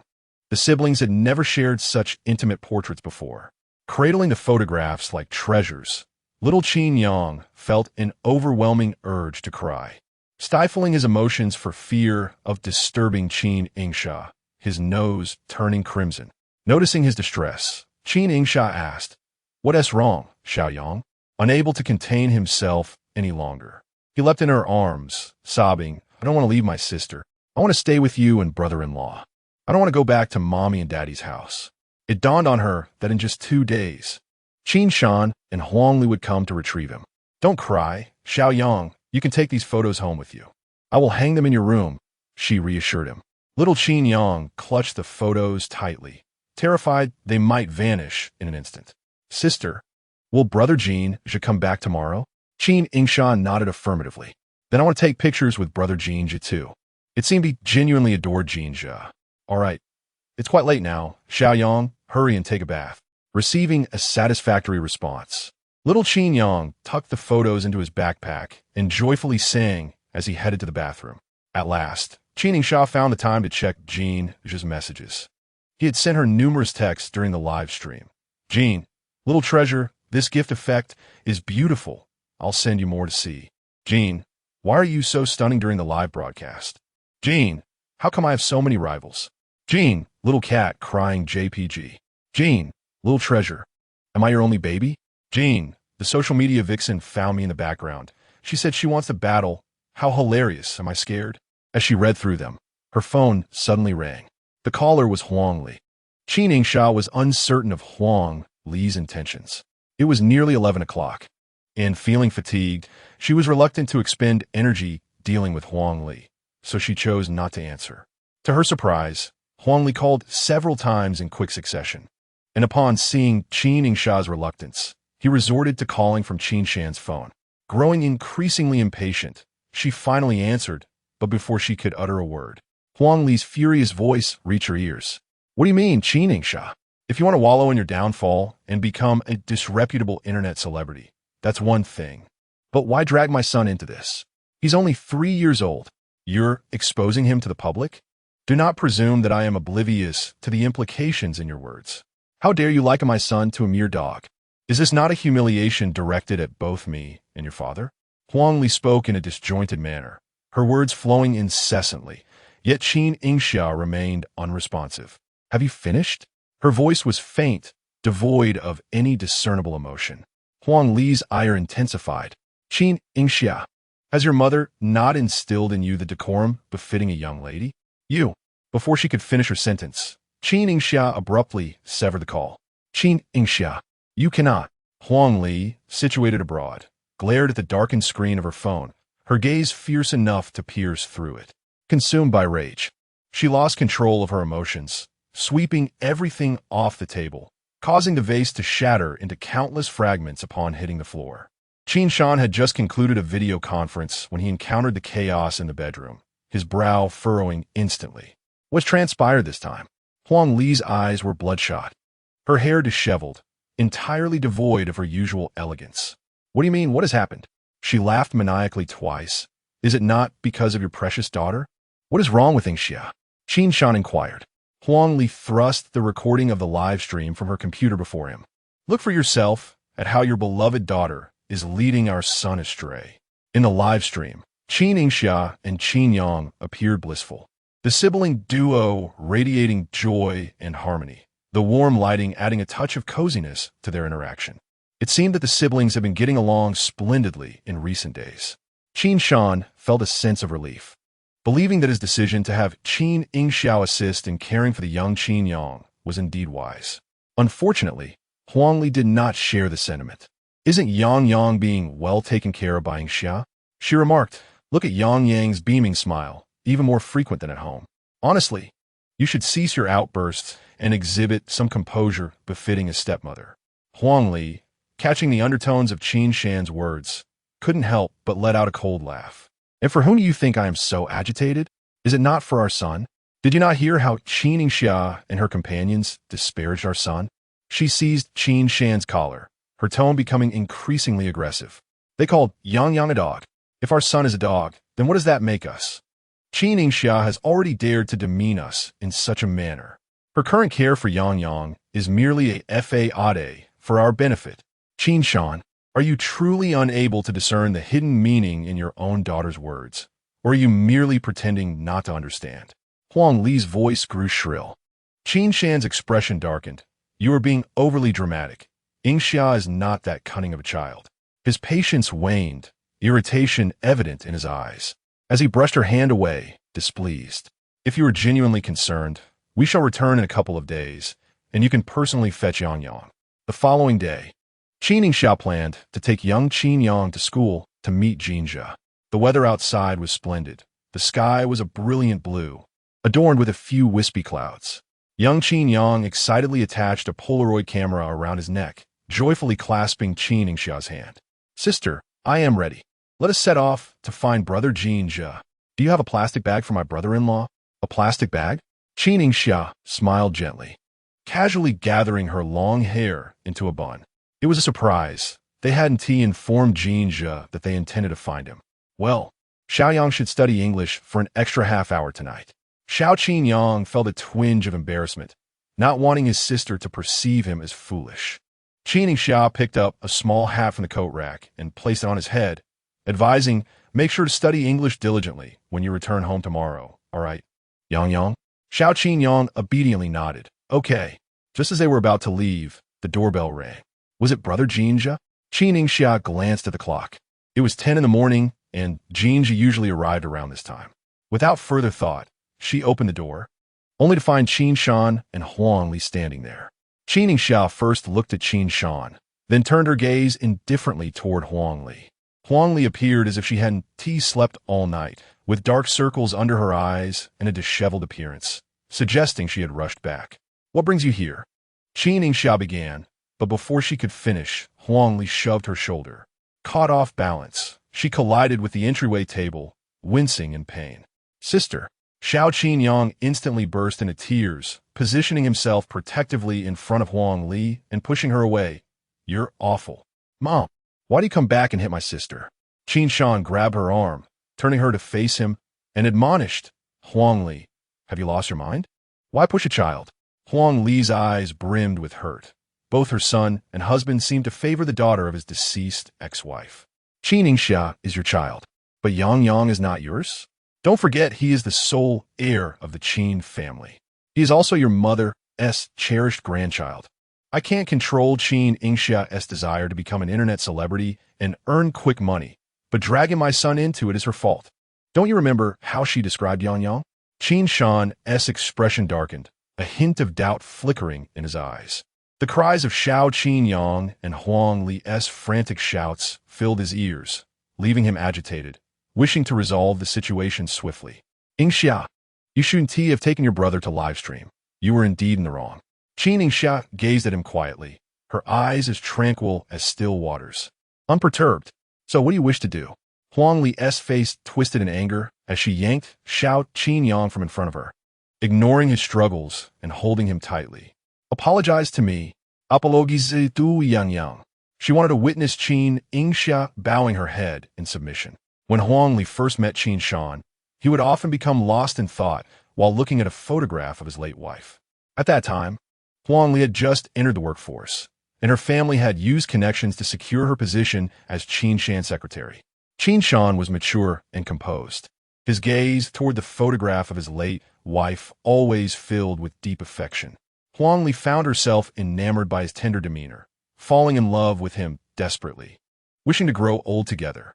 She had seen the photograph of Qin Shan's late wife. A woman named Bai Ling was extraordinarily beautiful and gentle, her floor-length ivory gown accentuating her purity, untouched by the grime of the world. As a woman herself, even Huang Li found herself captivated by her demeanor. Not to mention the man, Qin Shan. Huang Li stared blankly at Qin Yingxia before her. Her visage overlapped with the memory of Bai Ling. Qin Yingxia bore an uncanny resemblance to her mother, unsettling Huang Li, as they both exuded an air that was rather distasteful. I have done nothing wrong, Qin Yingxia declared, her eyes glistening with unshed tears, her back resolutely straight. I owe no apologies to anyone. Huang Li glared at her, noticing a distinct lack of submission or fear in her gaze. You, Huang Li, filled with resentment, yanked Qin Shan over. You need to rein in your daughter. This is how she treats me. Qin Shan furrowed his brow and moved his lips, yet remained silent. Huang Li, dissatisfied, pressed on. Qin Shan, have you had your fill of this commotion? Qin Shan, seething with anger, rendered Huang Li momentarily intimidated, causing her to hesitate in her pursuit.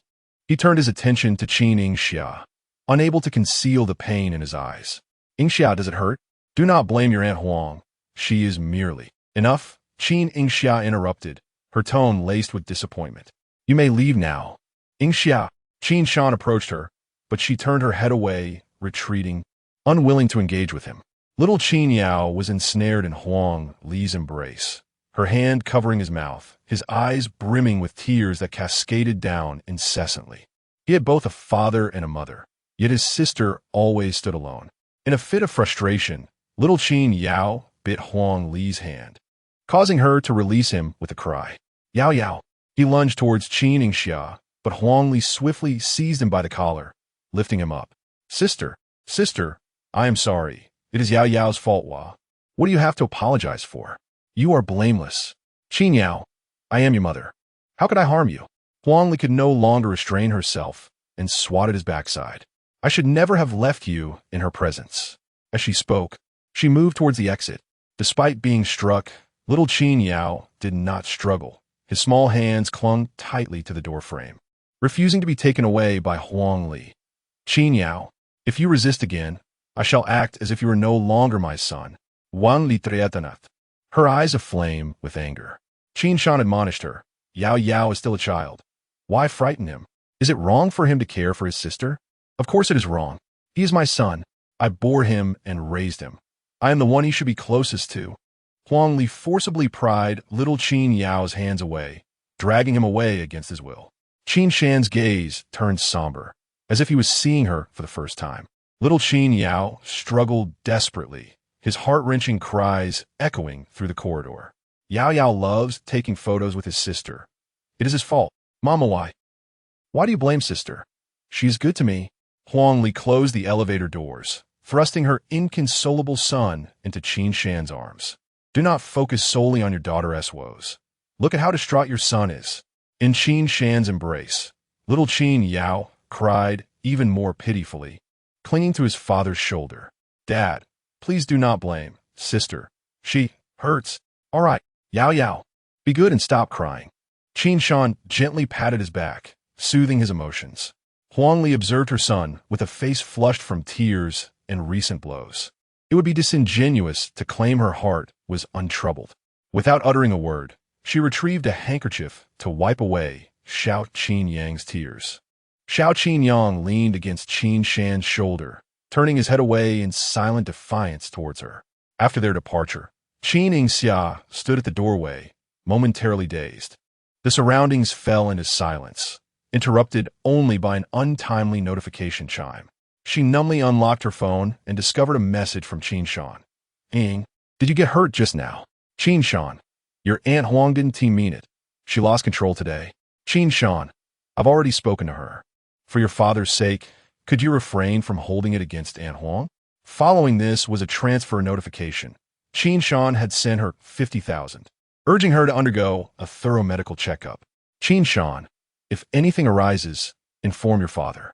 Upon reading this, Qin Yingxia suddenly smiled. It was as if all her strength had been drained, and she slowly slid down along the counter. "Miss Qin," a server appeared at the doorway, politely nodding his head. "May I assist you in tidying up the room?" Huang Li had knocked over a vase during their earlier altercation, and as Qin Yingxia gazed at the scattered shards and puddles, she reluctantly nodded. "Please take care of it. I apologize for the trouble." The server wheeled in a cleaning cart, and while mopping the floor, he couldn't help but glance in Qin Yingxia's direction, appearing hesitant to speak. "Is there anything else?" she inquired. "Miss Qin, I was sent by Mrs. Huang to care for you and young Master Qin." The server sighed softly. "I apologize if this offends you, but Mrs. Huang inquired about your personal life." He paused, his implications clear, regarding the man who frequently accompanied her and young Master Qin. "What is he to you?" Qin Yingxia slowly lifted her gaze to meet his. "I assure you, I mean no offense." The server quickly waved his hands. "I was merely contemplating how to handle Mrs. Huang, as this pertains to your private matters. Thank you for sharing this with me." Qin Yingxia finally smiled, yet as she did, a glimmer of tears trickled down her cheek. "He's my boyfriend." The server recalled the heated argument between Huang Li and her, feeling somewhat overwhelmed. "Miss Qin, how would you like me to deal with Mrs. Huang?" Qin Yingxia wiped away her tears. "There is no need to concern yourself with her. Simply state that I am aware of you, and this is my personal life. She has no right to interfere." She was uncertain of Huang Li's intentions. "Understood," the server replied. He had just heard the sound of a collision at the counter and noticed Qin Yingxia's troubled expression. "Miss Qin, would you like me to arrange a vehicle to take you to the hospital?" Qin Yingxia weakly shook her head. "No, thank you." As the day gradually dimmed, leaves rustled in the wind, and distant thunder rumbled ominously. Rain was imminent. Qin Yingxia curled up in bed, drifting into a deep slumber. Her entire body ached, and in her dreams, she was gently embraced by her mother. The day her mother passed away was also a rainy one. The begonia flowers in the yard were battered by the rain, littering the ground, while her mother was held tightly by Qin Shan, peacefully resting in his arms. This slumber never allowed Bai Ling to awaken again. That year, Qin Yingxia entered junior high, having already grasped the profound meaning of life and death. If only mother were still present, perhaps Huang Li would never have appeared. The phone screen flickered to life and then dimmed repeatedly as Jin Zhe made call after call. A persistent knock on the door jolted Qin Yingxia from her dream, and she stared blankly at the curtains billowing in the wind, suddenly realizing she had forgotten to close the window. The torrential rain cascaded down, quickly obscuring the vibrant world outside. She stepped out of bed, noticing several empty bottles strewn by her feet. It was no wonder her head felt so heavy. The effects of alcohol were evident. The knocking grew more urgent, and she could faintly hear Jin Zhe's voice from beyond the door. Barefoot and still intoxicated, Qin Yingxia approached the door and opened it, revealing Jin Zhe standing at the threshold. Jin Zhe, in that moment, she could not discern between dream and reality. Rainwater clung to him. Droplets cascaded from his tousled hair, his eyes rimmed with red, his breath uneven. As her fingertips brushed against his face, the coolness jolted her into the realization that this was indeed reality. Jin Zhe had come to find her. Outside, lightning flashed and thunder rolled, illuminating the slanted sheets of rain. Jin Zhe's eyelids fluttered open slightly. His lips pressed together as he caught the scent of alcohol wafting from her. A ghost of a smile appeared, devoid of warmth. "Have you been drinking?" Qin Yingxia, aware of her misstep, acknowledged her fault. One should not drink during their menstruation. She detected a hint of irritation in Jin Zhe's voice and responded softly, her eyes glistening with unshed tears. Never mind. Jin Zhe closed his eyes momentarily, clasping her warm hand in his, leaning over to plant a gentle kiss on her fingertips. Before she could fully comprehend, he encircled her waist, drawing her closer with his strength. The door clicked shut behind them, resonating through the air. Jin Zhe carelessly shed his drenched coat, gripping Qin Yingxia's chin with his thumb, and pressed his lips against hers, deepening the kiss gradually. Qin Yingxia surrendered to him, allowing him to savor every trace of her intoxication, her hands gripping his shoulders, responding awkwardly. She pressed tightly against him, feeling his palm firmly grasp her waist, exactly where she had collided earlier. A soft "m" escaped her lips. Jin Zhe paused momentarily, his breath scorching, and when they parted, a tantalizing silver thread lingered between them. Was it uncomfortable? It hurt. Their noses brushed together, and she did not conceal the truth from him. His brow furrowed, piecing together the fact that Qin Yingxia had not answered his calls for so long. He carefully lifted her and set her on the entryway counter. What happened? Qin Yingxia bit her lip, uncertain of where to begin. Jin Zhe waited patiently for her, and when she remained silent, he gently covered her eyes with his hand. Close your eyes. I'll turn on the light. He flicked on a small lamp by the entryway, allowing her to adjust before withdrawing his hand. Let me see your injury? Qin Yingxia sniffled and agreed. Jin Zhe's fingertips felt cool as he lifted the hem of her clothing, revealing a stark bruise across her delicate waist, startlingly vivid against her fair skin. How did this happen? Who hurt you? Anger surged in his eyes, intertwined with concern and guilt. It was particularly unfortunate that today he had been assigned a task by his professor, and he had only exchanged brief messages with Qin Yingxia. Before he could respond, he became preoccupied with his tasks, completely oblivious to the passage of time. By the time he resolved everything, it was already late outside. I'm sorry, Xiaobao. Jin Zhe felt quite remorseful. It was he who had declared his affection for Qin Yingxia. It was he who pursued her, and now it was also he who failed to protect her. Don't say sorry. Qin Yingxia embraced him. The cold raindrops trickling from his hair felt real to her. Jin Zhe, it was I who didn't contact you this afternoon, causing you worry. She felt a pang of sorrow and took out a bottle of wine from the cabinet, hoping to drown her troubles in intoxication. Yet, she forgot that even in a drunken stupor, she would still remember upon waking. To her surprise, she drifted into a hazy slumber until evening. Luckily, she hadn't consumed much. Otherwise, she would have remained inebriated until the following day. Jin Zhe held her with a gentler grip, fearing that he might cause her pain. Have you been wronged? He asked. Qin Yingxia leaned against his neck and answered with a muffled sound. Is it because of Xiao Yang's birth mother? He inquired. She looked at him in disbelief. You know? Jin Zhe lifted her and placed her on the sofa, finding a softer spot for her to rest. I could guess, he replied. He knelt down and rummaged through the medical kit, retrieving a bottle of essential oil. She bullied you, didn't she? Qin Yingxia feigned nonchalance, smiling at him. Yes, she always finds fault with me. Never friendly at all.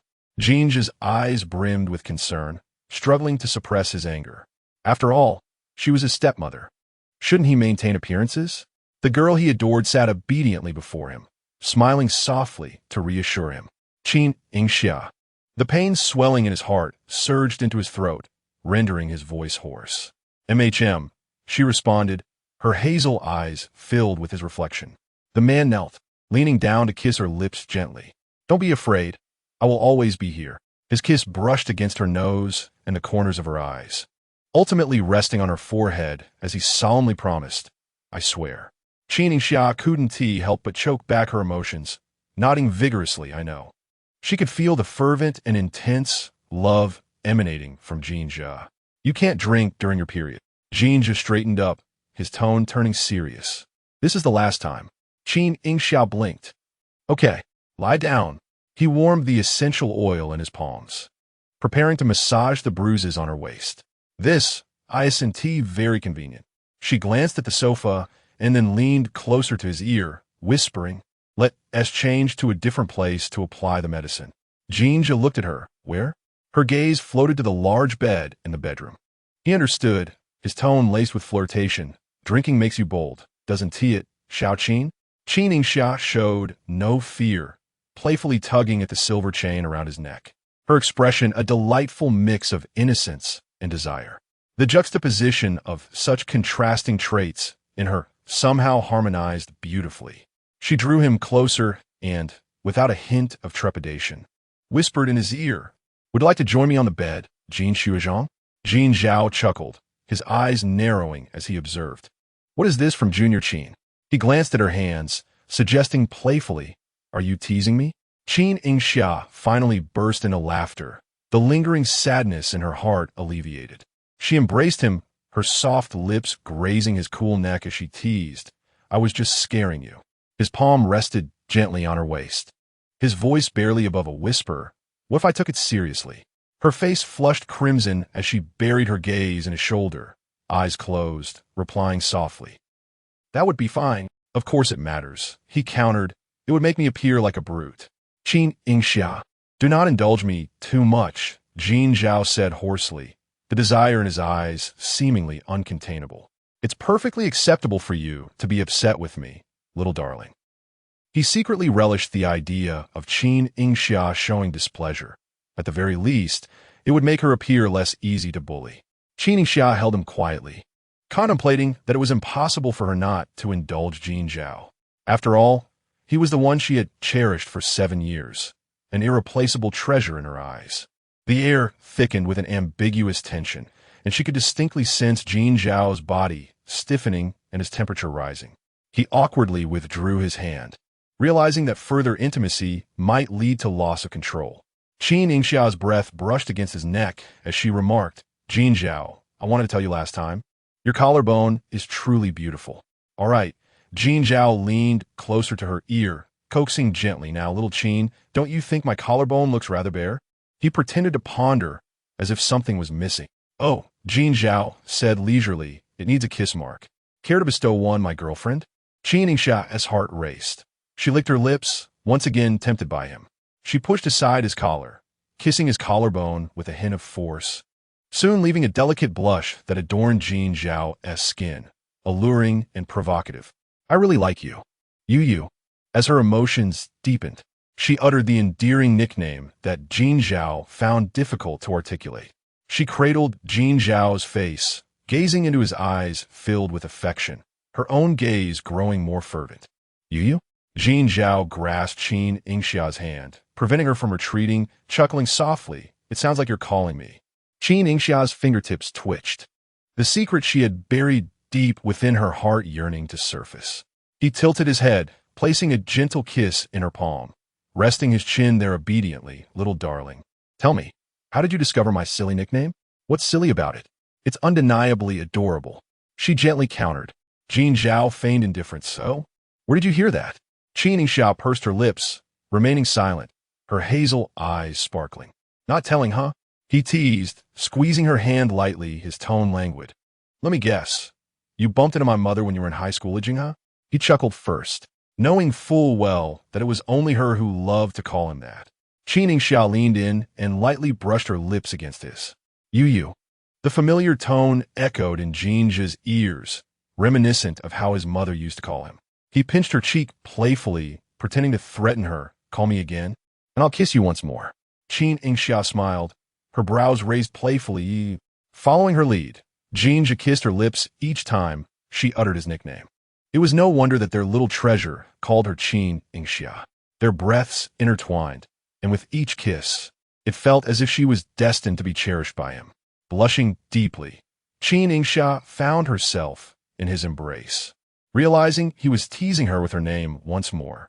Outside, the rain pattered gently, and the bedroom was bathed in a warm, soft glow. The frosted glass door of the bathroom reflected the man's elegant silhouette as Jin Zhe lingered beside her. Leaning over the bed, Qin Yingxia extended her delicate fingers to trace his form. He was tall, with broad shoulders and a narrow waist, instantly pulling her thoughts back to that damp, sticky dream. "Little treasure." Jin Zhe reached out a moist hand, his fingers as beautiful as ever, long and graceful, glistening like high-quality jade. She felt her ears grow warm, burying half her face in the blanket, responding softly in the mem. Jin Zhe's voice, infused with the steam of the bathroom, called out, "Could you hand me a towel?" I forgot to grab one. Her heart raced as she moved to fetch the towel and bathrobe, issuing a gentle warning, "No, don't pull me in." It was understandable for her to feel anxious. It truly seemed like something Jin Zhe would do. He chuckled softly, sure, after receiving the towel. He indeed refrained from pulling her in, mindful not to soak her. Wearing a bathrobe that left little to the imagination, Jin Zhe was not overly revealing. Qin Yingxia sighed in relief, having indulged in her wild thoughts for a moment. Once his hair was dried, he came over to embrace her tightly, expressing gratitude. "Thank you, Xiao Qin, for taking me in. Little Jane, don't be so polite." Leaning against him, she felt secure listening to his strong heartbeat. Enveloped in the familiar scent they both shared, Jin Zhe rested his chin on her head, planting a kiss on her hair. "I have to return to Jinghe tomorrow." Qin Yingxia looked up at him, realizing it was the last day of the holiday. "Are you going and coming back on the same day?" "Yes. There are some matters at home that need my attention." His hand gently pressed against her abdomen, soothing her. "Don't worry, I will return soon. I'll wait for you at school." Jin Zhe kissed her cheek once more. "All right, sleep now." It was Qin Yingxia's first time sharing a bed with him, and to say she wasn't excited would be untrue. She couldn't fall asleep. Sneaking glances at him in the dim light. Unexpectedly, he caught her in the act. "Can't sleep?" She nodded obediently. "Because you're beside me." Jin Zhe's gaze shifted slightly as he buried his face in her neck, laughing softly. "I understand now why my dad found me so bothersome when I was younger." Qin Yingxia, puzzled, asked, "Why did he dislike you?" "Ah," Jin Zhe slowly remarked, "when I was a child, I always loved to squeeze in between my parents while sleeping. Perhaps it affected my father's affection for my mother." As he contemplated this, he furrowed his brow, his tone filled with a hint of melancholy. "I recall that on several occasions, my father even kissed me in his dreams. It seems he subconsciously mistook me for my mother. Having never experienced romance, he could not fathom the joy of having a beloved, nor could he relish the sensation of sleeping beside a girl he adored.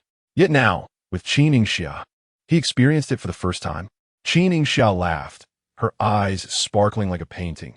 Could one truly express such beauty?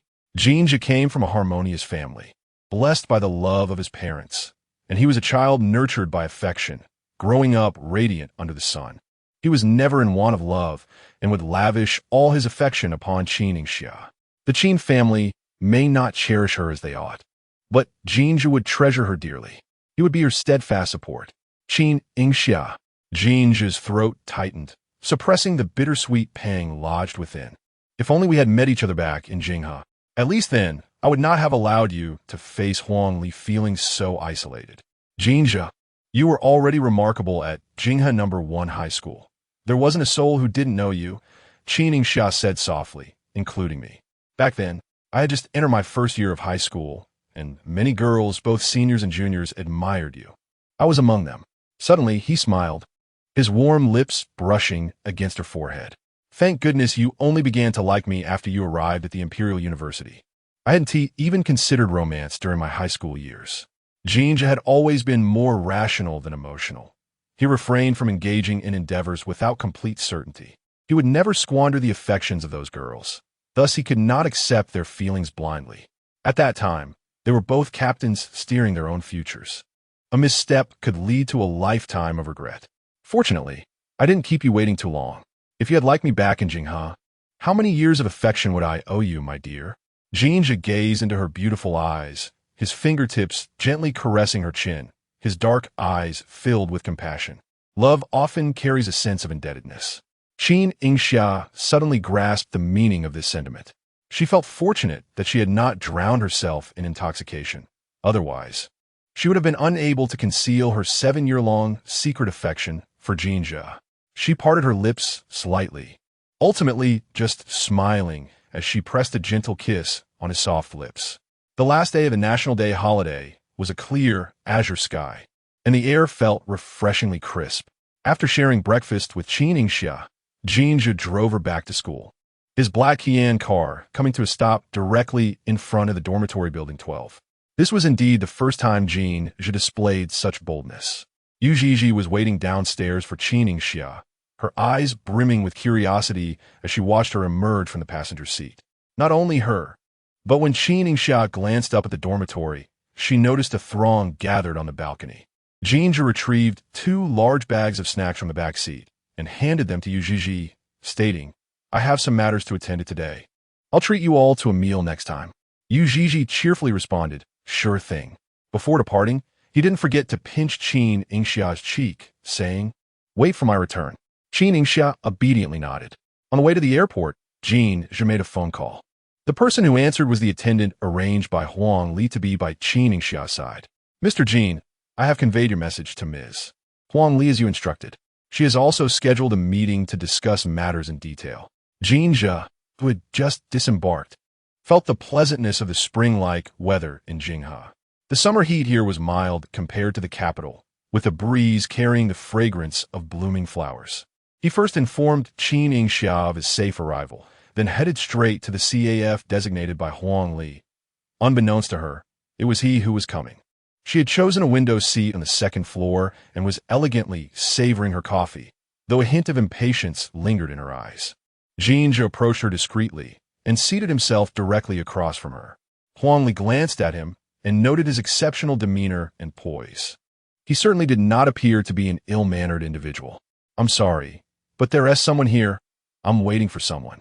No need to investigate me through third parties," Jin Zhe replied with an impassive tone, his long fingers lightly tapping on the table. "Ms. Huang, you are seeking Qin Yingxia's boyfriend, and fortuitously, I am he."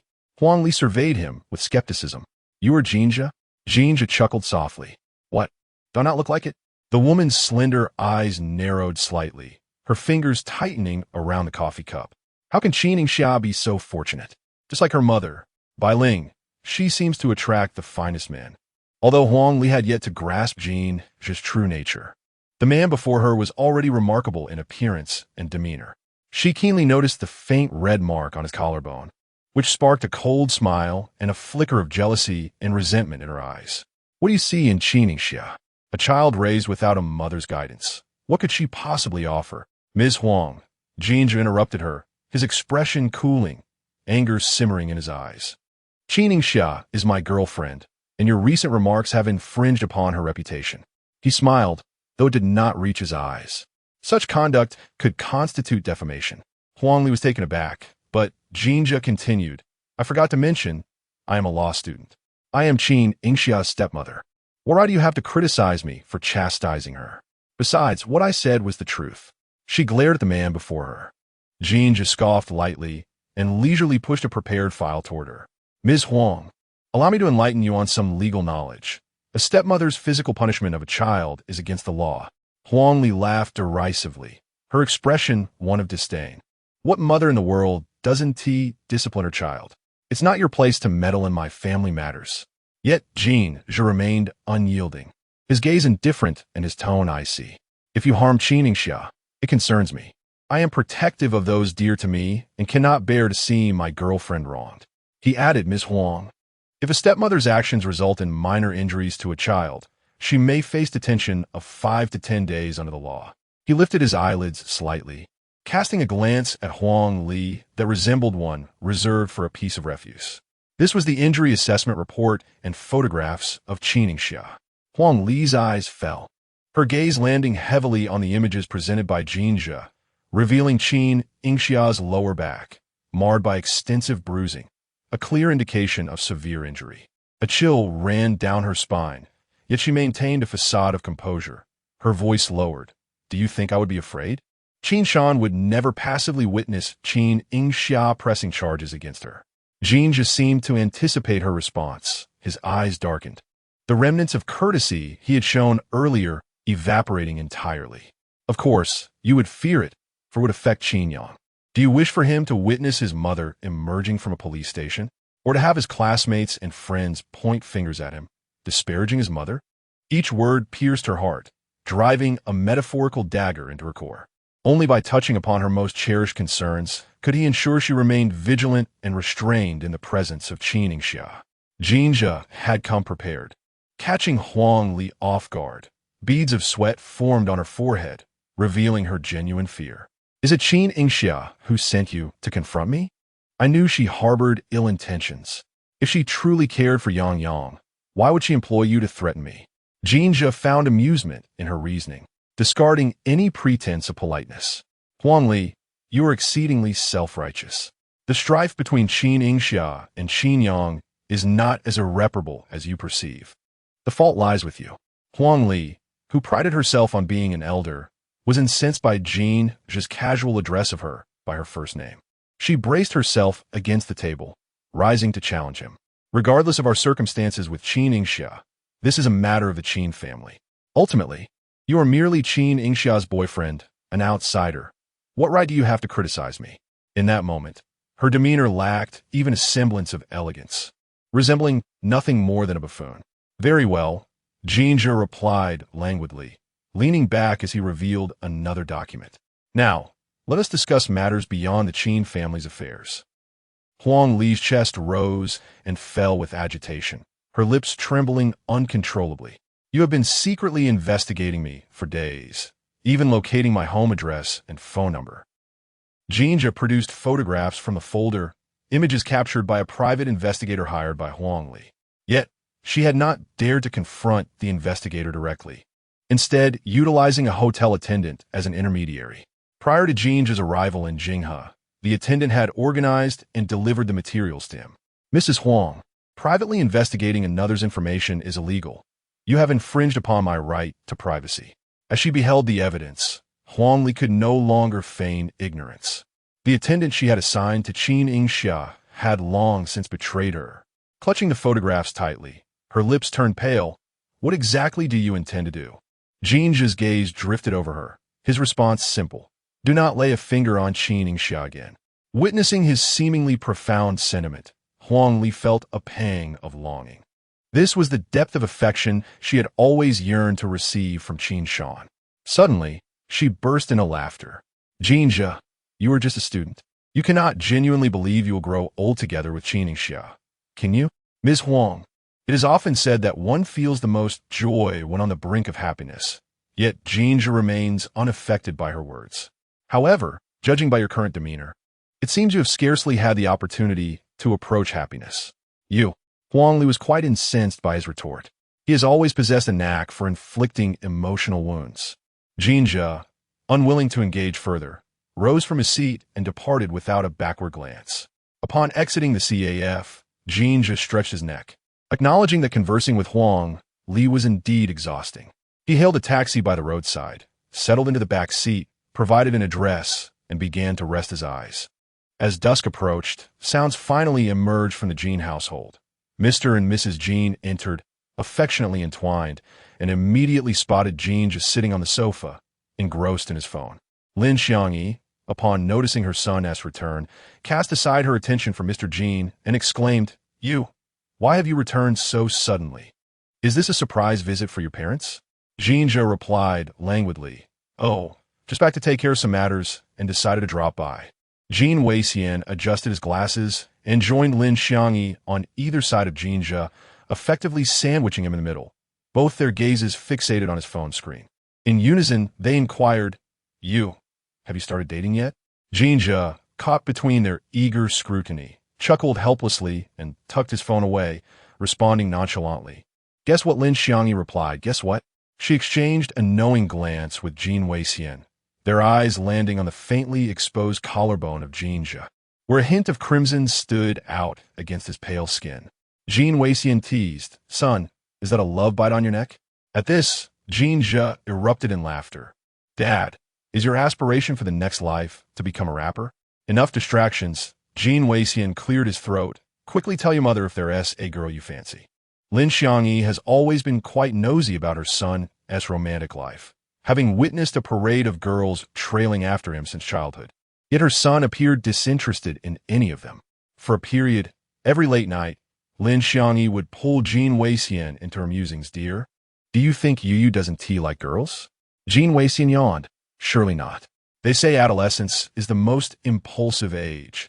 Yet I can't help but notice Yu seems entirely devoid of any thoughts of young love. She nudged Jin Weixian. I know you're tired. But don't succumb to sleep just yet. Let me finish my lament. All right, my dear.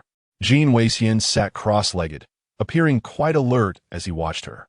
Lin Xiangyi smiled before her worry resurfaced. Though early romance, isn't ideal, I can't help but feel anxious. Jin Yingxia embraced her.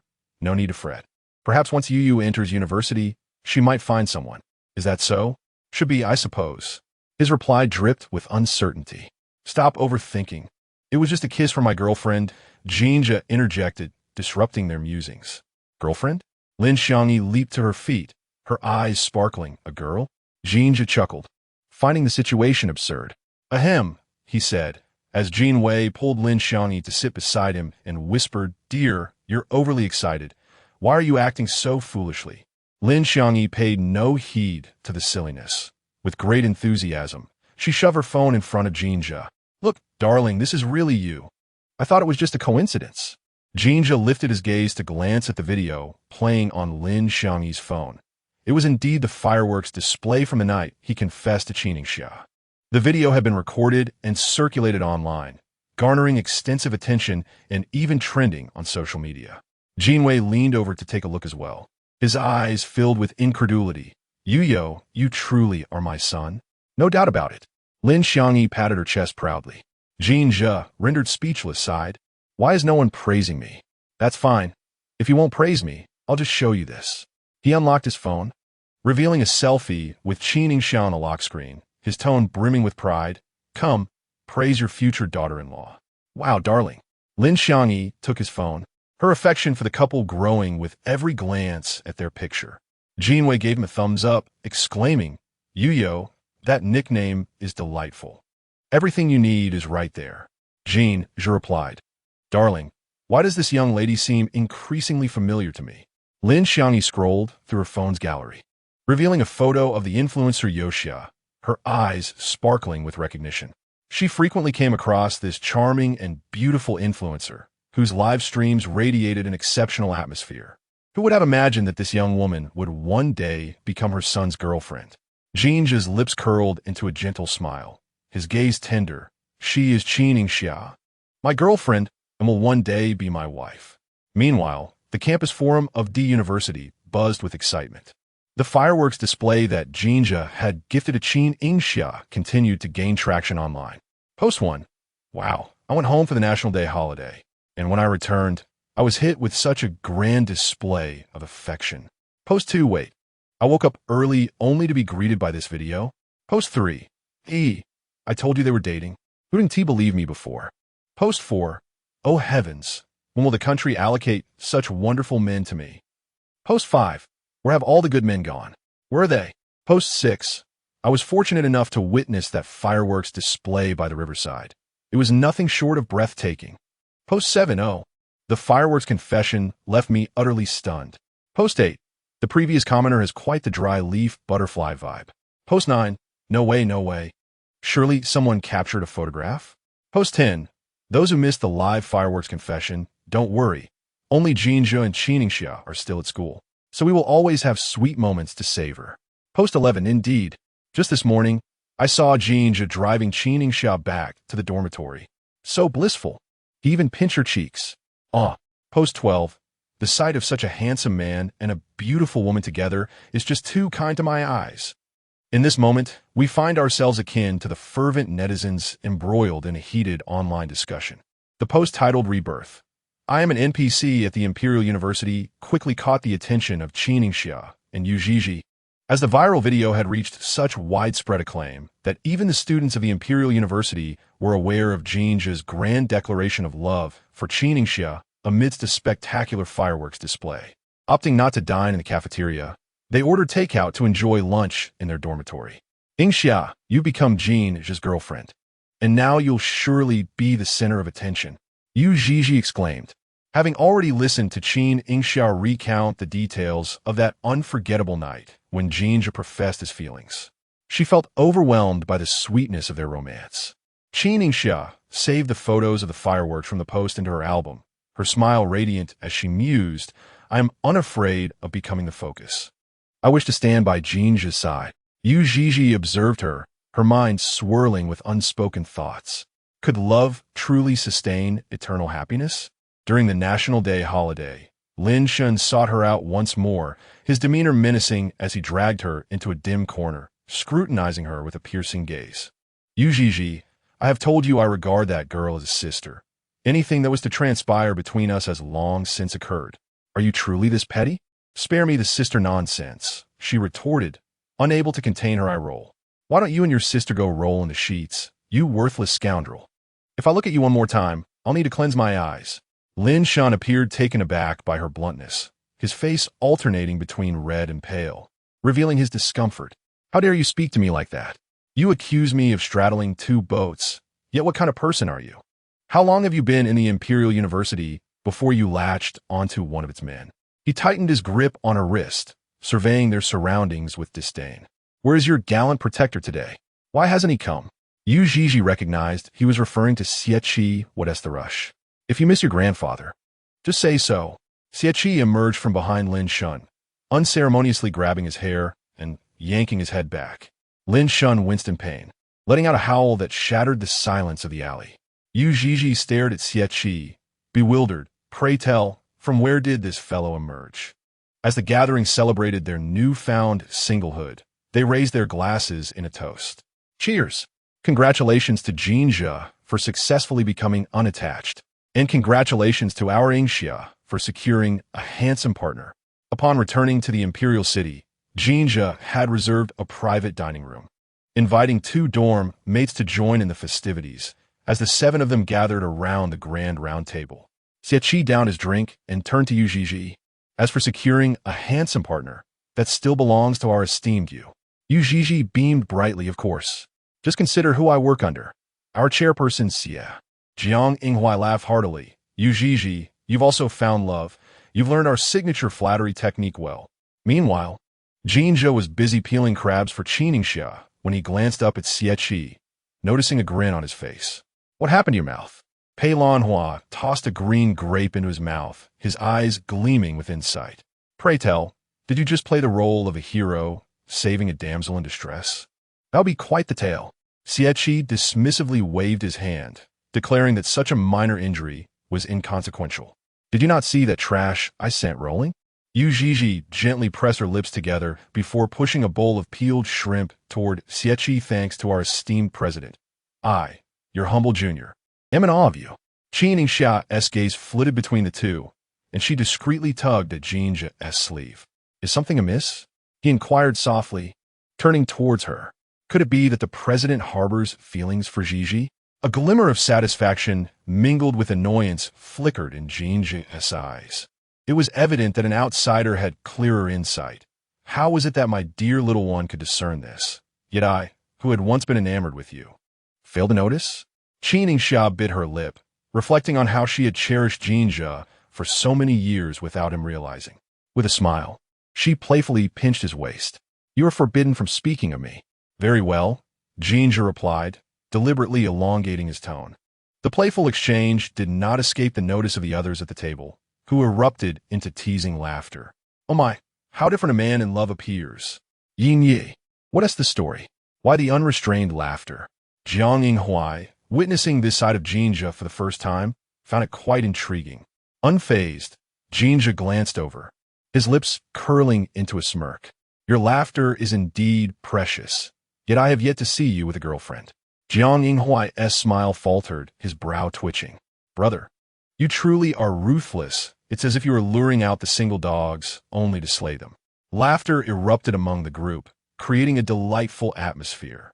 Qin Yingxia sipped her orange juice, her cheeks flushed, and noticed Su Sivan across from her, appearing somewhat distracted. Su Sivan frequently glanced at her phone, seemingly awaiting a message from someone. Before long, she rose and exited. Worried, Qin Yingxia looked out into the night, then tugged at Yu Zhiji's sleeve. Yu Zhiji, engrossed in banter with Xie, turned back to her. What is the matter, Yingxia? Instead of voicing her concern, Qin Yingxia subtly indicated Su Sivan's vacant seat. Realization dawned on Yu Zhiji. Oh, let us take a trip to the restroom. Xie, don't pilfer my shrimp. Who is stealing? Xie retorted. Where did Sivan go? I didn't see her in the restroom. Yu Zhiji emerged from the restroom and shrugged at Qin Yingxia. Furrowing her brow, Qin Yingxia said, I called our senior, but she didn't answer. A wave of anxiety washed over her. What if something has happened? The memory of Lin Shun cornering them in a dark alley heightened Yu Zhi's concern. Yingxia, let's go check. The restaurant Jin Zhe had chosen was situated on the most bustling street in the imperial city, where the vibrant neon lights illuminated the throngs of people. Don't be afraid, Yingxia. It's so lively here. Our senior should be fine, Yu Zhi reassured her while scanning the crowd for Su Sivan's figure. Look over there, Qin Yingxia exclaimed, pulling Yu Zhi's attention to a nearby street where a Land Rover was parked. Su Sivan was seated in the passenger seat, engaged in a heated argument with the man behind the wheel. It was. Yu Zhi squinted her eyes, fixated on the man in the driver's seat. He wore frameless glasses, his hair meticulously styled, and donned a standard white shirt, exuding an air of refinement. Qin Yingxia had never encountered this individual before and speculated. Could he be the boyfriend of her senior? Name? Fongjing? Ying. Let us head inside and wait for the senior to return. All right.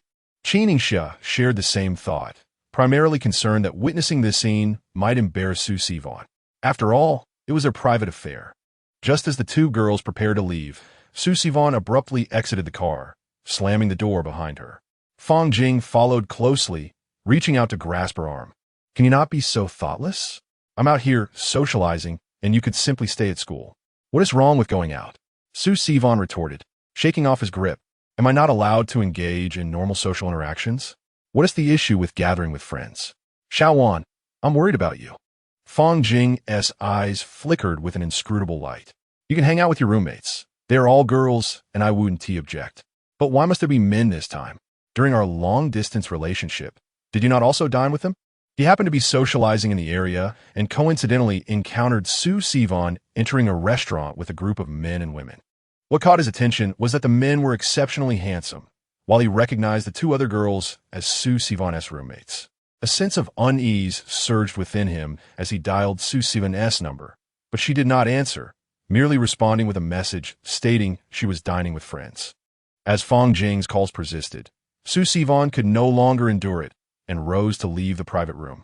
Everyone was in high spirits that night, and she dreaded Fongjing's arrival, unwilling to dampen the mood over her personal matters. Fongjing, stop being unreasonable.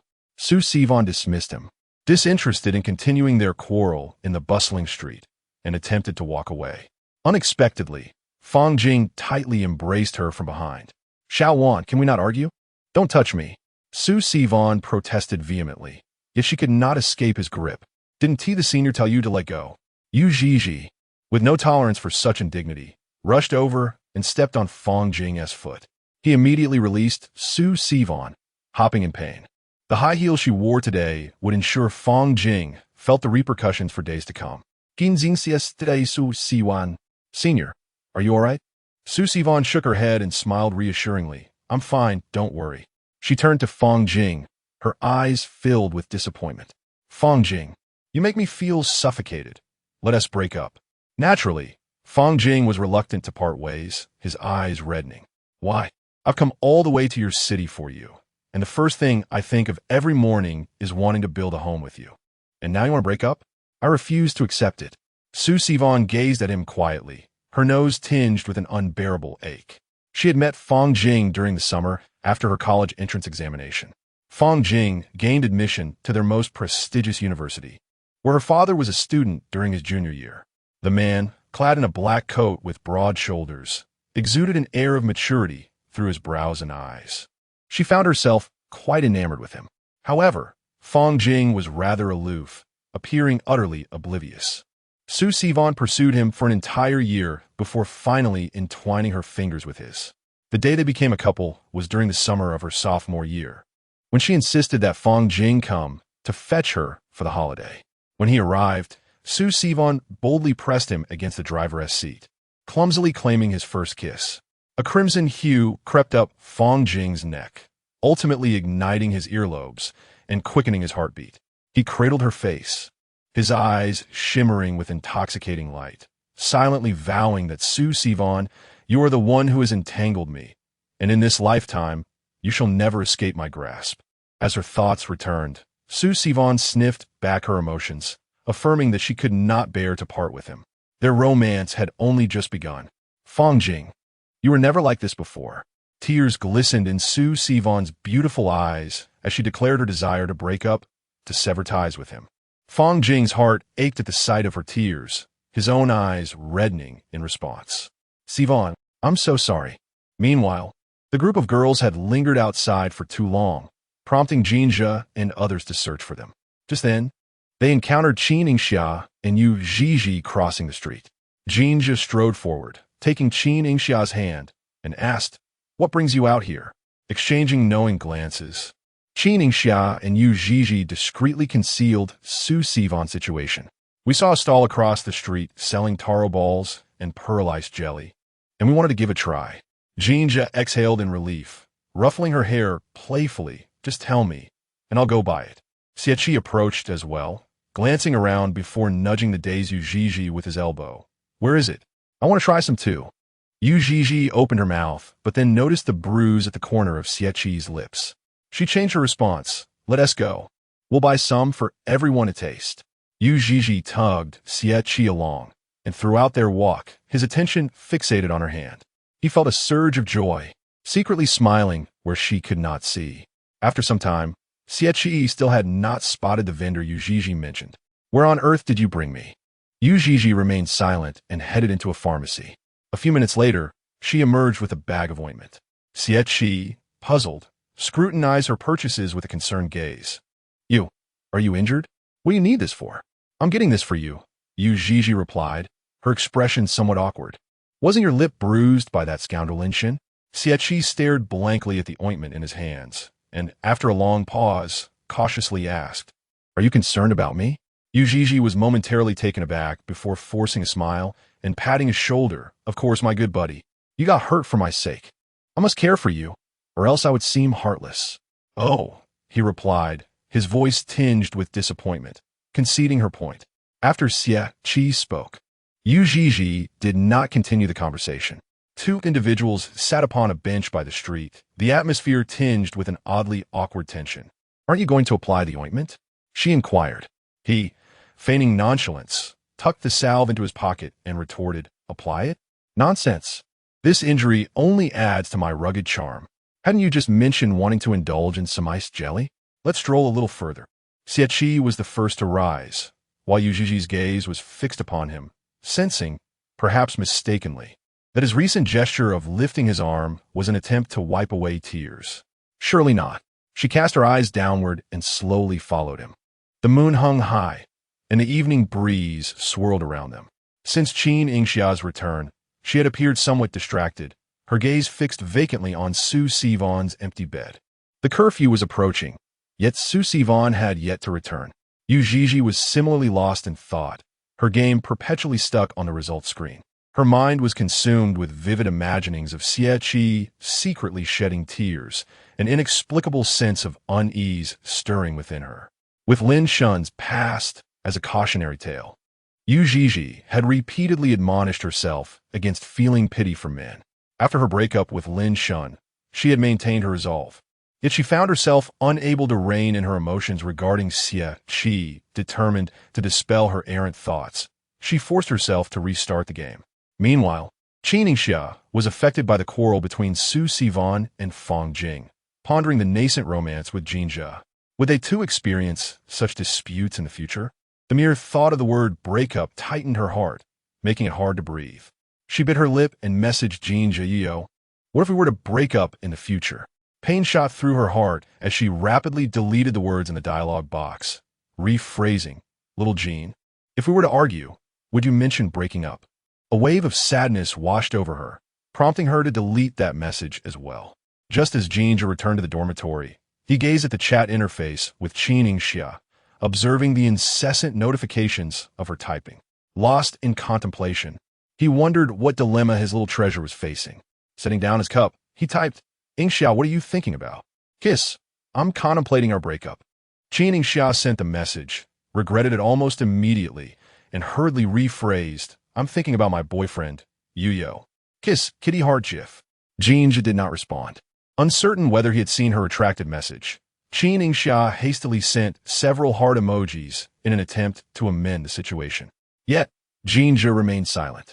No longer able to sit still, she stood up abruptly, her movement attracting Yu Ziji's attention. What's wrong? Did you see a cockroach? Wait for me to squash it. No. Qin Yingxia replied, clutching her phone. I think I sent the wrong message to Jin Zhe. Yu Ziji glanced up from her game. What did you missend? I asked him if he would consider breaking up, she answered. Yu Ziji remarked, Yingxia, are you feeling spooked by the senior situation tonight? Having harbored a crush on Jin Zhe for 7 years, Qin Yingxia was naturally more apprehensive about their relationship reaching a breaking point. As it was her first romance, such feelings were entirely normal. Yu Ziji bestowed upon her a reassuring smile. Not all couples reach the brink of separation unless they tread upon forbidden grounds. Sometimes, minor quarrels hold little significance. Consider them mere flirtations, an invitation to remain composed. Qin Yingxia nodded, partially comprehending this notion.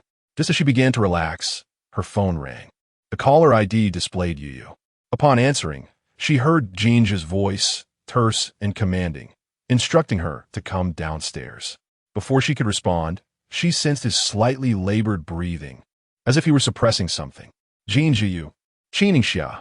He called her name, his tone a touch hoarse. Come downstairs and comfort me. In a flurry, Qin Yingxia rushed to the balcony and spotted Jin Zhe waiting beneath the sycamore tree. In a state of mild panic, she darted back inside to grab a handful of candies from her drawer. What's the rush? Yu Ziji inquired, curiosity piqued. Just bringing some sweets to soothe Jin Zhe, she replied succinctly before exiting, leaving Yu Ziji bewildered in the dormitory. Has she truly begun to coddle Jin Zhe like a child? Yu Ziji shook her head in resignation, only to realize she herself was nibbling on a lollipop. Downstairs, Jin Zhe awaited her in a dimly lit corner, his dark attire blending seamlessly with the shadows. Yet, Qin Yingxia spotted him instantly, rushing towards him and nestling into his embrace, her eyes sparkling with delight. Yu, she exclaimed, her tone imbued with affection. Jin Zhe chuckled, lifting her chin. So now you wish to comfort me, after just being upset? I've always been eager to soothe you. Qin Yingxia opened her palm to reveal a few green plum candies, their vibrant colors glinting under the light. To appease you. A smile danced on Jin Zhe's lips as he playfully touched her nose. Feed me. Qin Yingxia blinked, feeling a ticklish sensation as he nuzzled her. No threats of breaking up? Dear Qin, you know I'm timid and cannot bear such fright. His warm fingertips teased her chin, deliberately evoking her sensitivity. As she peeled the candy, she fought off the ticklish sensation on her face, biting her lip in annoyance. You know I'm ticklish, Yu. She genuinely relished mimicking his speech, especially in moments like this.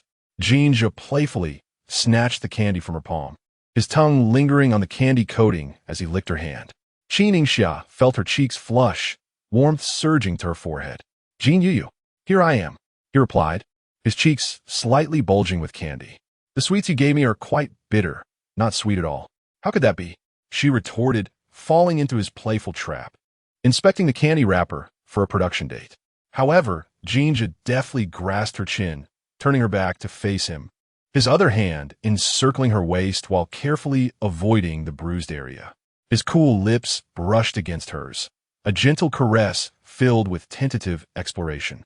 Qin Yingxia had already tasted the sweetness upon his lips and softly complained, You deceived me. It is clearly sweet. His breath was slightly labored as he leaned in for another kiss, this time with even greater intensity.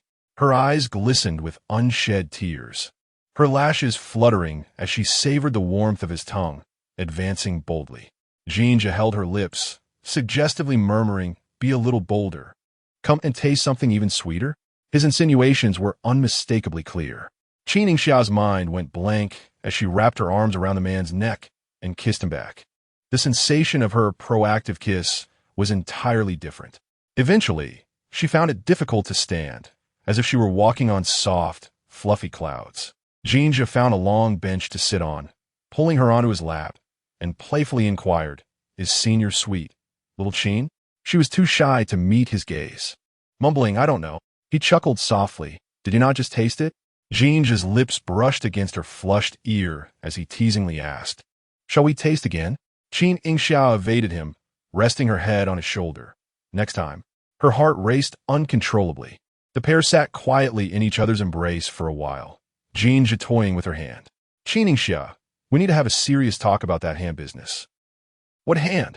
She was momentarily confused until she met his deep, dark gaze and suddenly understood.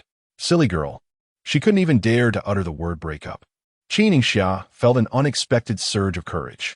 If you ever grow displeased with me, you can slap me. It will be a reward. I would even welcome a bit of temper from my little darling. Jin Zhe pressed a gentle kiss on her palm, his voice tender. Qin Yingxia, I have yet to marry you. Her gaze fell upon the lingering strawberry mark on his collarbone, and she smiled knowingly. Got it. Do you want to know why I returned to Jinghe? Upon hearing this, Qin Yingxia couldn't help but feel curious. What for? Jin Zhe retrieved a delicate pink diamond bracelet from his pocket, a gift from your future mother-in-law. This bracelet is just a small part of it. There's much more I Haven Tea had the chance to present to you. As Qin Yingxia watched him adorn her wrist, she instinctively pulled away. This gift is too extravagant, and I haven't even visited Uncle and Auntie yet. It feels inappropriate. Jin Zhe replied, Little darling. Wearing the diamond bracelet they personally chose will surely delight our parents when we visit. In the midst of his words, he had already fastened the bracelet on her wrist, leaning down to plant a few kisses on her arm in satisfaction. Consider it sealed. Qin Yingxia still felt a twinge of guilt for receiving such a lavish gift. Jin Zhe grinned, reassuring her when I left. My father slipped a gold brick in my arms to bring to you. Qin Yingxia exclaimed. Then let it be the bracelet instead. Jin Zhe was charmed by her adorableness and planted a firm kiss on her cheek. Such a good girl. The girls dating outside are coming in. Curfew is upon us. The doors will be locked. From a distance, Jin Zhe could hear the dormitory supervisor urging the girls from Building 12 to come inside.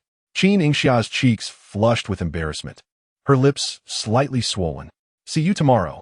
Jin Zhe planted a lingering kiss at the corner of her mouth before reluctantly sending her back to the dormitory.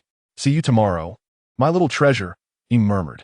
Upon returning to his dorm, he was met with playful teasing from the remaining 3 roommates before he could finally escape to take a shower. As he donned his flip-flops and passed by Xie desk while drying his hair, he noticed Xie staring intently at a tube of ointment. What's going on? Qi, you seem rather enamored with that ointment, he remarked. Jiang Yinghua, drawn by the conversation, approached. What ointment? Let me have a look. Xie hurriedly shoved the ointment under his bed. What are you looking at? It's just an ointment for reducing swelling and pain. Nothing to see. Pei Lanhua poked his head out from behind his curtain, tilting his body to glance over. Indeed, Ahuai, what's so captivating about ointment? It seems the one who gifted it is the real focus of attention. Strangely, Xie did not rush to refute the comment, which was uncharacteristic of him. Normally, he would have protested vehemently. Jin Zhe exchanged a knowing look with Pei Lanhua. Jiang Yinghua slapped his forehead and leaned closer to Xie. Oh, Qi, do come clean. Is there something going on? Nothing's going on. Not even a hint of a situation, Xie replied. A hint of dejection in his voice as he picked up his pajamas and headed to the bathroom.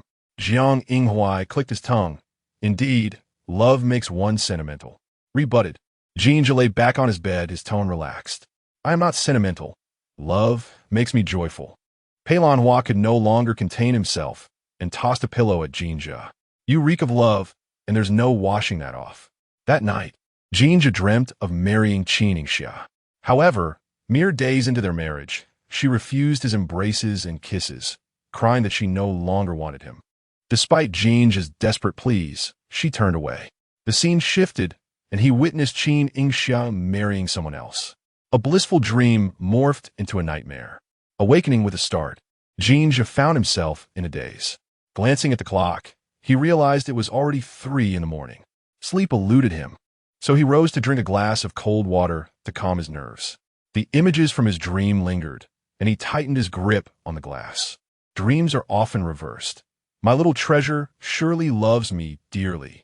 Perhaps recognizing his thoughts as somewhat childish, he chuckled to himself. Before long, Pei Lanhua woke from thirst, groggily getting out of bed, only to be startled by Jin Zhe sitting below. Jin Zhe gestured for silence, indicating that he shouldn't wake the other 2. Pei Lanhua took a couple of sips of water to quench his thirst and slowly pulled out his phone to type. Were you so earnestly looking up at this late hour? Jin, the marriage law and civil law. Hey, has law school become this intense already? He recalled that marriage law was not a mandatory course for law majors. Jin, I'm worried about my girlfriend being taken away, so I must use all my knowledge to win her divorce case. Pei Lanhai was puzzled, his head adorned with 3 question marks. Ge, is what you're saying really in Chinese? He was contemplating matters of his girlfriend's potential divorce before even tying the knot himself. Was this not the very essence of being overly sentimental? Jin Zhe had already discerned the meaning behind Pei Lanhai's expression and willingly admitted, all right, I suppose I have been rather sentimental. After all, the scenes from his dreams were too vividly real. Merely pondering for another second left Jin Zhe feeling breathless. The following day, when Qin Yingxia encountered Jin Zhe, she noticed the dark circles beneath his eyes. She pulled him down slightly and then observed the faint red veins in his eyes. Jin Zhe, did you have trouble sleeping last night? Jin Zhe's words circled in his throat, tinged with a hint of playful affection. Yes, my dear, you frightened me so much that I spent the night plagued by nightmares. Qin Yingxia pursed her lips and tenderly cradled his face in her hands. Then I promise not to scare you again. He replied, a mischievous smile dancing on his lips. It was clear that Qin Yingxia cared for him the most. I have a class at 10. You should hurry back to your dorm to catch up on sleep.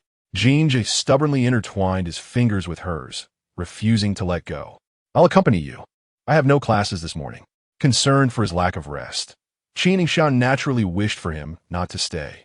However, Jin Zhe insisted on clinging to her, preferring to rest his head on the table rather than retreat to the comfort of his bed. Unable to resist him, she eventually led him into the lecture hall. They entered through the back door, hoping to avoid drawing attention, yet they were still noticed. Students turned their heads to gaze at Jin Zhe and Qin Yingxia, excitement evident on their faces. Wow. Senior Jin is here to accompany Qin Yingxia to class. No way. Are they actually dating? I thought those posts were fake. With photos circulating, how can you still doubt it? Come on, do you still harbor romantic fantasies about Senior Jin? It's so sweet, so sweet. I skipped breakfast this morning, and now I don't even feel hypoglycemic. How wonderful. Just look at them. They're the perfect match. Oh my heavens. Why am I so excited? I'm just as thrilled, even more so than if it were my own romance. Do you think the professor will notice them during class? Whether the professor notices or not, our class president certainly won't. The classroom buzzed with excitement, and Gu Jin naturally overheard their chatter, his expression darkening. Jin Zhe had brazenly used his initial thoughts to confess to Qin Yingxia. This was his own idea for a fireworks display. How infuriating! Gu Jin stiffened his neck, rose, and cleared his throat. Everyone quiet down. The teacher is approaching. Yu Zhizhi yawned and nudged Qin Yingxia beside her. Wow, your romance is just too sweet, isn't it? Gu Jin looks absolutely livid. Qin Yingxia glanced toward the front row, where Gu Jin sat, his posture impeccably straight as he conversed with a male classmate. Yet his peripheral vision remained focused on them. Jin Zhe opened a can of pure milk and offered it to Qin Yingxia, then handed another bottle to Yu Zhizhi. Yu Zhizhi, taken aback, exclaimed, what a fortunate turn of events. Yingxia, how wonderful that you are in a relationship. Qin Yingxia smiled apologetically, her fingers captured once more by Jin Zhe, who gently shook them. Xiao Bao, look at me. All right, I'm looking. She obediently redirected her gaze from Gu Jin to him, tilting her head slightly. Are you tired? Our instructor for this course, ISNT strict. And since you're not in our major, you want to be called out for attendance. Why not lie down and catch some sleep? He nodded, but did not hasten to sleep, his gaze fixated ardently on her luminous pink lips. Qin Yingxia immediately perceived his intention and shielded half her face with her book, not allowed to kiss right now. Jin Zhe removed the book from her grasp and brushed his lips against the corner of hers. What flavor of lip glaze did you use today, baby? Honey, peach flavor. Jin Zhe leaned in closer, the fragrance of greenery enveloping them, his soulful peach blossom eyes sparkling with mirth as he lowered his voice. Laden with flirtation, shall we taste it after class? His smiling visage was carefree and captivating. With just a few words, he rendered Qin Yingxia's fair complexion tinged with crimson. Her ears flushed as she subtly nodded. Jin Zhe's smile deepened. Their fingers intertwined as he rested his head on the desk, preparing for a nap. The course in question was short video production, instructed by a woman in her 30s. Su Nam Tang. Oh my, our classroom is so full today, Ms. Tang exclaimed upon entering. She quickly grabbed the camera and tripod prepared at her side, her enthusiasm palpable. It's rare to have so many students attending. Let us take a commemorative photo together. I'll count to 3, 2, 1. Qin Yingxia, wishing to remain inconspicuous, had intentionally entered through the back door and settled in the rear with Jin Zhe. Turning around, she noticed that the previously empty seats were now filled. What is this? A frontline scene for gossip. Even Yu Zhizhi took out her phone to capture a moment. The girl sitting behind Qin Yingxia, upon noticing her turn, could not help but whisper excitedly, "Xia Xia, I'm your die-hard fan. Can I take a picture with you after class?" Qin Yingxia's tea-colored eyes sparkled as she smiled, her lips curving upward. "Of course. I want one too. I've been following you for a long time." "Me too. I heard you were in this class today, and I rushed over. It's so hard to run into you on the vast campus of Imperial University." Qin Yingxia hadn't anticipated so many devoted fans at the university. She raised her hand to her lips, shushing them. "We can take photos after class. We must focus on the lesson now." The fans, exhibiting commendable decorum, gradually quieted. "Thank you all for your cooperation," she smiled sweetly. Turning back, she found Jin Zhe already asleep.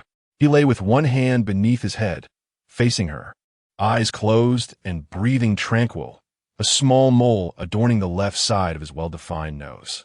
Their seats were against the wall. Fortunate that the sunlight was filtered by the branches outside the corridor, casting a gentle, dappled light rather than blinding brightness.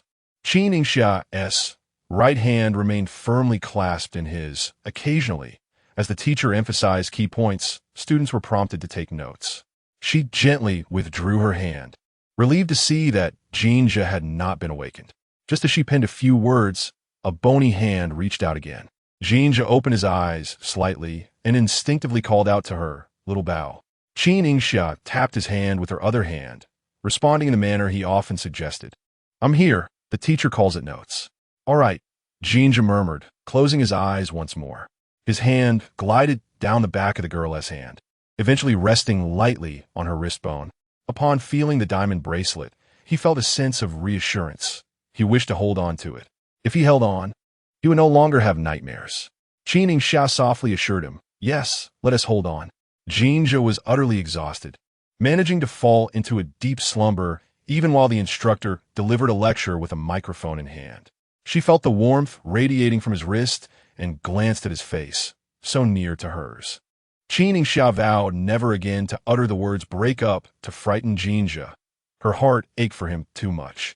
As a class neared its conclusion, the instructor began to assign this week's task of producing a short video to be based on trending topics with a maximum duration of 3 minutes, requiring a vertical format. The specific criteria for likes and views had already been sent to the class representative's email, and it was essential for the representative to inform everyone.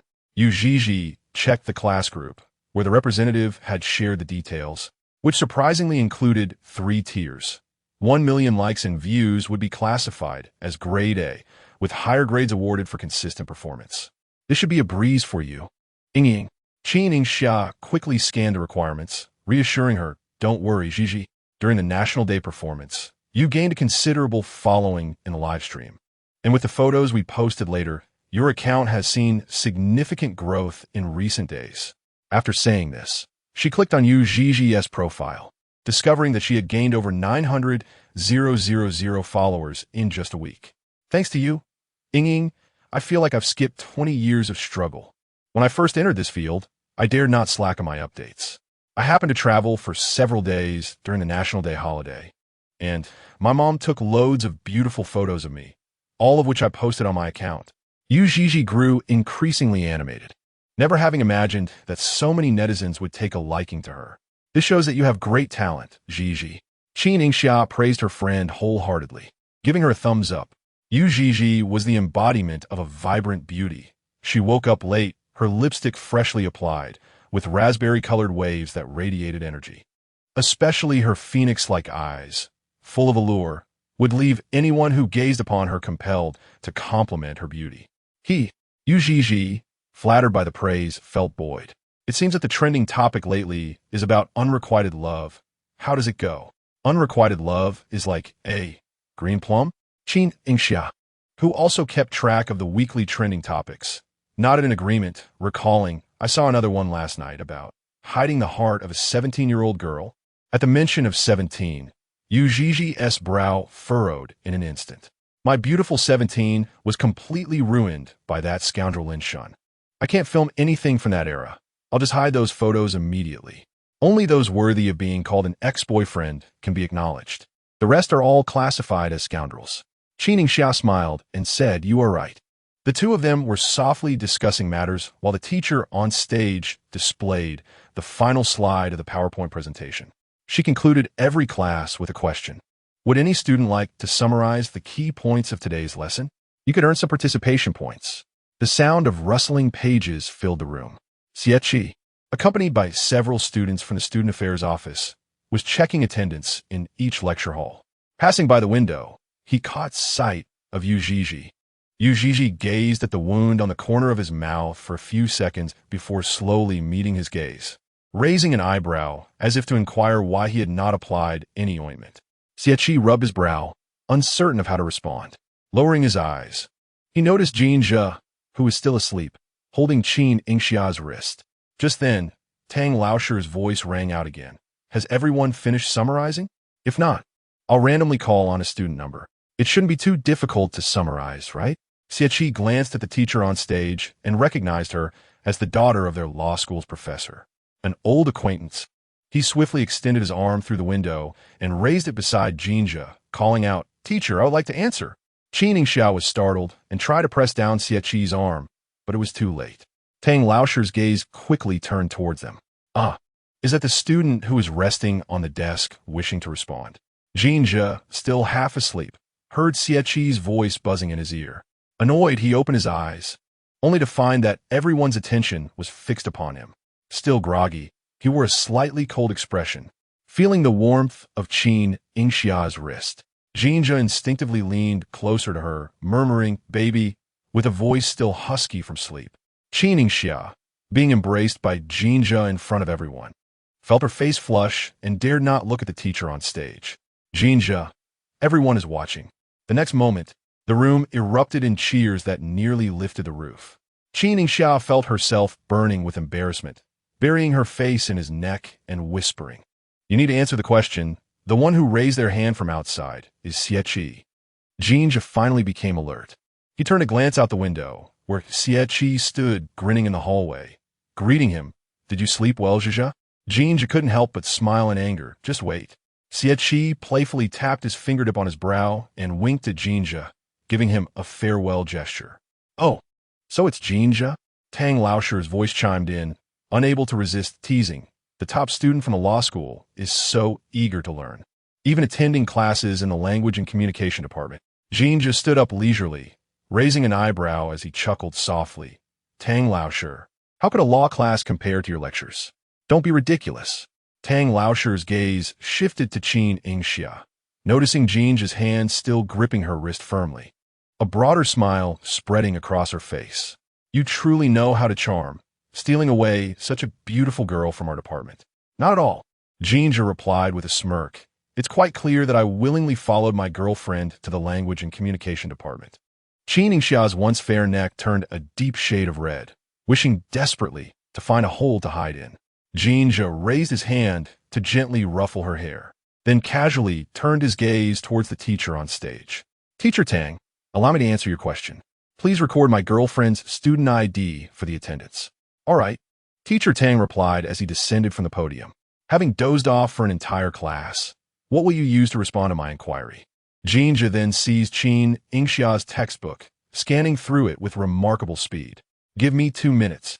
Since the students of the Imperial University discovered the relationship between Jin Zhe and Qin Yingxia, a post appeared on the confession wall, celebrating the couple's sweetness.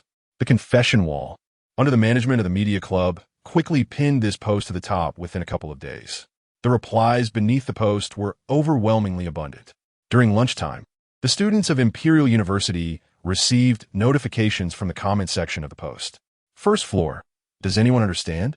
The Zhixia couple is spreading sweetness again. Second floor. It's crazy Thursday. Let me finish my 50 words. Third floor. Absolutely. I'm a student from a school of language and communication, and coincidentally, I attended a short video production class by Teacher Tang today, where I saw Senior Jin accompanying Qin Yingxia to class. Can you imagine how sweet they were? Right in front of the teacher, Senior Jin hugged Qin Yingxia. I'm going crazy. Teacher Tang was particularly fond of them too. Fourth floor. I was also present, sitting directly behind them. You wouldn't believe how Senior Jin was called upon to answer a question. The student council president, Xie Qi, extended his arm through the window to gesture towards Jin Zhe. Fifth floor. Xie, the president, is such a dog. Student council president Xie Qi responded with a picture of a husky pointing. Fifth floor, mic off. Sixth floor. Quickly remove Xie Qi. He is disturbing our ship. Seventh floor. Let me add, I was sitting right behind Senior Jin and Xia, witnessing their sweet interactions. When Senior Jin awoke, he leaned towards Xia and adorably called her baby. Who understands? Eighth floor. Truly a sight to behold. I'm in my 4th year at the law school, nearing graduation, and I get to witness Jin Zhe in love, calling someone baby. Ninth floor. Same here, 4th year. Jin Zhe is the darling of so many professors in the law school. He has a multitude of female admirers, making it difficult for me to find a girlfriend. Now that he has finally entered a relationship, I'm about to graduate. 10th floor. 4 years of university without love is imperfect, and as I approach graduation, I am destined for an imperfect college experience. I resent this. 11th floor. The previous 2 comments are misguided. If you can't find a girlfriend, perhaps you should reflect on yourself. Have you not put in enough effort over these 4 years? Haven't ventured out to socialize? 12th floor. Are you just going to stay cooped up in your dorm, hoping for a girlfriend to drop from the sky? Please refrain from arguing, everyone. Allow me to elaborate. I am an admirer of Xia. After class, Xia agreed to take a photo with us, and a group of us approached her for a close embrace. Unfortunately, in the process, I accidentally left a lipstick mark on her face. I swear it was truly unintentional. Do you comprehend Jin Zhe's expression at that moment? I captured a photograph that conveys it perfectly. He appeared jealous. In the image, Jin Zhe, dressed in a white t-shirt and jeans, stands tall and distinguished, arms crossed, observing Qin Yingxia surrounded by girls, engaging in affectionate gestures. The sunlight seems to favor him, casting a gentle golden hue around him. His demeanor is rather subdued, and his gaze is noticeably colder than usual. Most strikingly, he carries Qin Yingxia's light blue bag on his shoulder. My goodness, the contrast is striking. Who would have thought that Jin Zhe would one day carry his girlfriend's bag? This photograph is exceptionally well taken. Have you ever considered becoming a fan club leader? Wait a moment. So those red marks on Xia's face were a result of your unintentional contact? I assumed they were deliberate kisses. My apologies. I thought you all were being playful as well, so I got a bit carried away too. It seems we're all in the same boat here. Given that you all are in such a predicament, does that imply our Xia's face is? Well, the lipstick marks are quite visible on Qin Yingxia's face, especially on her cheeks and forehead. She stands before Jin Zhe, fidgeting with her fingers, feeling a bit bashful. Jin Zhe gently lifts her chin with his hand, chuckling as he says, "Let me see who has been frolicking around." He playfully elongates his tone. "Oh, so you're my girlfriend?" Qin Yingxia beams, playfully swaying his fingers as if she were a purring kitten, affirming, "Yes, I am your girlfriend. I have returned from my little escapade. Jin Yu." Despite his teasing, Jin Zhe cannot truly feign anger. He affectionately pinches her nose. He feels elated knowing so many adore his little treasure, yet witnessing her intimate moments with others is undeniably harsh for him. Qin Yingxia wraps her arms around his waist. Her voice soft. "Yu, I have makeup remover wipes in my bag. Could you help me clean my face?" "Of course," he responds amiably, retrieving the wipes from her bag and delicately cleansing her face. His dark eyes are filled with warmth, for Jin Yu delights in tending to his beloved Yingxia. As she feels the coolness on her skin, she closes her eyes in comfort. "Jin Zhe, don't you think the nickname Yu sounds rather pleasant now?" He smiles, but only when it comes from Qin Yingxia's lips. No one else may utter it. After disposing of the used wipes, Jin Zhe takes her hand and descends the stairs. Inquiring, "Have you decided on the topic for the short video assignment for class today?" She yearned to capture the essence of a 17-year-old girl's hidden sentiments. He paused momentarily, contemplating 17. Was that during the second year of high school? Qin Yingxia nodded, gently squeezing his palm, remarking that at that time, he was no longer in Jinghe. Jin Zhe halted, tilting his head to gaze at her, curious about what Xiao Bao was like in her second year. "You'll find out when I finish editing the video tonight," she retorted, meeting his profound gaze. "And what about Yu? What was she like during her senior year at school in Jing?" He chuckled softly, leaning closer to her ear. "Do you really want to know?" Qin Yingxia eagerly affirmed. "All right," Jin Zhe replied nonchalantly. "Give me a kiss, and I shall fetch you the photos." She stood on her toes, placing a gentle kiss on the corner of his lips.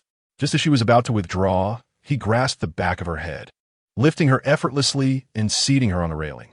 With one hand supporting her back, his lips descended upon hers once more, deepening their kiss with fervor.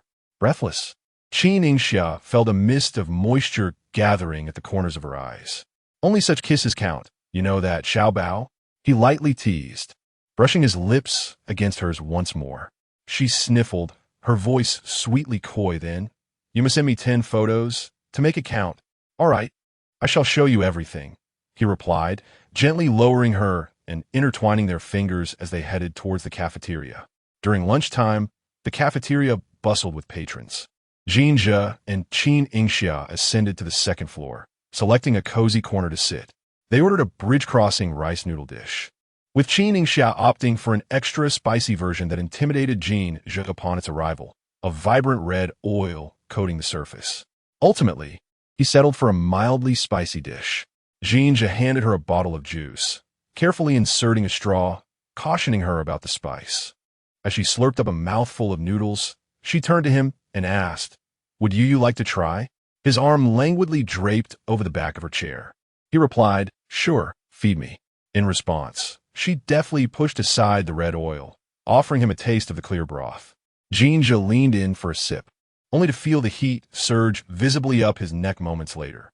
He gulped down several mouthfuls of ice water to quell the fiery sensation, tears brimming at the corners of his eyes. "Xiao Bao, I nearly met my maker just now." His tone, laced with mock grievance, carried a hint of playful vulnerability. Qin Yingxia tenderly brushed aside the strands of hair falling over his forehead, her heart melting at his pitiable demeanor, which surpassed even that of Xiao Qinyang. Jin Zhe lazily acknowledged her sympathy with a soft mm.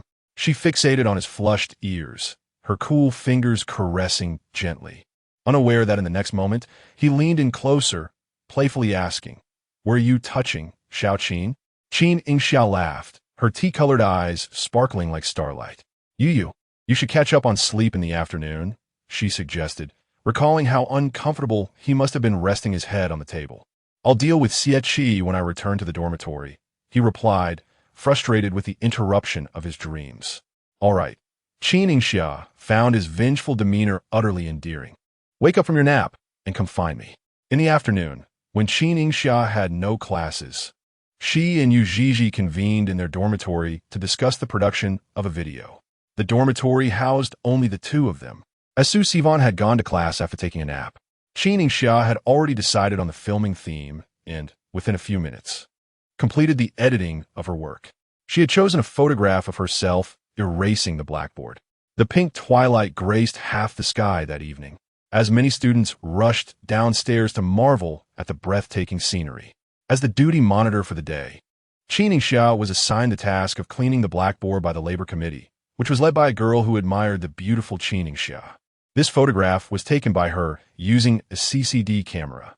In the picture, the girl donned the black and white uniform of Jinghe No. 1 High School, her hair styled in a high ponytail, and beneath her arched brows were a pair of crystalline eyes reminiscent of glass. She wore a gentle smile, with dimples adorning her cheeks. The labor committee member had remarked that her smile was enchanting. However, the primary reason Qin Yingxia chose this particular photo was the fleeting silhouette of a passerby in the corridor outside.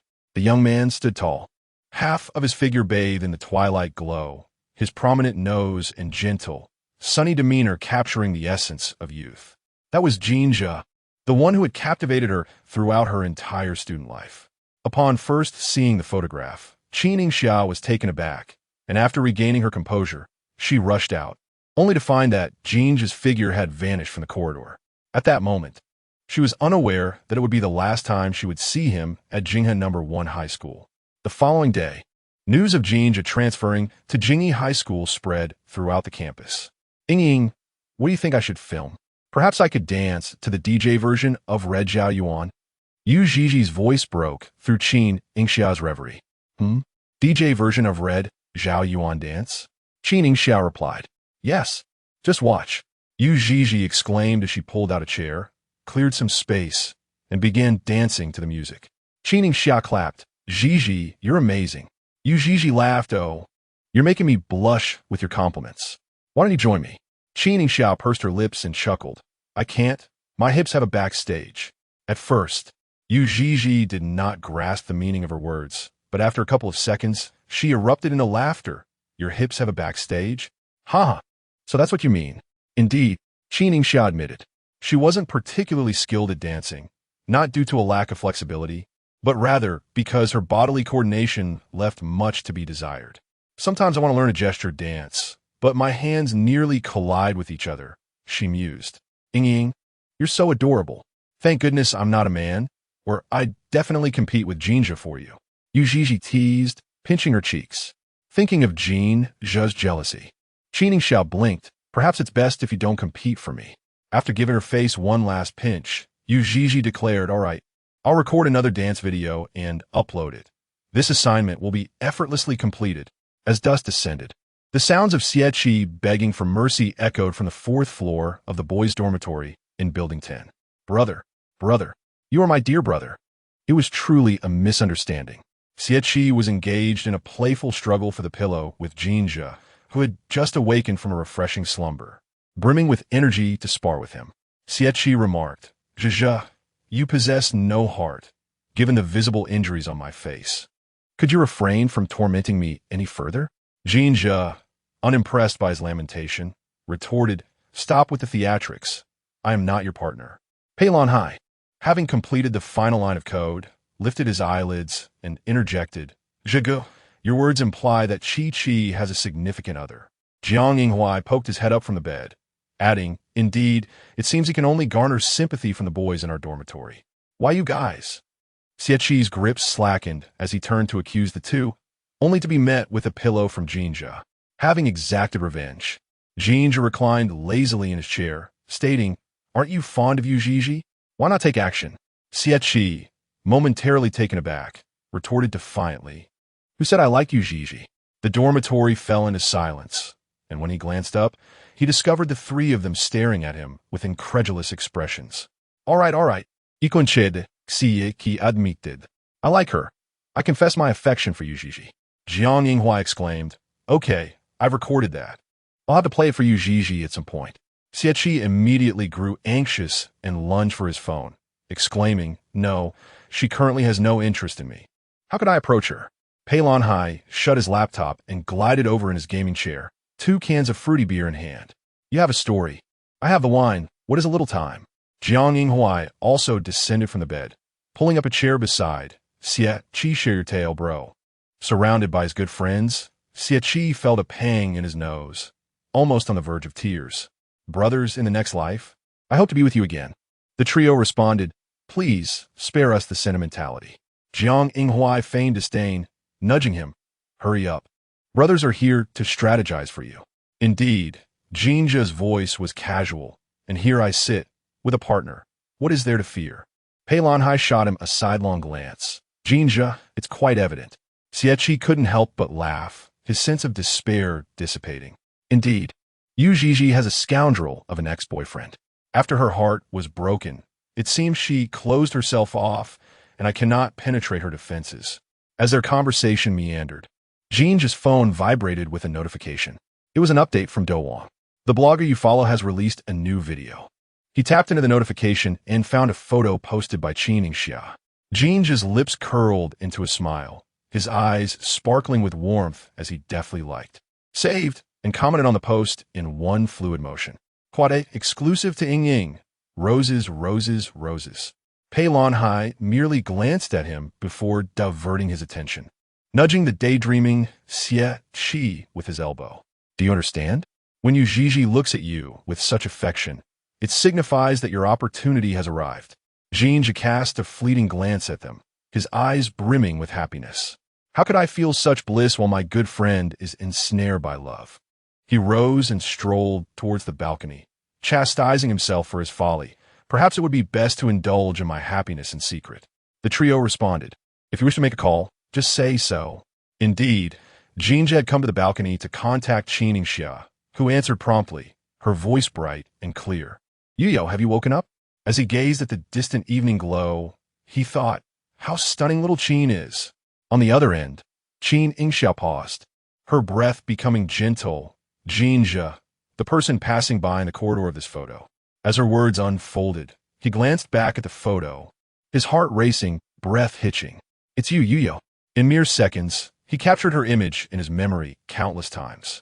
He had always regretted not knowing Qin Yingxia during their high school years, and this photo served as a small consolation for that void. How wonderful little Bao is. Why was I so studious in high school, my eyes wide open only for studying? Reflecting on this, my youth was remarkably unimpulsive, sparing my parents a great deal of trouble. Qin Yingxia, holding the bookmark he gifted her, gently inquired, what kind of impulsiveness do you desire? She had not shared in Jin Zhe's complete high school experience, yet the version of him she knew was always so brilliant, exuberant, and passionate. Jin Zhe chuckled softly, his tone teasing, if I were to see you, I might just rush over and kiss you. Qin Yingxia fell silent, as if taken aback by his words. That would be quite impulsive. His laughter reached her ears, sending shivers of delight through her. Qin Yingxia, I love you. Jin Zhe's confession mingled with the evening breeze, flushing Qin Yingxia's cheeks a deeper hue than the sunset. Her heart pounded loudly, palms damp with sweat. Jin Zhe, I love you too. She truly, deeply loved him. Their call remained connected as Jin Zhe sent Qin Yingxia numerous photographs from his high school days, from freshman to senior year. She saved each one, organizing them into Yuyo's album. When she reached the first photo of Jin Zhe at Beijing No. 1 High School, she paused, curiosity piqued. Who is this boy? Which one? Jin Zhe glanced over and replied leisurely, oh, that one? It's from when I transferred to Beijing No. 1 High School, taken with the top student from a neighboring science class. His name is Qi Lin. At that time, Beijing No. 1 High School was hosting a basketball tournament, and Jin Zhe and Qi Lin became teammates. Gradually, they grew closer, often seen together in the cafeteria, supermarket, and basketball court during their senior year. Jin Zhe recalled Qi Lin mentioning that there were posts in the school forum discussing their camaraderie. Didn't he get accepted into the Imperial University? Qin Yingxia continued her inquiry. No. Jin Zhe adjusted his position comfortably on the balcony. He went to Beijing Aviation University. Qin Yingxia sighed. He is quite impressive, isn't he? Jin Zhe clicked his tongue. Praising another man in front of your boyfriend, Xiao Qin? My boyfriend is the best. He studies law, you know. It's remarkable. Even if I had 10 brains, I couldn't manage it. Her compliments flowed forth unabashedly. Indeed, Qin Yingxia found it impossible to learn. The legal statutes she had to memorize were longer than her own life. It was daunting, truly intimidating. Jin Zhe chuckled. My little treasure has quite the charm. Doesn't she? Indeed. Only you. Qin Yingxia teased him. Regardless, a kiss, he said. She licked her lips and planted a kiss on the receiver. Upon hearing the sound, Jin Zhe covered his face with his hand, his shoulders shaking with laughter. As Jin Zhe had a specialized class that evening, he headed to the teaching building after their dinner together. Qin Yingxia lacked the courage to doze off in a law class. If she were called upon to answer a question, it would surely lead to social embarrassment. The evening glow was splendid as Yu Zhizhi pulled her to stroll on the playground to aid digestion. The sports meet is coming up in early November. The sports committee mobilized everyone in the class group this afternoon. Did you see it, Ying? Qin Yingxia nodded, smiling. I did, but I've never been relied upon for sports meets since childhood. She stuck out her tongue sheepishly. She couldn't run fast nor jump far. I'm just here to make up the numbers. Yu Zhizhi laughed, wrapping her arm around her. Oh, participation is what matters. I don't like running either. I could throw a shot put for fun. The playground was bustling with seniors participating in a fluorescent night run, their heavy breaths audible as they passed by the two. Qin Yingxia began to fret. Zhe, what will we do when we reach our sophomore year? The fluorescent night run is for credits. For the two who disliked running, those 2 kilometers indeed felt like a form of torture. Zhe shrugged nonchalantly. We'll take it one step at a time. The boat will naturally reach the bridge. Also, while we certainly can't rely on ourselves for the sports meet, we can still prepare for the cheerleading squad. She showed Qin Yingxia the latest news from their class group regarding the selection of cheerleading members for the sports meet. Qin Yingxia's eyes lit up. This sounds promising. The selection for the cheerleading squad was open to all female students and was organized by the student union, with the final list needing approval from Xie. If we participate in the selection, it would be quite an honor for Xie. Zhe was blissfully unaware of the smile that crept into her eyes when she mentioned him. However, Qin Yingxia noticed it clearly. Zhe, what do you think of Xie? Zhe replied, he is wonderful, a truly rare gem of a person. Laughing, isn't he a good person if he helped chase away the scoundrel for someone he barely knows? I saw that President Xie still has a bruise on his mouth from yesterday. Qin Yingxia suddenly remarked. Zhe pressed her lips together, her brow slightly furrowed. Who could tell if he had applied the medicine? After all, she had bought it for him. She had never inquired if Xie was in pain. Nor did she know if, apart from the wound at the corner of his mouth, he had any other discomfort. Zhe shook her head, attempting to rouse herself from a reverie. Look at you, Zhe, you're beginning to feel sorry for Xie again. In a distant corner of the law school, waiting for class to begin, Xie inexplicably sneezed, rubbing the tip of his nose. He pondered who might be thinking of him. Jiang Yinghua glanced up at the sound, teasingly commenting that it certainly wasn't someone he fancied thinking of him. Xie, rendered speechless, muttered a curse under his breath.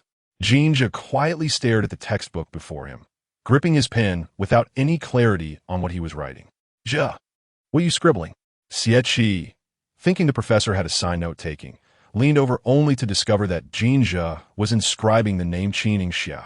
He had filled an entire page with it. Moreover, he had childishly drawn little hearts next to each name.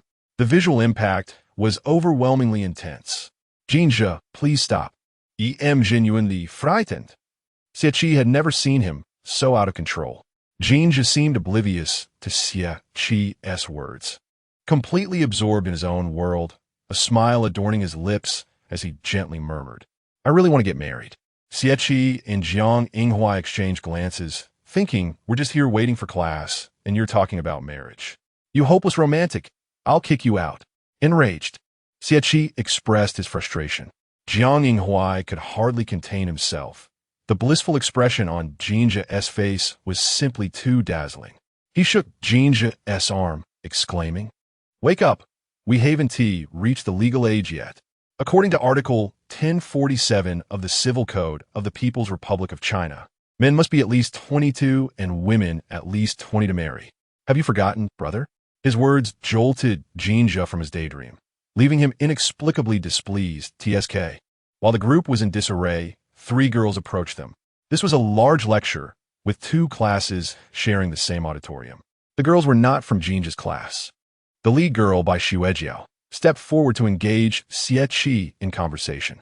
Xie, I heard the student council is organizing a cheerleading squad? Bai Xuejiao brushed her hair back, a strong scent of rose perfume wafting through the air, causing Xie, seated at the edge, to frown slightly. Yes. Do you wish to sign up? I have a class to attend tonight, and can't make it to the student council to collect the forms. Could you give me 3 registration forms? As she spoke, her gaze occasionally flickered towards Jin Zhe, her emotions inscrutable. Xie readily produced a stack of registration forms, stating, I just brought these from the student council. He stood up and raised his voice. Any other girls interested in joining the cheerleading squad can come to me for the registration forms. No sooner had he spoken than groups of girls began to approach, effectively pushing Bai Xuejiao and her companions to the periphery. The pungent aroma at the tip of his nose finally dissipated, allowing Xie to breathe in the fresh air once more. Moments later, the professor entered the room, immediately launching into questions regarding the legal provisions discussed in the previous class. Jin Zhe, swift as lightning, slipped his arm under Xie Qi's armpit to raise his hand on his behalf. The professor, with keen eyes, noticed Xie Qi's eagerness to participate and smiled approvingly, suggesting that, in light of Xie Qi's enthusiasm, he should briefly elaborate on the topic at hand. Xie Qi cast a resigned glance at Jin Zhe, thinking, "Not you again, my friend." Jin Zhe maintained his leisurely composure, lightly tapping his fingers on Xie Qi's textbook, kindly reminding him, "We covered this in the last class." Xie Qi muttered under his breath, "I shouldn't have provoked you, you rascal." As the clock struck 9, the bell signaling the end of class rang throughout the law school. With a face full of exasperation, Xie Qi made his way out, trailed by the nonchalant Jin Zhe and the amused Jiang Yingxia.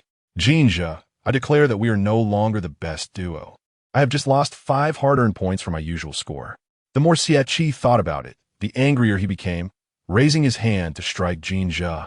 Jin Zhe sidestepped with a chuckle, inadvertently bumping into a girl who had approached with intent. It was by Xuejiao. Her books scattered across the ground as she bent down to collect them, her voice soft. "I'm so sorry, Jin Zhe, for bumping into you." Jin Zhe's expression remained indifferent.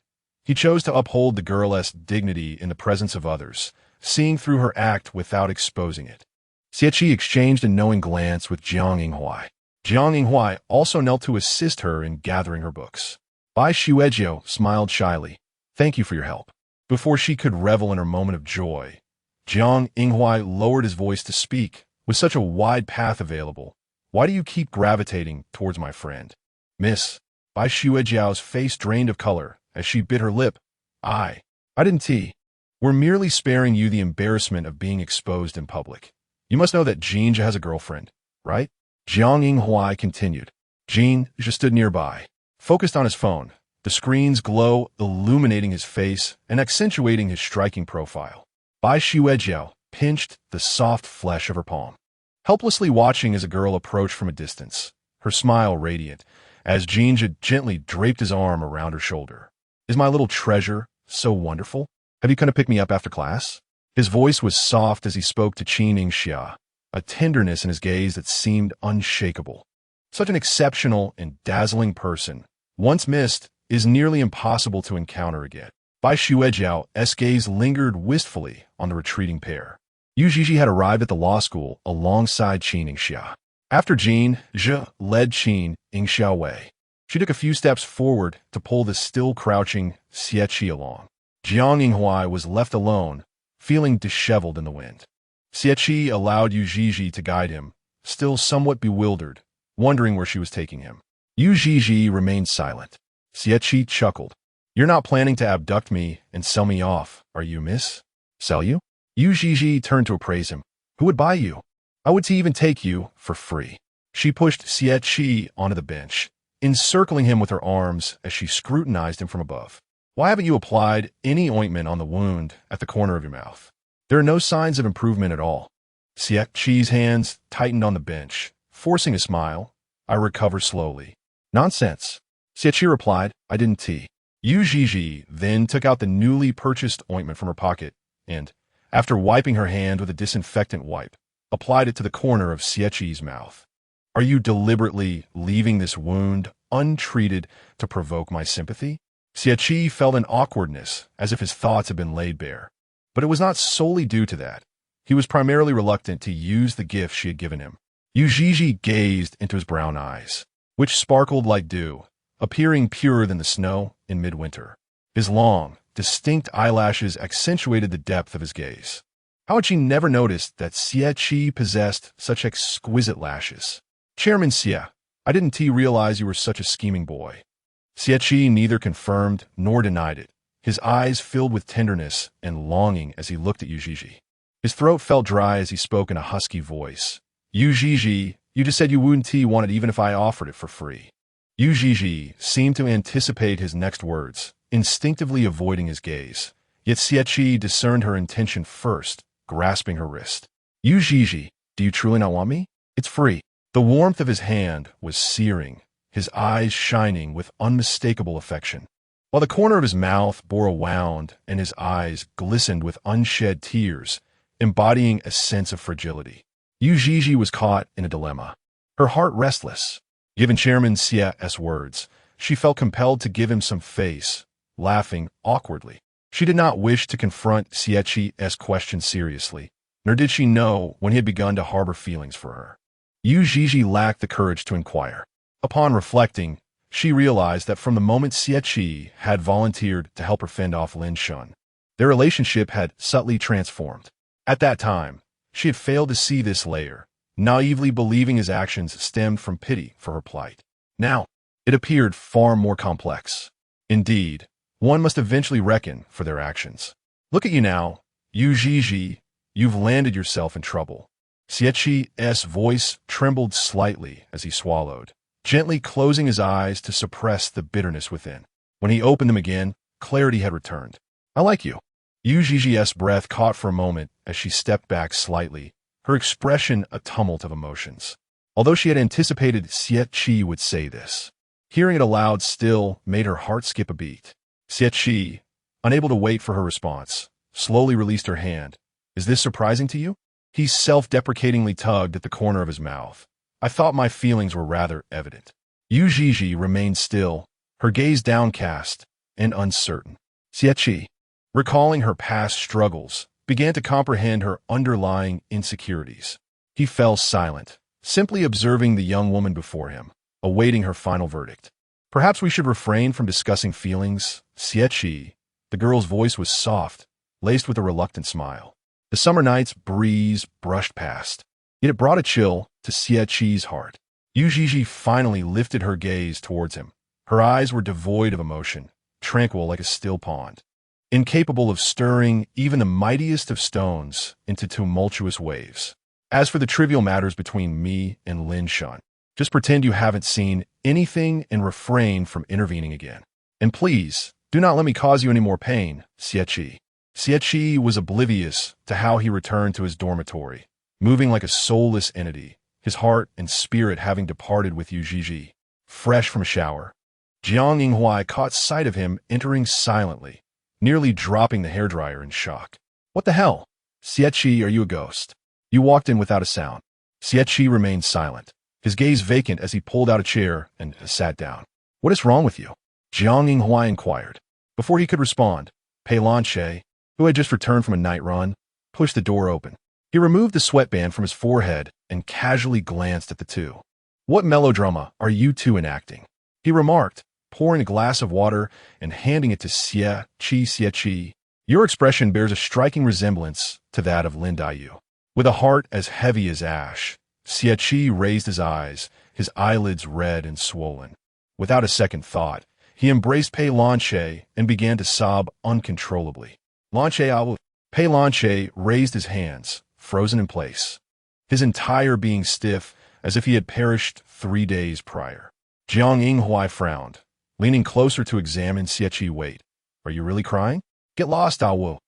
Tears glistened at the corners of Xie's eyes. He felt utterly humiliated, turning his head away from Jiang Yinghua. Pei Lanche said, No, man. I just finished running. Not disgusted by you, Awu. Meanwhile, in the infirmary, Jin Zhe remained unaware of his close friend's heartache, as he accompanied Qin Yingxia to check on her back injury's recovery. The young girl, delicate and fair, needed to apply medicine regularly to heal swiftly, and she should avoid strenuous activities to prevent further strain. Qin Yingxia nodded obediently. All right, I will be cautious. The female school doctor smiled with satisfaction, pulling back the curtain and calling to Jin Zhe, who was waiting outside. I've already treated your girlfriend. You may enter now. Jin Zhe stepped inside, helping Qin Yingxia adjust her clothing. Thank you, Dr. Tang. Don't be so formal with me. We're practically family now. Having a girlfriend makes a difference, doesn't it? The school doctor was the sister of Professor Tang from the School of Communication, and both were daughters of Jin Zhe's mentor. Occasionally, when Jin Zhe assisted with case studies late into the night, the professor would take him home for dinner, fostering familiarity with the professor's family. Jin Zhe took Qin Yingxia's hand, grinning as he said, with a girlfriend present, it's always good to be polite. You rascal. Dr. Tang chuckled, shaking her head. You're flaunting it right in front of me. Qin Yingxia's ears turned crimson. It seemed that maintaining a low profile in her relationship with Jin Zhe was utterly impossible. She lifted her gaze to the man beside her, a smile curving her delicate lips. However, it matters not. She yearned for the entire world to know of her romance with Jin Zhe. Xiaobao, has Huang Li reached out to you? Jin Zhe inquired while escorting Qin Yingxia back to her dormitory. She gazed at him in confusion, replying, "No, I hope she doesn't." Jin Zhe raised his hand to tousle her hair, leaning slightly forward and pointedly touched his own lips with his long fingers. "Xiaobao, kiss me." Noticing the lack of onlookers, Qin Yingxia stood on her tiptoes to plant a gentle kiss on the corner of his mouth.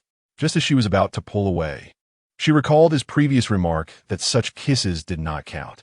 Blushing, she closed her eyes and opened her mouth, silently inviting him.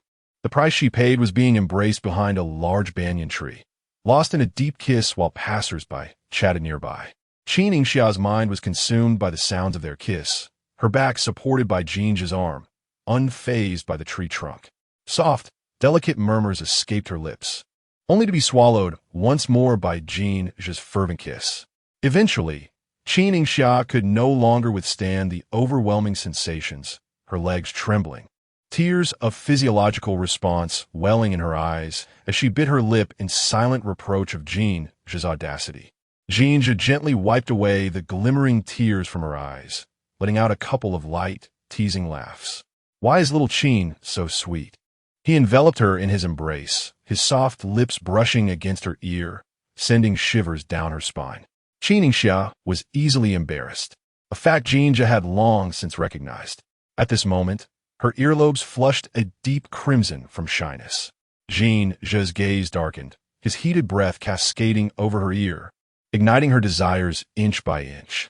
His cool lips pressed against her warm earlobe, causing her to shudder with a delightful sensation.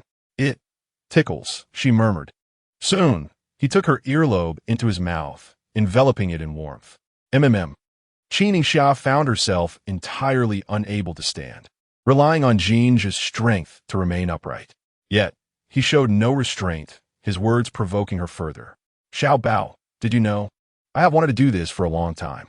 His voice was husky, heavy with breathlessness. Jin Zhe, too, was struggling, allowing desire to run rampant within him, ultimately coalescing uncontrollably. "You." Qin Yingxia, pressed closely against him, could distinctly feel the changes in his body. Dressed in a short skirt, she sensed his burgeoning desire through the fabric of his clothing. Lowering her eyes, just as her gaze was about to meet his, Jin Zhe grasped her chin, tilting her face upward. His ears were flushed, yet he feigned calmness, asking, "What are you looking at?" Qin Yingxia remained silent, merely blinking obediently. In a daze, she thought she heard him mutter a curse. "Don't look, have some shame." He leaned in, resting his forehead against her shoulder, his heated breath caressing her neck, enveloping her in a rosy haze. Qin Yingxia's beautiful, doe-like eyes gently narrowed, reminiscent of how Jin Zhe had once spoken to her. She reached out to touch his head, speaking earnestly, "Don't be embarrassed. This is quite normal." That year, after the conclusion of the high school entrance examination, Qin Shan returned home on the day of Bai Ling's memorial. Initially, Qin Yingxia believed he was still mourning Bai Ling and wished to pay a visit to his deceased wife. However, that was not the case. Qin Shan had brought back Huang Li, who was with child. Qin Yingxia found this unbearable and, in a fit of uncontrolled emotion, fled from the house. She dashed into the rain, only to be knocked down by Jin Zhe, who was riding by. On that very day, she also experienced her first menstruation. By then, it had been 2 years since Qin Yingxia's mother had passed away, and it was Jin Zhe who taught her how to properly cope with this new phase of her life. Jin Zhe instructed her to wait for him in the bathroom while he went downstairs to the mall to purchase a variety of sanitary napkins, filling a large bag to the brim. "I believe there will be instructions on how to use these. If not, I can teach you," he said, his youthful ears flushed with embarrassment as he carefully tore open a sanitary pad, genuinely intent on guiding her. In school, Qin Yingxia had been educated on menstrual health by a dedicated teacher. She had some understanding, but felt too shy to speak about it in front of someone unfamiliar. Soaked to the bone, with rainwater dripping from the tips of his hair, Jin Zhe focused entirely on Qin Yingxia. She gazed at the small mole on the side of his nose for a long time before snapping back to reality and softly uttering, "Brother, you're all wet." "It's nothing to worry about," Jin Zhe replied, placing a freshly purchased warm pack into her palm. "You must keep warm during your period." Once inside the bathroom, Qin Yingxia began to weep. It was Jin Zhe, the very same boy who had carried her out of the mud during a spring outing in their first year of middle school. That year, when she was 12, her school had organized a spring excursion. Coincidentally, both schools had their outings on the same day. Just as the weather had been clear, a sudden downpour ensued. Following her close friend towards the tents, Qin Yingxia slipped and tumbled down the slope, landing in a pitiful state, covered in mud, with a scraped knee and a missing shoe. Yet, amidst her disheveled appearance, her bright, doe-like eyes still shone as she looked up at him. "Fear not, I shall carry you back," he reassured her.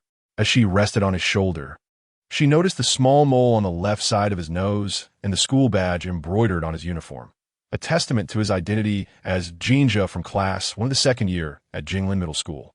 It was conveniently close to her school, Fuha Middle School, just 3 bus stops away, allowing her to visit him discreetly after classes.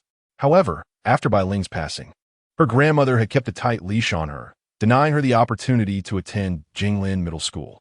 Clutching the sanitary pad in her hand, she felt the lingering warmth of Jin Zhe's palm on it. Despite her dirty, unkempt state at that time, she was certain he would not remember her. Yet, he remained as gentle as he had been during their first encounter. Whenever she found herself in despair, Jin Zhe always seemed to descend from the heavens to her side. Reflecting on this, Qin Yingxia sniffed and realized she would indeed harbor a secret affection for him for a lifetime. As her thoughts gradually returned to the present, she noticed the redness still lingering at the tips of his ears and smiled tenderly. Jin Zhe seemed to sense this, playfully leaving a mark on her delicate neck and teasing, "Are you mocking me, little Qin Jr.?" "No." Qin Yingxia gently tousled his dark hair. "Little Qin, the junior likes you." Upon returning to her dormitory, she found the room unlit, yet the door was unlocked. A wave of curiosity washed over her as she flipped the switch, illuminating the space. "Gigi." Yu Gigi lifted the bed curtain, her voice thick with nasal congestion. Ying, you're back. Were you sleeping? I'll turn off the main light and switch on the desk lamp." No need." Yu Gigi sat up, her eyes slightly swollen. "A little more rest is sufficient." Noticing something amiss in her demeanor, Qin Yingxia cautiously inquired, "Gigi, have you been crying?" Yu Gigi paused momentarily, the sadness in her eyes fleeting. "I haven't, just tired." Reluctant to divulge further, Qin Yingxia decided not to press, wishing to spare her additional sorrow. "Then Gigi, continue to rest. I shall take a shower." "Okay." Yu Gigi responded with a muffled voice. She pulled the air conditioning blanket over her head, fixating on her chat with Xie, her heart a tempest of confusion. After much hesitation, she ultimately deleted the message in the input box that read, "I'm sorry." Since she had dismissed his affections, maintaining distance seemed prudent. Su Sivan had found a tutoring job off campus after the National Day holiday, always returning to the dorm just before curfew. When Qin Yingxia emerged from her shower, Su Sivan's spot remained vacant. She towel-dried her damp hair, mindful that the sound of the hairdryer might disturb Yu Gigi's slumber, and thus opted to dry her hair in the common drying room. It was while she was drying her hair that Qin Shan's call came through. Her expression remained impassive as she rejected the call. To her surprise, he called again. She continued to ignore it. "Ying, have you rested?" Qin Shan's voice came through. Qin Yingxia remained silent, and he seemed undeterred, dialing her once more. "What is it?" There was evident annoyance in her voice. Qin Shan hesitated, seemingly taken aback by her tone. Ying, why speak to your father like that? Did you call for something?" "I want to rest." Her demeanor remained unchanged. "Father merely wanted to inquire about your back injury. The last time, Aunt Huang was indeed excessive, but you shouldn't allow others to intimidate her." Aunt Huang was terrified upon her return, unable to sleep well for 2 or 3 days. This was the true intent behind Qin Shan's call, she realized. Qin Yingxia finally understood that Jin Zhe had gone to Jinghe to confront Huang Li on her behalf. Huang Li had indeed crossed the line. Her behavior towards Qin Yingxia was consistently hostile. "Father, why do you not choose divorce?" Qin Yingxia clenched her phone tightly. Years of pent-up grievances suddenly finding an outlet. You only criticize me for lacking respect for her, but why should I respect her? Have you ever acknowledged Huang Li's treatment of me? She cannot teach Xiao Yang properly and harbors inexplicable animosity towards me. Such a woman.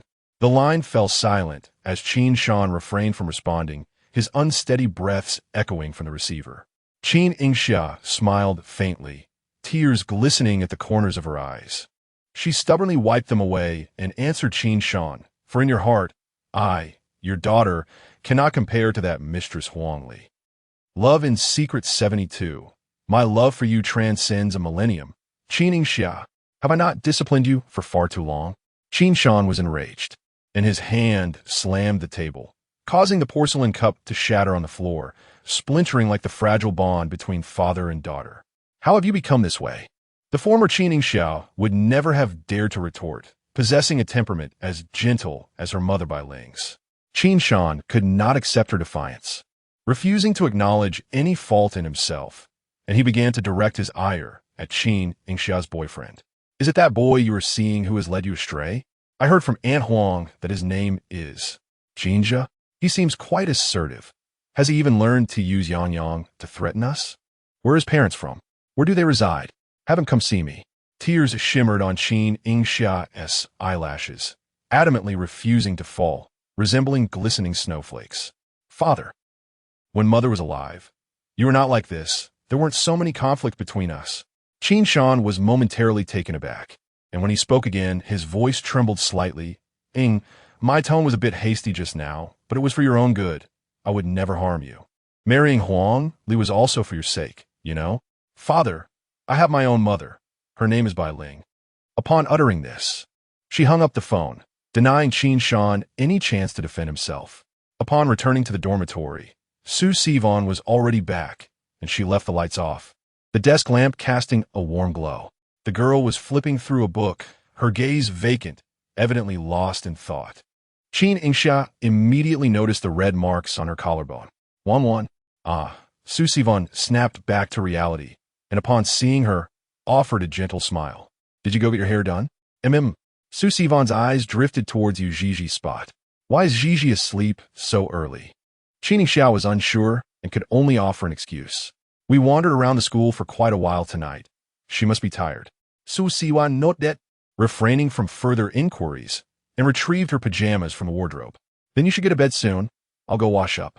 "All right." Qin Yingxia lay on her bed, opened WeChat, and noticed the pinned contact had a plethora of unread messages. She put on her headphones and, without a second thought, initiated a video call. It was only then that she realized Jin Zhe had set a specific ringtone for WeChat. Heart beats rapidly, colors and promises intertwine. How does one summon the courage to love when the fear of falling looms large? Each day, I wither in anticipation of your arrival. Fear not, my darling, for I have loved you for a millennium, and my affection shall endure for 1,000 lifetimes more. Qin Yingxia felt a tingling sensation in her nostrils, her eyes instantly glistening with moisture. This song, 1,000 Years, is often played as a wedding accompaniment. She was puzzled as to why Jin Zhe had suddenly set it as his ringtone.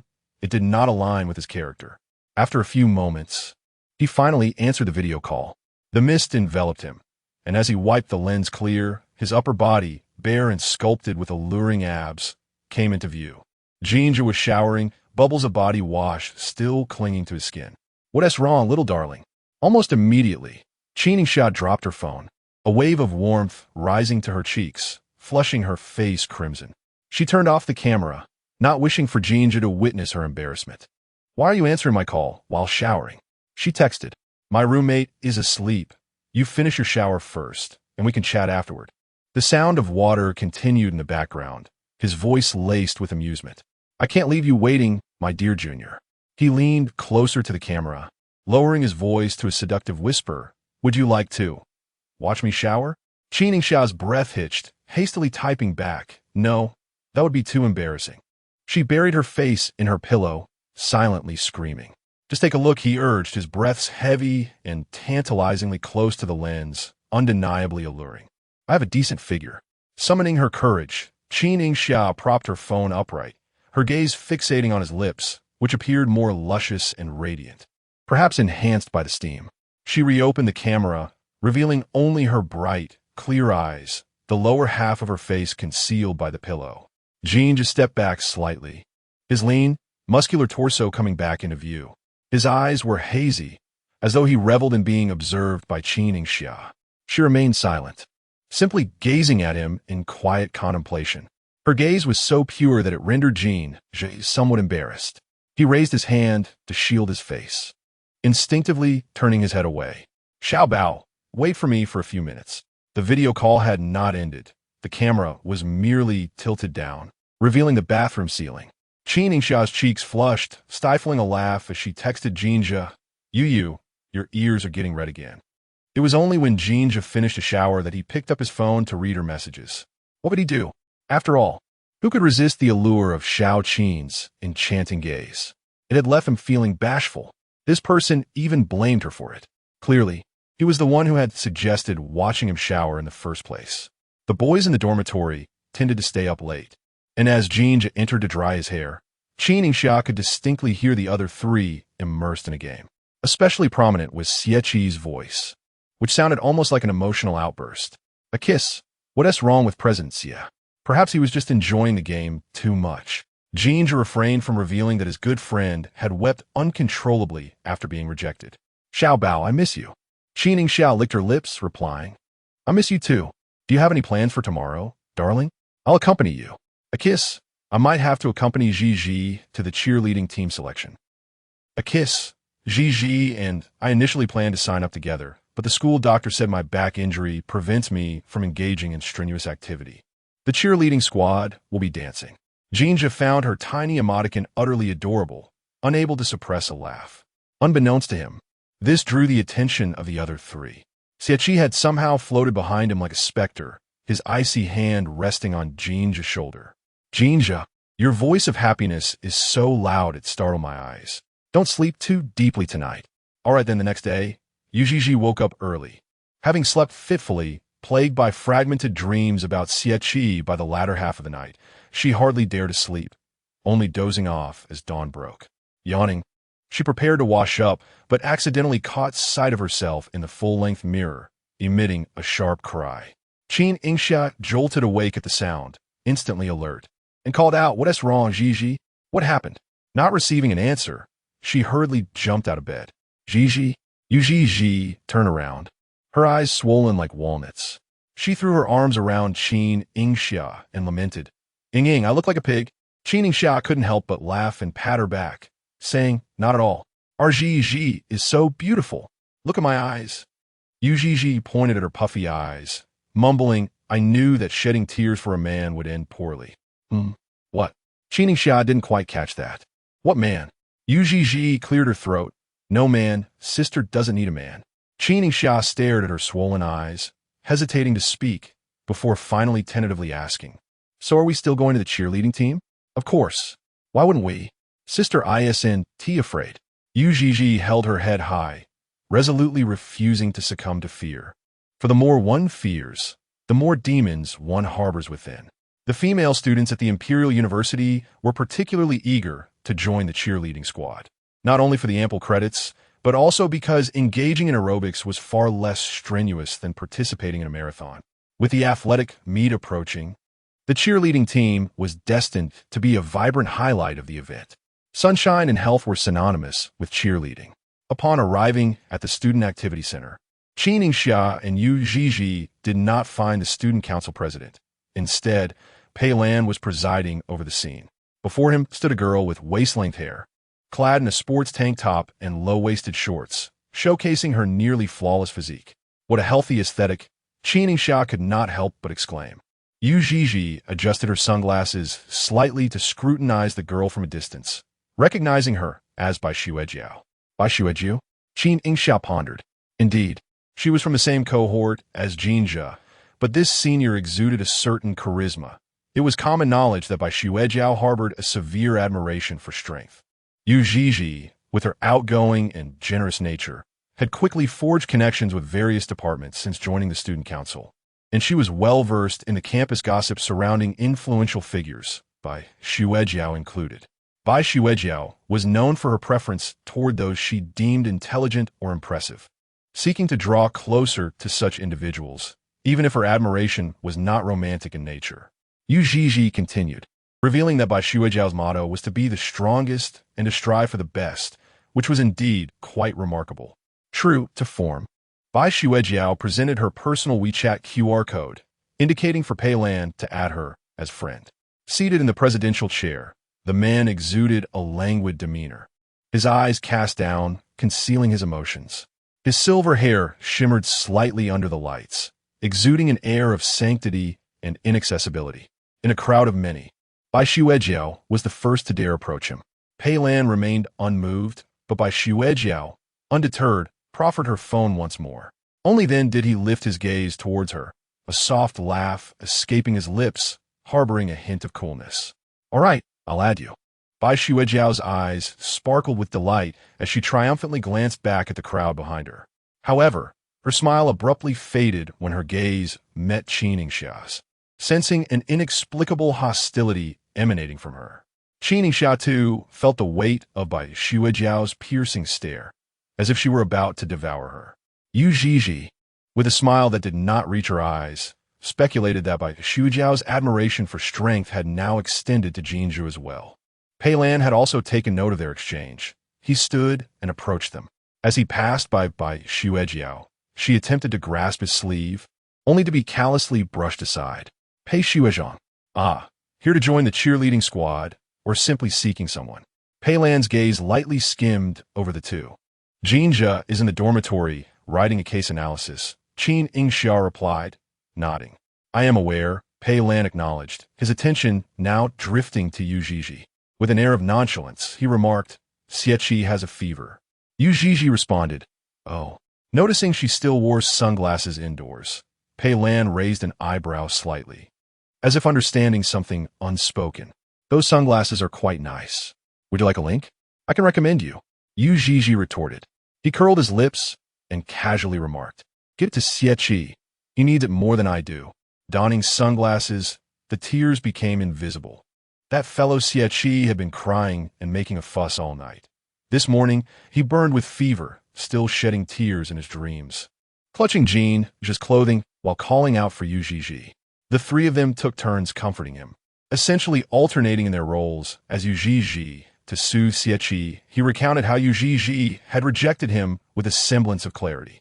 Pei Lan and Bai Xuejiao suddenly rushed over, squeezing between the group to interject, "The captain of the cheerleading squad should be me, right? My votes are currently the highest in the school." Those aspiring to join the cheerleading squad needed to record a video of their aerobics routine on site and upload it to the campus website for voting, with the highest vote recipient becoming the captain. As you know, Pei Lanhai's insinuation did not escape Bai Xuejiao's notice. She raised her chin, casting a haughty glance at Qin Yingxia and Yu Zhizhi.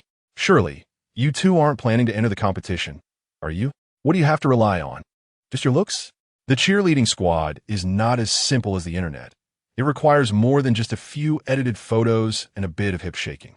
Bai Xuejiao harbored too much hostility toward the two, prompting Qin Yingxia to furrow her brow and regard her with calmness. "What are you afraid of, senior? What is there for me to fear?" A flicker of insecurity flashed in Bai Xuejiao's eyes before she quickly regained her composure. Yu Zhizhi shrugged. "Are you afraid our votes might surpass yours? Afraid of being outdone, senior?" Qin Yingxia, hindered by a waist injury, had no intention of competing for the cheerleading captaincy against Bai Xuejiao. Yu Zhizhi also had no pressing desire to join the cheerleading squad. She merely sought something to occupy her time. Furthermore, the final selection of cheerleaders would ultimately be decided by Xie, given their current awkward relationship. Yu Zhizhi had not yet devised a strategy to address it. Now, with Bai Xuejiao openly mocking her, she found it intolerable. "Senior Pei, where do we record the video? I've already filled out the application form." Pei Lanhai indicated a direction. "All right." Yu Zhizhi took Qin Yingxia's hand. "Let us go take a look. You have no right to obstruct our freedom to participate, right?" Bai Xuejiao's expression froze for a moment before she finally managed a strained smile, striving to appear less flustered. "Go ahead. But the cheerleading selection is not solely based on looks." Upon finishing her sentence, She eagerly sought Pei Lanhai's agreement to redeem her earlier flustered demeanor. Isn't that right, Pei Lanhai? I haven't been annoyed by you. I'm too lazy to argue. You talk too much. Pei Lanhai seemed to have endured this for quite a while, his brow furrowing. The cheerleading squad is not entirely based on looks, but it certainly matters. Bai Xuejiao was left speechless by his words. Yu Zhizhi reflected on all the sorrowful moments in her life before managing to suppress a laugh. She stepped onto the stage and began dancing to the aerobics music. Pei Lanhai pulled out his phone, preparing to message Xie Qi unexpectedly. Bai Xuejiao exclaimed, Pei Lanhai, is this your phone? Then whose was the one that just added me on WeChat? Did I ever say that phone was mine? Pei Lanheng did not even lift his eyelids. Bai Xuejiao felt utterly deceived. If it wasn't your phone, why didn't you speak up? Pei Lanheng glanced at her, amusement dancing in his eyes, and replied, did you even ask? You. Bai Xuejiao's face flushed with anger. Yet Pei Lanheng remained composed, exuding an air of tranquility. Ultimately, she stormed off in indignation, unable to fathom how those present would mock her. After receiving Pei Lanheng's message, Xie Qi was determined to rise from his bed. Despite Jin Zhe and Jiang Yinghuai's futile attempts to restrain him. Are you feigning illness? How can you still possess such strength? Jiang Yinghuai questioned, barely believing his own eyes. Is this what love truly is? Jin Zhe inquired, what did he or say? Pei Lanheng's words were succinct, merely 4 characters. She's here. Hurry. Thus, when he beheld Xie Qi hastily arriving with a fever patch, he was momentarily taken aback, then quickly contemplated jesting about how 4 simple words could compel a man to charge forth for you. And what about her? Xie Qi gazed at the empty activity center, feeling somewhat lightheaded. Pei Lanheng neatly stowed away the camera, glancing at his watch, contemplating that it was time to head to the cafeteria. Xie Qi murmured, I suddenly feel hungry. He had to glance at Yu Zhizhi. Otherwise, a prickling sensation would gnaw at him. After all, he had cried for an entire night, something he had never done before in his life. He wanted to express his feelings, but Pei Lanheng mercilessly exposed his thoughts. Xie Qi, feeling like a stubborn pig unfazed by boiling water, insisted on leaning against him, declaring, I'm a patient and need support. Pei Lanheng clicked his tongue. You're just afraid that if you go alone, it would be embarrassing if she saw you, right? So contrived. Xie Qi wished fervently in that moment that Pei Lanheng were mute, only capable of babbling nonsensically. Jin Zhe had lunch with Qin Yingxia, joined by Yu Zhizhi, who stubbornly refused to remove her sunglasses. Soon after, Jiang Yinghuai arrived with his tray and sat beside Jin Zhe. What a coincidence. We're all having lunch here. He looked around, noticing the absence of He, and Qi upon hearing Xie Qi's name. Yu Zhizhi noticeably paused. Jin Zhe caught this and glanced at Qin Yingxia, his eyes questioning. Qin Yingxia blinked in response, confirming his suspicion. He lowered his gaze, picking up on the signal, and casually remarked, Why? Did you find Xie Qi burning up in bed when you came out? Huh. Jiang Yinghuai took a moment to process, then slapped his thigh, exclaiming, Oh, that sounds quite severe. He could fry an egg on his forehead. Aside from our dorm mates, there's no one to offer him warmth. Jin Zhe sighed, shaking his head, alas, poor soul. Qin Yingxia could barely contain herself, forcing herself to endure Jin Zhe's performance. Who would have thought that their Jin Yu had a flair for theatrics? Unbeknownst to them, Xie Qi and Pei Lanheng sat merely a few meters away. What are Zhige and Huai chattering about? Xie Qi squinted, trying to decipher their lip movements. Pei Lanheng, unperturbed, sipped his soup and remarked, They're praising your handsomeness. Could be true. Indeed, the fever had muddled his mind if he was entertaining such thoughts. Can you eat properly? Pei Lanhai pushed the wontons towards him. Without nourishment, how could you possibly pursue someone? Xie Qi replied, Who do I need to pursue? Not even for free. His gaze remained fixated on Yu Zhizhi, muttering incomprehensibly, I wonder who the sunglasses are meant to impress. After the meal, Qin Yingxia finally managed to laugh in front of Jin Zhe. You are quite the charmer, Yu. Jin Zhe, feeling somewhat awkward, rubbed the tip of his nose. It was his first time exhibiting such exaggerated theatrics, seemingly going all out for his friend. Well, it's all for the sake of brotherhood. Suddenly, he recalled the day of freshman registration when Xie Qi had mixed up there and Qin Yingxia's luggage. Xie Qi was indeed quite comprehensive. Jin Zhe took her hand, tilting the sunshade towards her. Little treasure. He paused, his dark eyes shimmering with an eternal starlight that was utterly captivating. Do you have something to say to me? Qin Yingxia, inexplicably attuned to his thoughts, surmised he was teasing her about last night's incident of him watching her bathe. What a rascal he was. Yet, she indulged his playful nature. This time, the girl pursed her rosy lips, gracefully rising on her toes to lean closer. Her voice soft and obedient. You are so fair.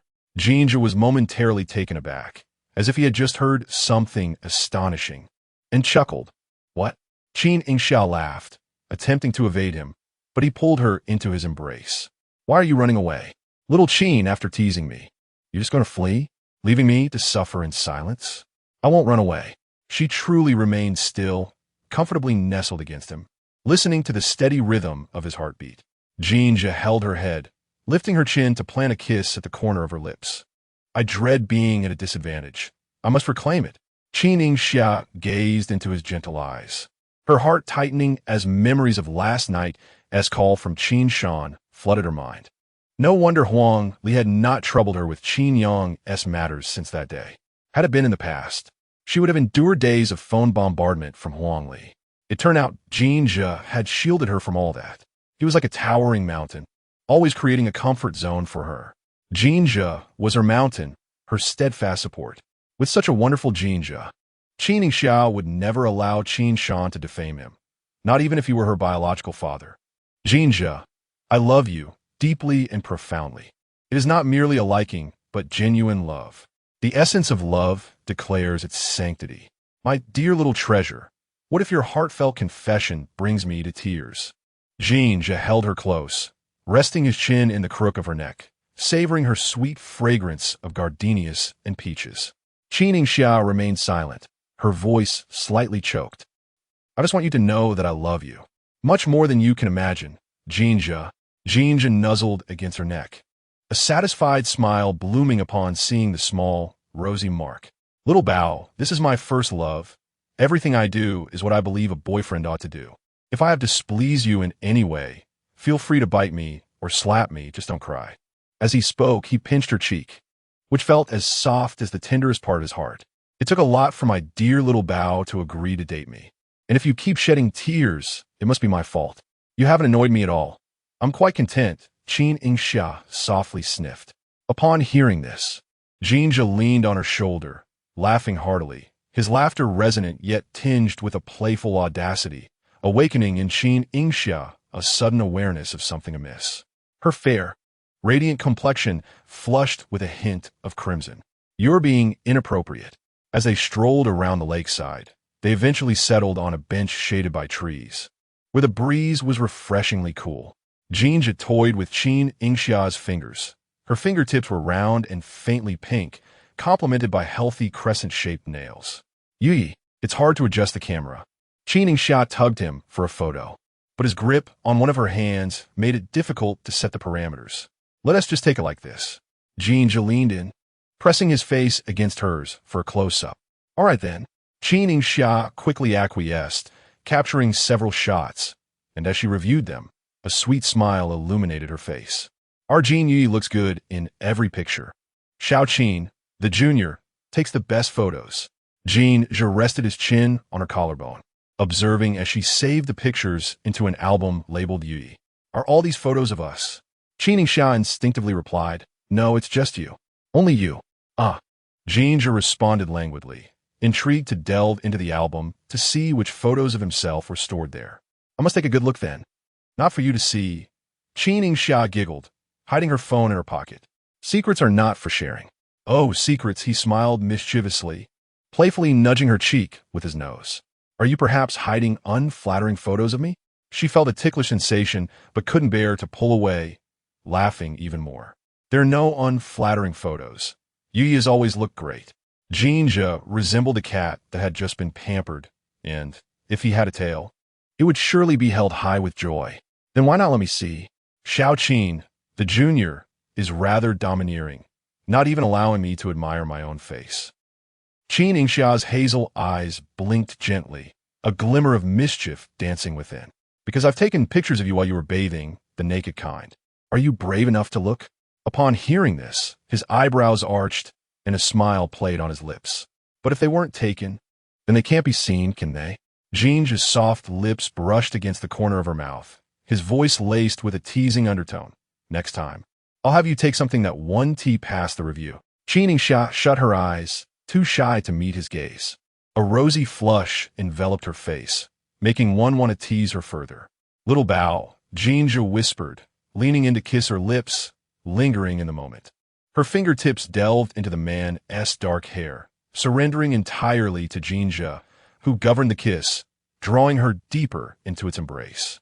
A passing student inadvertently glanced towards the lakeside, fortuitously locking eyes with Jin Zhe. Startled, the student quickly offered an apologetic smile. Jin Zhe, however, was oblivious to him, his gaze filled with shattered starlight reflecting Qin Yingxia's bashful demeanor. Little treasure, someone has noticed us. In the next moment, Qin Yingxia clung to him tighter, pressing her entire being into his embrace, unwilling to reveal her face. This suited Jin Zhe perfectly. During the afternoon break, the pathway was nearly deserted, save for the persistent cicada chirps. As they made their way back to the dormitory, Jin Zhe broached the topic of the upcoming sports meet, scheduled for the end of October. By then, your injury will have healed, but it's best to refrain from signing up for events, little treasure.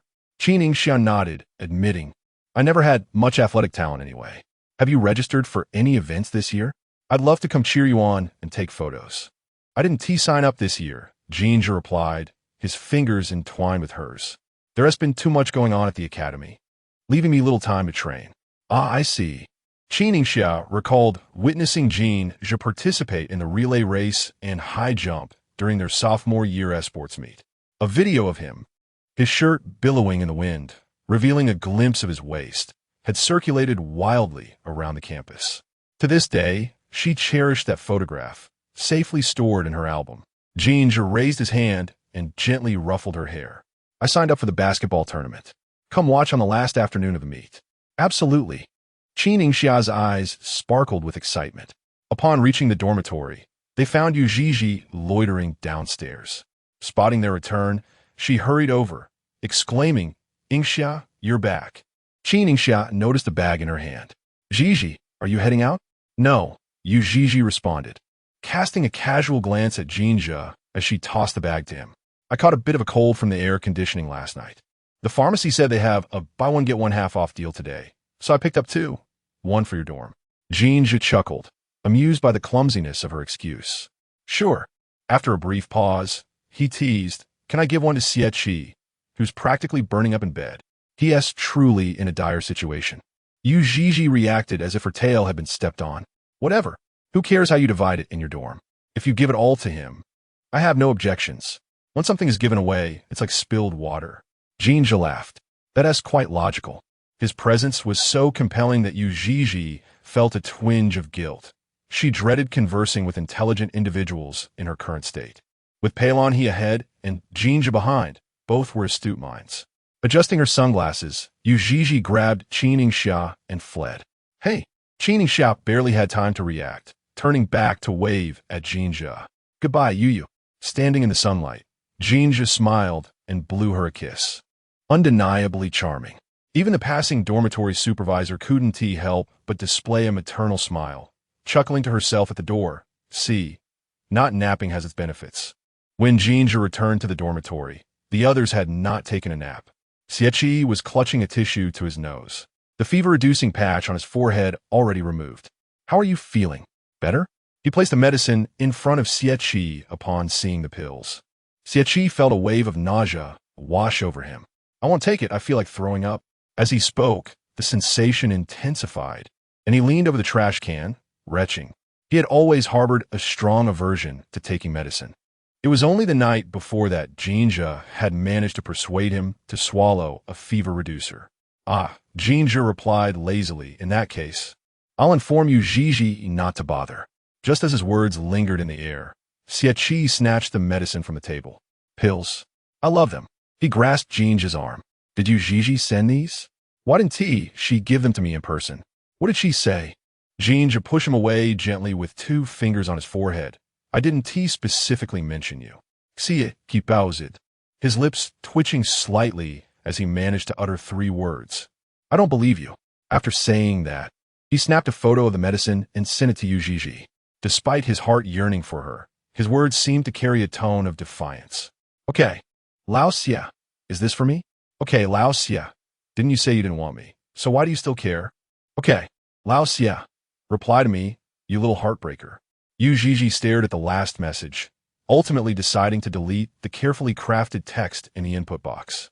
She hadn't even toyed with his feelings yet, and she was already labeled a heartbreaker. What would happen if they actually started dating? Xie obediently took the medicine Yu Zhizhi sent him, and as the effects began to take hold, he felt drowsy. He collapsed onto his bed, valiantly forcing himself to rise every 5 minutes to check if Yu Zhizhi had replied. Half an hour passed, and the remaining 3 listened to Xie Qi's self-directed inquiries echoing in their minds. Has she replied yet? I refuse to believe she won T respond. 3 seconds later, she hasn't T replied. Oh no, she really isn't going to reply. In the midst of his secret affection, Xie thought, taking the medicine will make me even cuter. The campaign videos of Yu Zhizhi and Bai Shuejiao had been posted on the campus website for several days, steadily gaining traction. After recovering from his illness, Xie began overseeing student council matters. When the final voting results were presented to him, his gaze fell upon Yu Zhizhi's name, which had garnered over 100 more votes than Bai Shuejiao. She was undoubtedly deserving of the position of cheerleading captain, yet she had waited in vain for any notification from the student council. Frowning, she was perplexed by Xie's intentions. Qin Yingxia was busy taking notes and gently nudged her when she noticed Yu Zhizhi lost in thought. Zhizhi? Oh, what is up? Yu Zhizhi snapped back to reality, realizing everyone was engrossed in their notes, and she hastily resumed writing. In the stillness, footsteps echoed down the corridor.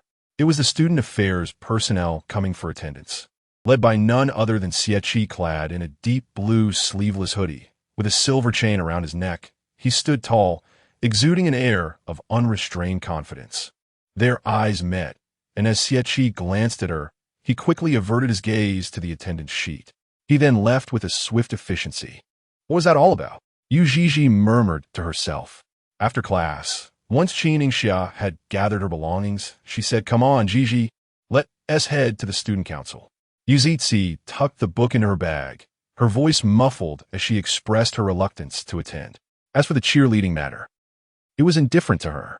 Yu Zhizhi felt quite awkward.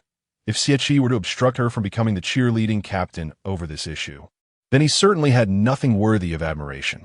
Naturally, Xie would not hinder her path. The moment he left her sight, he regretted his decision. He shoved the attendance sheet into the hands of a bewildered individual who stared blankly at the chaotic scribbles Xie had drawn. "Chairman, what is this?" Xie pulled out his phone and glanced at him, instructing, "Don't worry about it. Just ensure you comprehend it." The individual replied, "I can't make sense of this either. I can only understand my own scrawl." "All right then. But truly, are these incomprehensible lines even words?" Xie chose not to respond, immediately messaging the publicity department to expedite sending Yu Zhizhi her appointment letter. The sports meet approached at the end of October, with banners throughout the campus of D University adorned with calligraphy and poetry from the Calligraphy Society, cheering on the athletes. Pei Lan, accompanied by members of the Broadcasting Society, read out encouragement scripts sent by various colleges from the podium. His voice was melodious, magnetic, and refreshing, akin to the sound of ice cubes clinking against a glass on a sweltering summer day. Both Xie and Jiang Yinghuai had registered for events, yet their competitions were scheduled for the following day. Meanwhile, on the podium, Pei Lan's voice began to wane as he read, while the 3 individuals beside him enjoyed watermelon. Fanning themselves, after sipping some ice water to cool down, he could no longer contain himself and remarked, "Oh, dear brother for life." Jin Zhe, removing the paper script from his face, yawned and commented, "I must admit, your voice is quite soothing for a nap." Pei Lan replied, "Zhige, you must be exhausted. You pulled an all-nighter again, didn't you?" Jiang Yinghuai handed him a slice of icy watermelon. "Unlike you all, I need to wrap up my tasks quickly to spend time with my girlfriend. Jin Zhe's voice still bore the raspiness of someone just awakening. Jiang Yinghuai's brow twitched sharply. Why don't you demonstrate that again? Jin Zhe chuckled, noticing that Xie Qi remained silent, engrossed in his phone, where he was watching a video from the opening ceremony. Still watching? Xie Qi, even if you bore a hole through your phone, it won't help. Xie Qi barely returned to reality, his eyes suddenly reddening. Brother, what do you manage to date? Teach me your ways. Yuzitsi had ignored him for 2 weeks. She hadn't attended the student council's weekly meeting and didn't respond to messages. On his desk lay Yuzitsi's application for withdrawal from the council, silently awaiting attention. That day, I delayed giving her the appointment letter merely to coax her into seeking me out for a discussion. For he understood that Yuzitsi was reluctant to meet him. Yet she could only hope she would come to him first. Little did he know, she would not acknowledge him at all. As he spoke, his voice quivered with a hint of sorrow. No, my friend. Just as Jiang Yinghuai was about to offer some words of comfort, Qin Yingxia arrived, carrying a large bag of ice cream. Jin Zhe hurriedly stood up to take the items from her hands. Little Bao, what brings you here on such a scorching day? It would be much more pleasant to stay in the dormitory and enjoy the air conditioning. Qin Yingxia had not signed up for any projects, so she was not required to endure the heat on the playground. Her responsibilities were limited to the logistical support of the class, such as writing encouragement notes.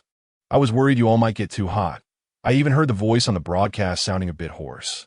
The temperature at the end of October was not as high as during the summer, but this year seemed to be the hottest yet. Little Qin is truly wonderful, Jin Zhe remarked, affectionately ruffling her hair. He instructed Jiang Yinghuai to distribute the ice creams, beverages, and ice packs among the members of the broadcasting club. Everyone followed suit, echoing Jin Zhe's sentiment. Little Qin is truly wonderful. Qin Yingxia felt a rush of warmth and instinctively moved closer to Jin Zhe, smiling shyly at everyone. No need to be polite. What could be more delightful than finding a piece of ice on a sweltering summer day? Moreover, they could indulge in a bit of playful banter. Jin Zhe pulled a chair over for Qin Yingxia. Come, sit beside me. As she settled down, she took out a kawaii ice cream from the bag, thoughtfully peeled it for him, and handed it over. Chocolate flavor, you eat it. He parted his lips, about to speak, but was silenced by her delicate finger pressed against his lips. The girl's cheeks flushed a deep crimson, her soft lips pursed. Eat the kawaii ice cream. It will make you even cuter, and don't say another word. Don't tease her any further. Qin Yingxia felt flustered. Her neck flushed with embarrassment under the gaze of so many watching them in a romantic moment. Jin Zhe gently removed her finger and planted a kiss on it. Obediently enjoying the ice cream she had unwrapped for him, she exhaled softly and slowly lifted her gaze towards Xie Qi, who was in the corner, drawing circles. He appeared as though he might shatter at any moment. Qin Yingxia wanted to assist him once more, hoping to help Gigi overcome her inner turmoil sooner. Xie Qi. Gigi is cheering for the Language and Communication Institute with the cheerleading squad in the gym. This afternoon is the basketball game between our institute and the finance institute. Upon hearing this, Xie Qi sprang up, momentarily excited before drooping again. She doesn't want to see me. Don't you want to see her? Jin Zhe approached, countering his statement. Xie Qi visibly wavered. Just hide in the crowd.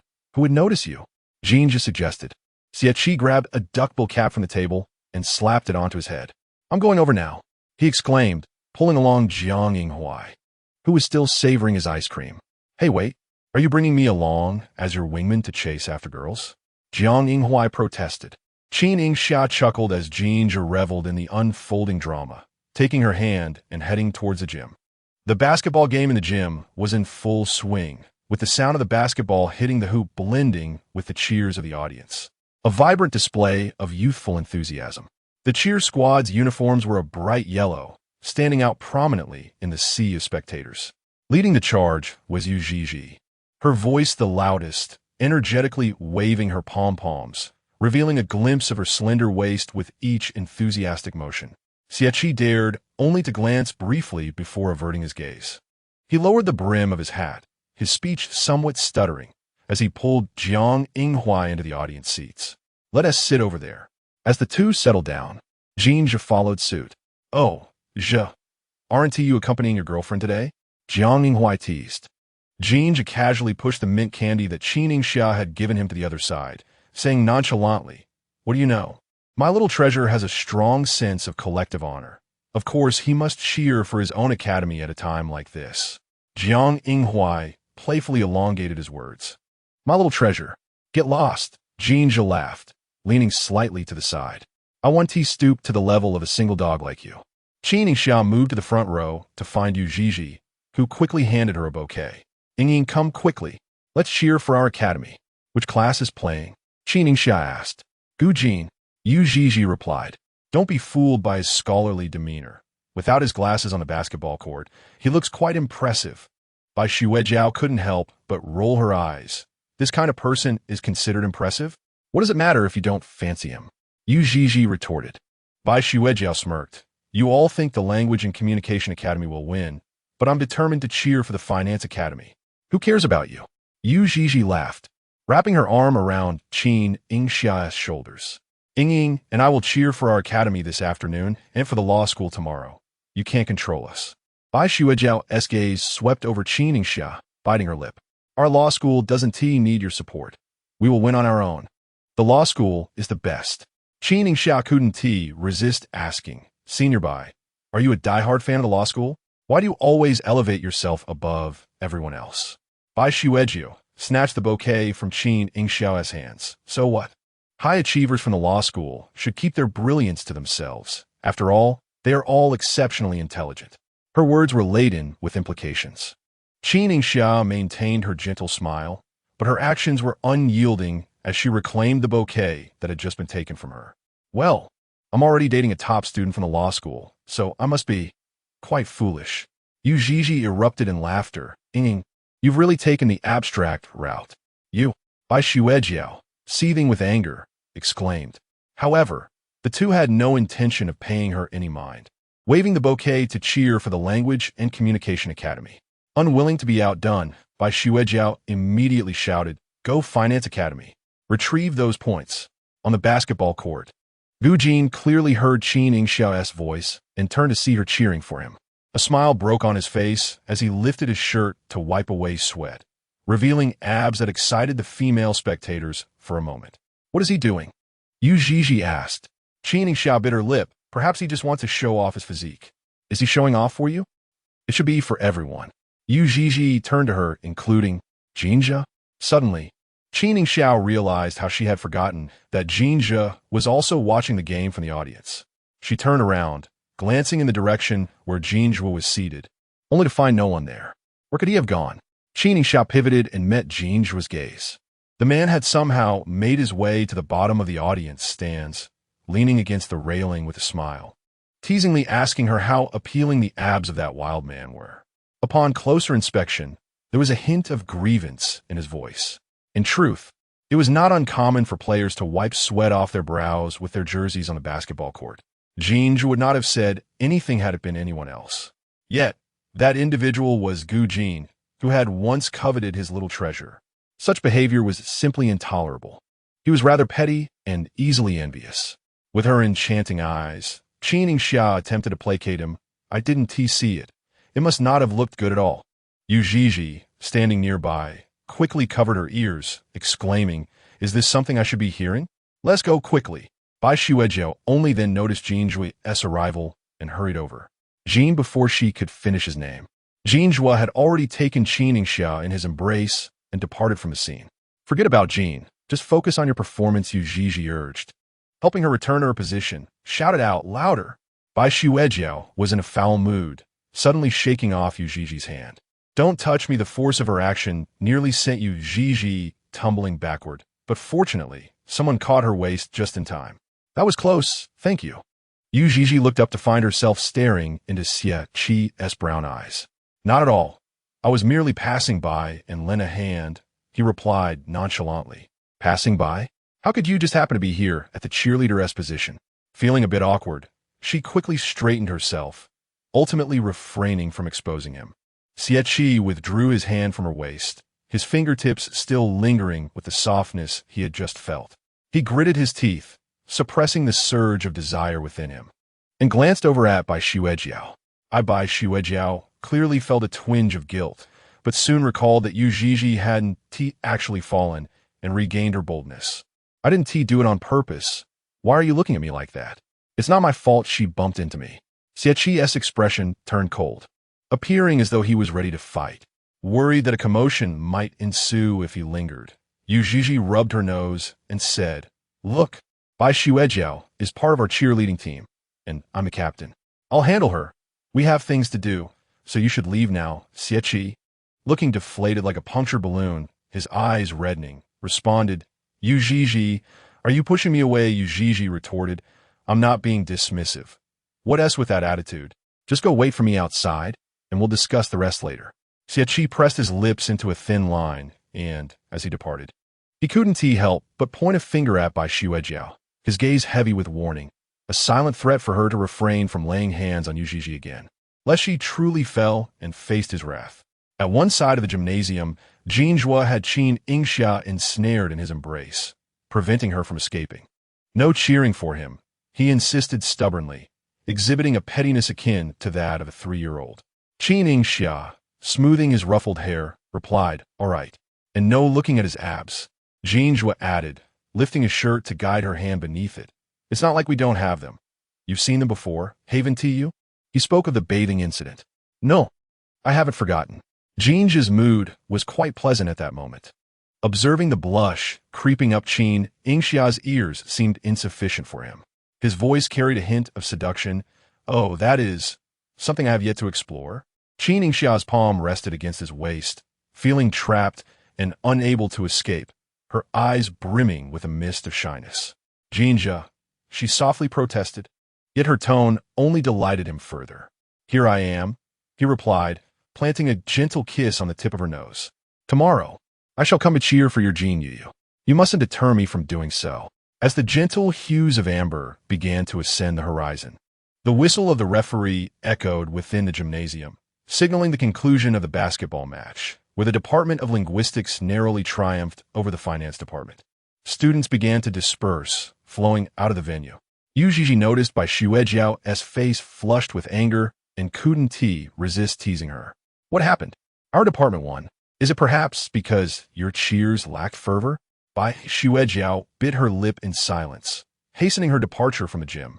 In high spirits, Yu Zhizhi hummed a cheerful tune while gathering the pom-poms left behind by the cheerleading squad.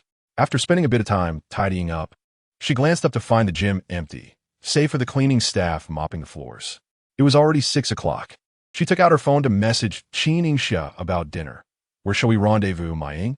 Are you free for dinner?" Before she could receive a response, she unexpectedly bumped into Xieqi, who seemed to have waited for her at the entrance for quite some time, his forehead glistening with sweat. "Why haven't you left?" Yu Zhizhi inquired, noticing the perspiration on his brow. Xieqi, feeling somewhat aggrieved, willingly took the box from her arms, filled with the cheerleading squad's pom-poms and flags. "You told me to wait for you at the door." She was momentarily taken aback. It was merely a casual remark. Yet this fool had genuinely waited for her. With the temperature soaring outside, he must have been sweltering. He had just recovered from high fever. She hoped he wouldn't fall ill again due to her. "Xieqi," Yu Zhizhi gazed into his eyes and suddenly smiled. "Do you not know to run home in the rain?" Initially, Xieqi didn't grasp the underlying meaning of her words, but once he did, he couldn't help but chuckle. "Are you calling me foolish?" Seeing him smile eased her heart considerably. "You are quite foolish indeed." Knowing full well that her actions might hurt him, he still gravitated towards her. Even when wounded, he didn't retreat, instead finding solace in the corners of his own heart, only to reappear before her unabashedly. How could someone be so foolish? So foolish, in fact, that Yu Zhizhi found herself at a loss for harsh words. "Xieqi, yem me angry." Understanding her cue, he immediately responded, "What do you wish to eat?" "I shall take you." Yu Zhizhi smiled softly. "I crave sauté noodles." The two ventured to a noodle shop off campus. Upon entering, the blast of cold air from the air conditioning revitalized Yu Zhizhi immediately. "How sweltering it is outside," she remarked as she settled down, feeling a refreshing breeze waft over from beside her. It was Xieqi, fanning her while placing their order. Yu Zhizhi gazed intently at his profile. "There is no need for such formality, Chairman Xie." Yet he reverted to his usual demeanor, turning to face her with an air of dominance. "You, Gigi, I am fond of you." She furrowed her brows, a clear indication of her desire to avert her gaze. Why bring this up again? Had they not agreed to refrain from discussing feelings? I must bring it up, Xie thought, as he had cultivated a commendable mindset thanks to her. He was deeply afraid that Yu Zhizhi would distance herself from him. The membership withdrawal application she had sent him had haunted him for several days. "My desire to treat you well is my own affair. It does not matter if you do not accept me for now. I am still young and have time to wait." Yu Zhizhi lifted her eyes again, a faint curve gracing her lips. "In a couple of years. You may not say this anymore. Perhaps it would take less than 2 years, maybe a year, or even just 6 months, before Xie no longer felt this impulse toward her. Affection, it seemed, had a limited shelf life. At least, that was how she perceived it. Thus, when she heard Qin Yingxia claim to have loved Jin Zhe for 7 years, she could hardly believe it. "You are not me. You have no idea how much I like you." Xie pushed the watermelon juice the waiter had brought towards her. "I refuse to believe that on the day I die, you still won't accept me." Yu Zhizhi found his foolishness both incomprehensible and endearing, evoking a mix of sympathy and amusement. Upon returning from their meal, they fortuitously encountered Jin Zhe and Qin Yingxia, who were also returning from off-campus. "How come you two are together?" Jin Zhe asked knowingly. Yu Zhizhi panicked for a moment, quickly regaining her composure. "Because you stole my dining partner." Qin Yingxia chuckled, her eyes twinkling as she linked her arm with Yu Zhizhi's. "Not a chance. Tomorrow, I'll accompany you to eat." "Now that sounds more like it." Yu Zhizhi noted that Qin Yingxia had seen the message she sent, but Jin Zhe mentioned that Xie was waiting for Yu Zhizhi at the gym entrance. To expedite the resolution of their Cold War and alleviate her worries, Qin Yingxia chose not to respond. What if? They ended up arguing. Jin Zhe chuckled, as if he had heard something amusing. Argue? Xie wouldn't dare quarrel with Yu Zhizhi, even if he were to slap himself. The memory of Xie sobbing in their dormitory after being rejected by her was too poignant for him to even consider such a confrontation. Hearing Jin Zhe's words reassured Qin Yingxia. The following afternoon, the basketball match at the gym was in full swing, with Yu Zhizhi leading the cheerleading squad in a lively routine. The stands were packed, with attendance more than doubling compared to the previous day. Bai Xuejiao danced with extraordinary vigor, her gaze fixed intently on Jin Zhe. Meanwhile, Jin Zhe's attention was wholly captivated by Qin Yingxia. He stuffed his towel and water bottle into her arms, asking, "Could you please help me look after these, little Qin?" Qin Yingxia smiled gently. "It's no trouble at all.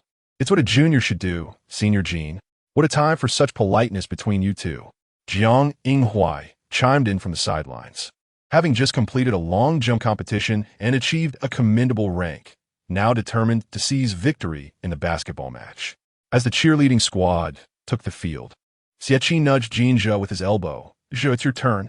Jin Zhe playfully pinched her face and corrected himself, saying it was indeed the duty of a boyfriend to do so, cheekily imposing a penalty for her to kiss him for a moment. Qin Yingxia felt a flush rise to her cheeks as she pushed him away, urging, "You should be on the court now, Jin Yu," with the whistle signaling the start. The basketball match between the law school and the business school commenced. On the court, a tall and elegant figure captured everyone's attention. Jin Zhe donned the law school's customized red jersey, emblazoned with the number 7 on the back. His exposed arms were pale, with prominent veins tracing his forearms, not indicative of someone who exercised frequently. Yet, his shooting motion radiated immense power. Jin Zhe seamlessly collaborated with Xie and others, skillfully passing and shooting the ball, leaving swift imprints of their movements on the court. Qin Yingxia stood in the front row of the audience, mesmerized by Jin Zhe's performance, reminiscing about her high school days when she had missed a friendly basketball match between him and their class while filming a video. Upon returning to school, she could only imagine him on the court, drenched in sweat under the vibrant sunlight. That evening during self-study, she had leaned over her desk in the back row, idly browsing the campus forum for 2 hours, saving dozens of photos of Jin Zhe playing basketball into her album. This time, however, Qin Yingxia smiled softly, raising her camera to capture Jin Zhe on the court, successfully immortalizing the beauty she had previously missed. Ming Lian 79. "Little treasure, help me wipe this," she mused as she took numerous photos. Grabbing a pom-pom nearby to cheer him on, she shouted, "Go, Jin Zhe!" But her voice was drowned out by Xuejiao's exuberant calls. Jin Zhe, you can do it." Upon realizing she had been overshadowed, Bai Xuejiao showed no shame, casting a haughty glance at her and waving her pom-pom even more vigorously. "Jin Zhe, you're the best. Amazing, Jin Zhe." It was a blatant provocation. Qin Yingxia couldn't help but chuckle at the absurdity of it all. Yet, in Bai Xuejiao's eyes, her laughter took on a different tone, prompting her to shout even louder, her voice cracking, leading to an awkward cough. Standing beside Bai Xuejiao, Yu Zhizhi couldn't resist rubbing her ears, lamenting her misfortune for being in proximity to her. However, Bai Xuejiao seemed oblivious, continuing her enthusiastic shouts for Jin Zhe. Hearing the commotion, Jin Zhe glanced over, only to subtly withdraw his gaze upon recognizing her. "Jin Zhe, he looked at me," Bai Xuejiao exclaimed in excitement. "Keep it down, senior. You're scaring him," Yu Zhizhi replied, exasperated. "But he just looked at me," Bai Xuejiao retorted, her tone brimming with exhilaration. Yu Zhizhi quipped, "No one cares. His girlfriend is right behind you, and your shouting is rather excessive. So what? Just because Jin Zhe is in a relationship doesn't mean I can't cheer for him. Isn't he part of the law school?" Bai Xuejiao defiantly proclaimed, "I'll shout if I want to." Yu Zhizhi laughed at her persistence. "Then don't forget to cheer for Xieqi and Jiangninghua too. Aren't they also part of the law school?" Bai Xuejiao pouted. "That's none of your business."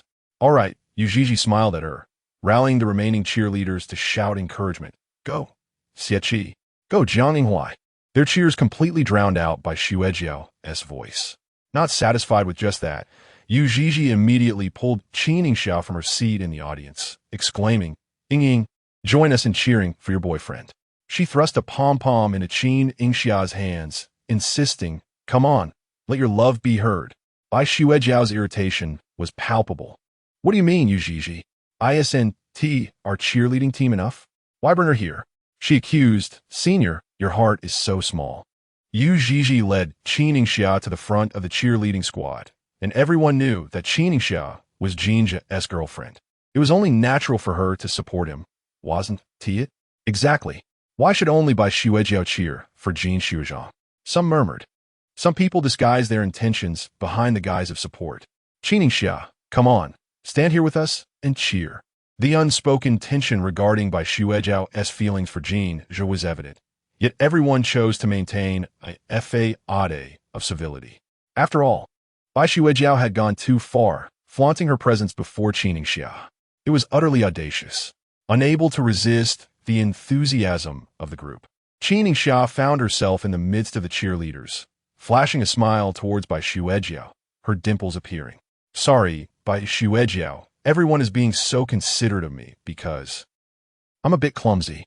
Bai Xuejiao could only seethe in silence. This is infuriating. Today, Qin Yingxia had truly grasped the essence of the moment.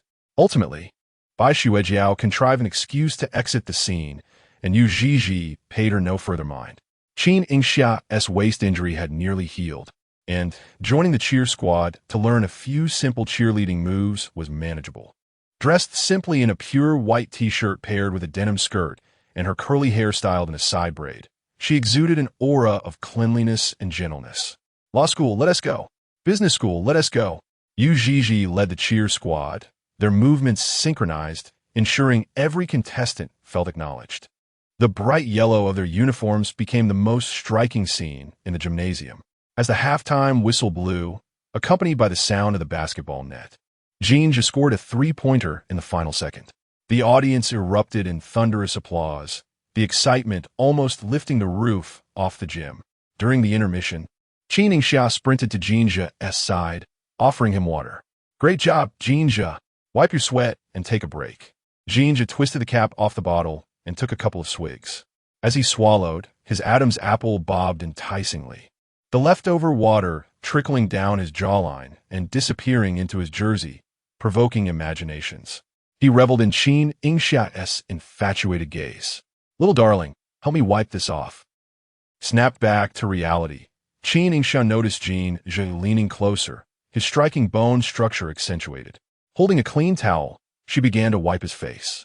He, ever the tease, tilted his head and planted a deliberate kiss on her wrist, igniting another wave of excitement from the audience. Thank you, Xiaoqin. Xiaoqin is truly wonderful. I adore her. He repeatedly called her name, only relenting when he noticed her ears flush with embarrassment. My dear, Jin Zhe has begun to cling again. Were it not for the concern of excessive sweat soiling Qin Yingxia, he would undoubtedly wrap his arms around her waist and nuzzle against her like a well-behaved puppy. Earlier on the court, he gazed in Qin Yingxia's direction several times, captivated by the sight of her slender waist as she danced along with the cheerleaders. As halftime concluded and the whistle for the second half sounded, Jin Zhe deliberately tugged at the hem of Qin Yingxia's shirt, noting that she wore a short t-shirt that did little to conceal her delicate waist. TSK. He subtly frowned, a hint of jealousy flashing in his eyes as his fingertips grazed her shirt's edge, whispering, "Wait for me." Qin Yingxia nodded obediently, responding, "All right." The second half of the match remained fiercely competitive, with the business school trailing and desperately trying to equalize, yet Jin Zhe and his teammates exhibited remarkable synergy, preventing their opponents from seizing any opportunities. As the game approached its final minute, the law school held a commanding lead, victory a foregone conclusion. Yet, Xie and Jiang Yinghua delighted in taunting their rivals. With each basket Jin Zhe made, the sound of their gleeful voices echoed. Xie, aha, what a splendid three-pointer. Jiang Yinghua, oh no, it's over for you, we've scored again. Their antics drove the business school players nearly to distraction. So annoying, I won't play with you again. The second half was filled with amusement, and laughter erupted from the audience, creating a delightful atmosphere. Look at Xie and the others. They're so entertaining. Qin Yingxia beamed, having captured the moment on her camera, showing the photos to Yu Zhizhi. They are quite amusing. Send me a copy when you get home, haha. Qin Yingxia, should I only send the ones of Xie? Yu Zhizhi's smile faltered, her gaze wandering. Yes, I'll turn them into stickers. All right. The law school emerged victorious, concluding the thrilling basketball match. After the game, Jin Zhe made a beeline for Qin Yingxia. Jiang Yinghua turned around but found him missing. Hey, Zhige, shall we celebrate with dinner tonight? Sure, let me first shower and change before we decide on a place. Upon turning back, Jiang Yinghua noticed that Xie had also disappeared, only to spot him standing beside Yu Zhizhi. As Qin Yingxia was led out of the gym by Jin Zhe, she curiously inquired as he headed toward the parking lot. Where are we going? Home.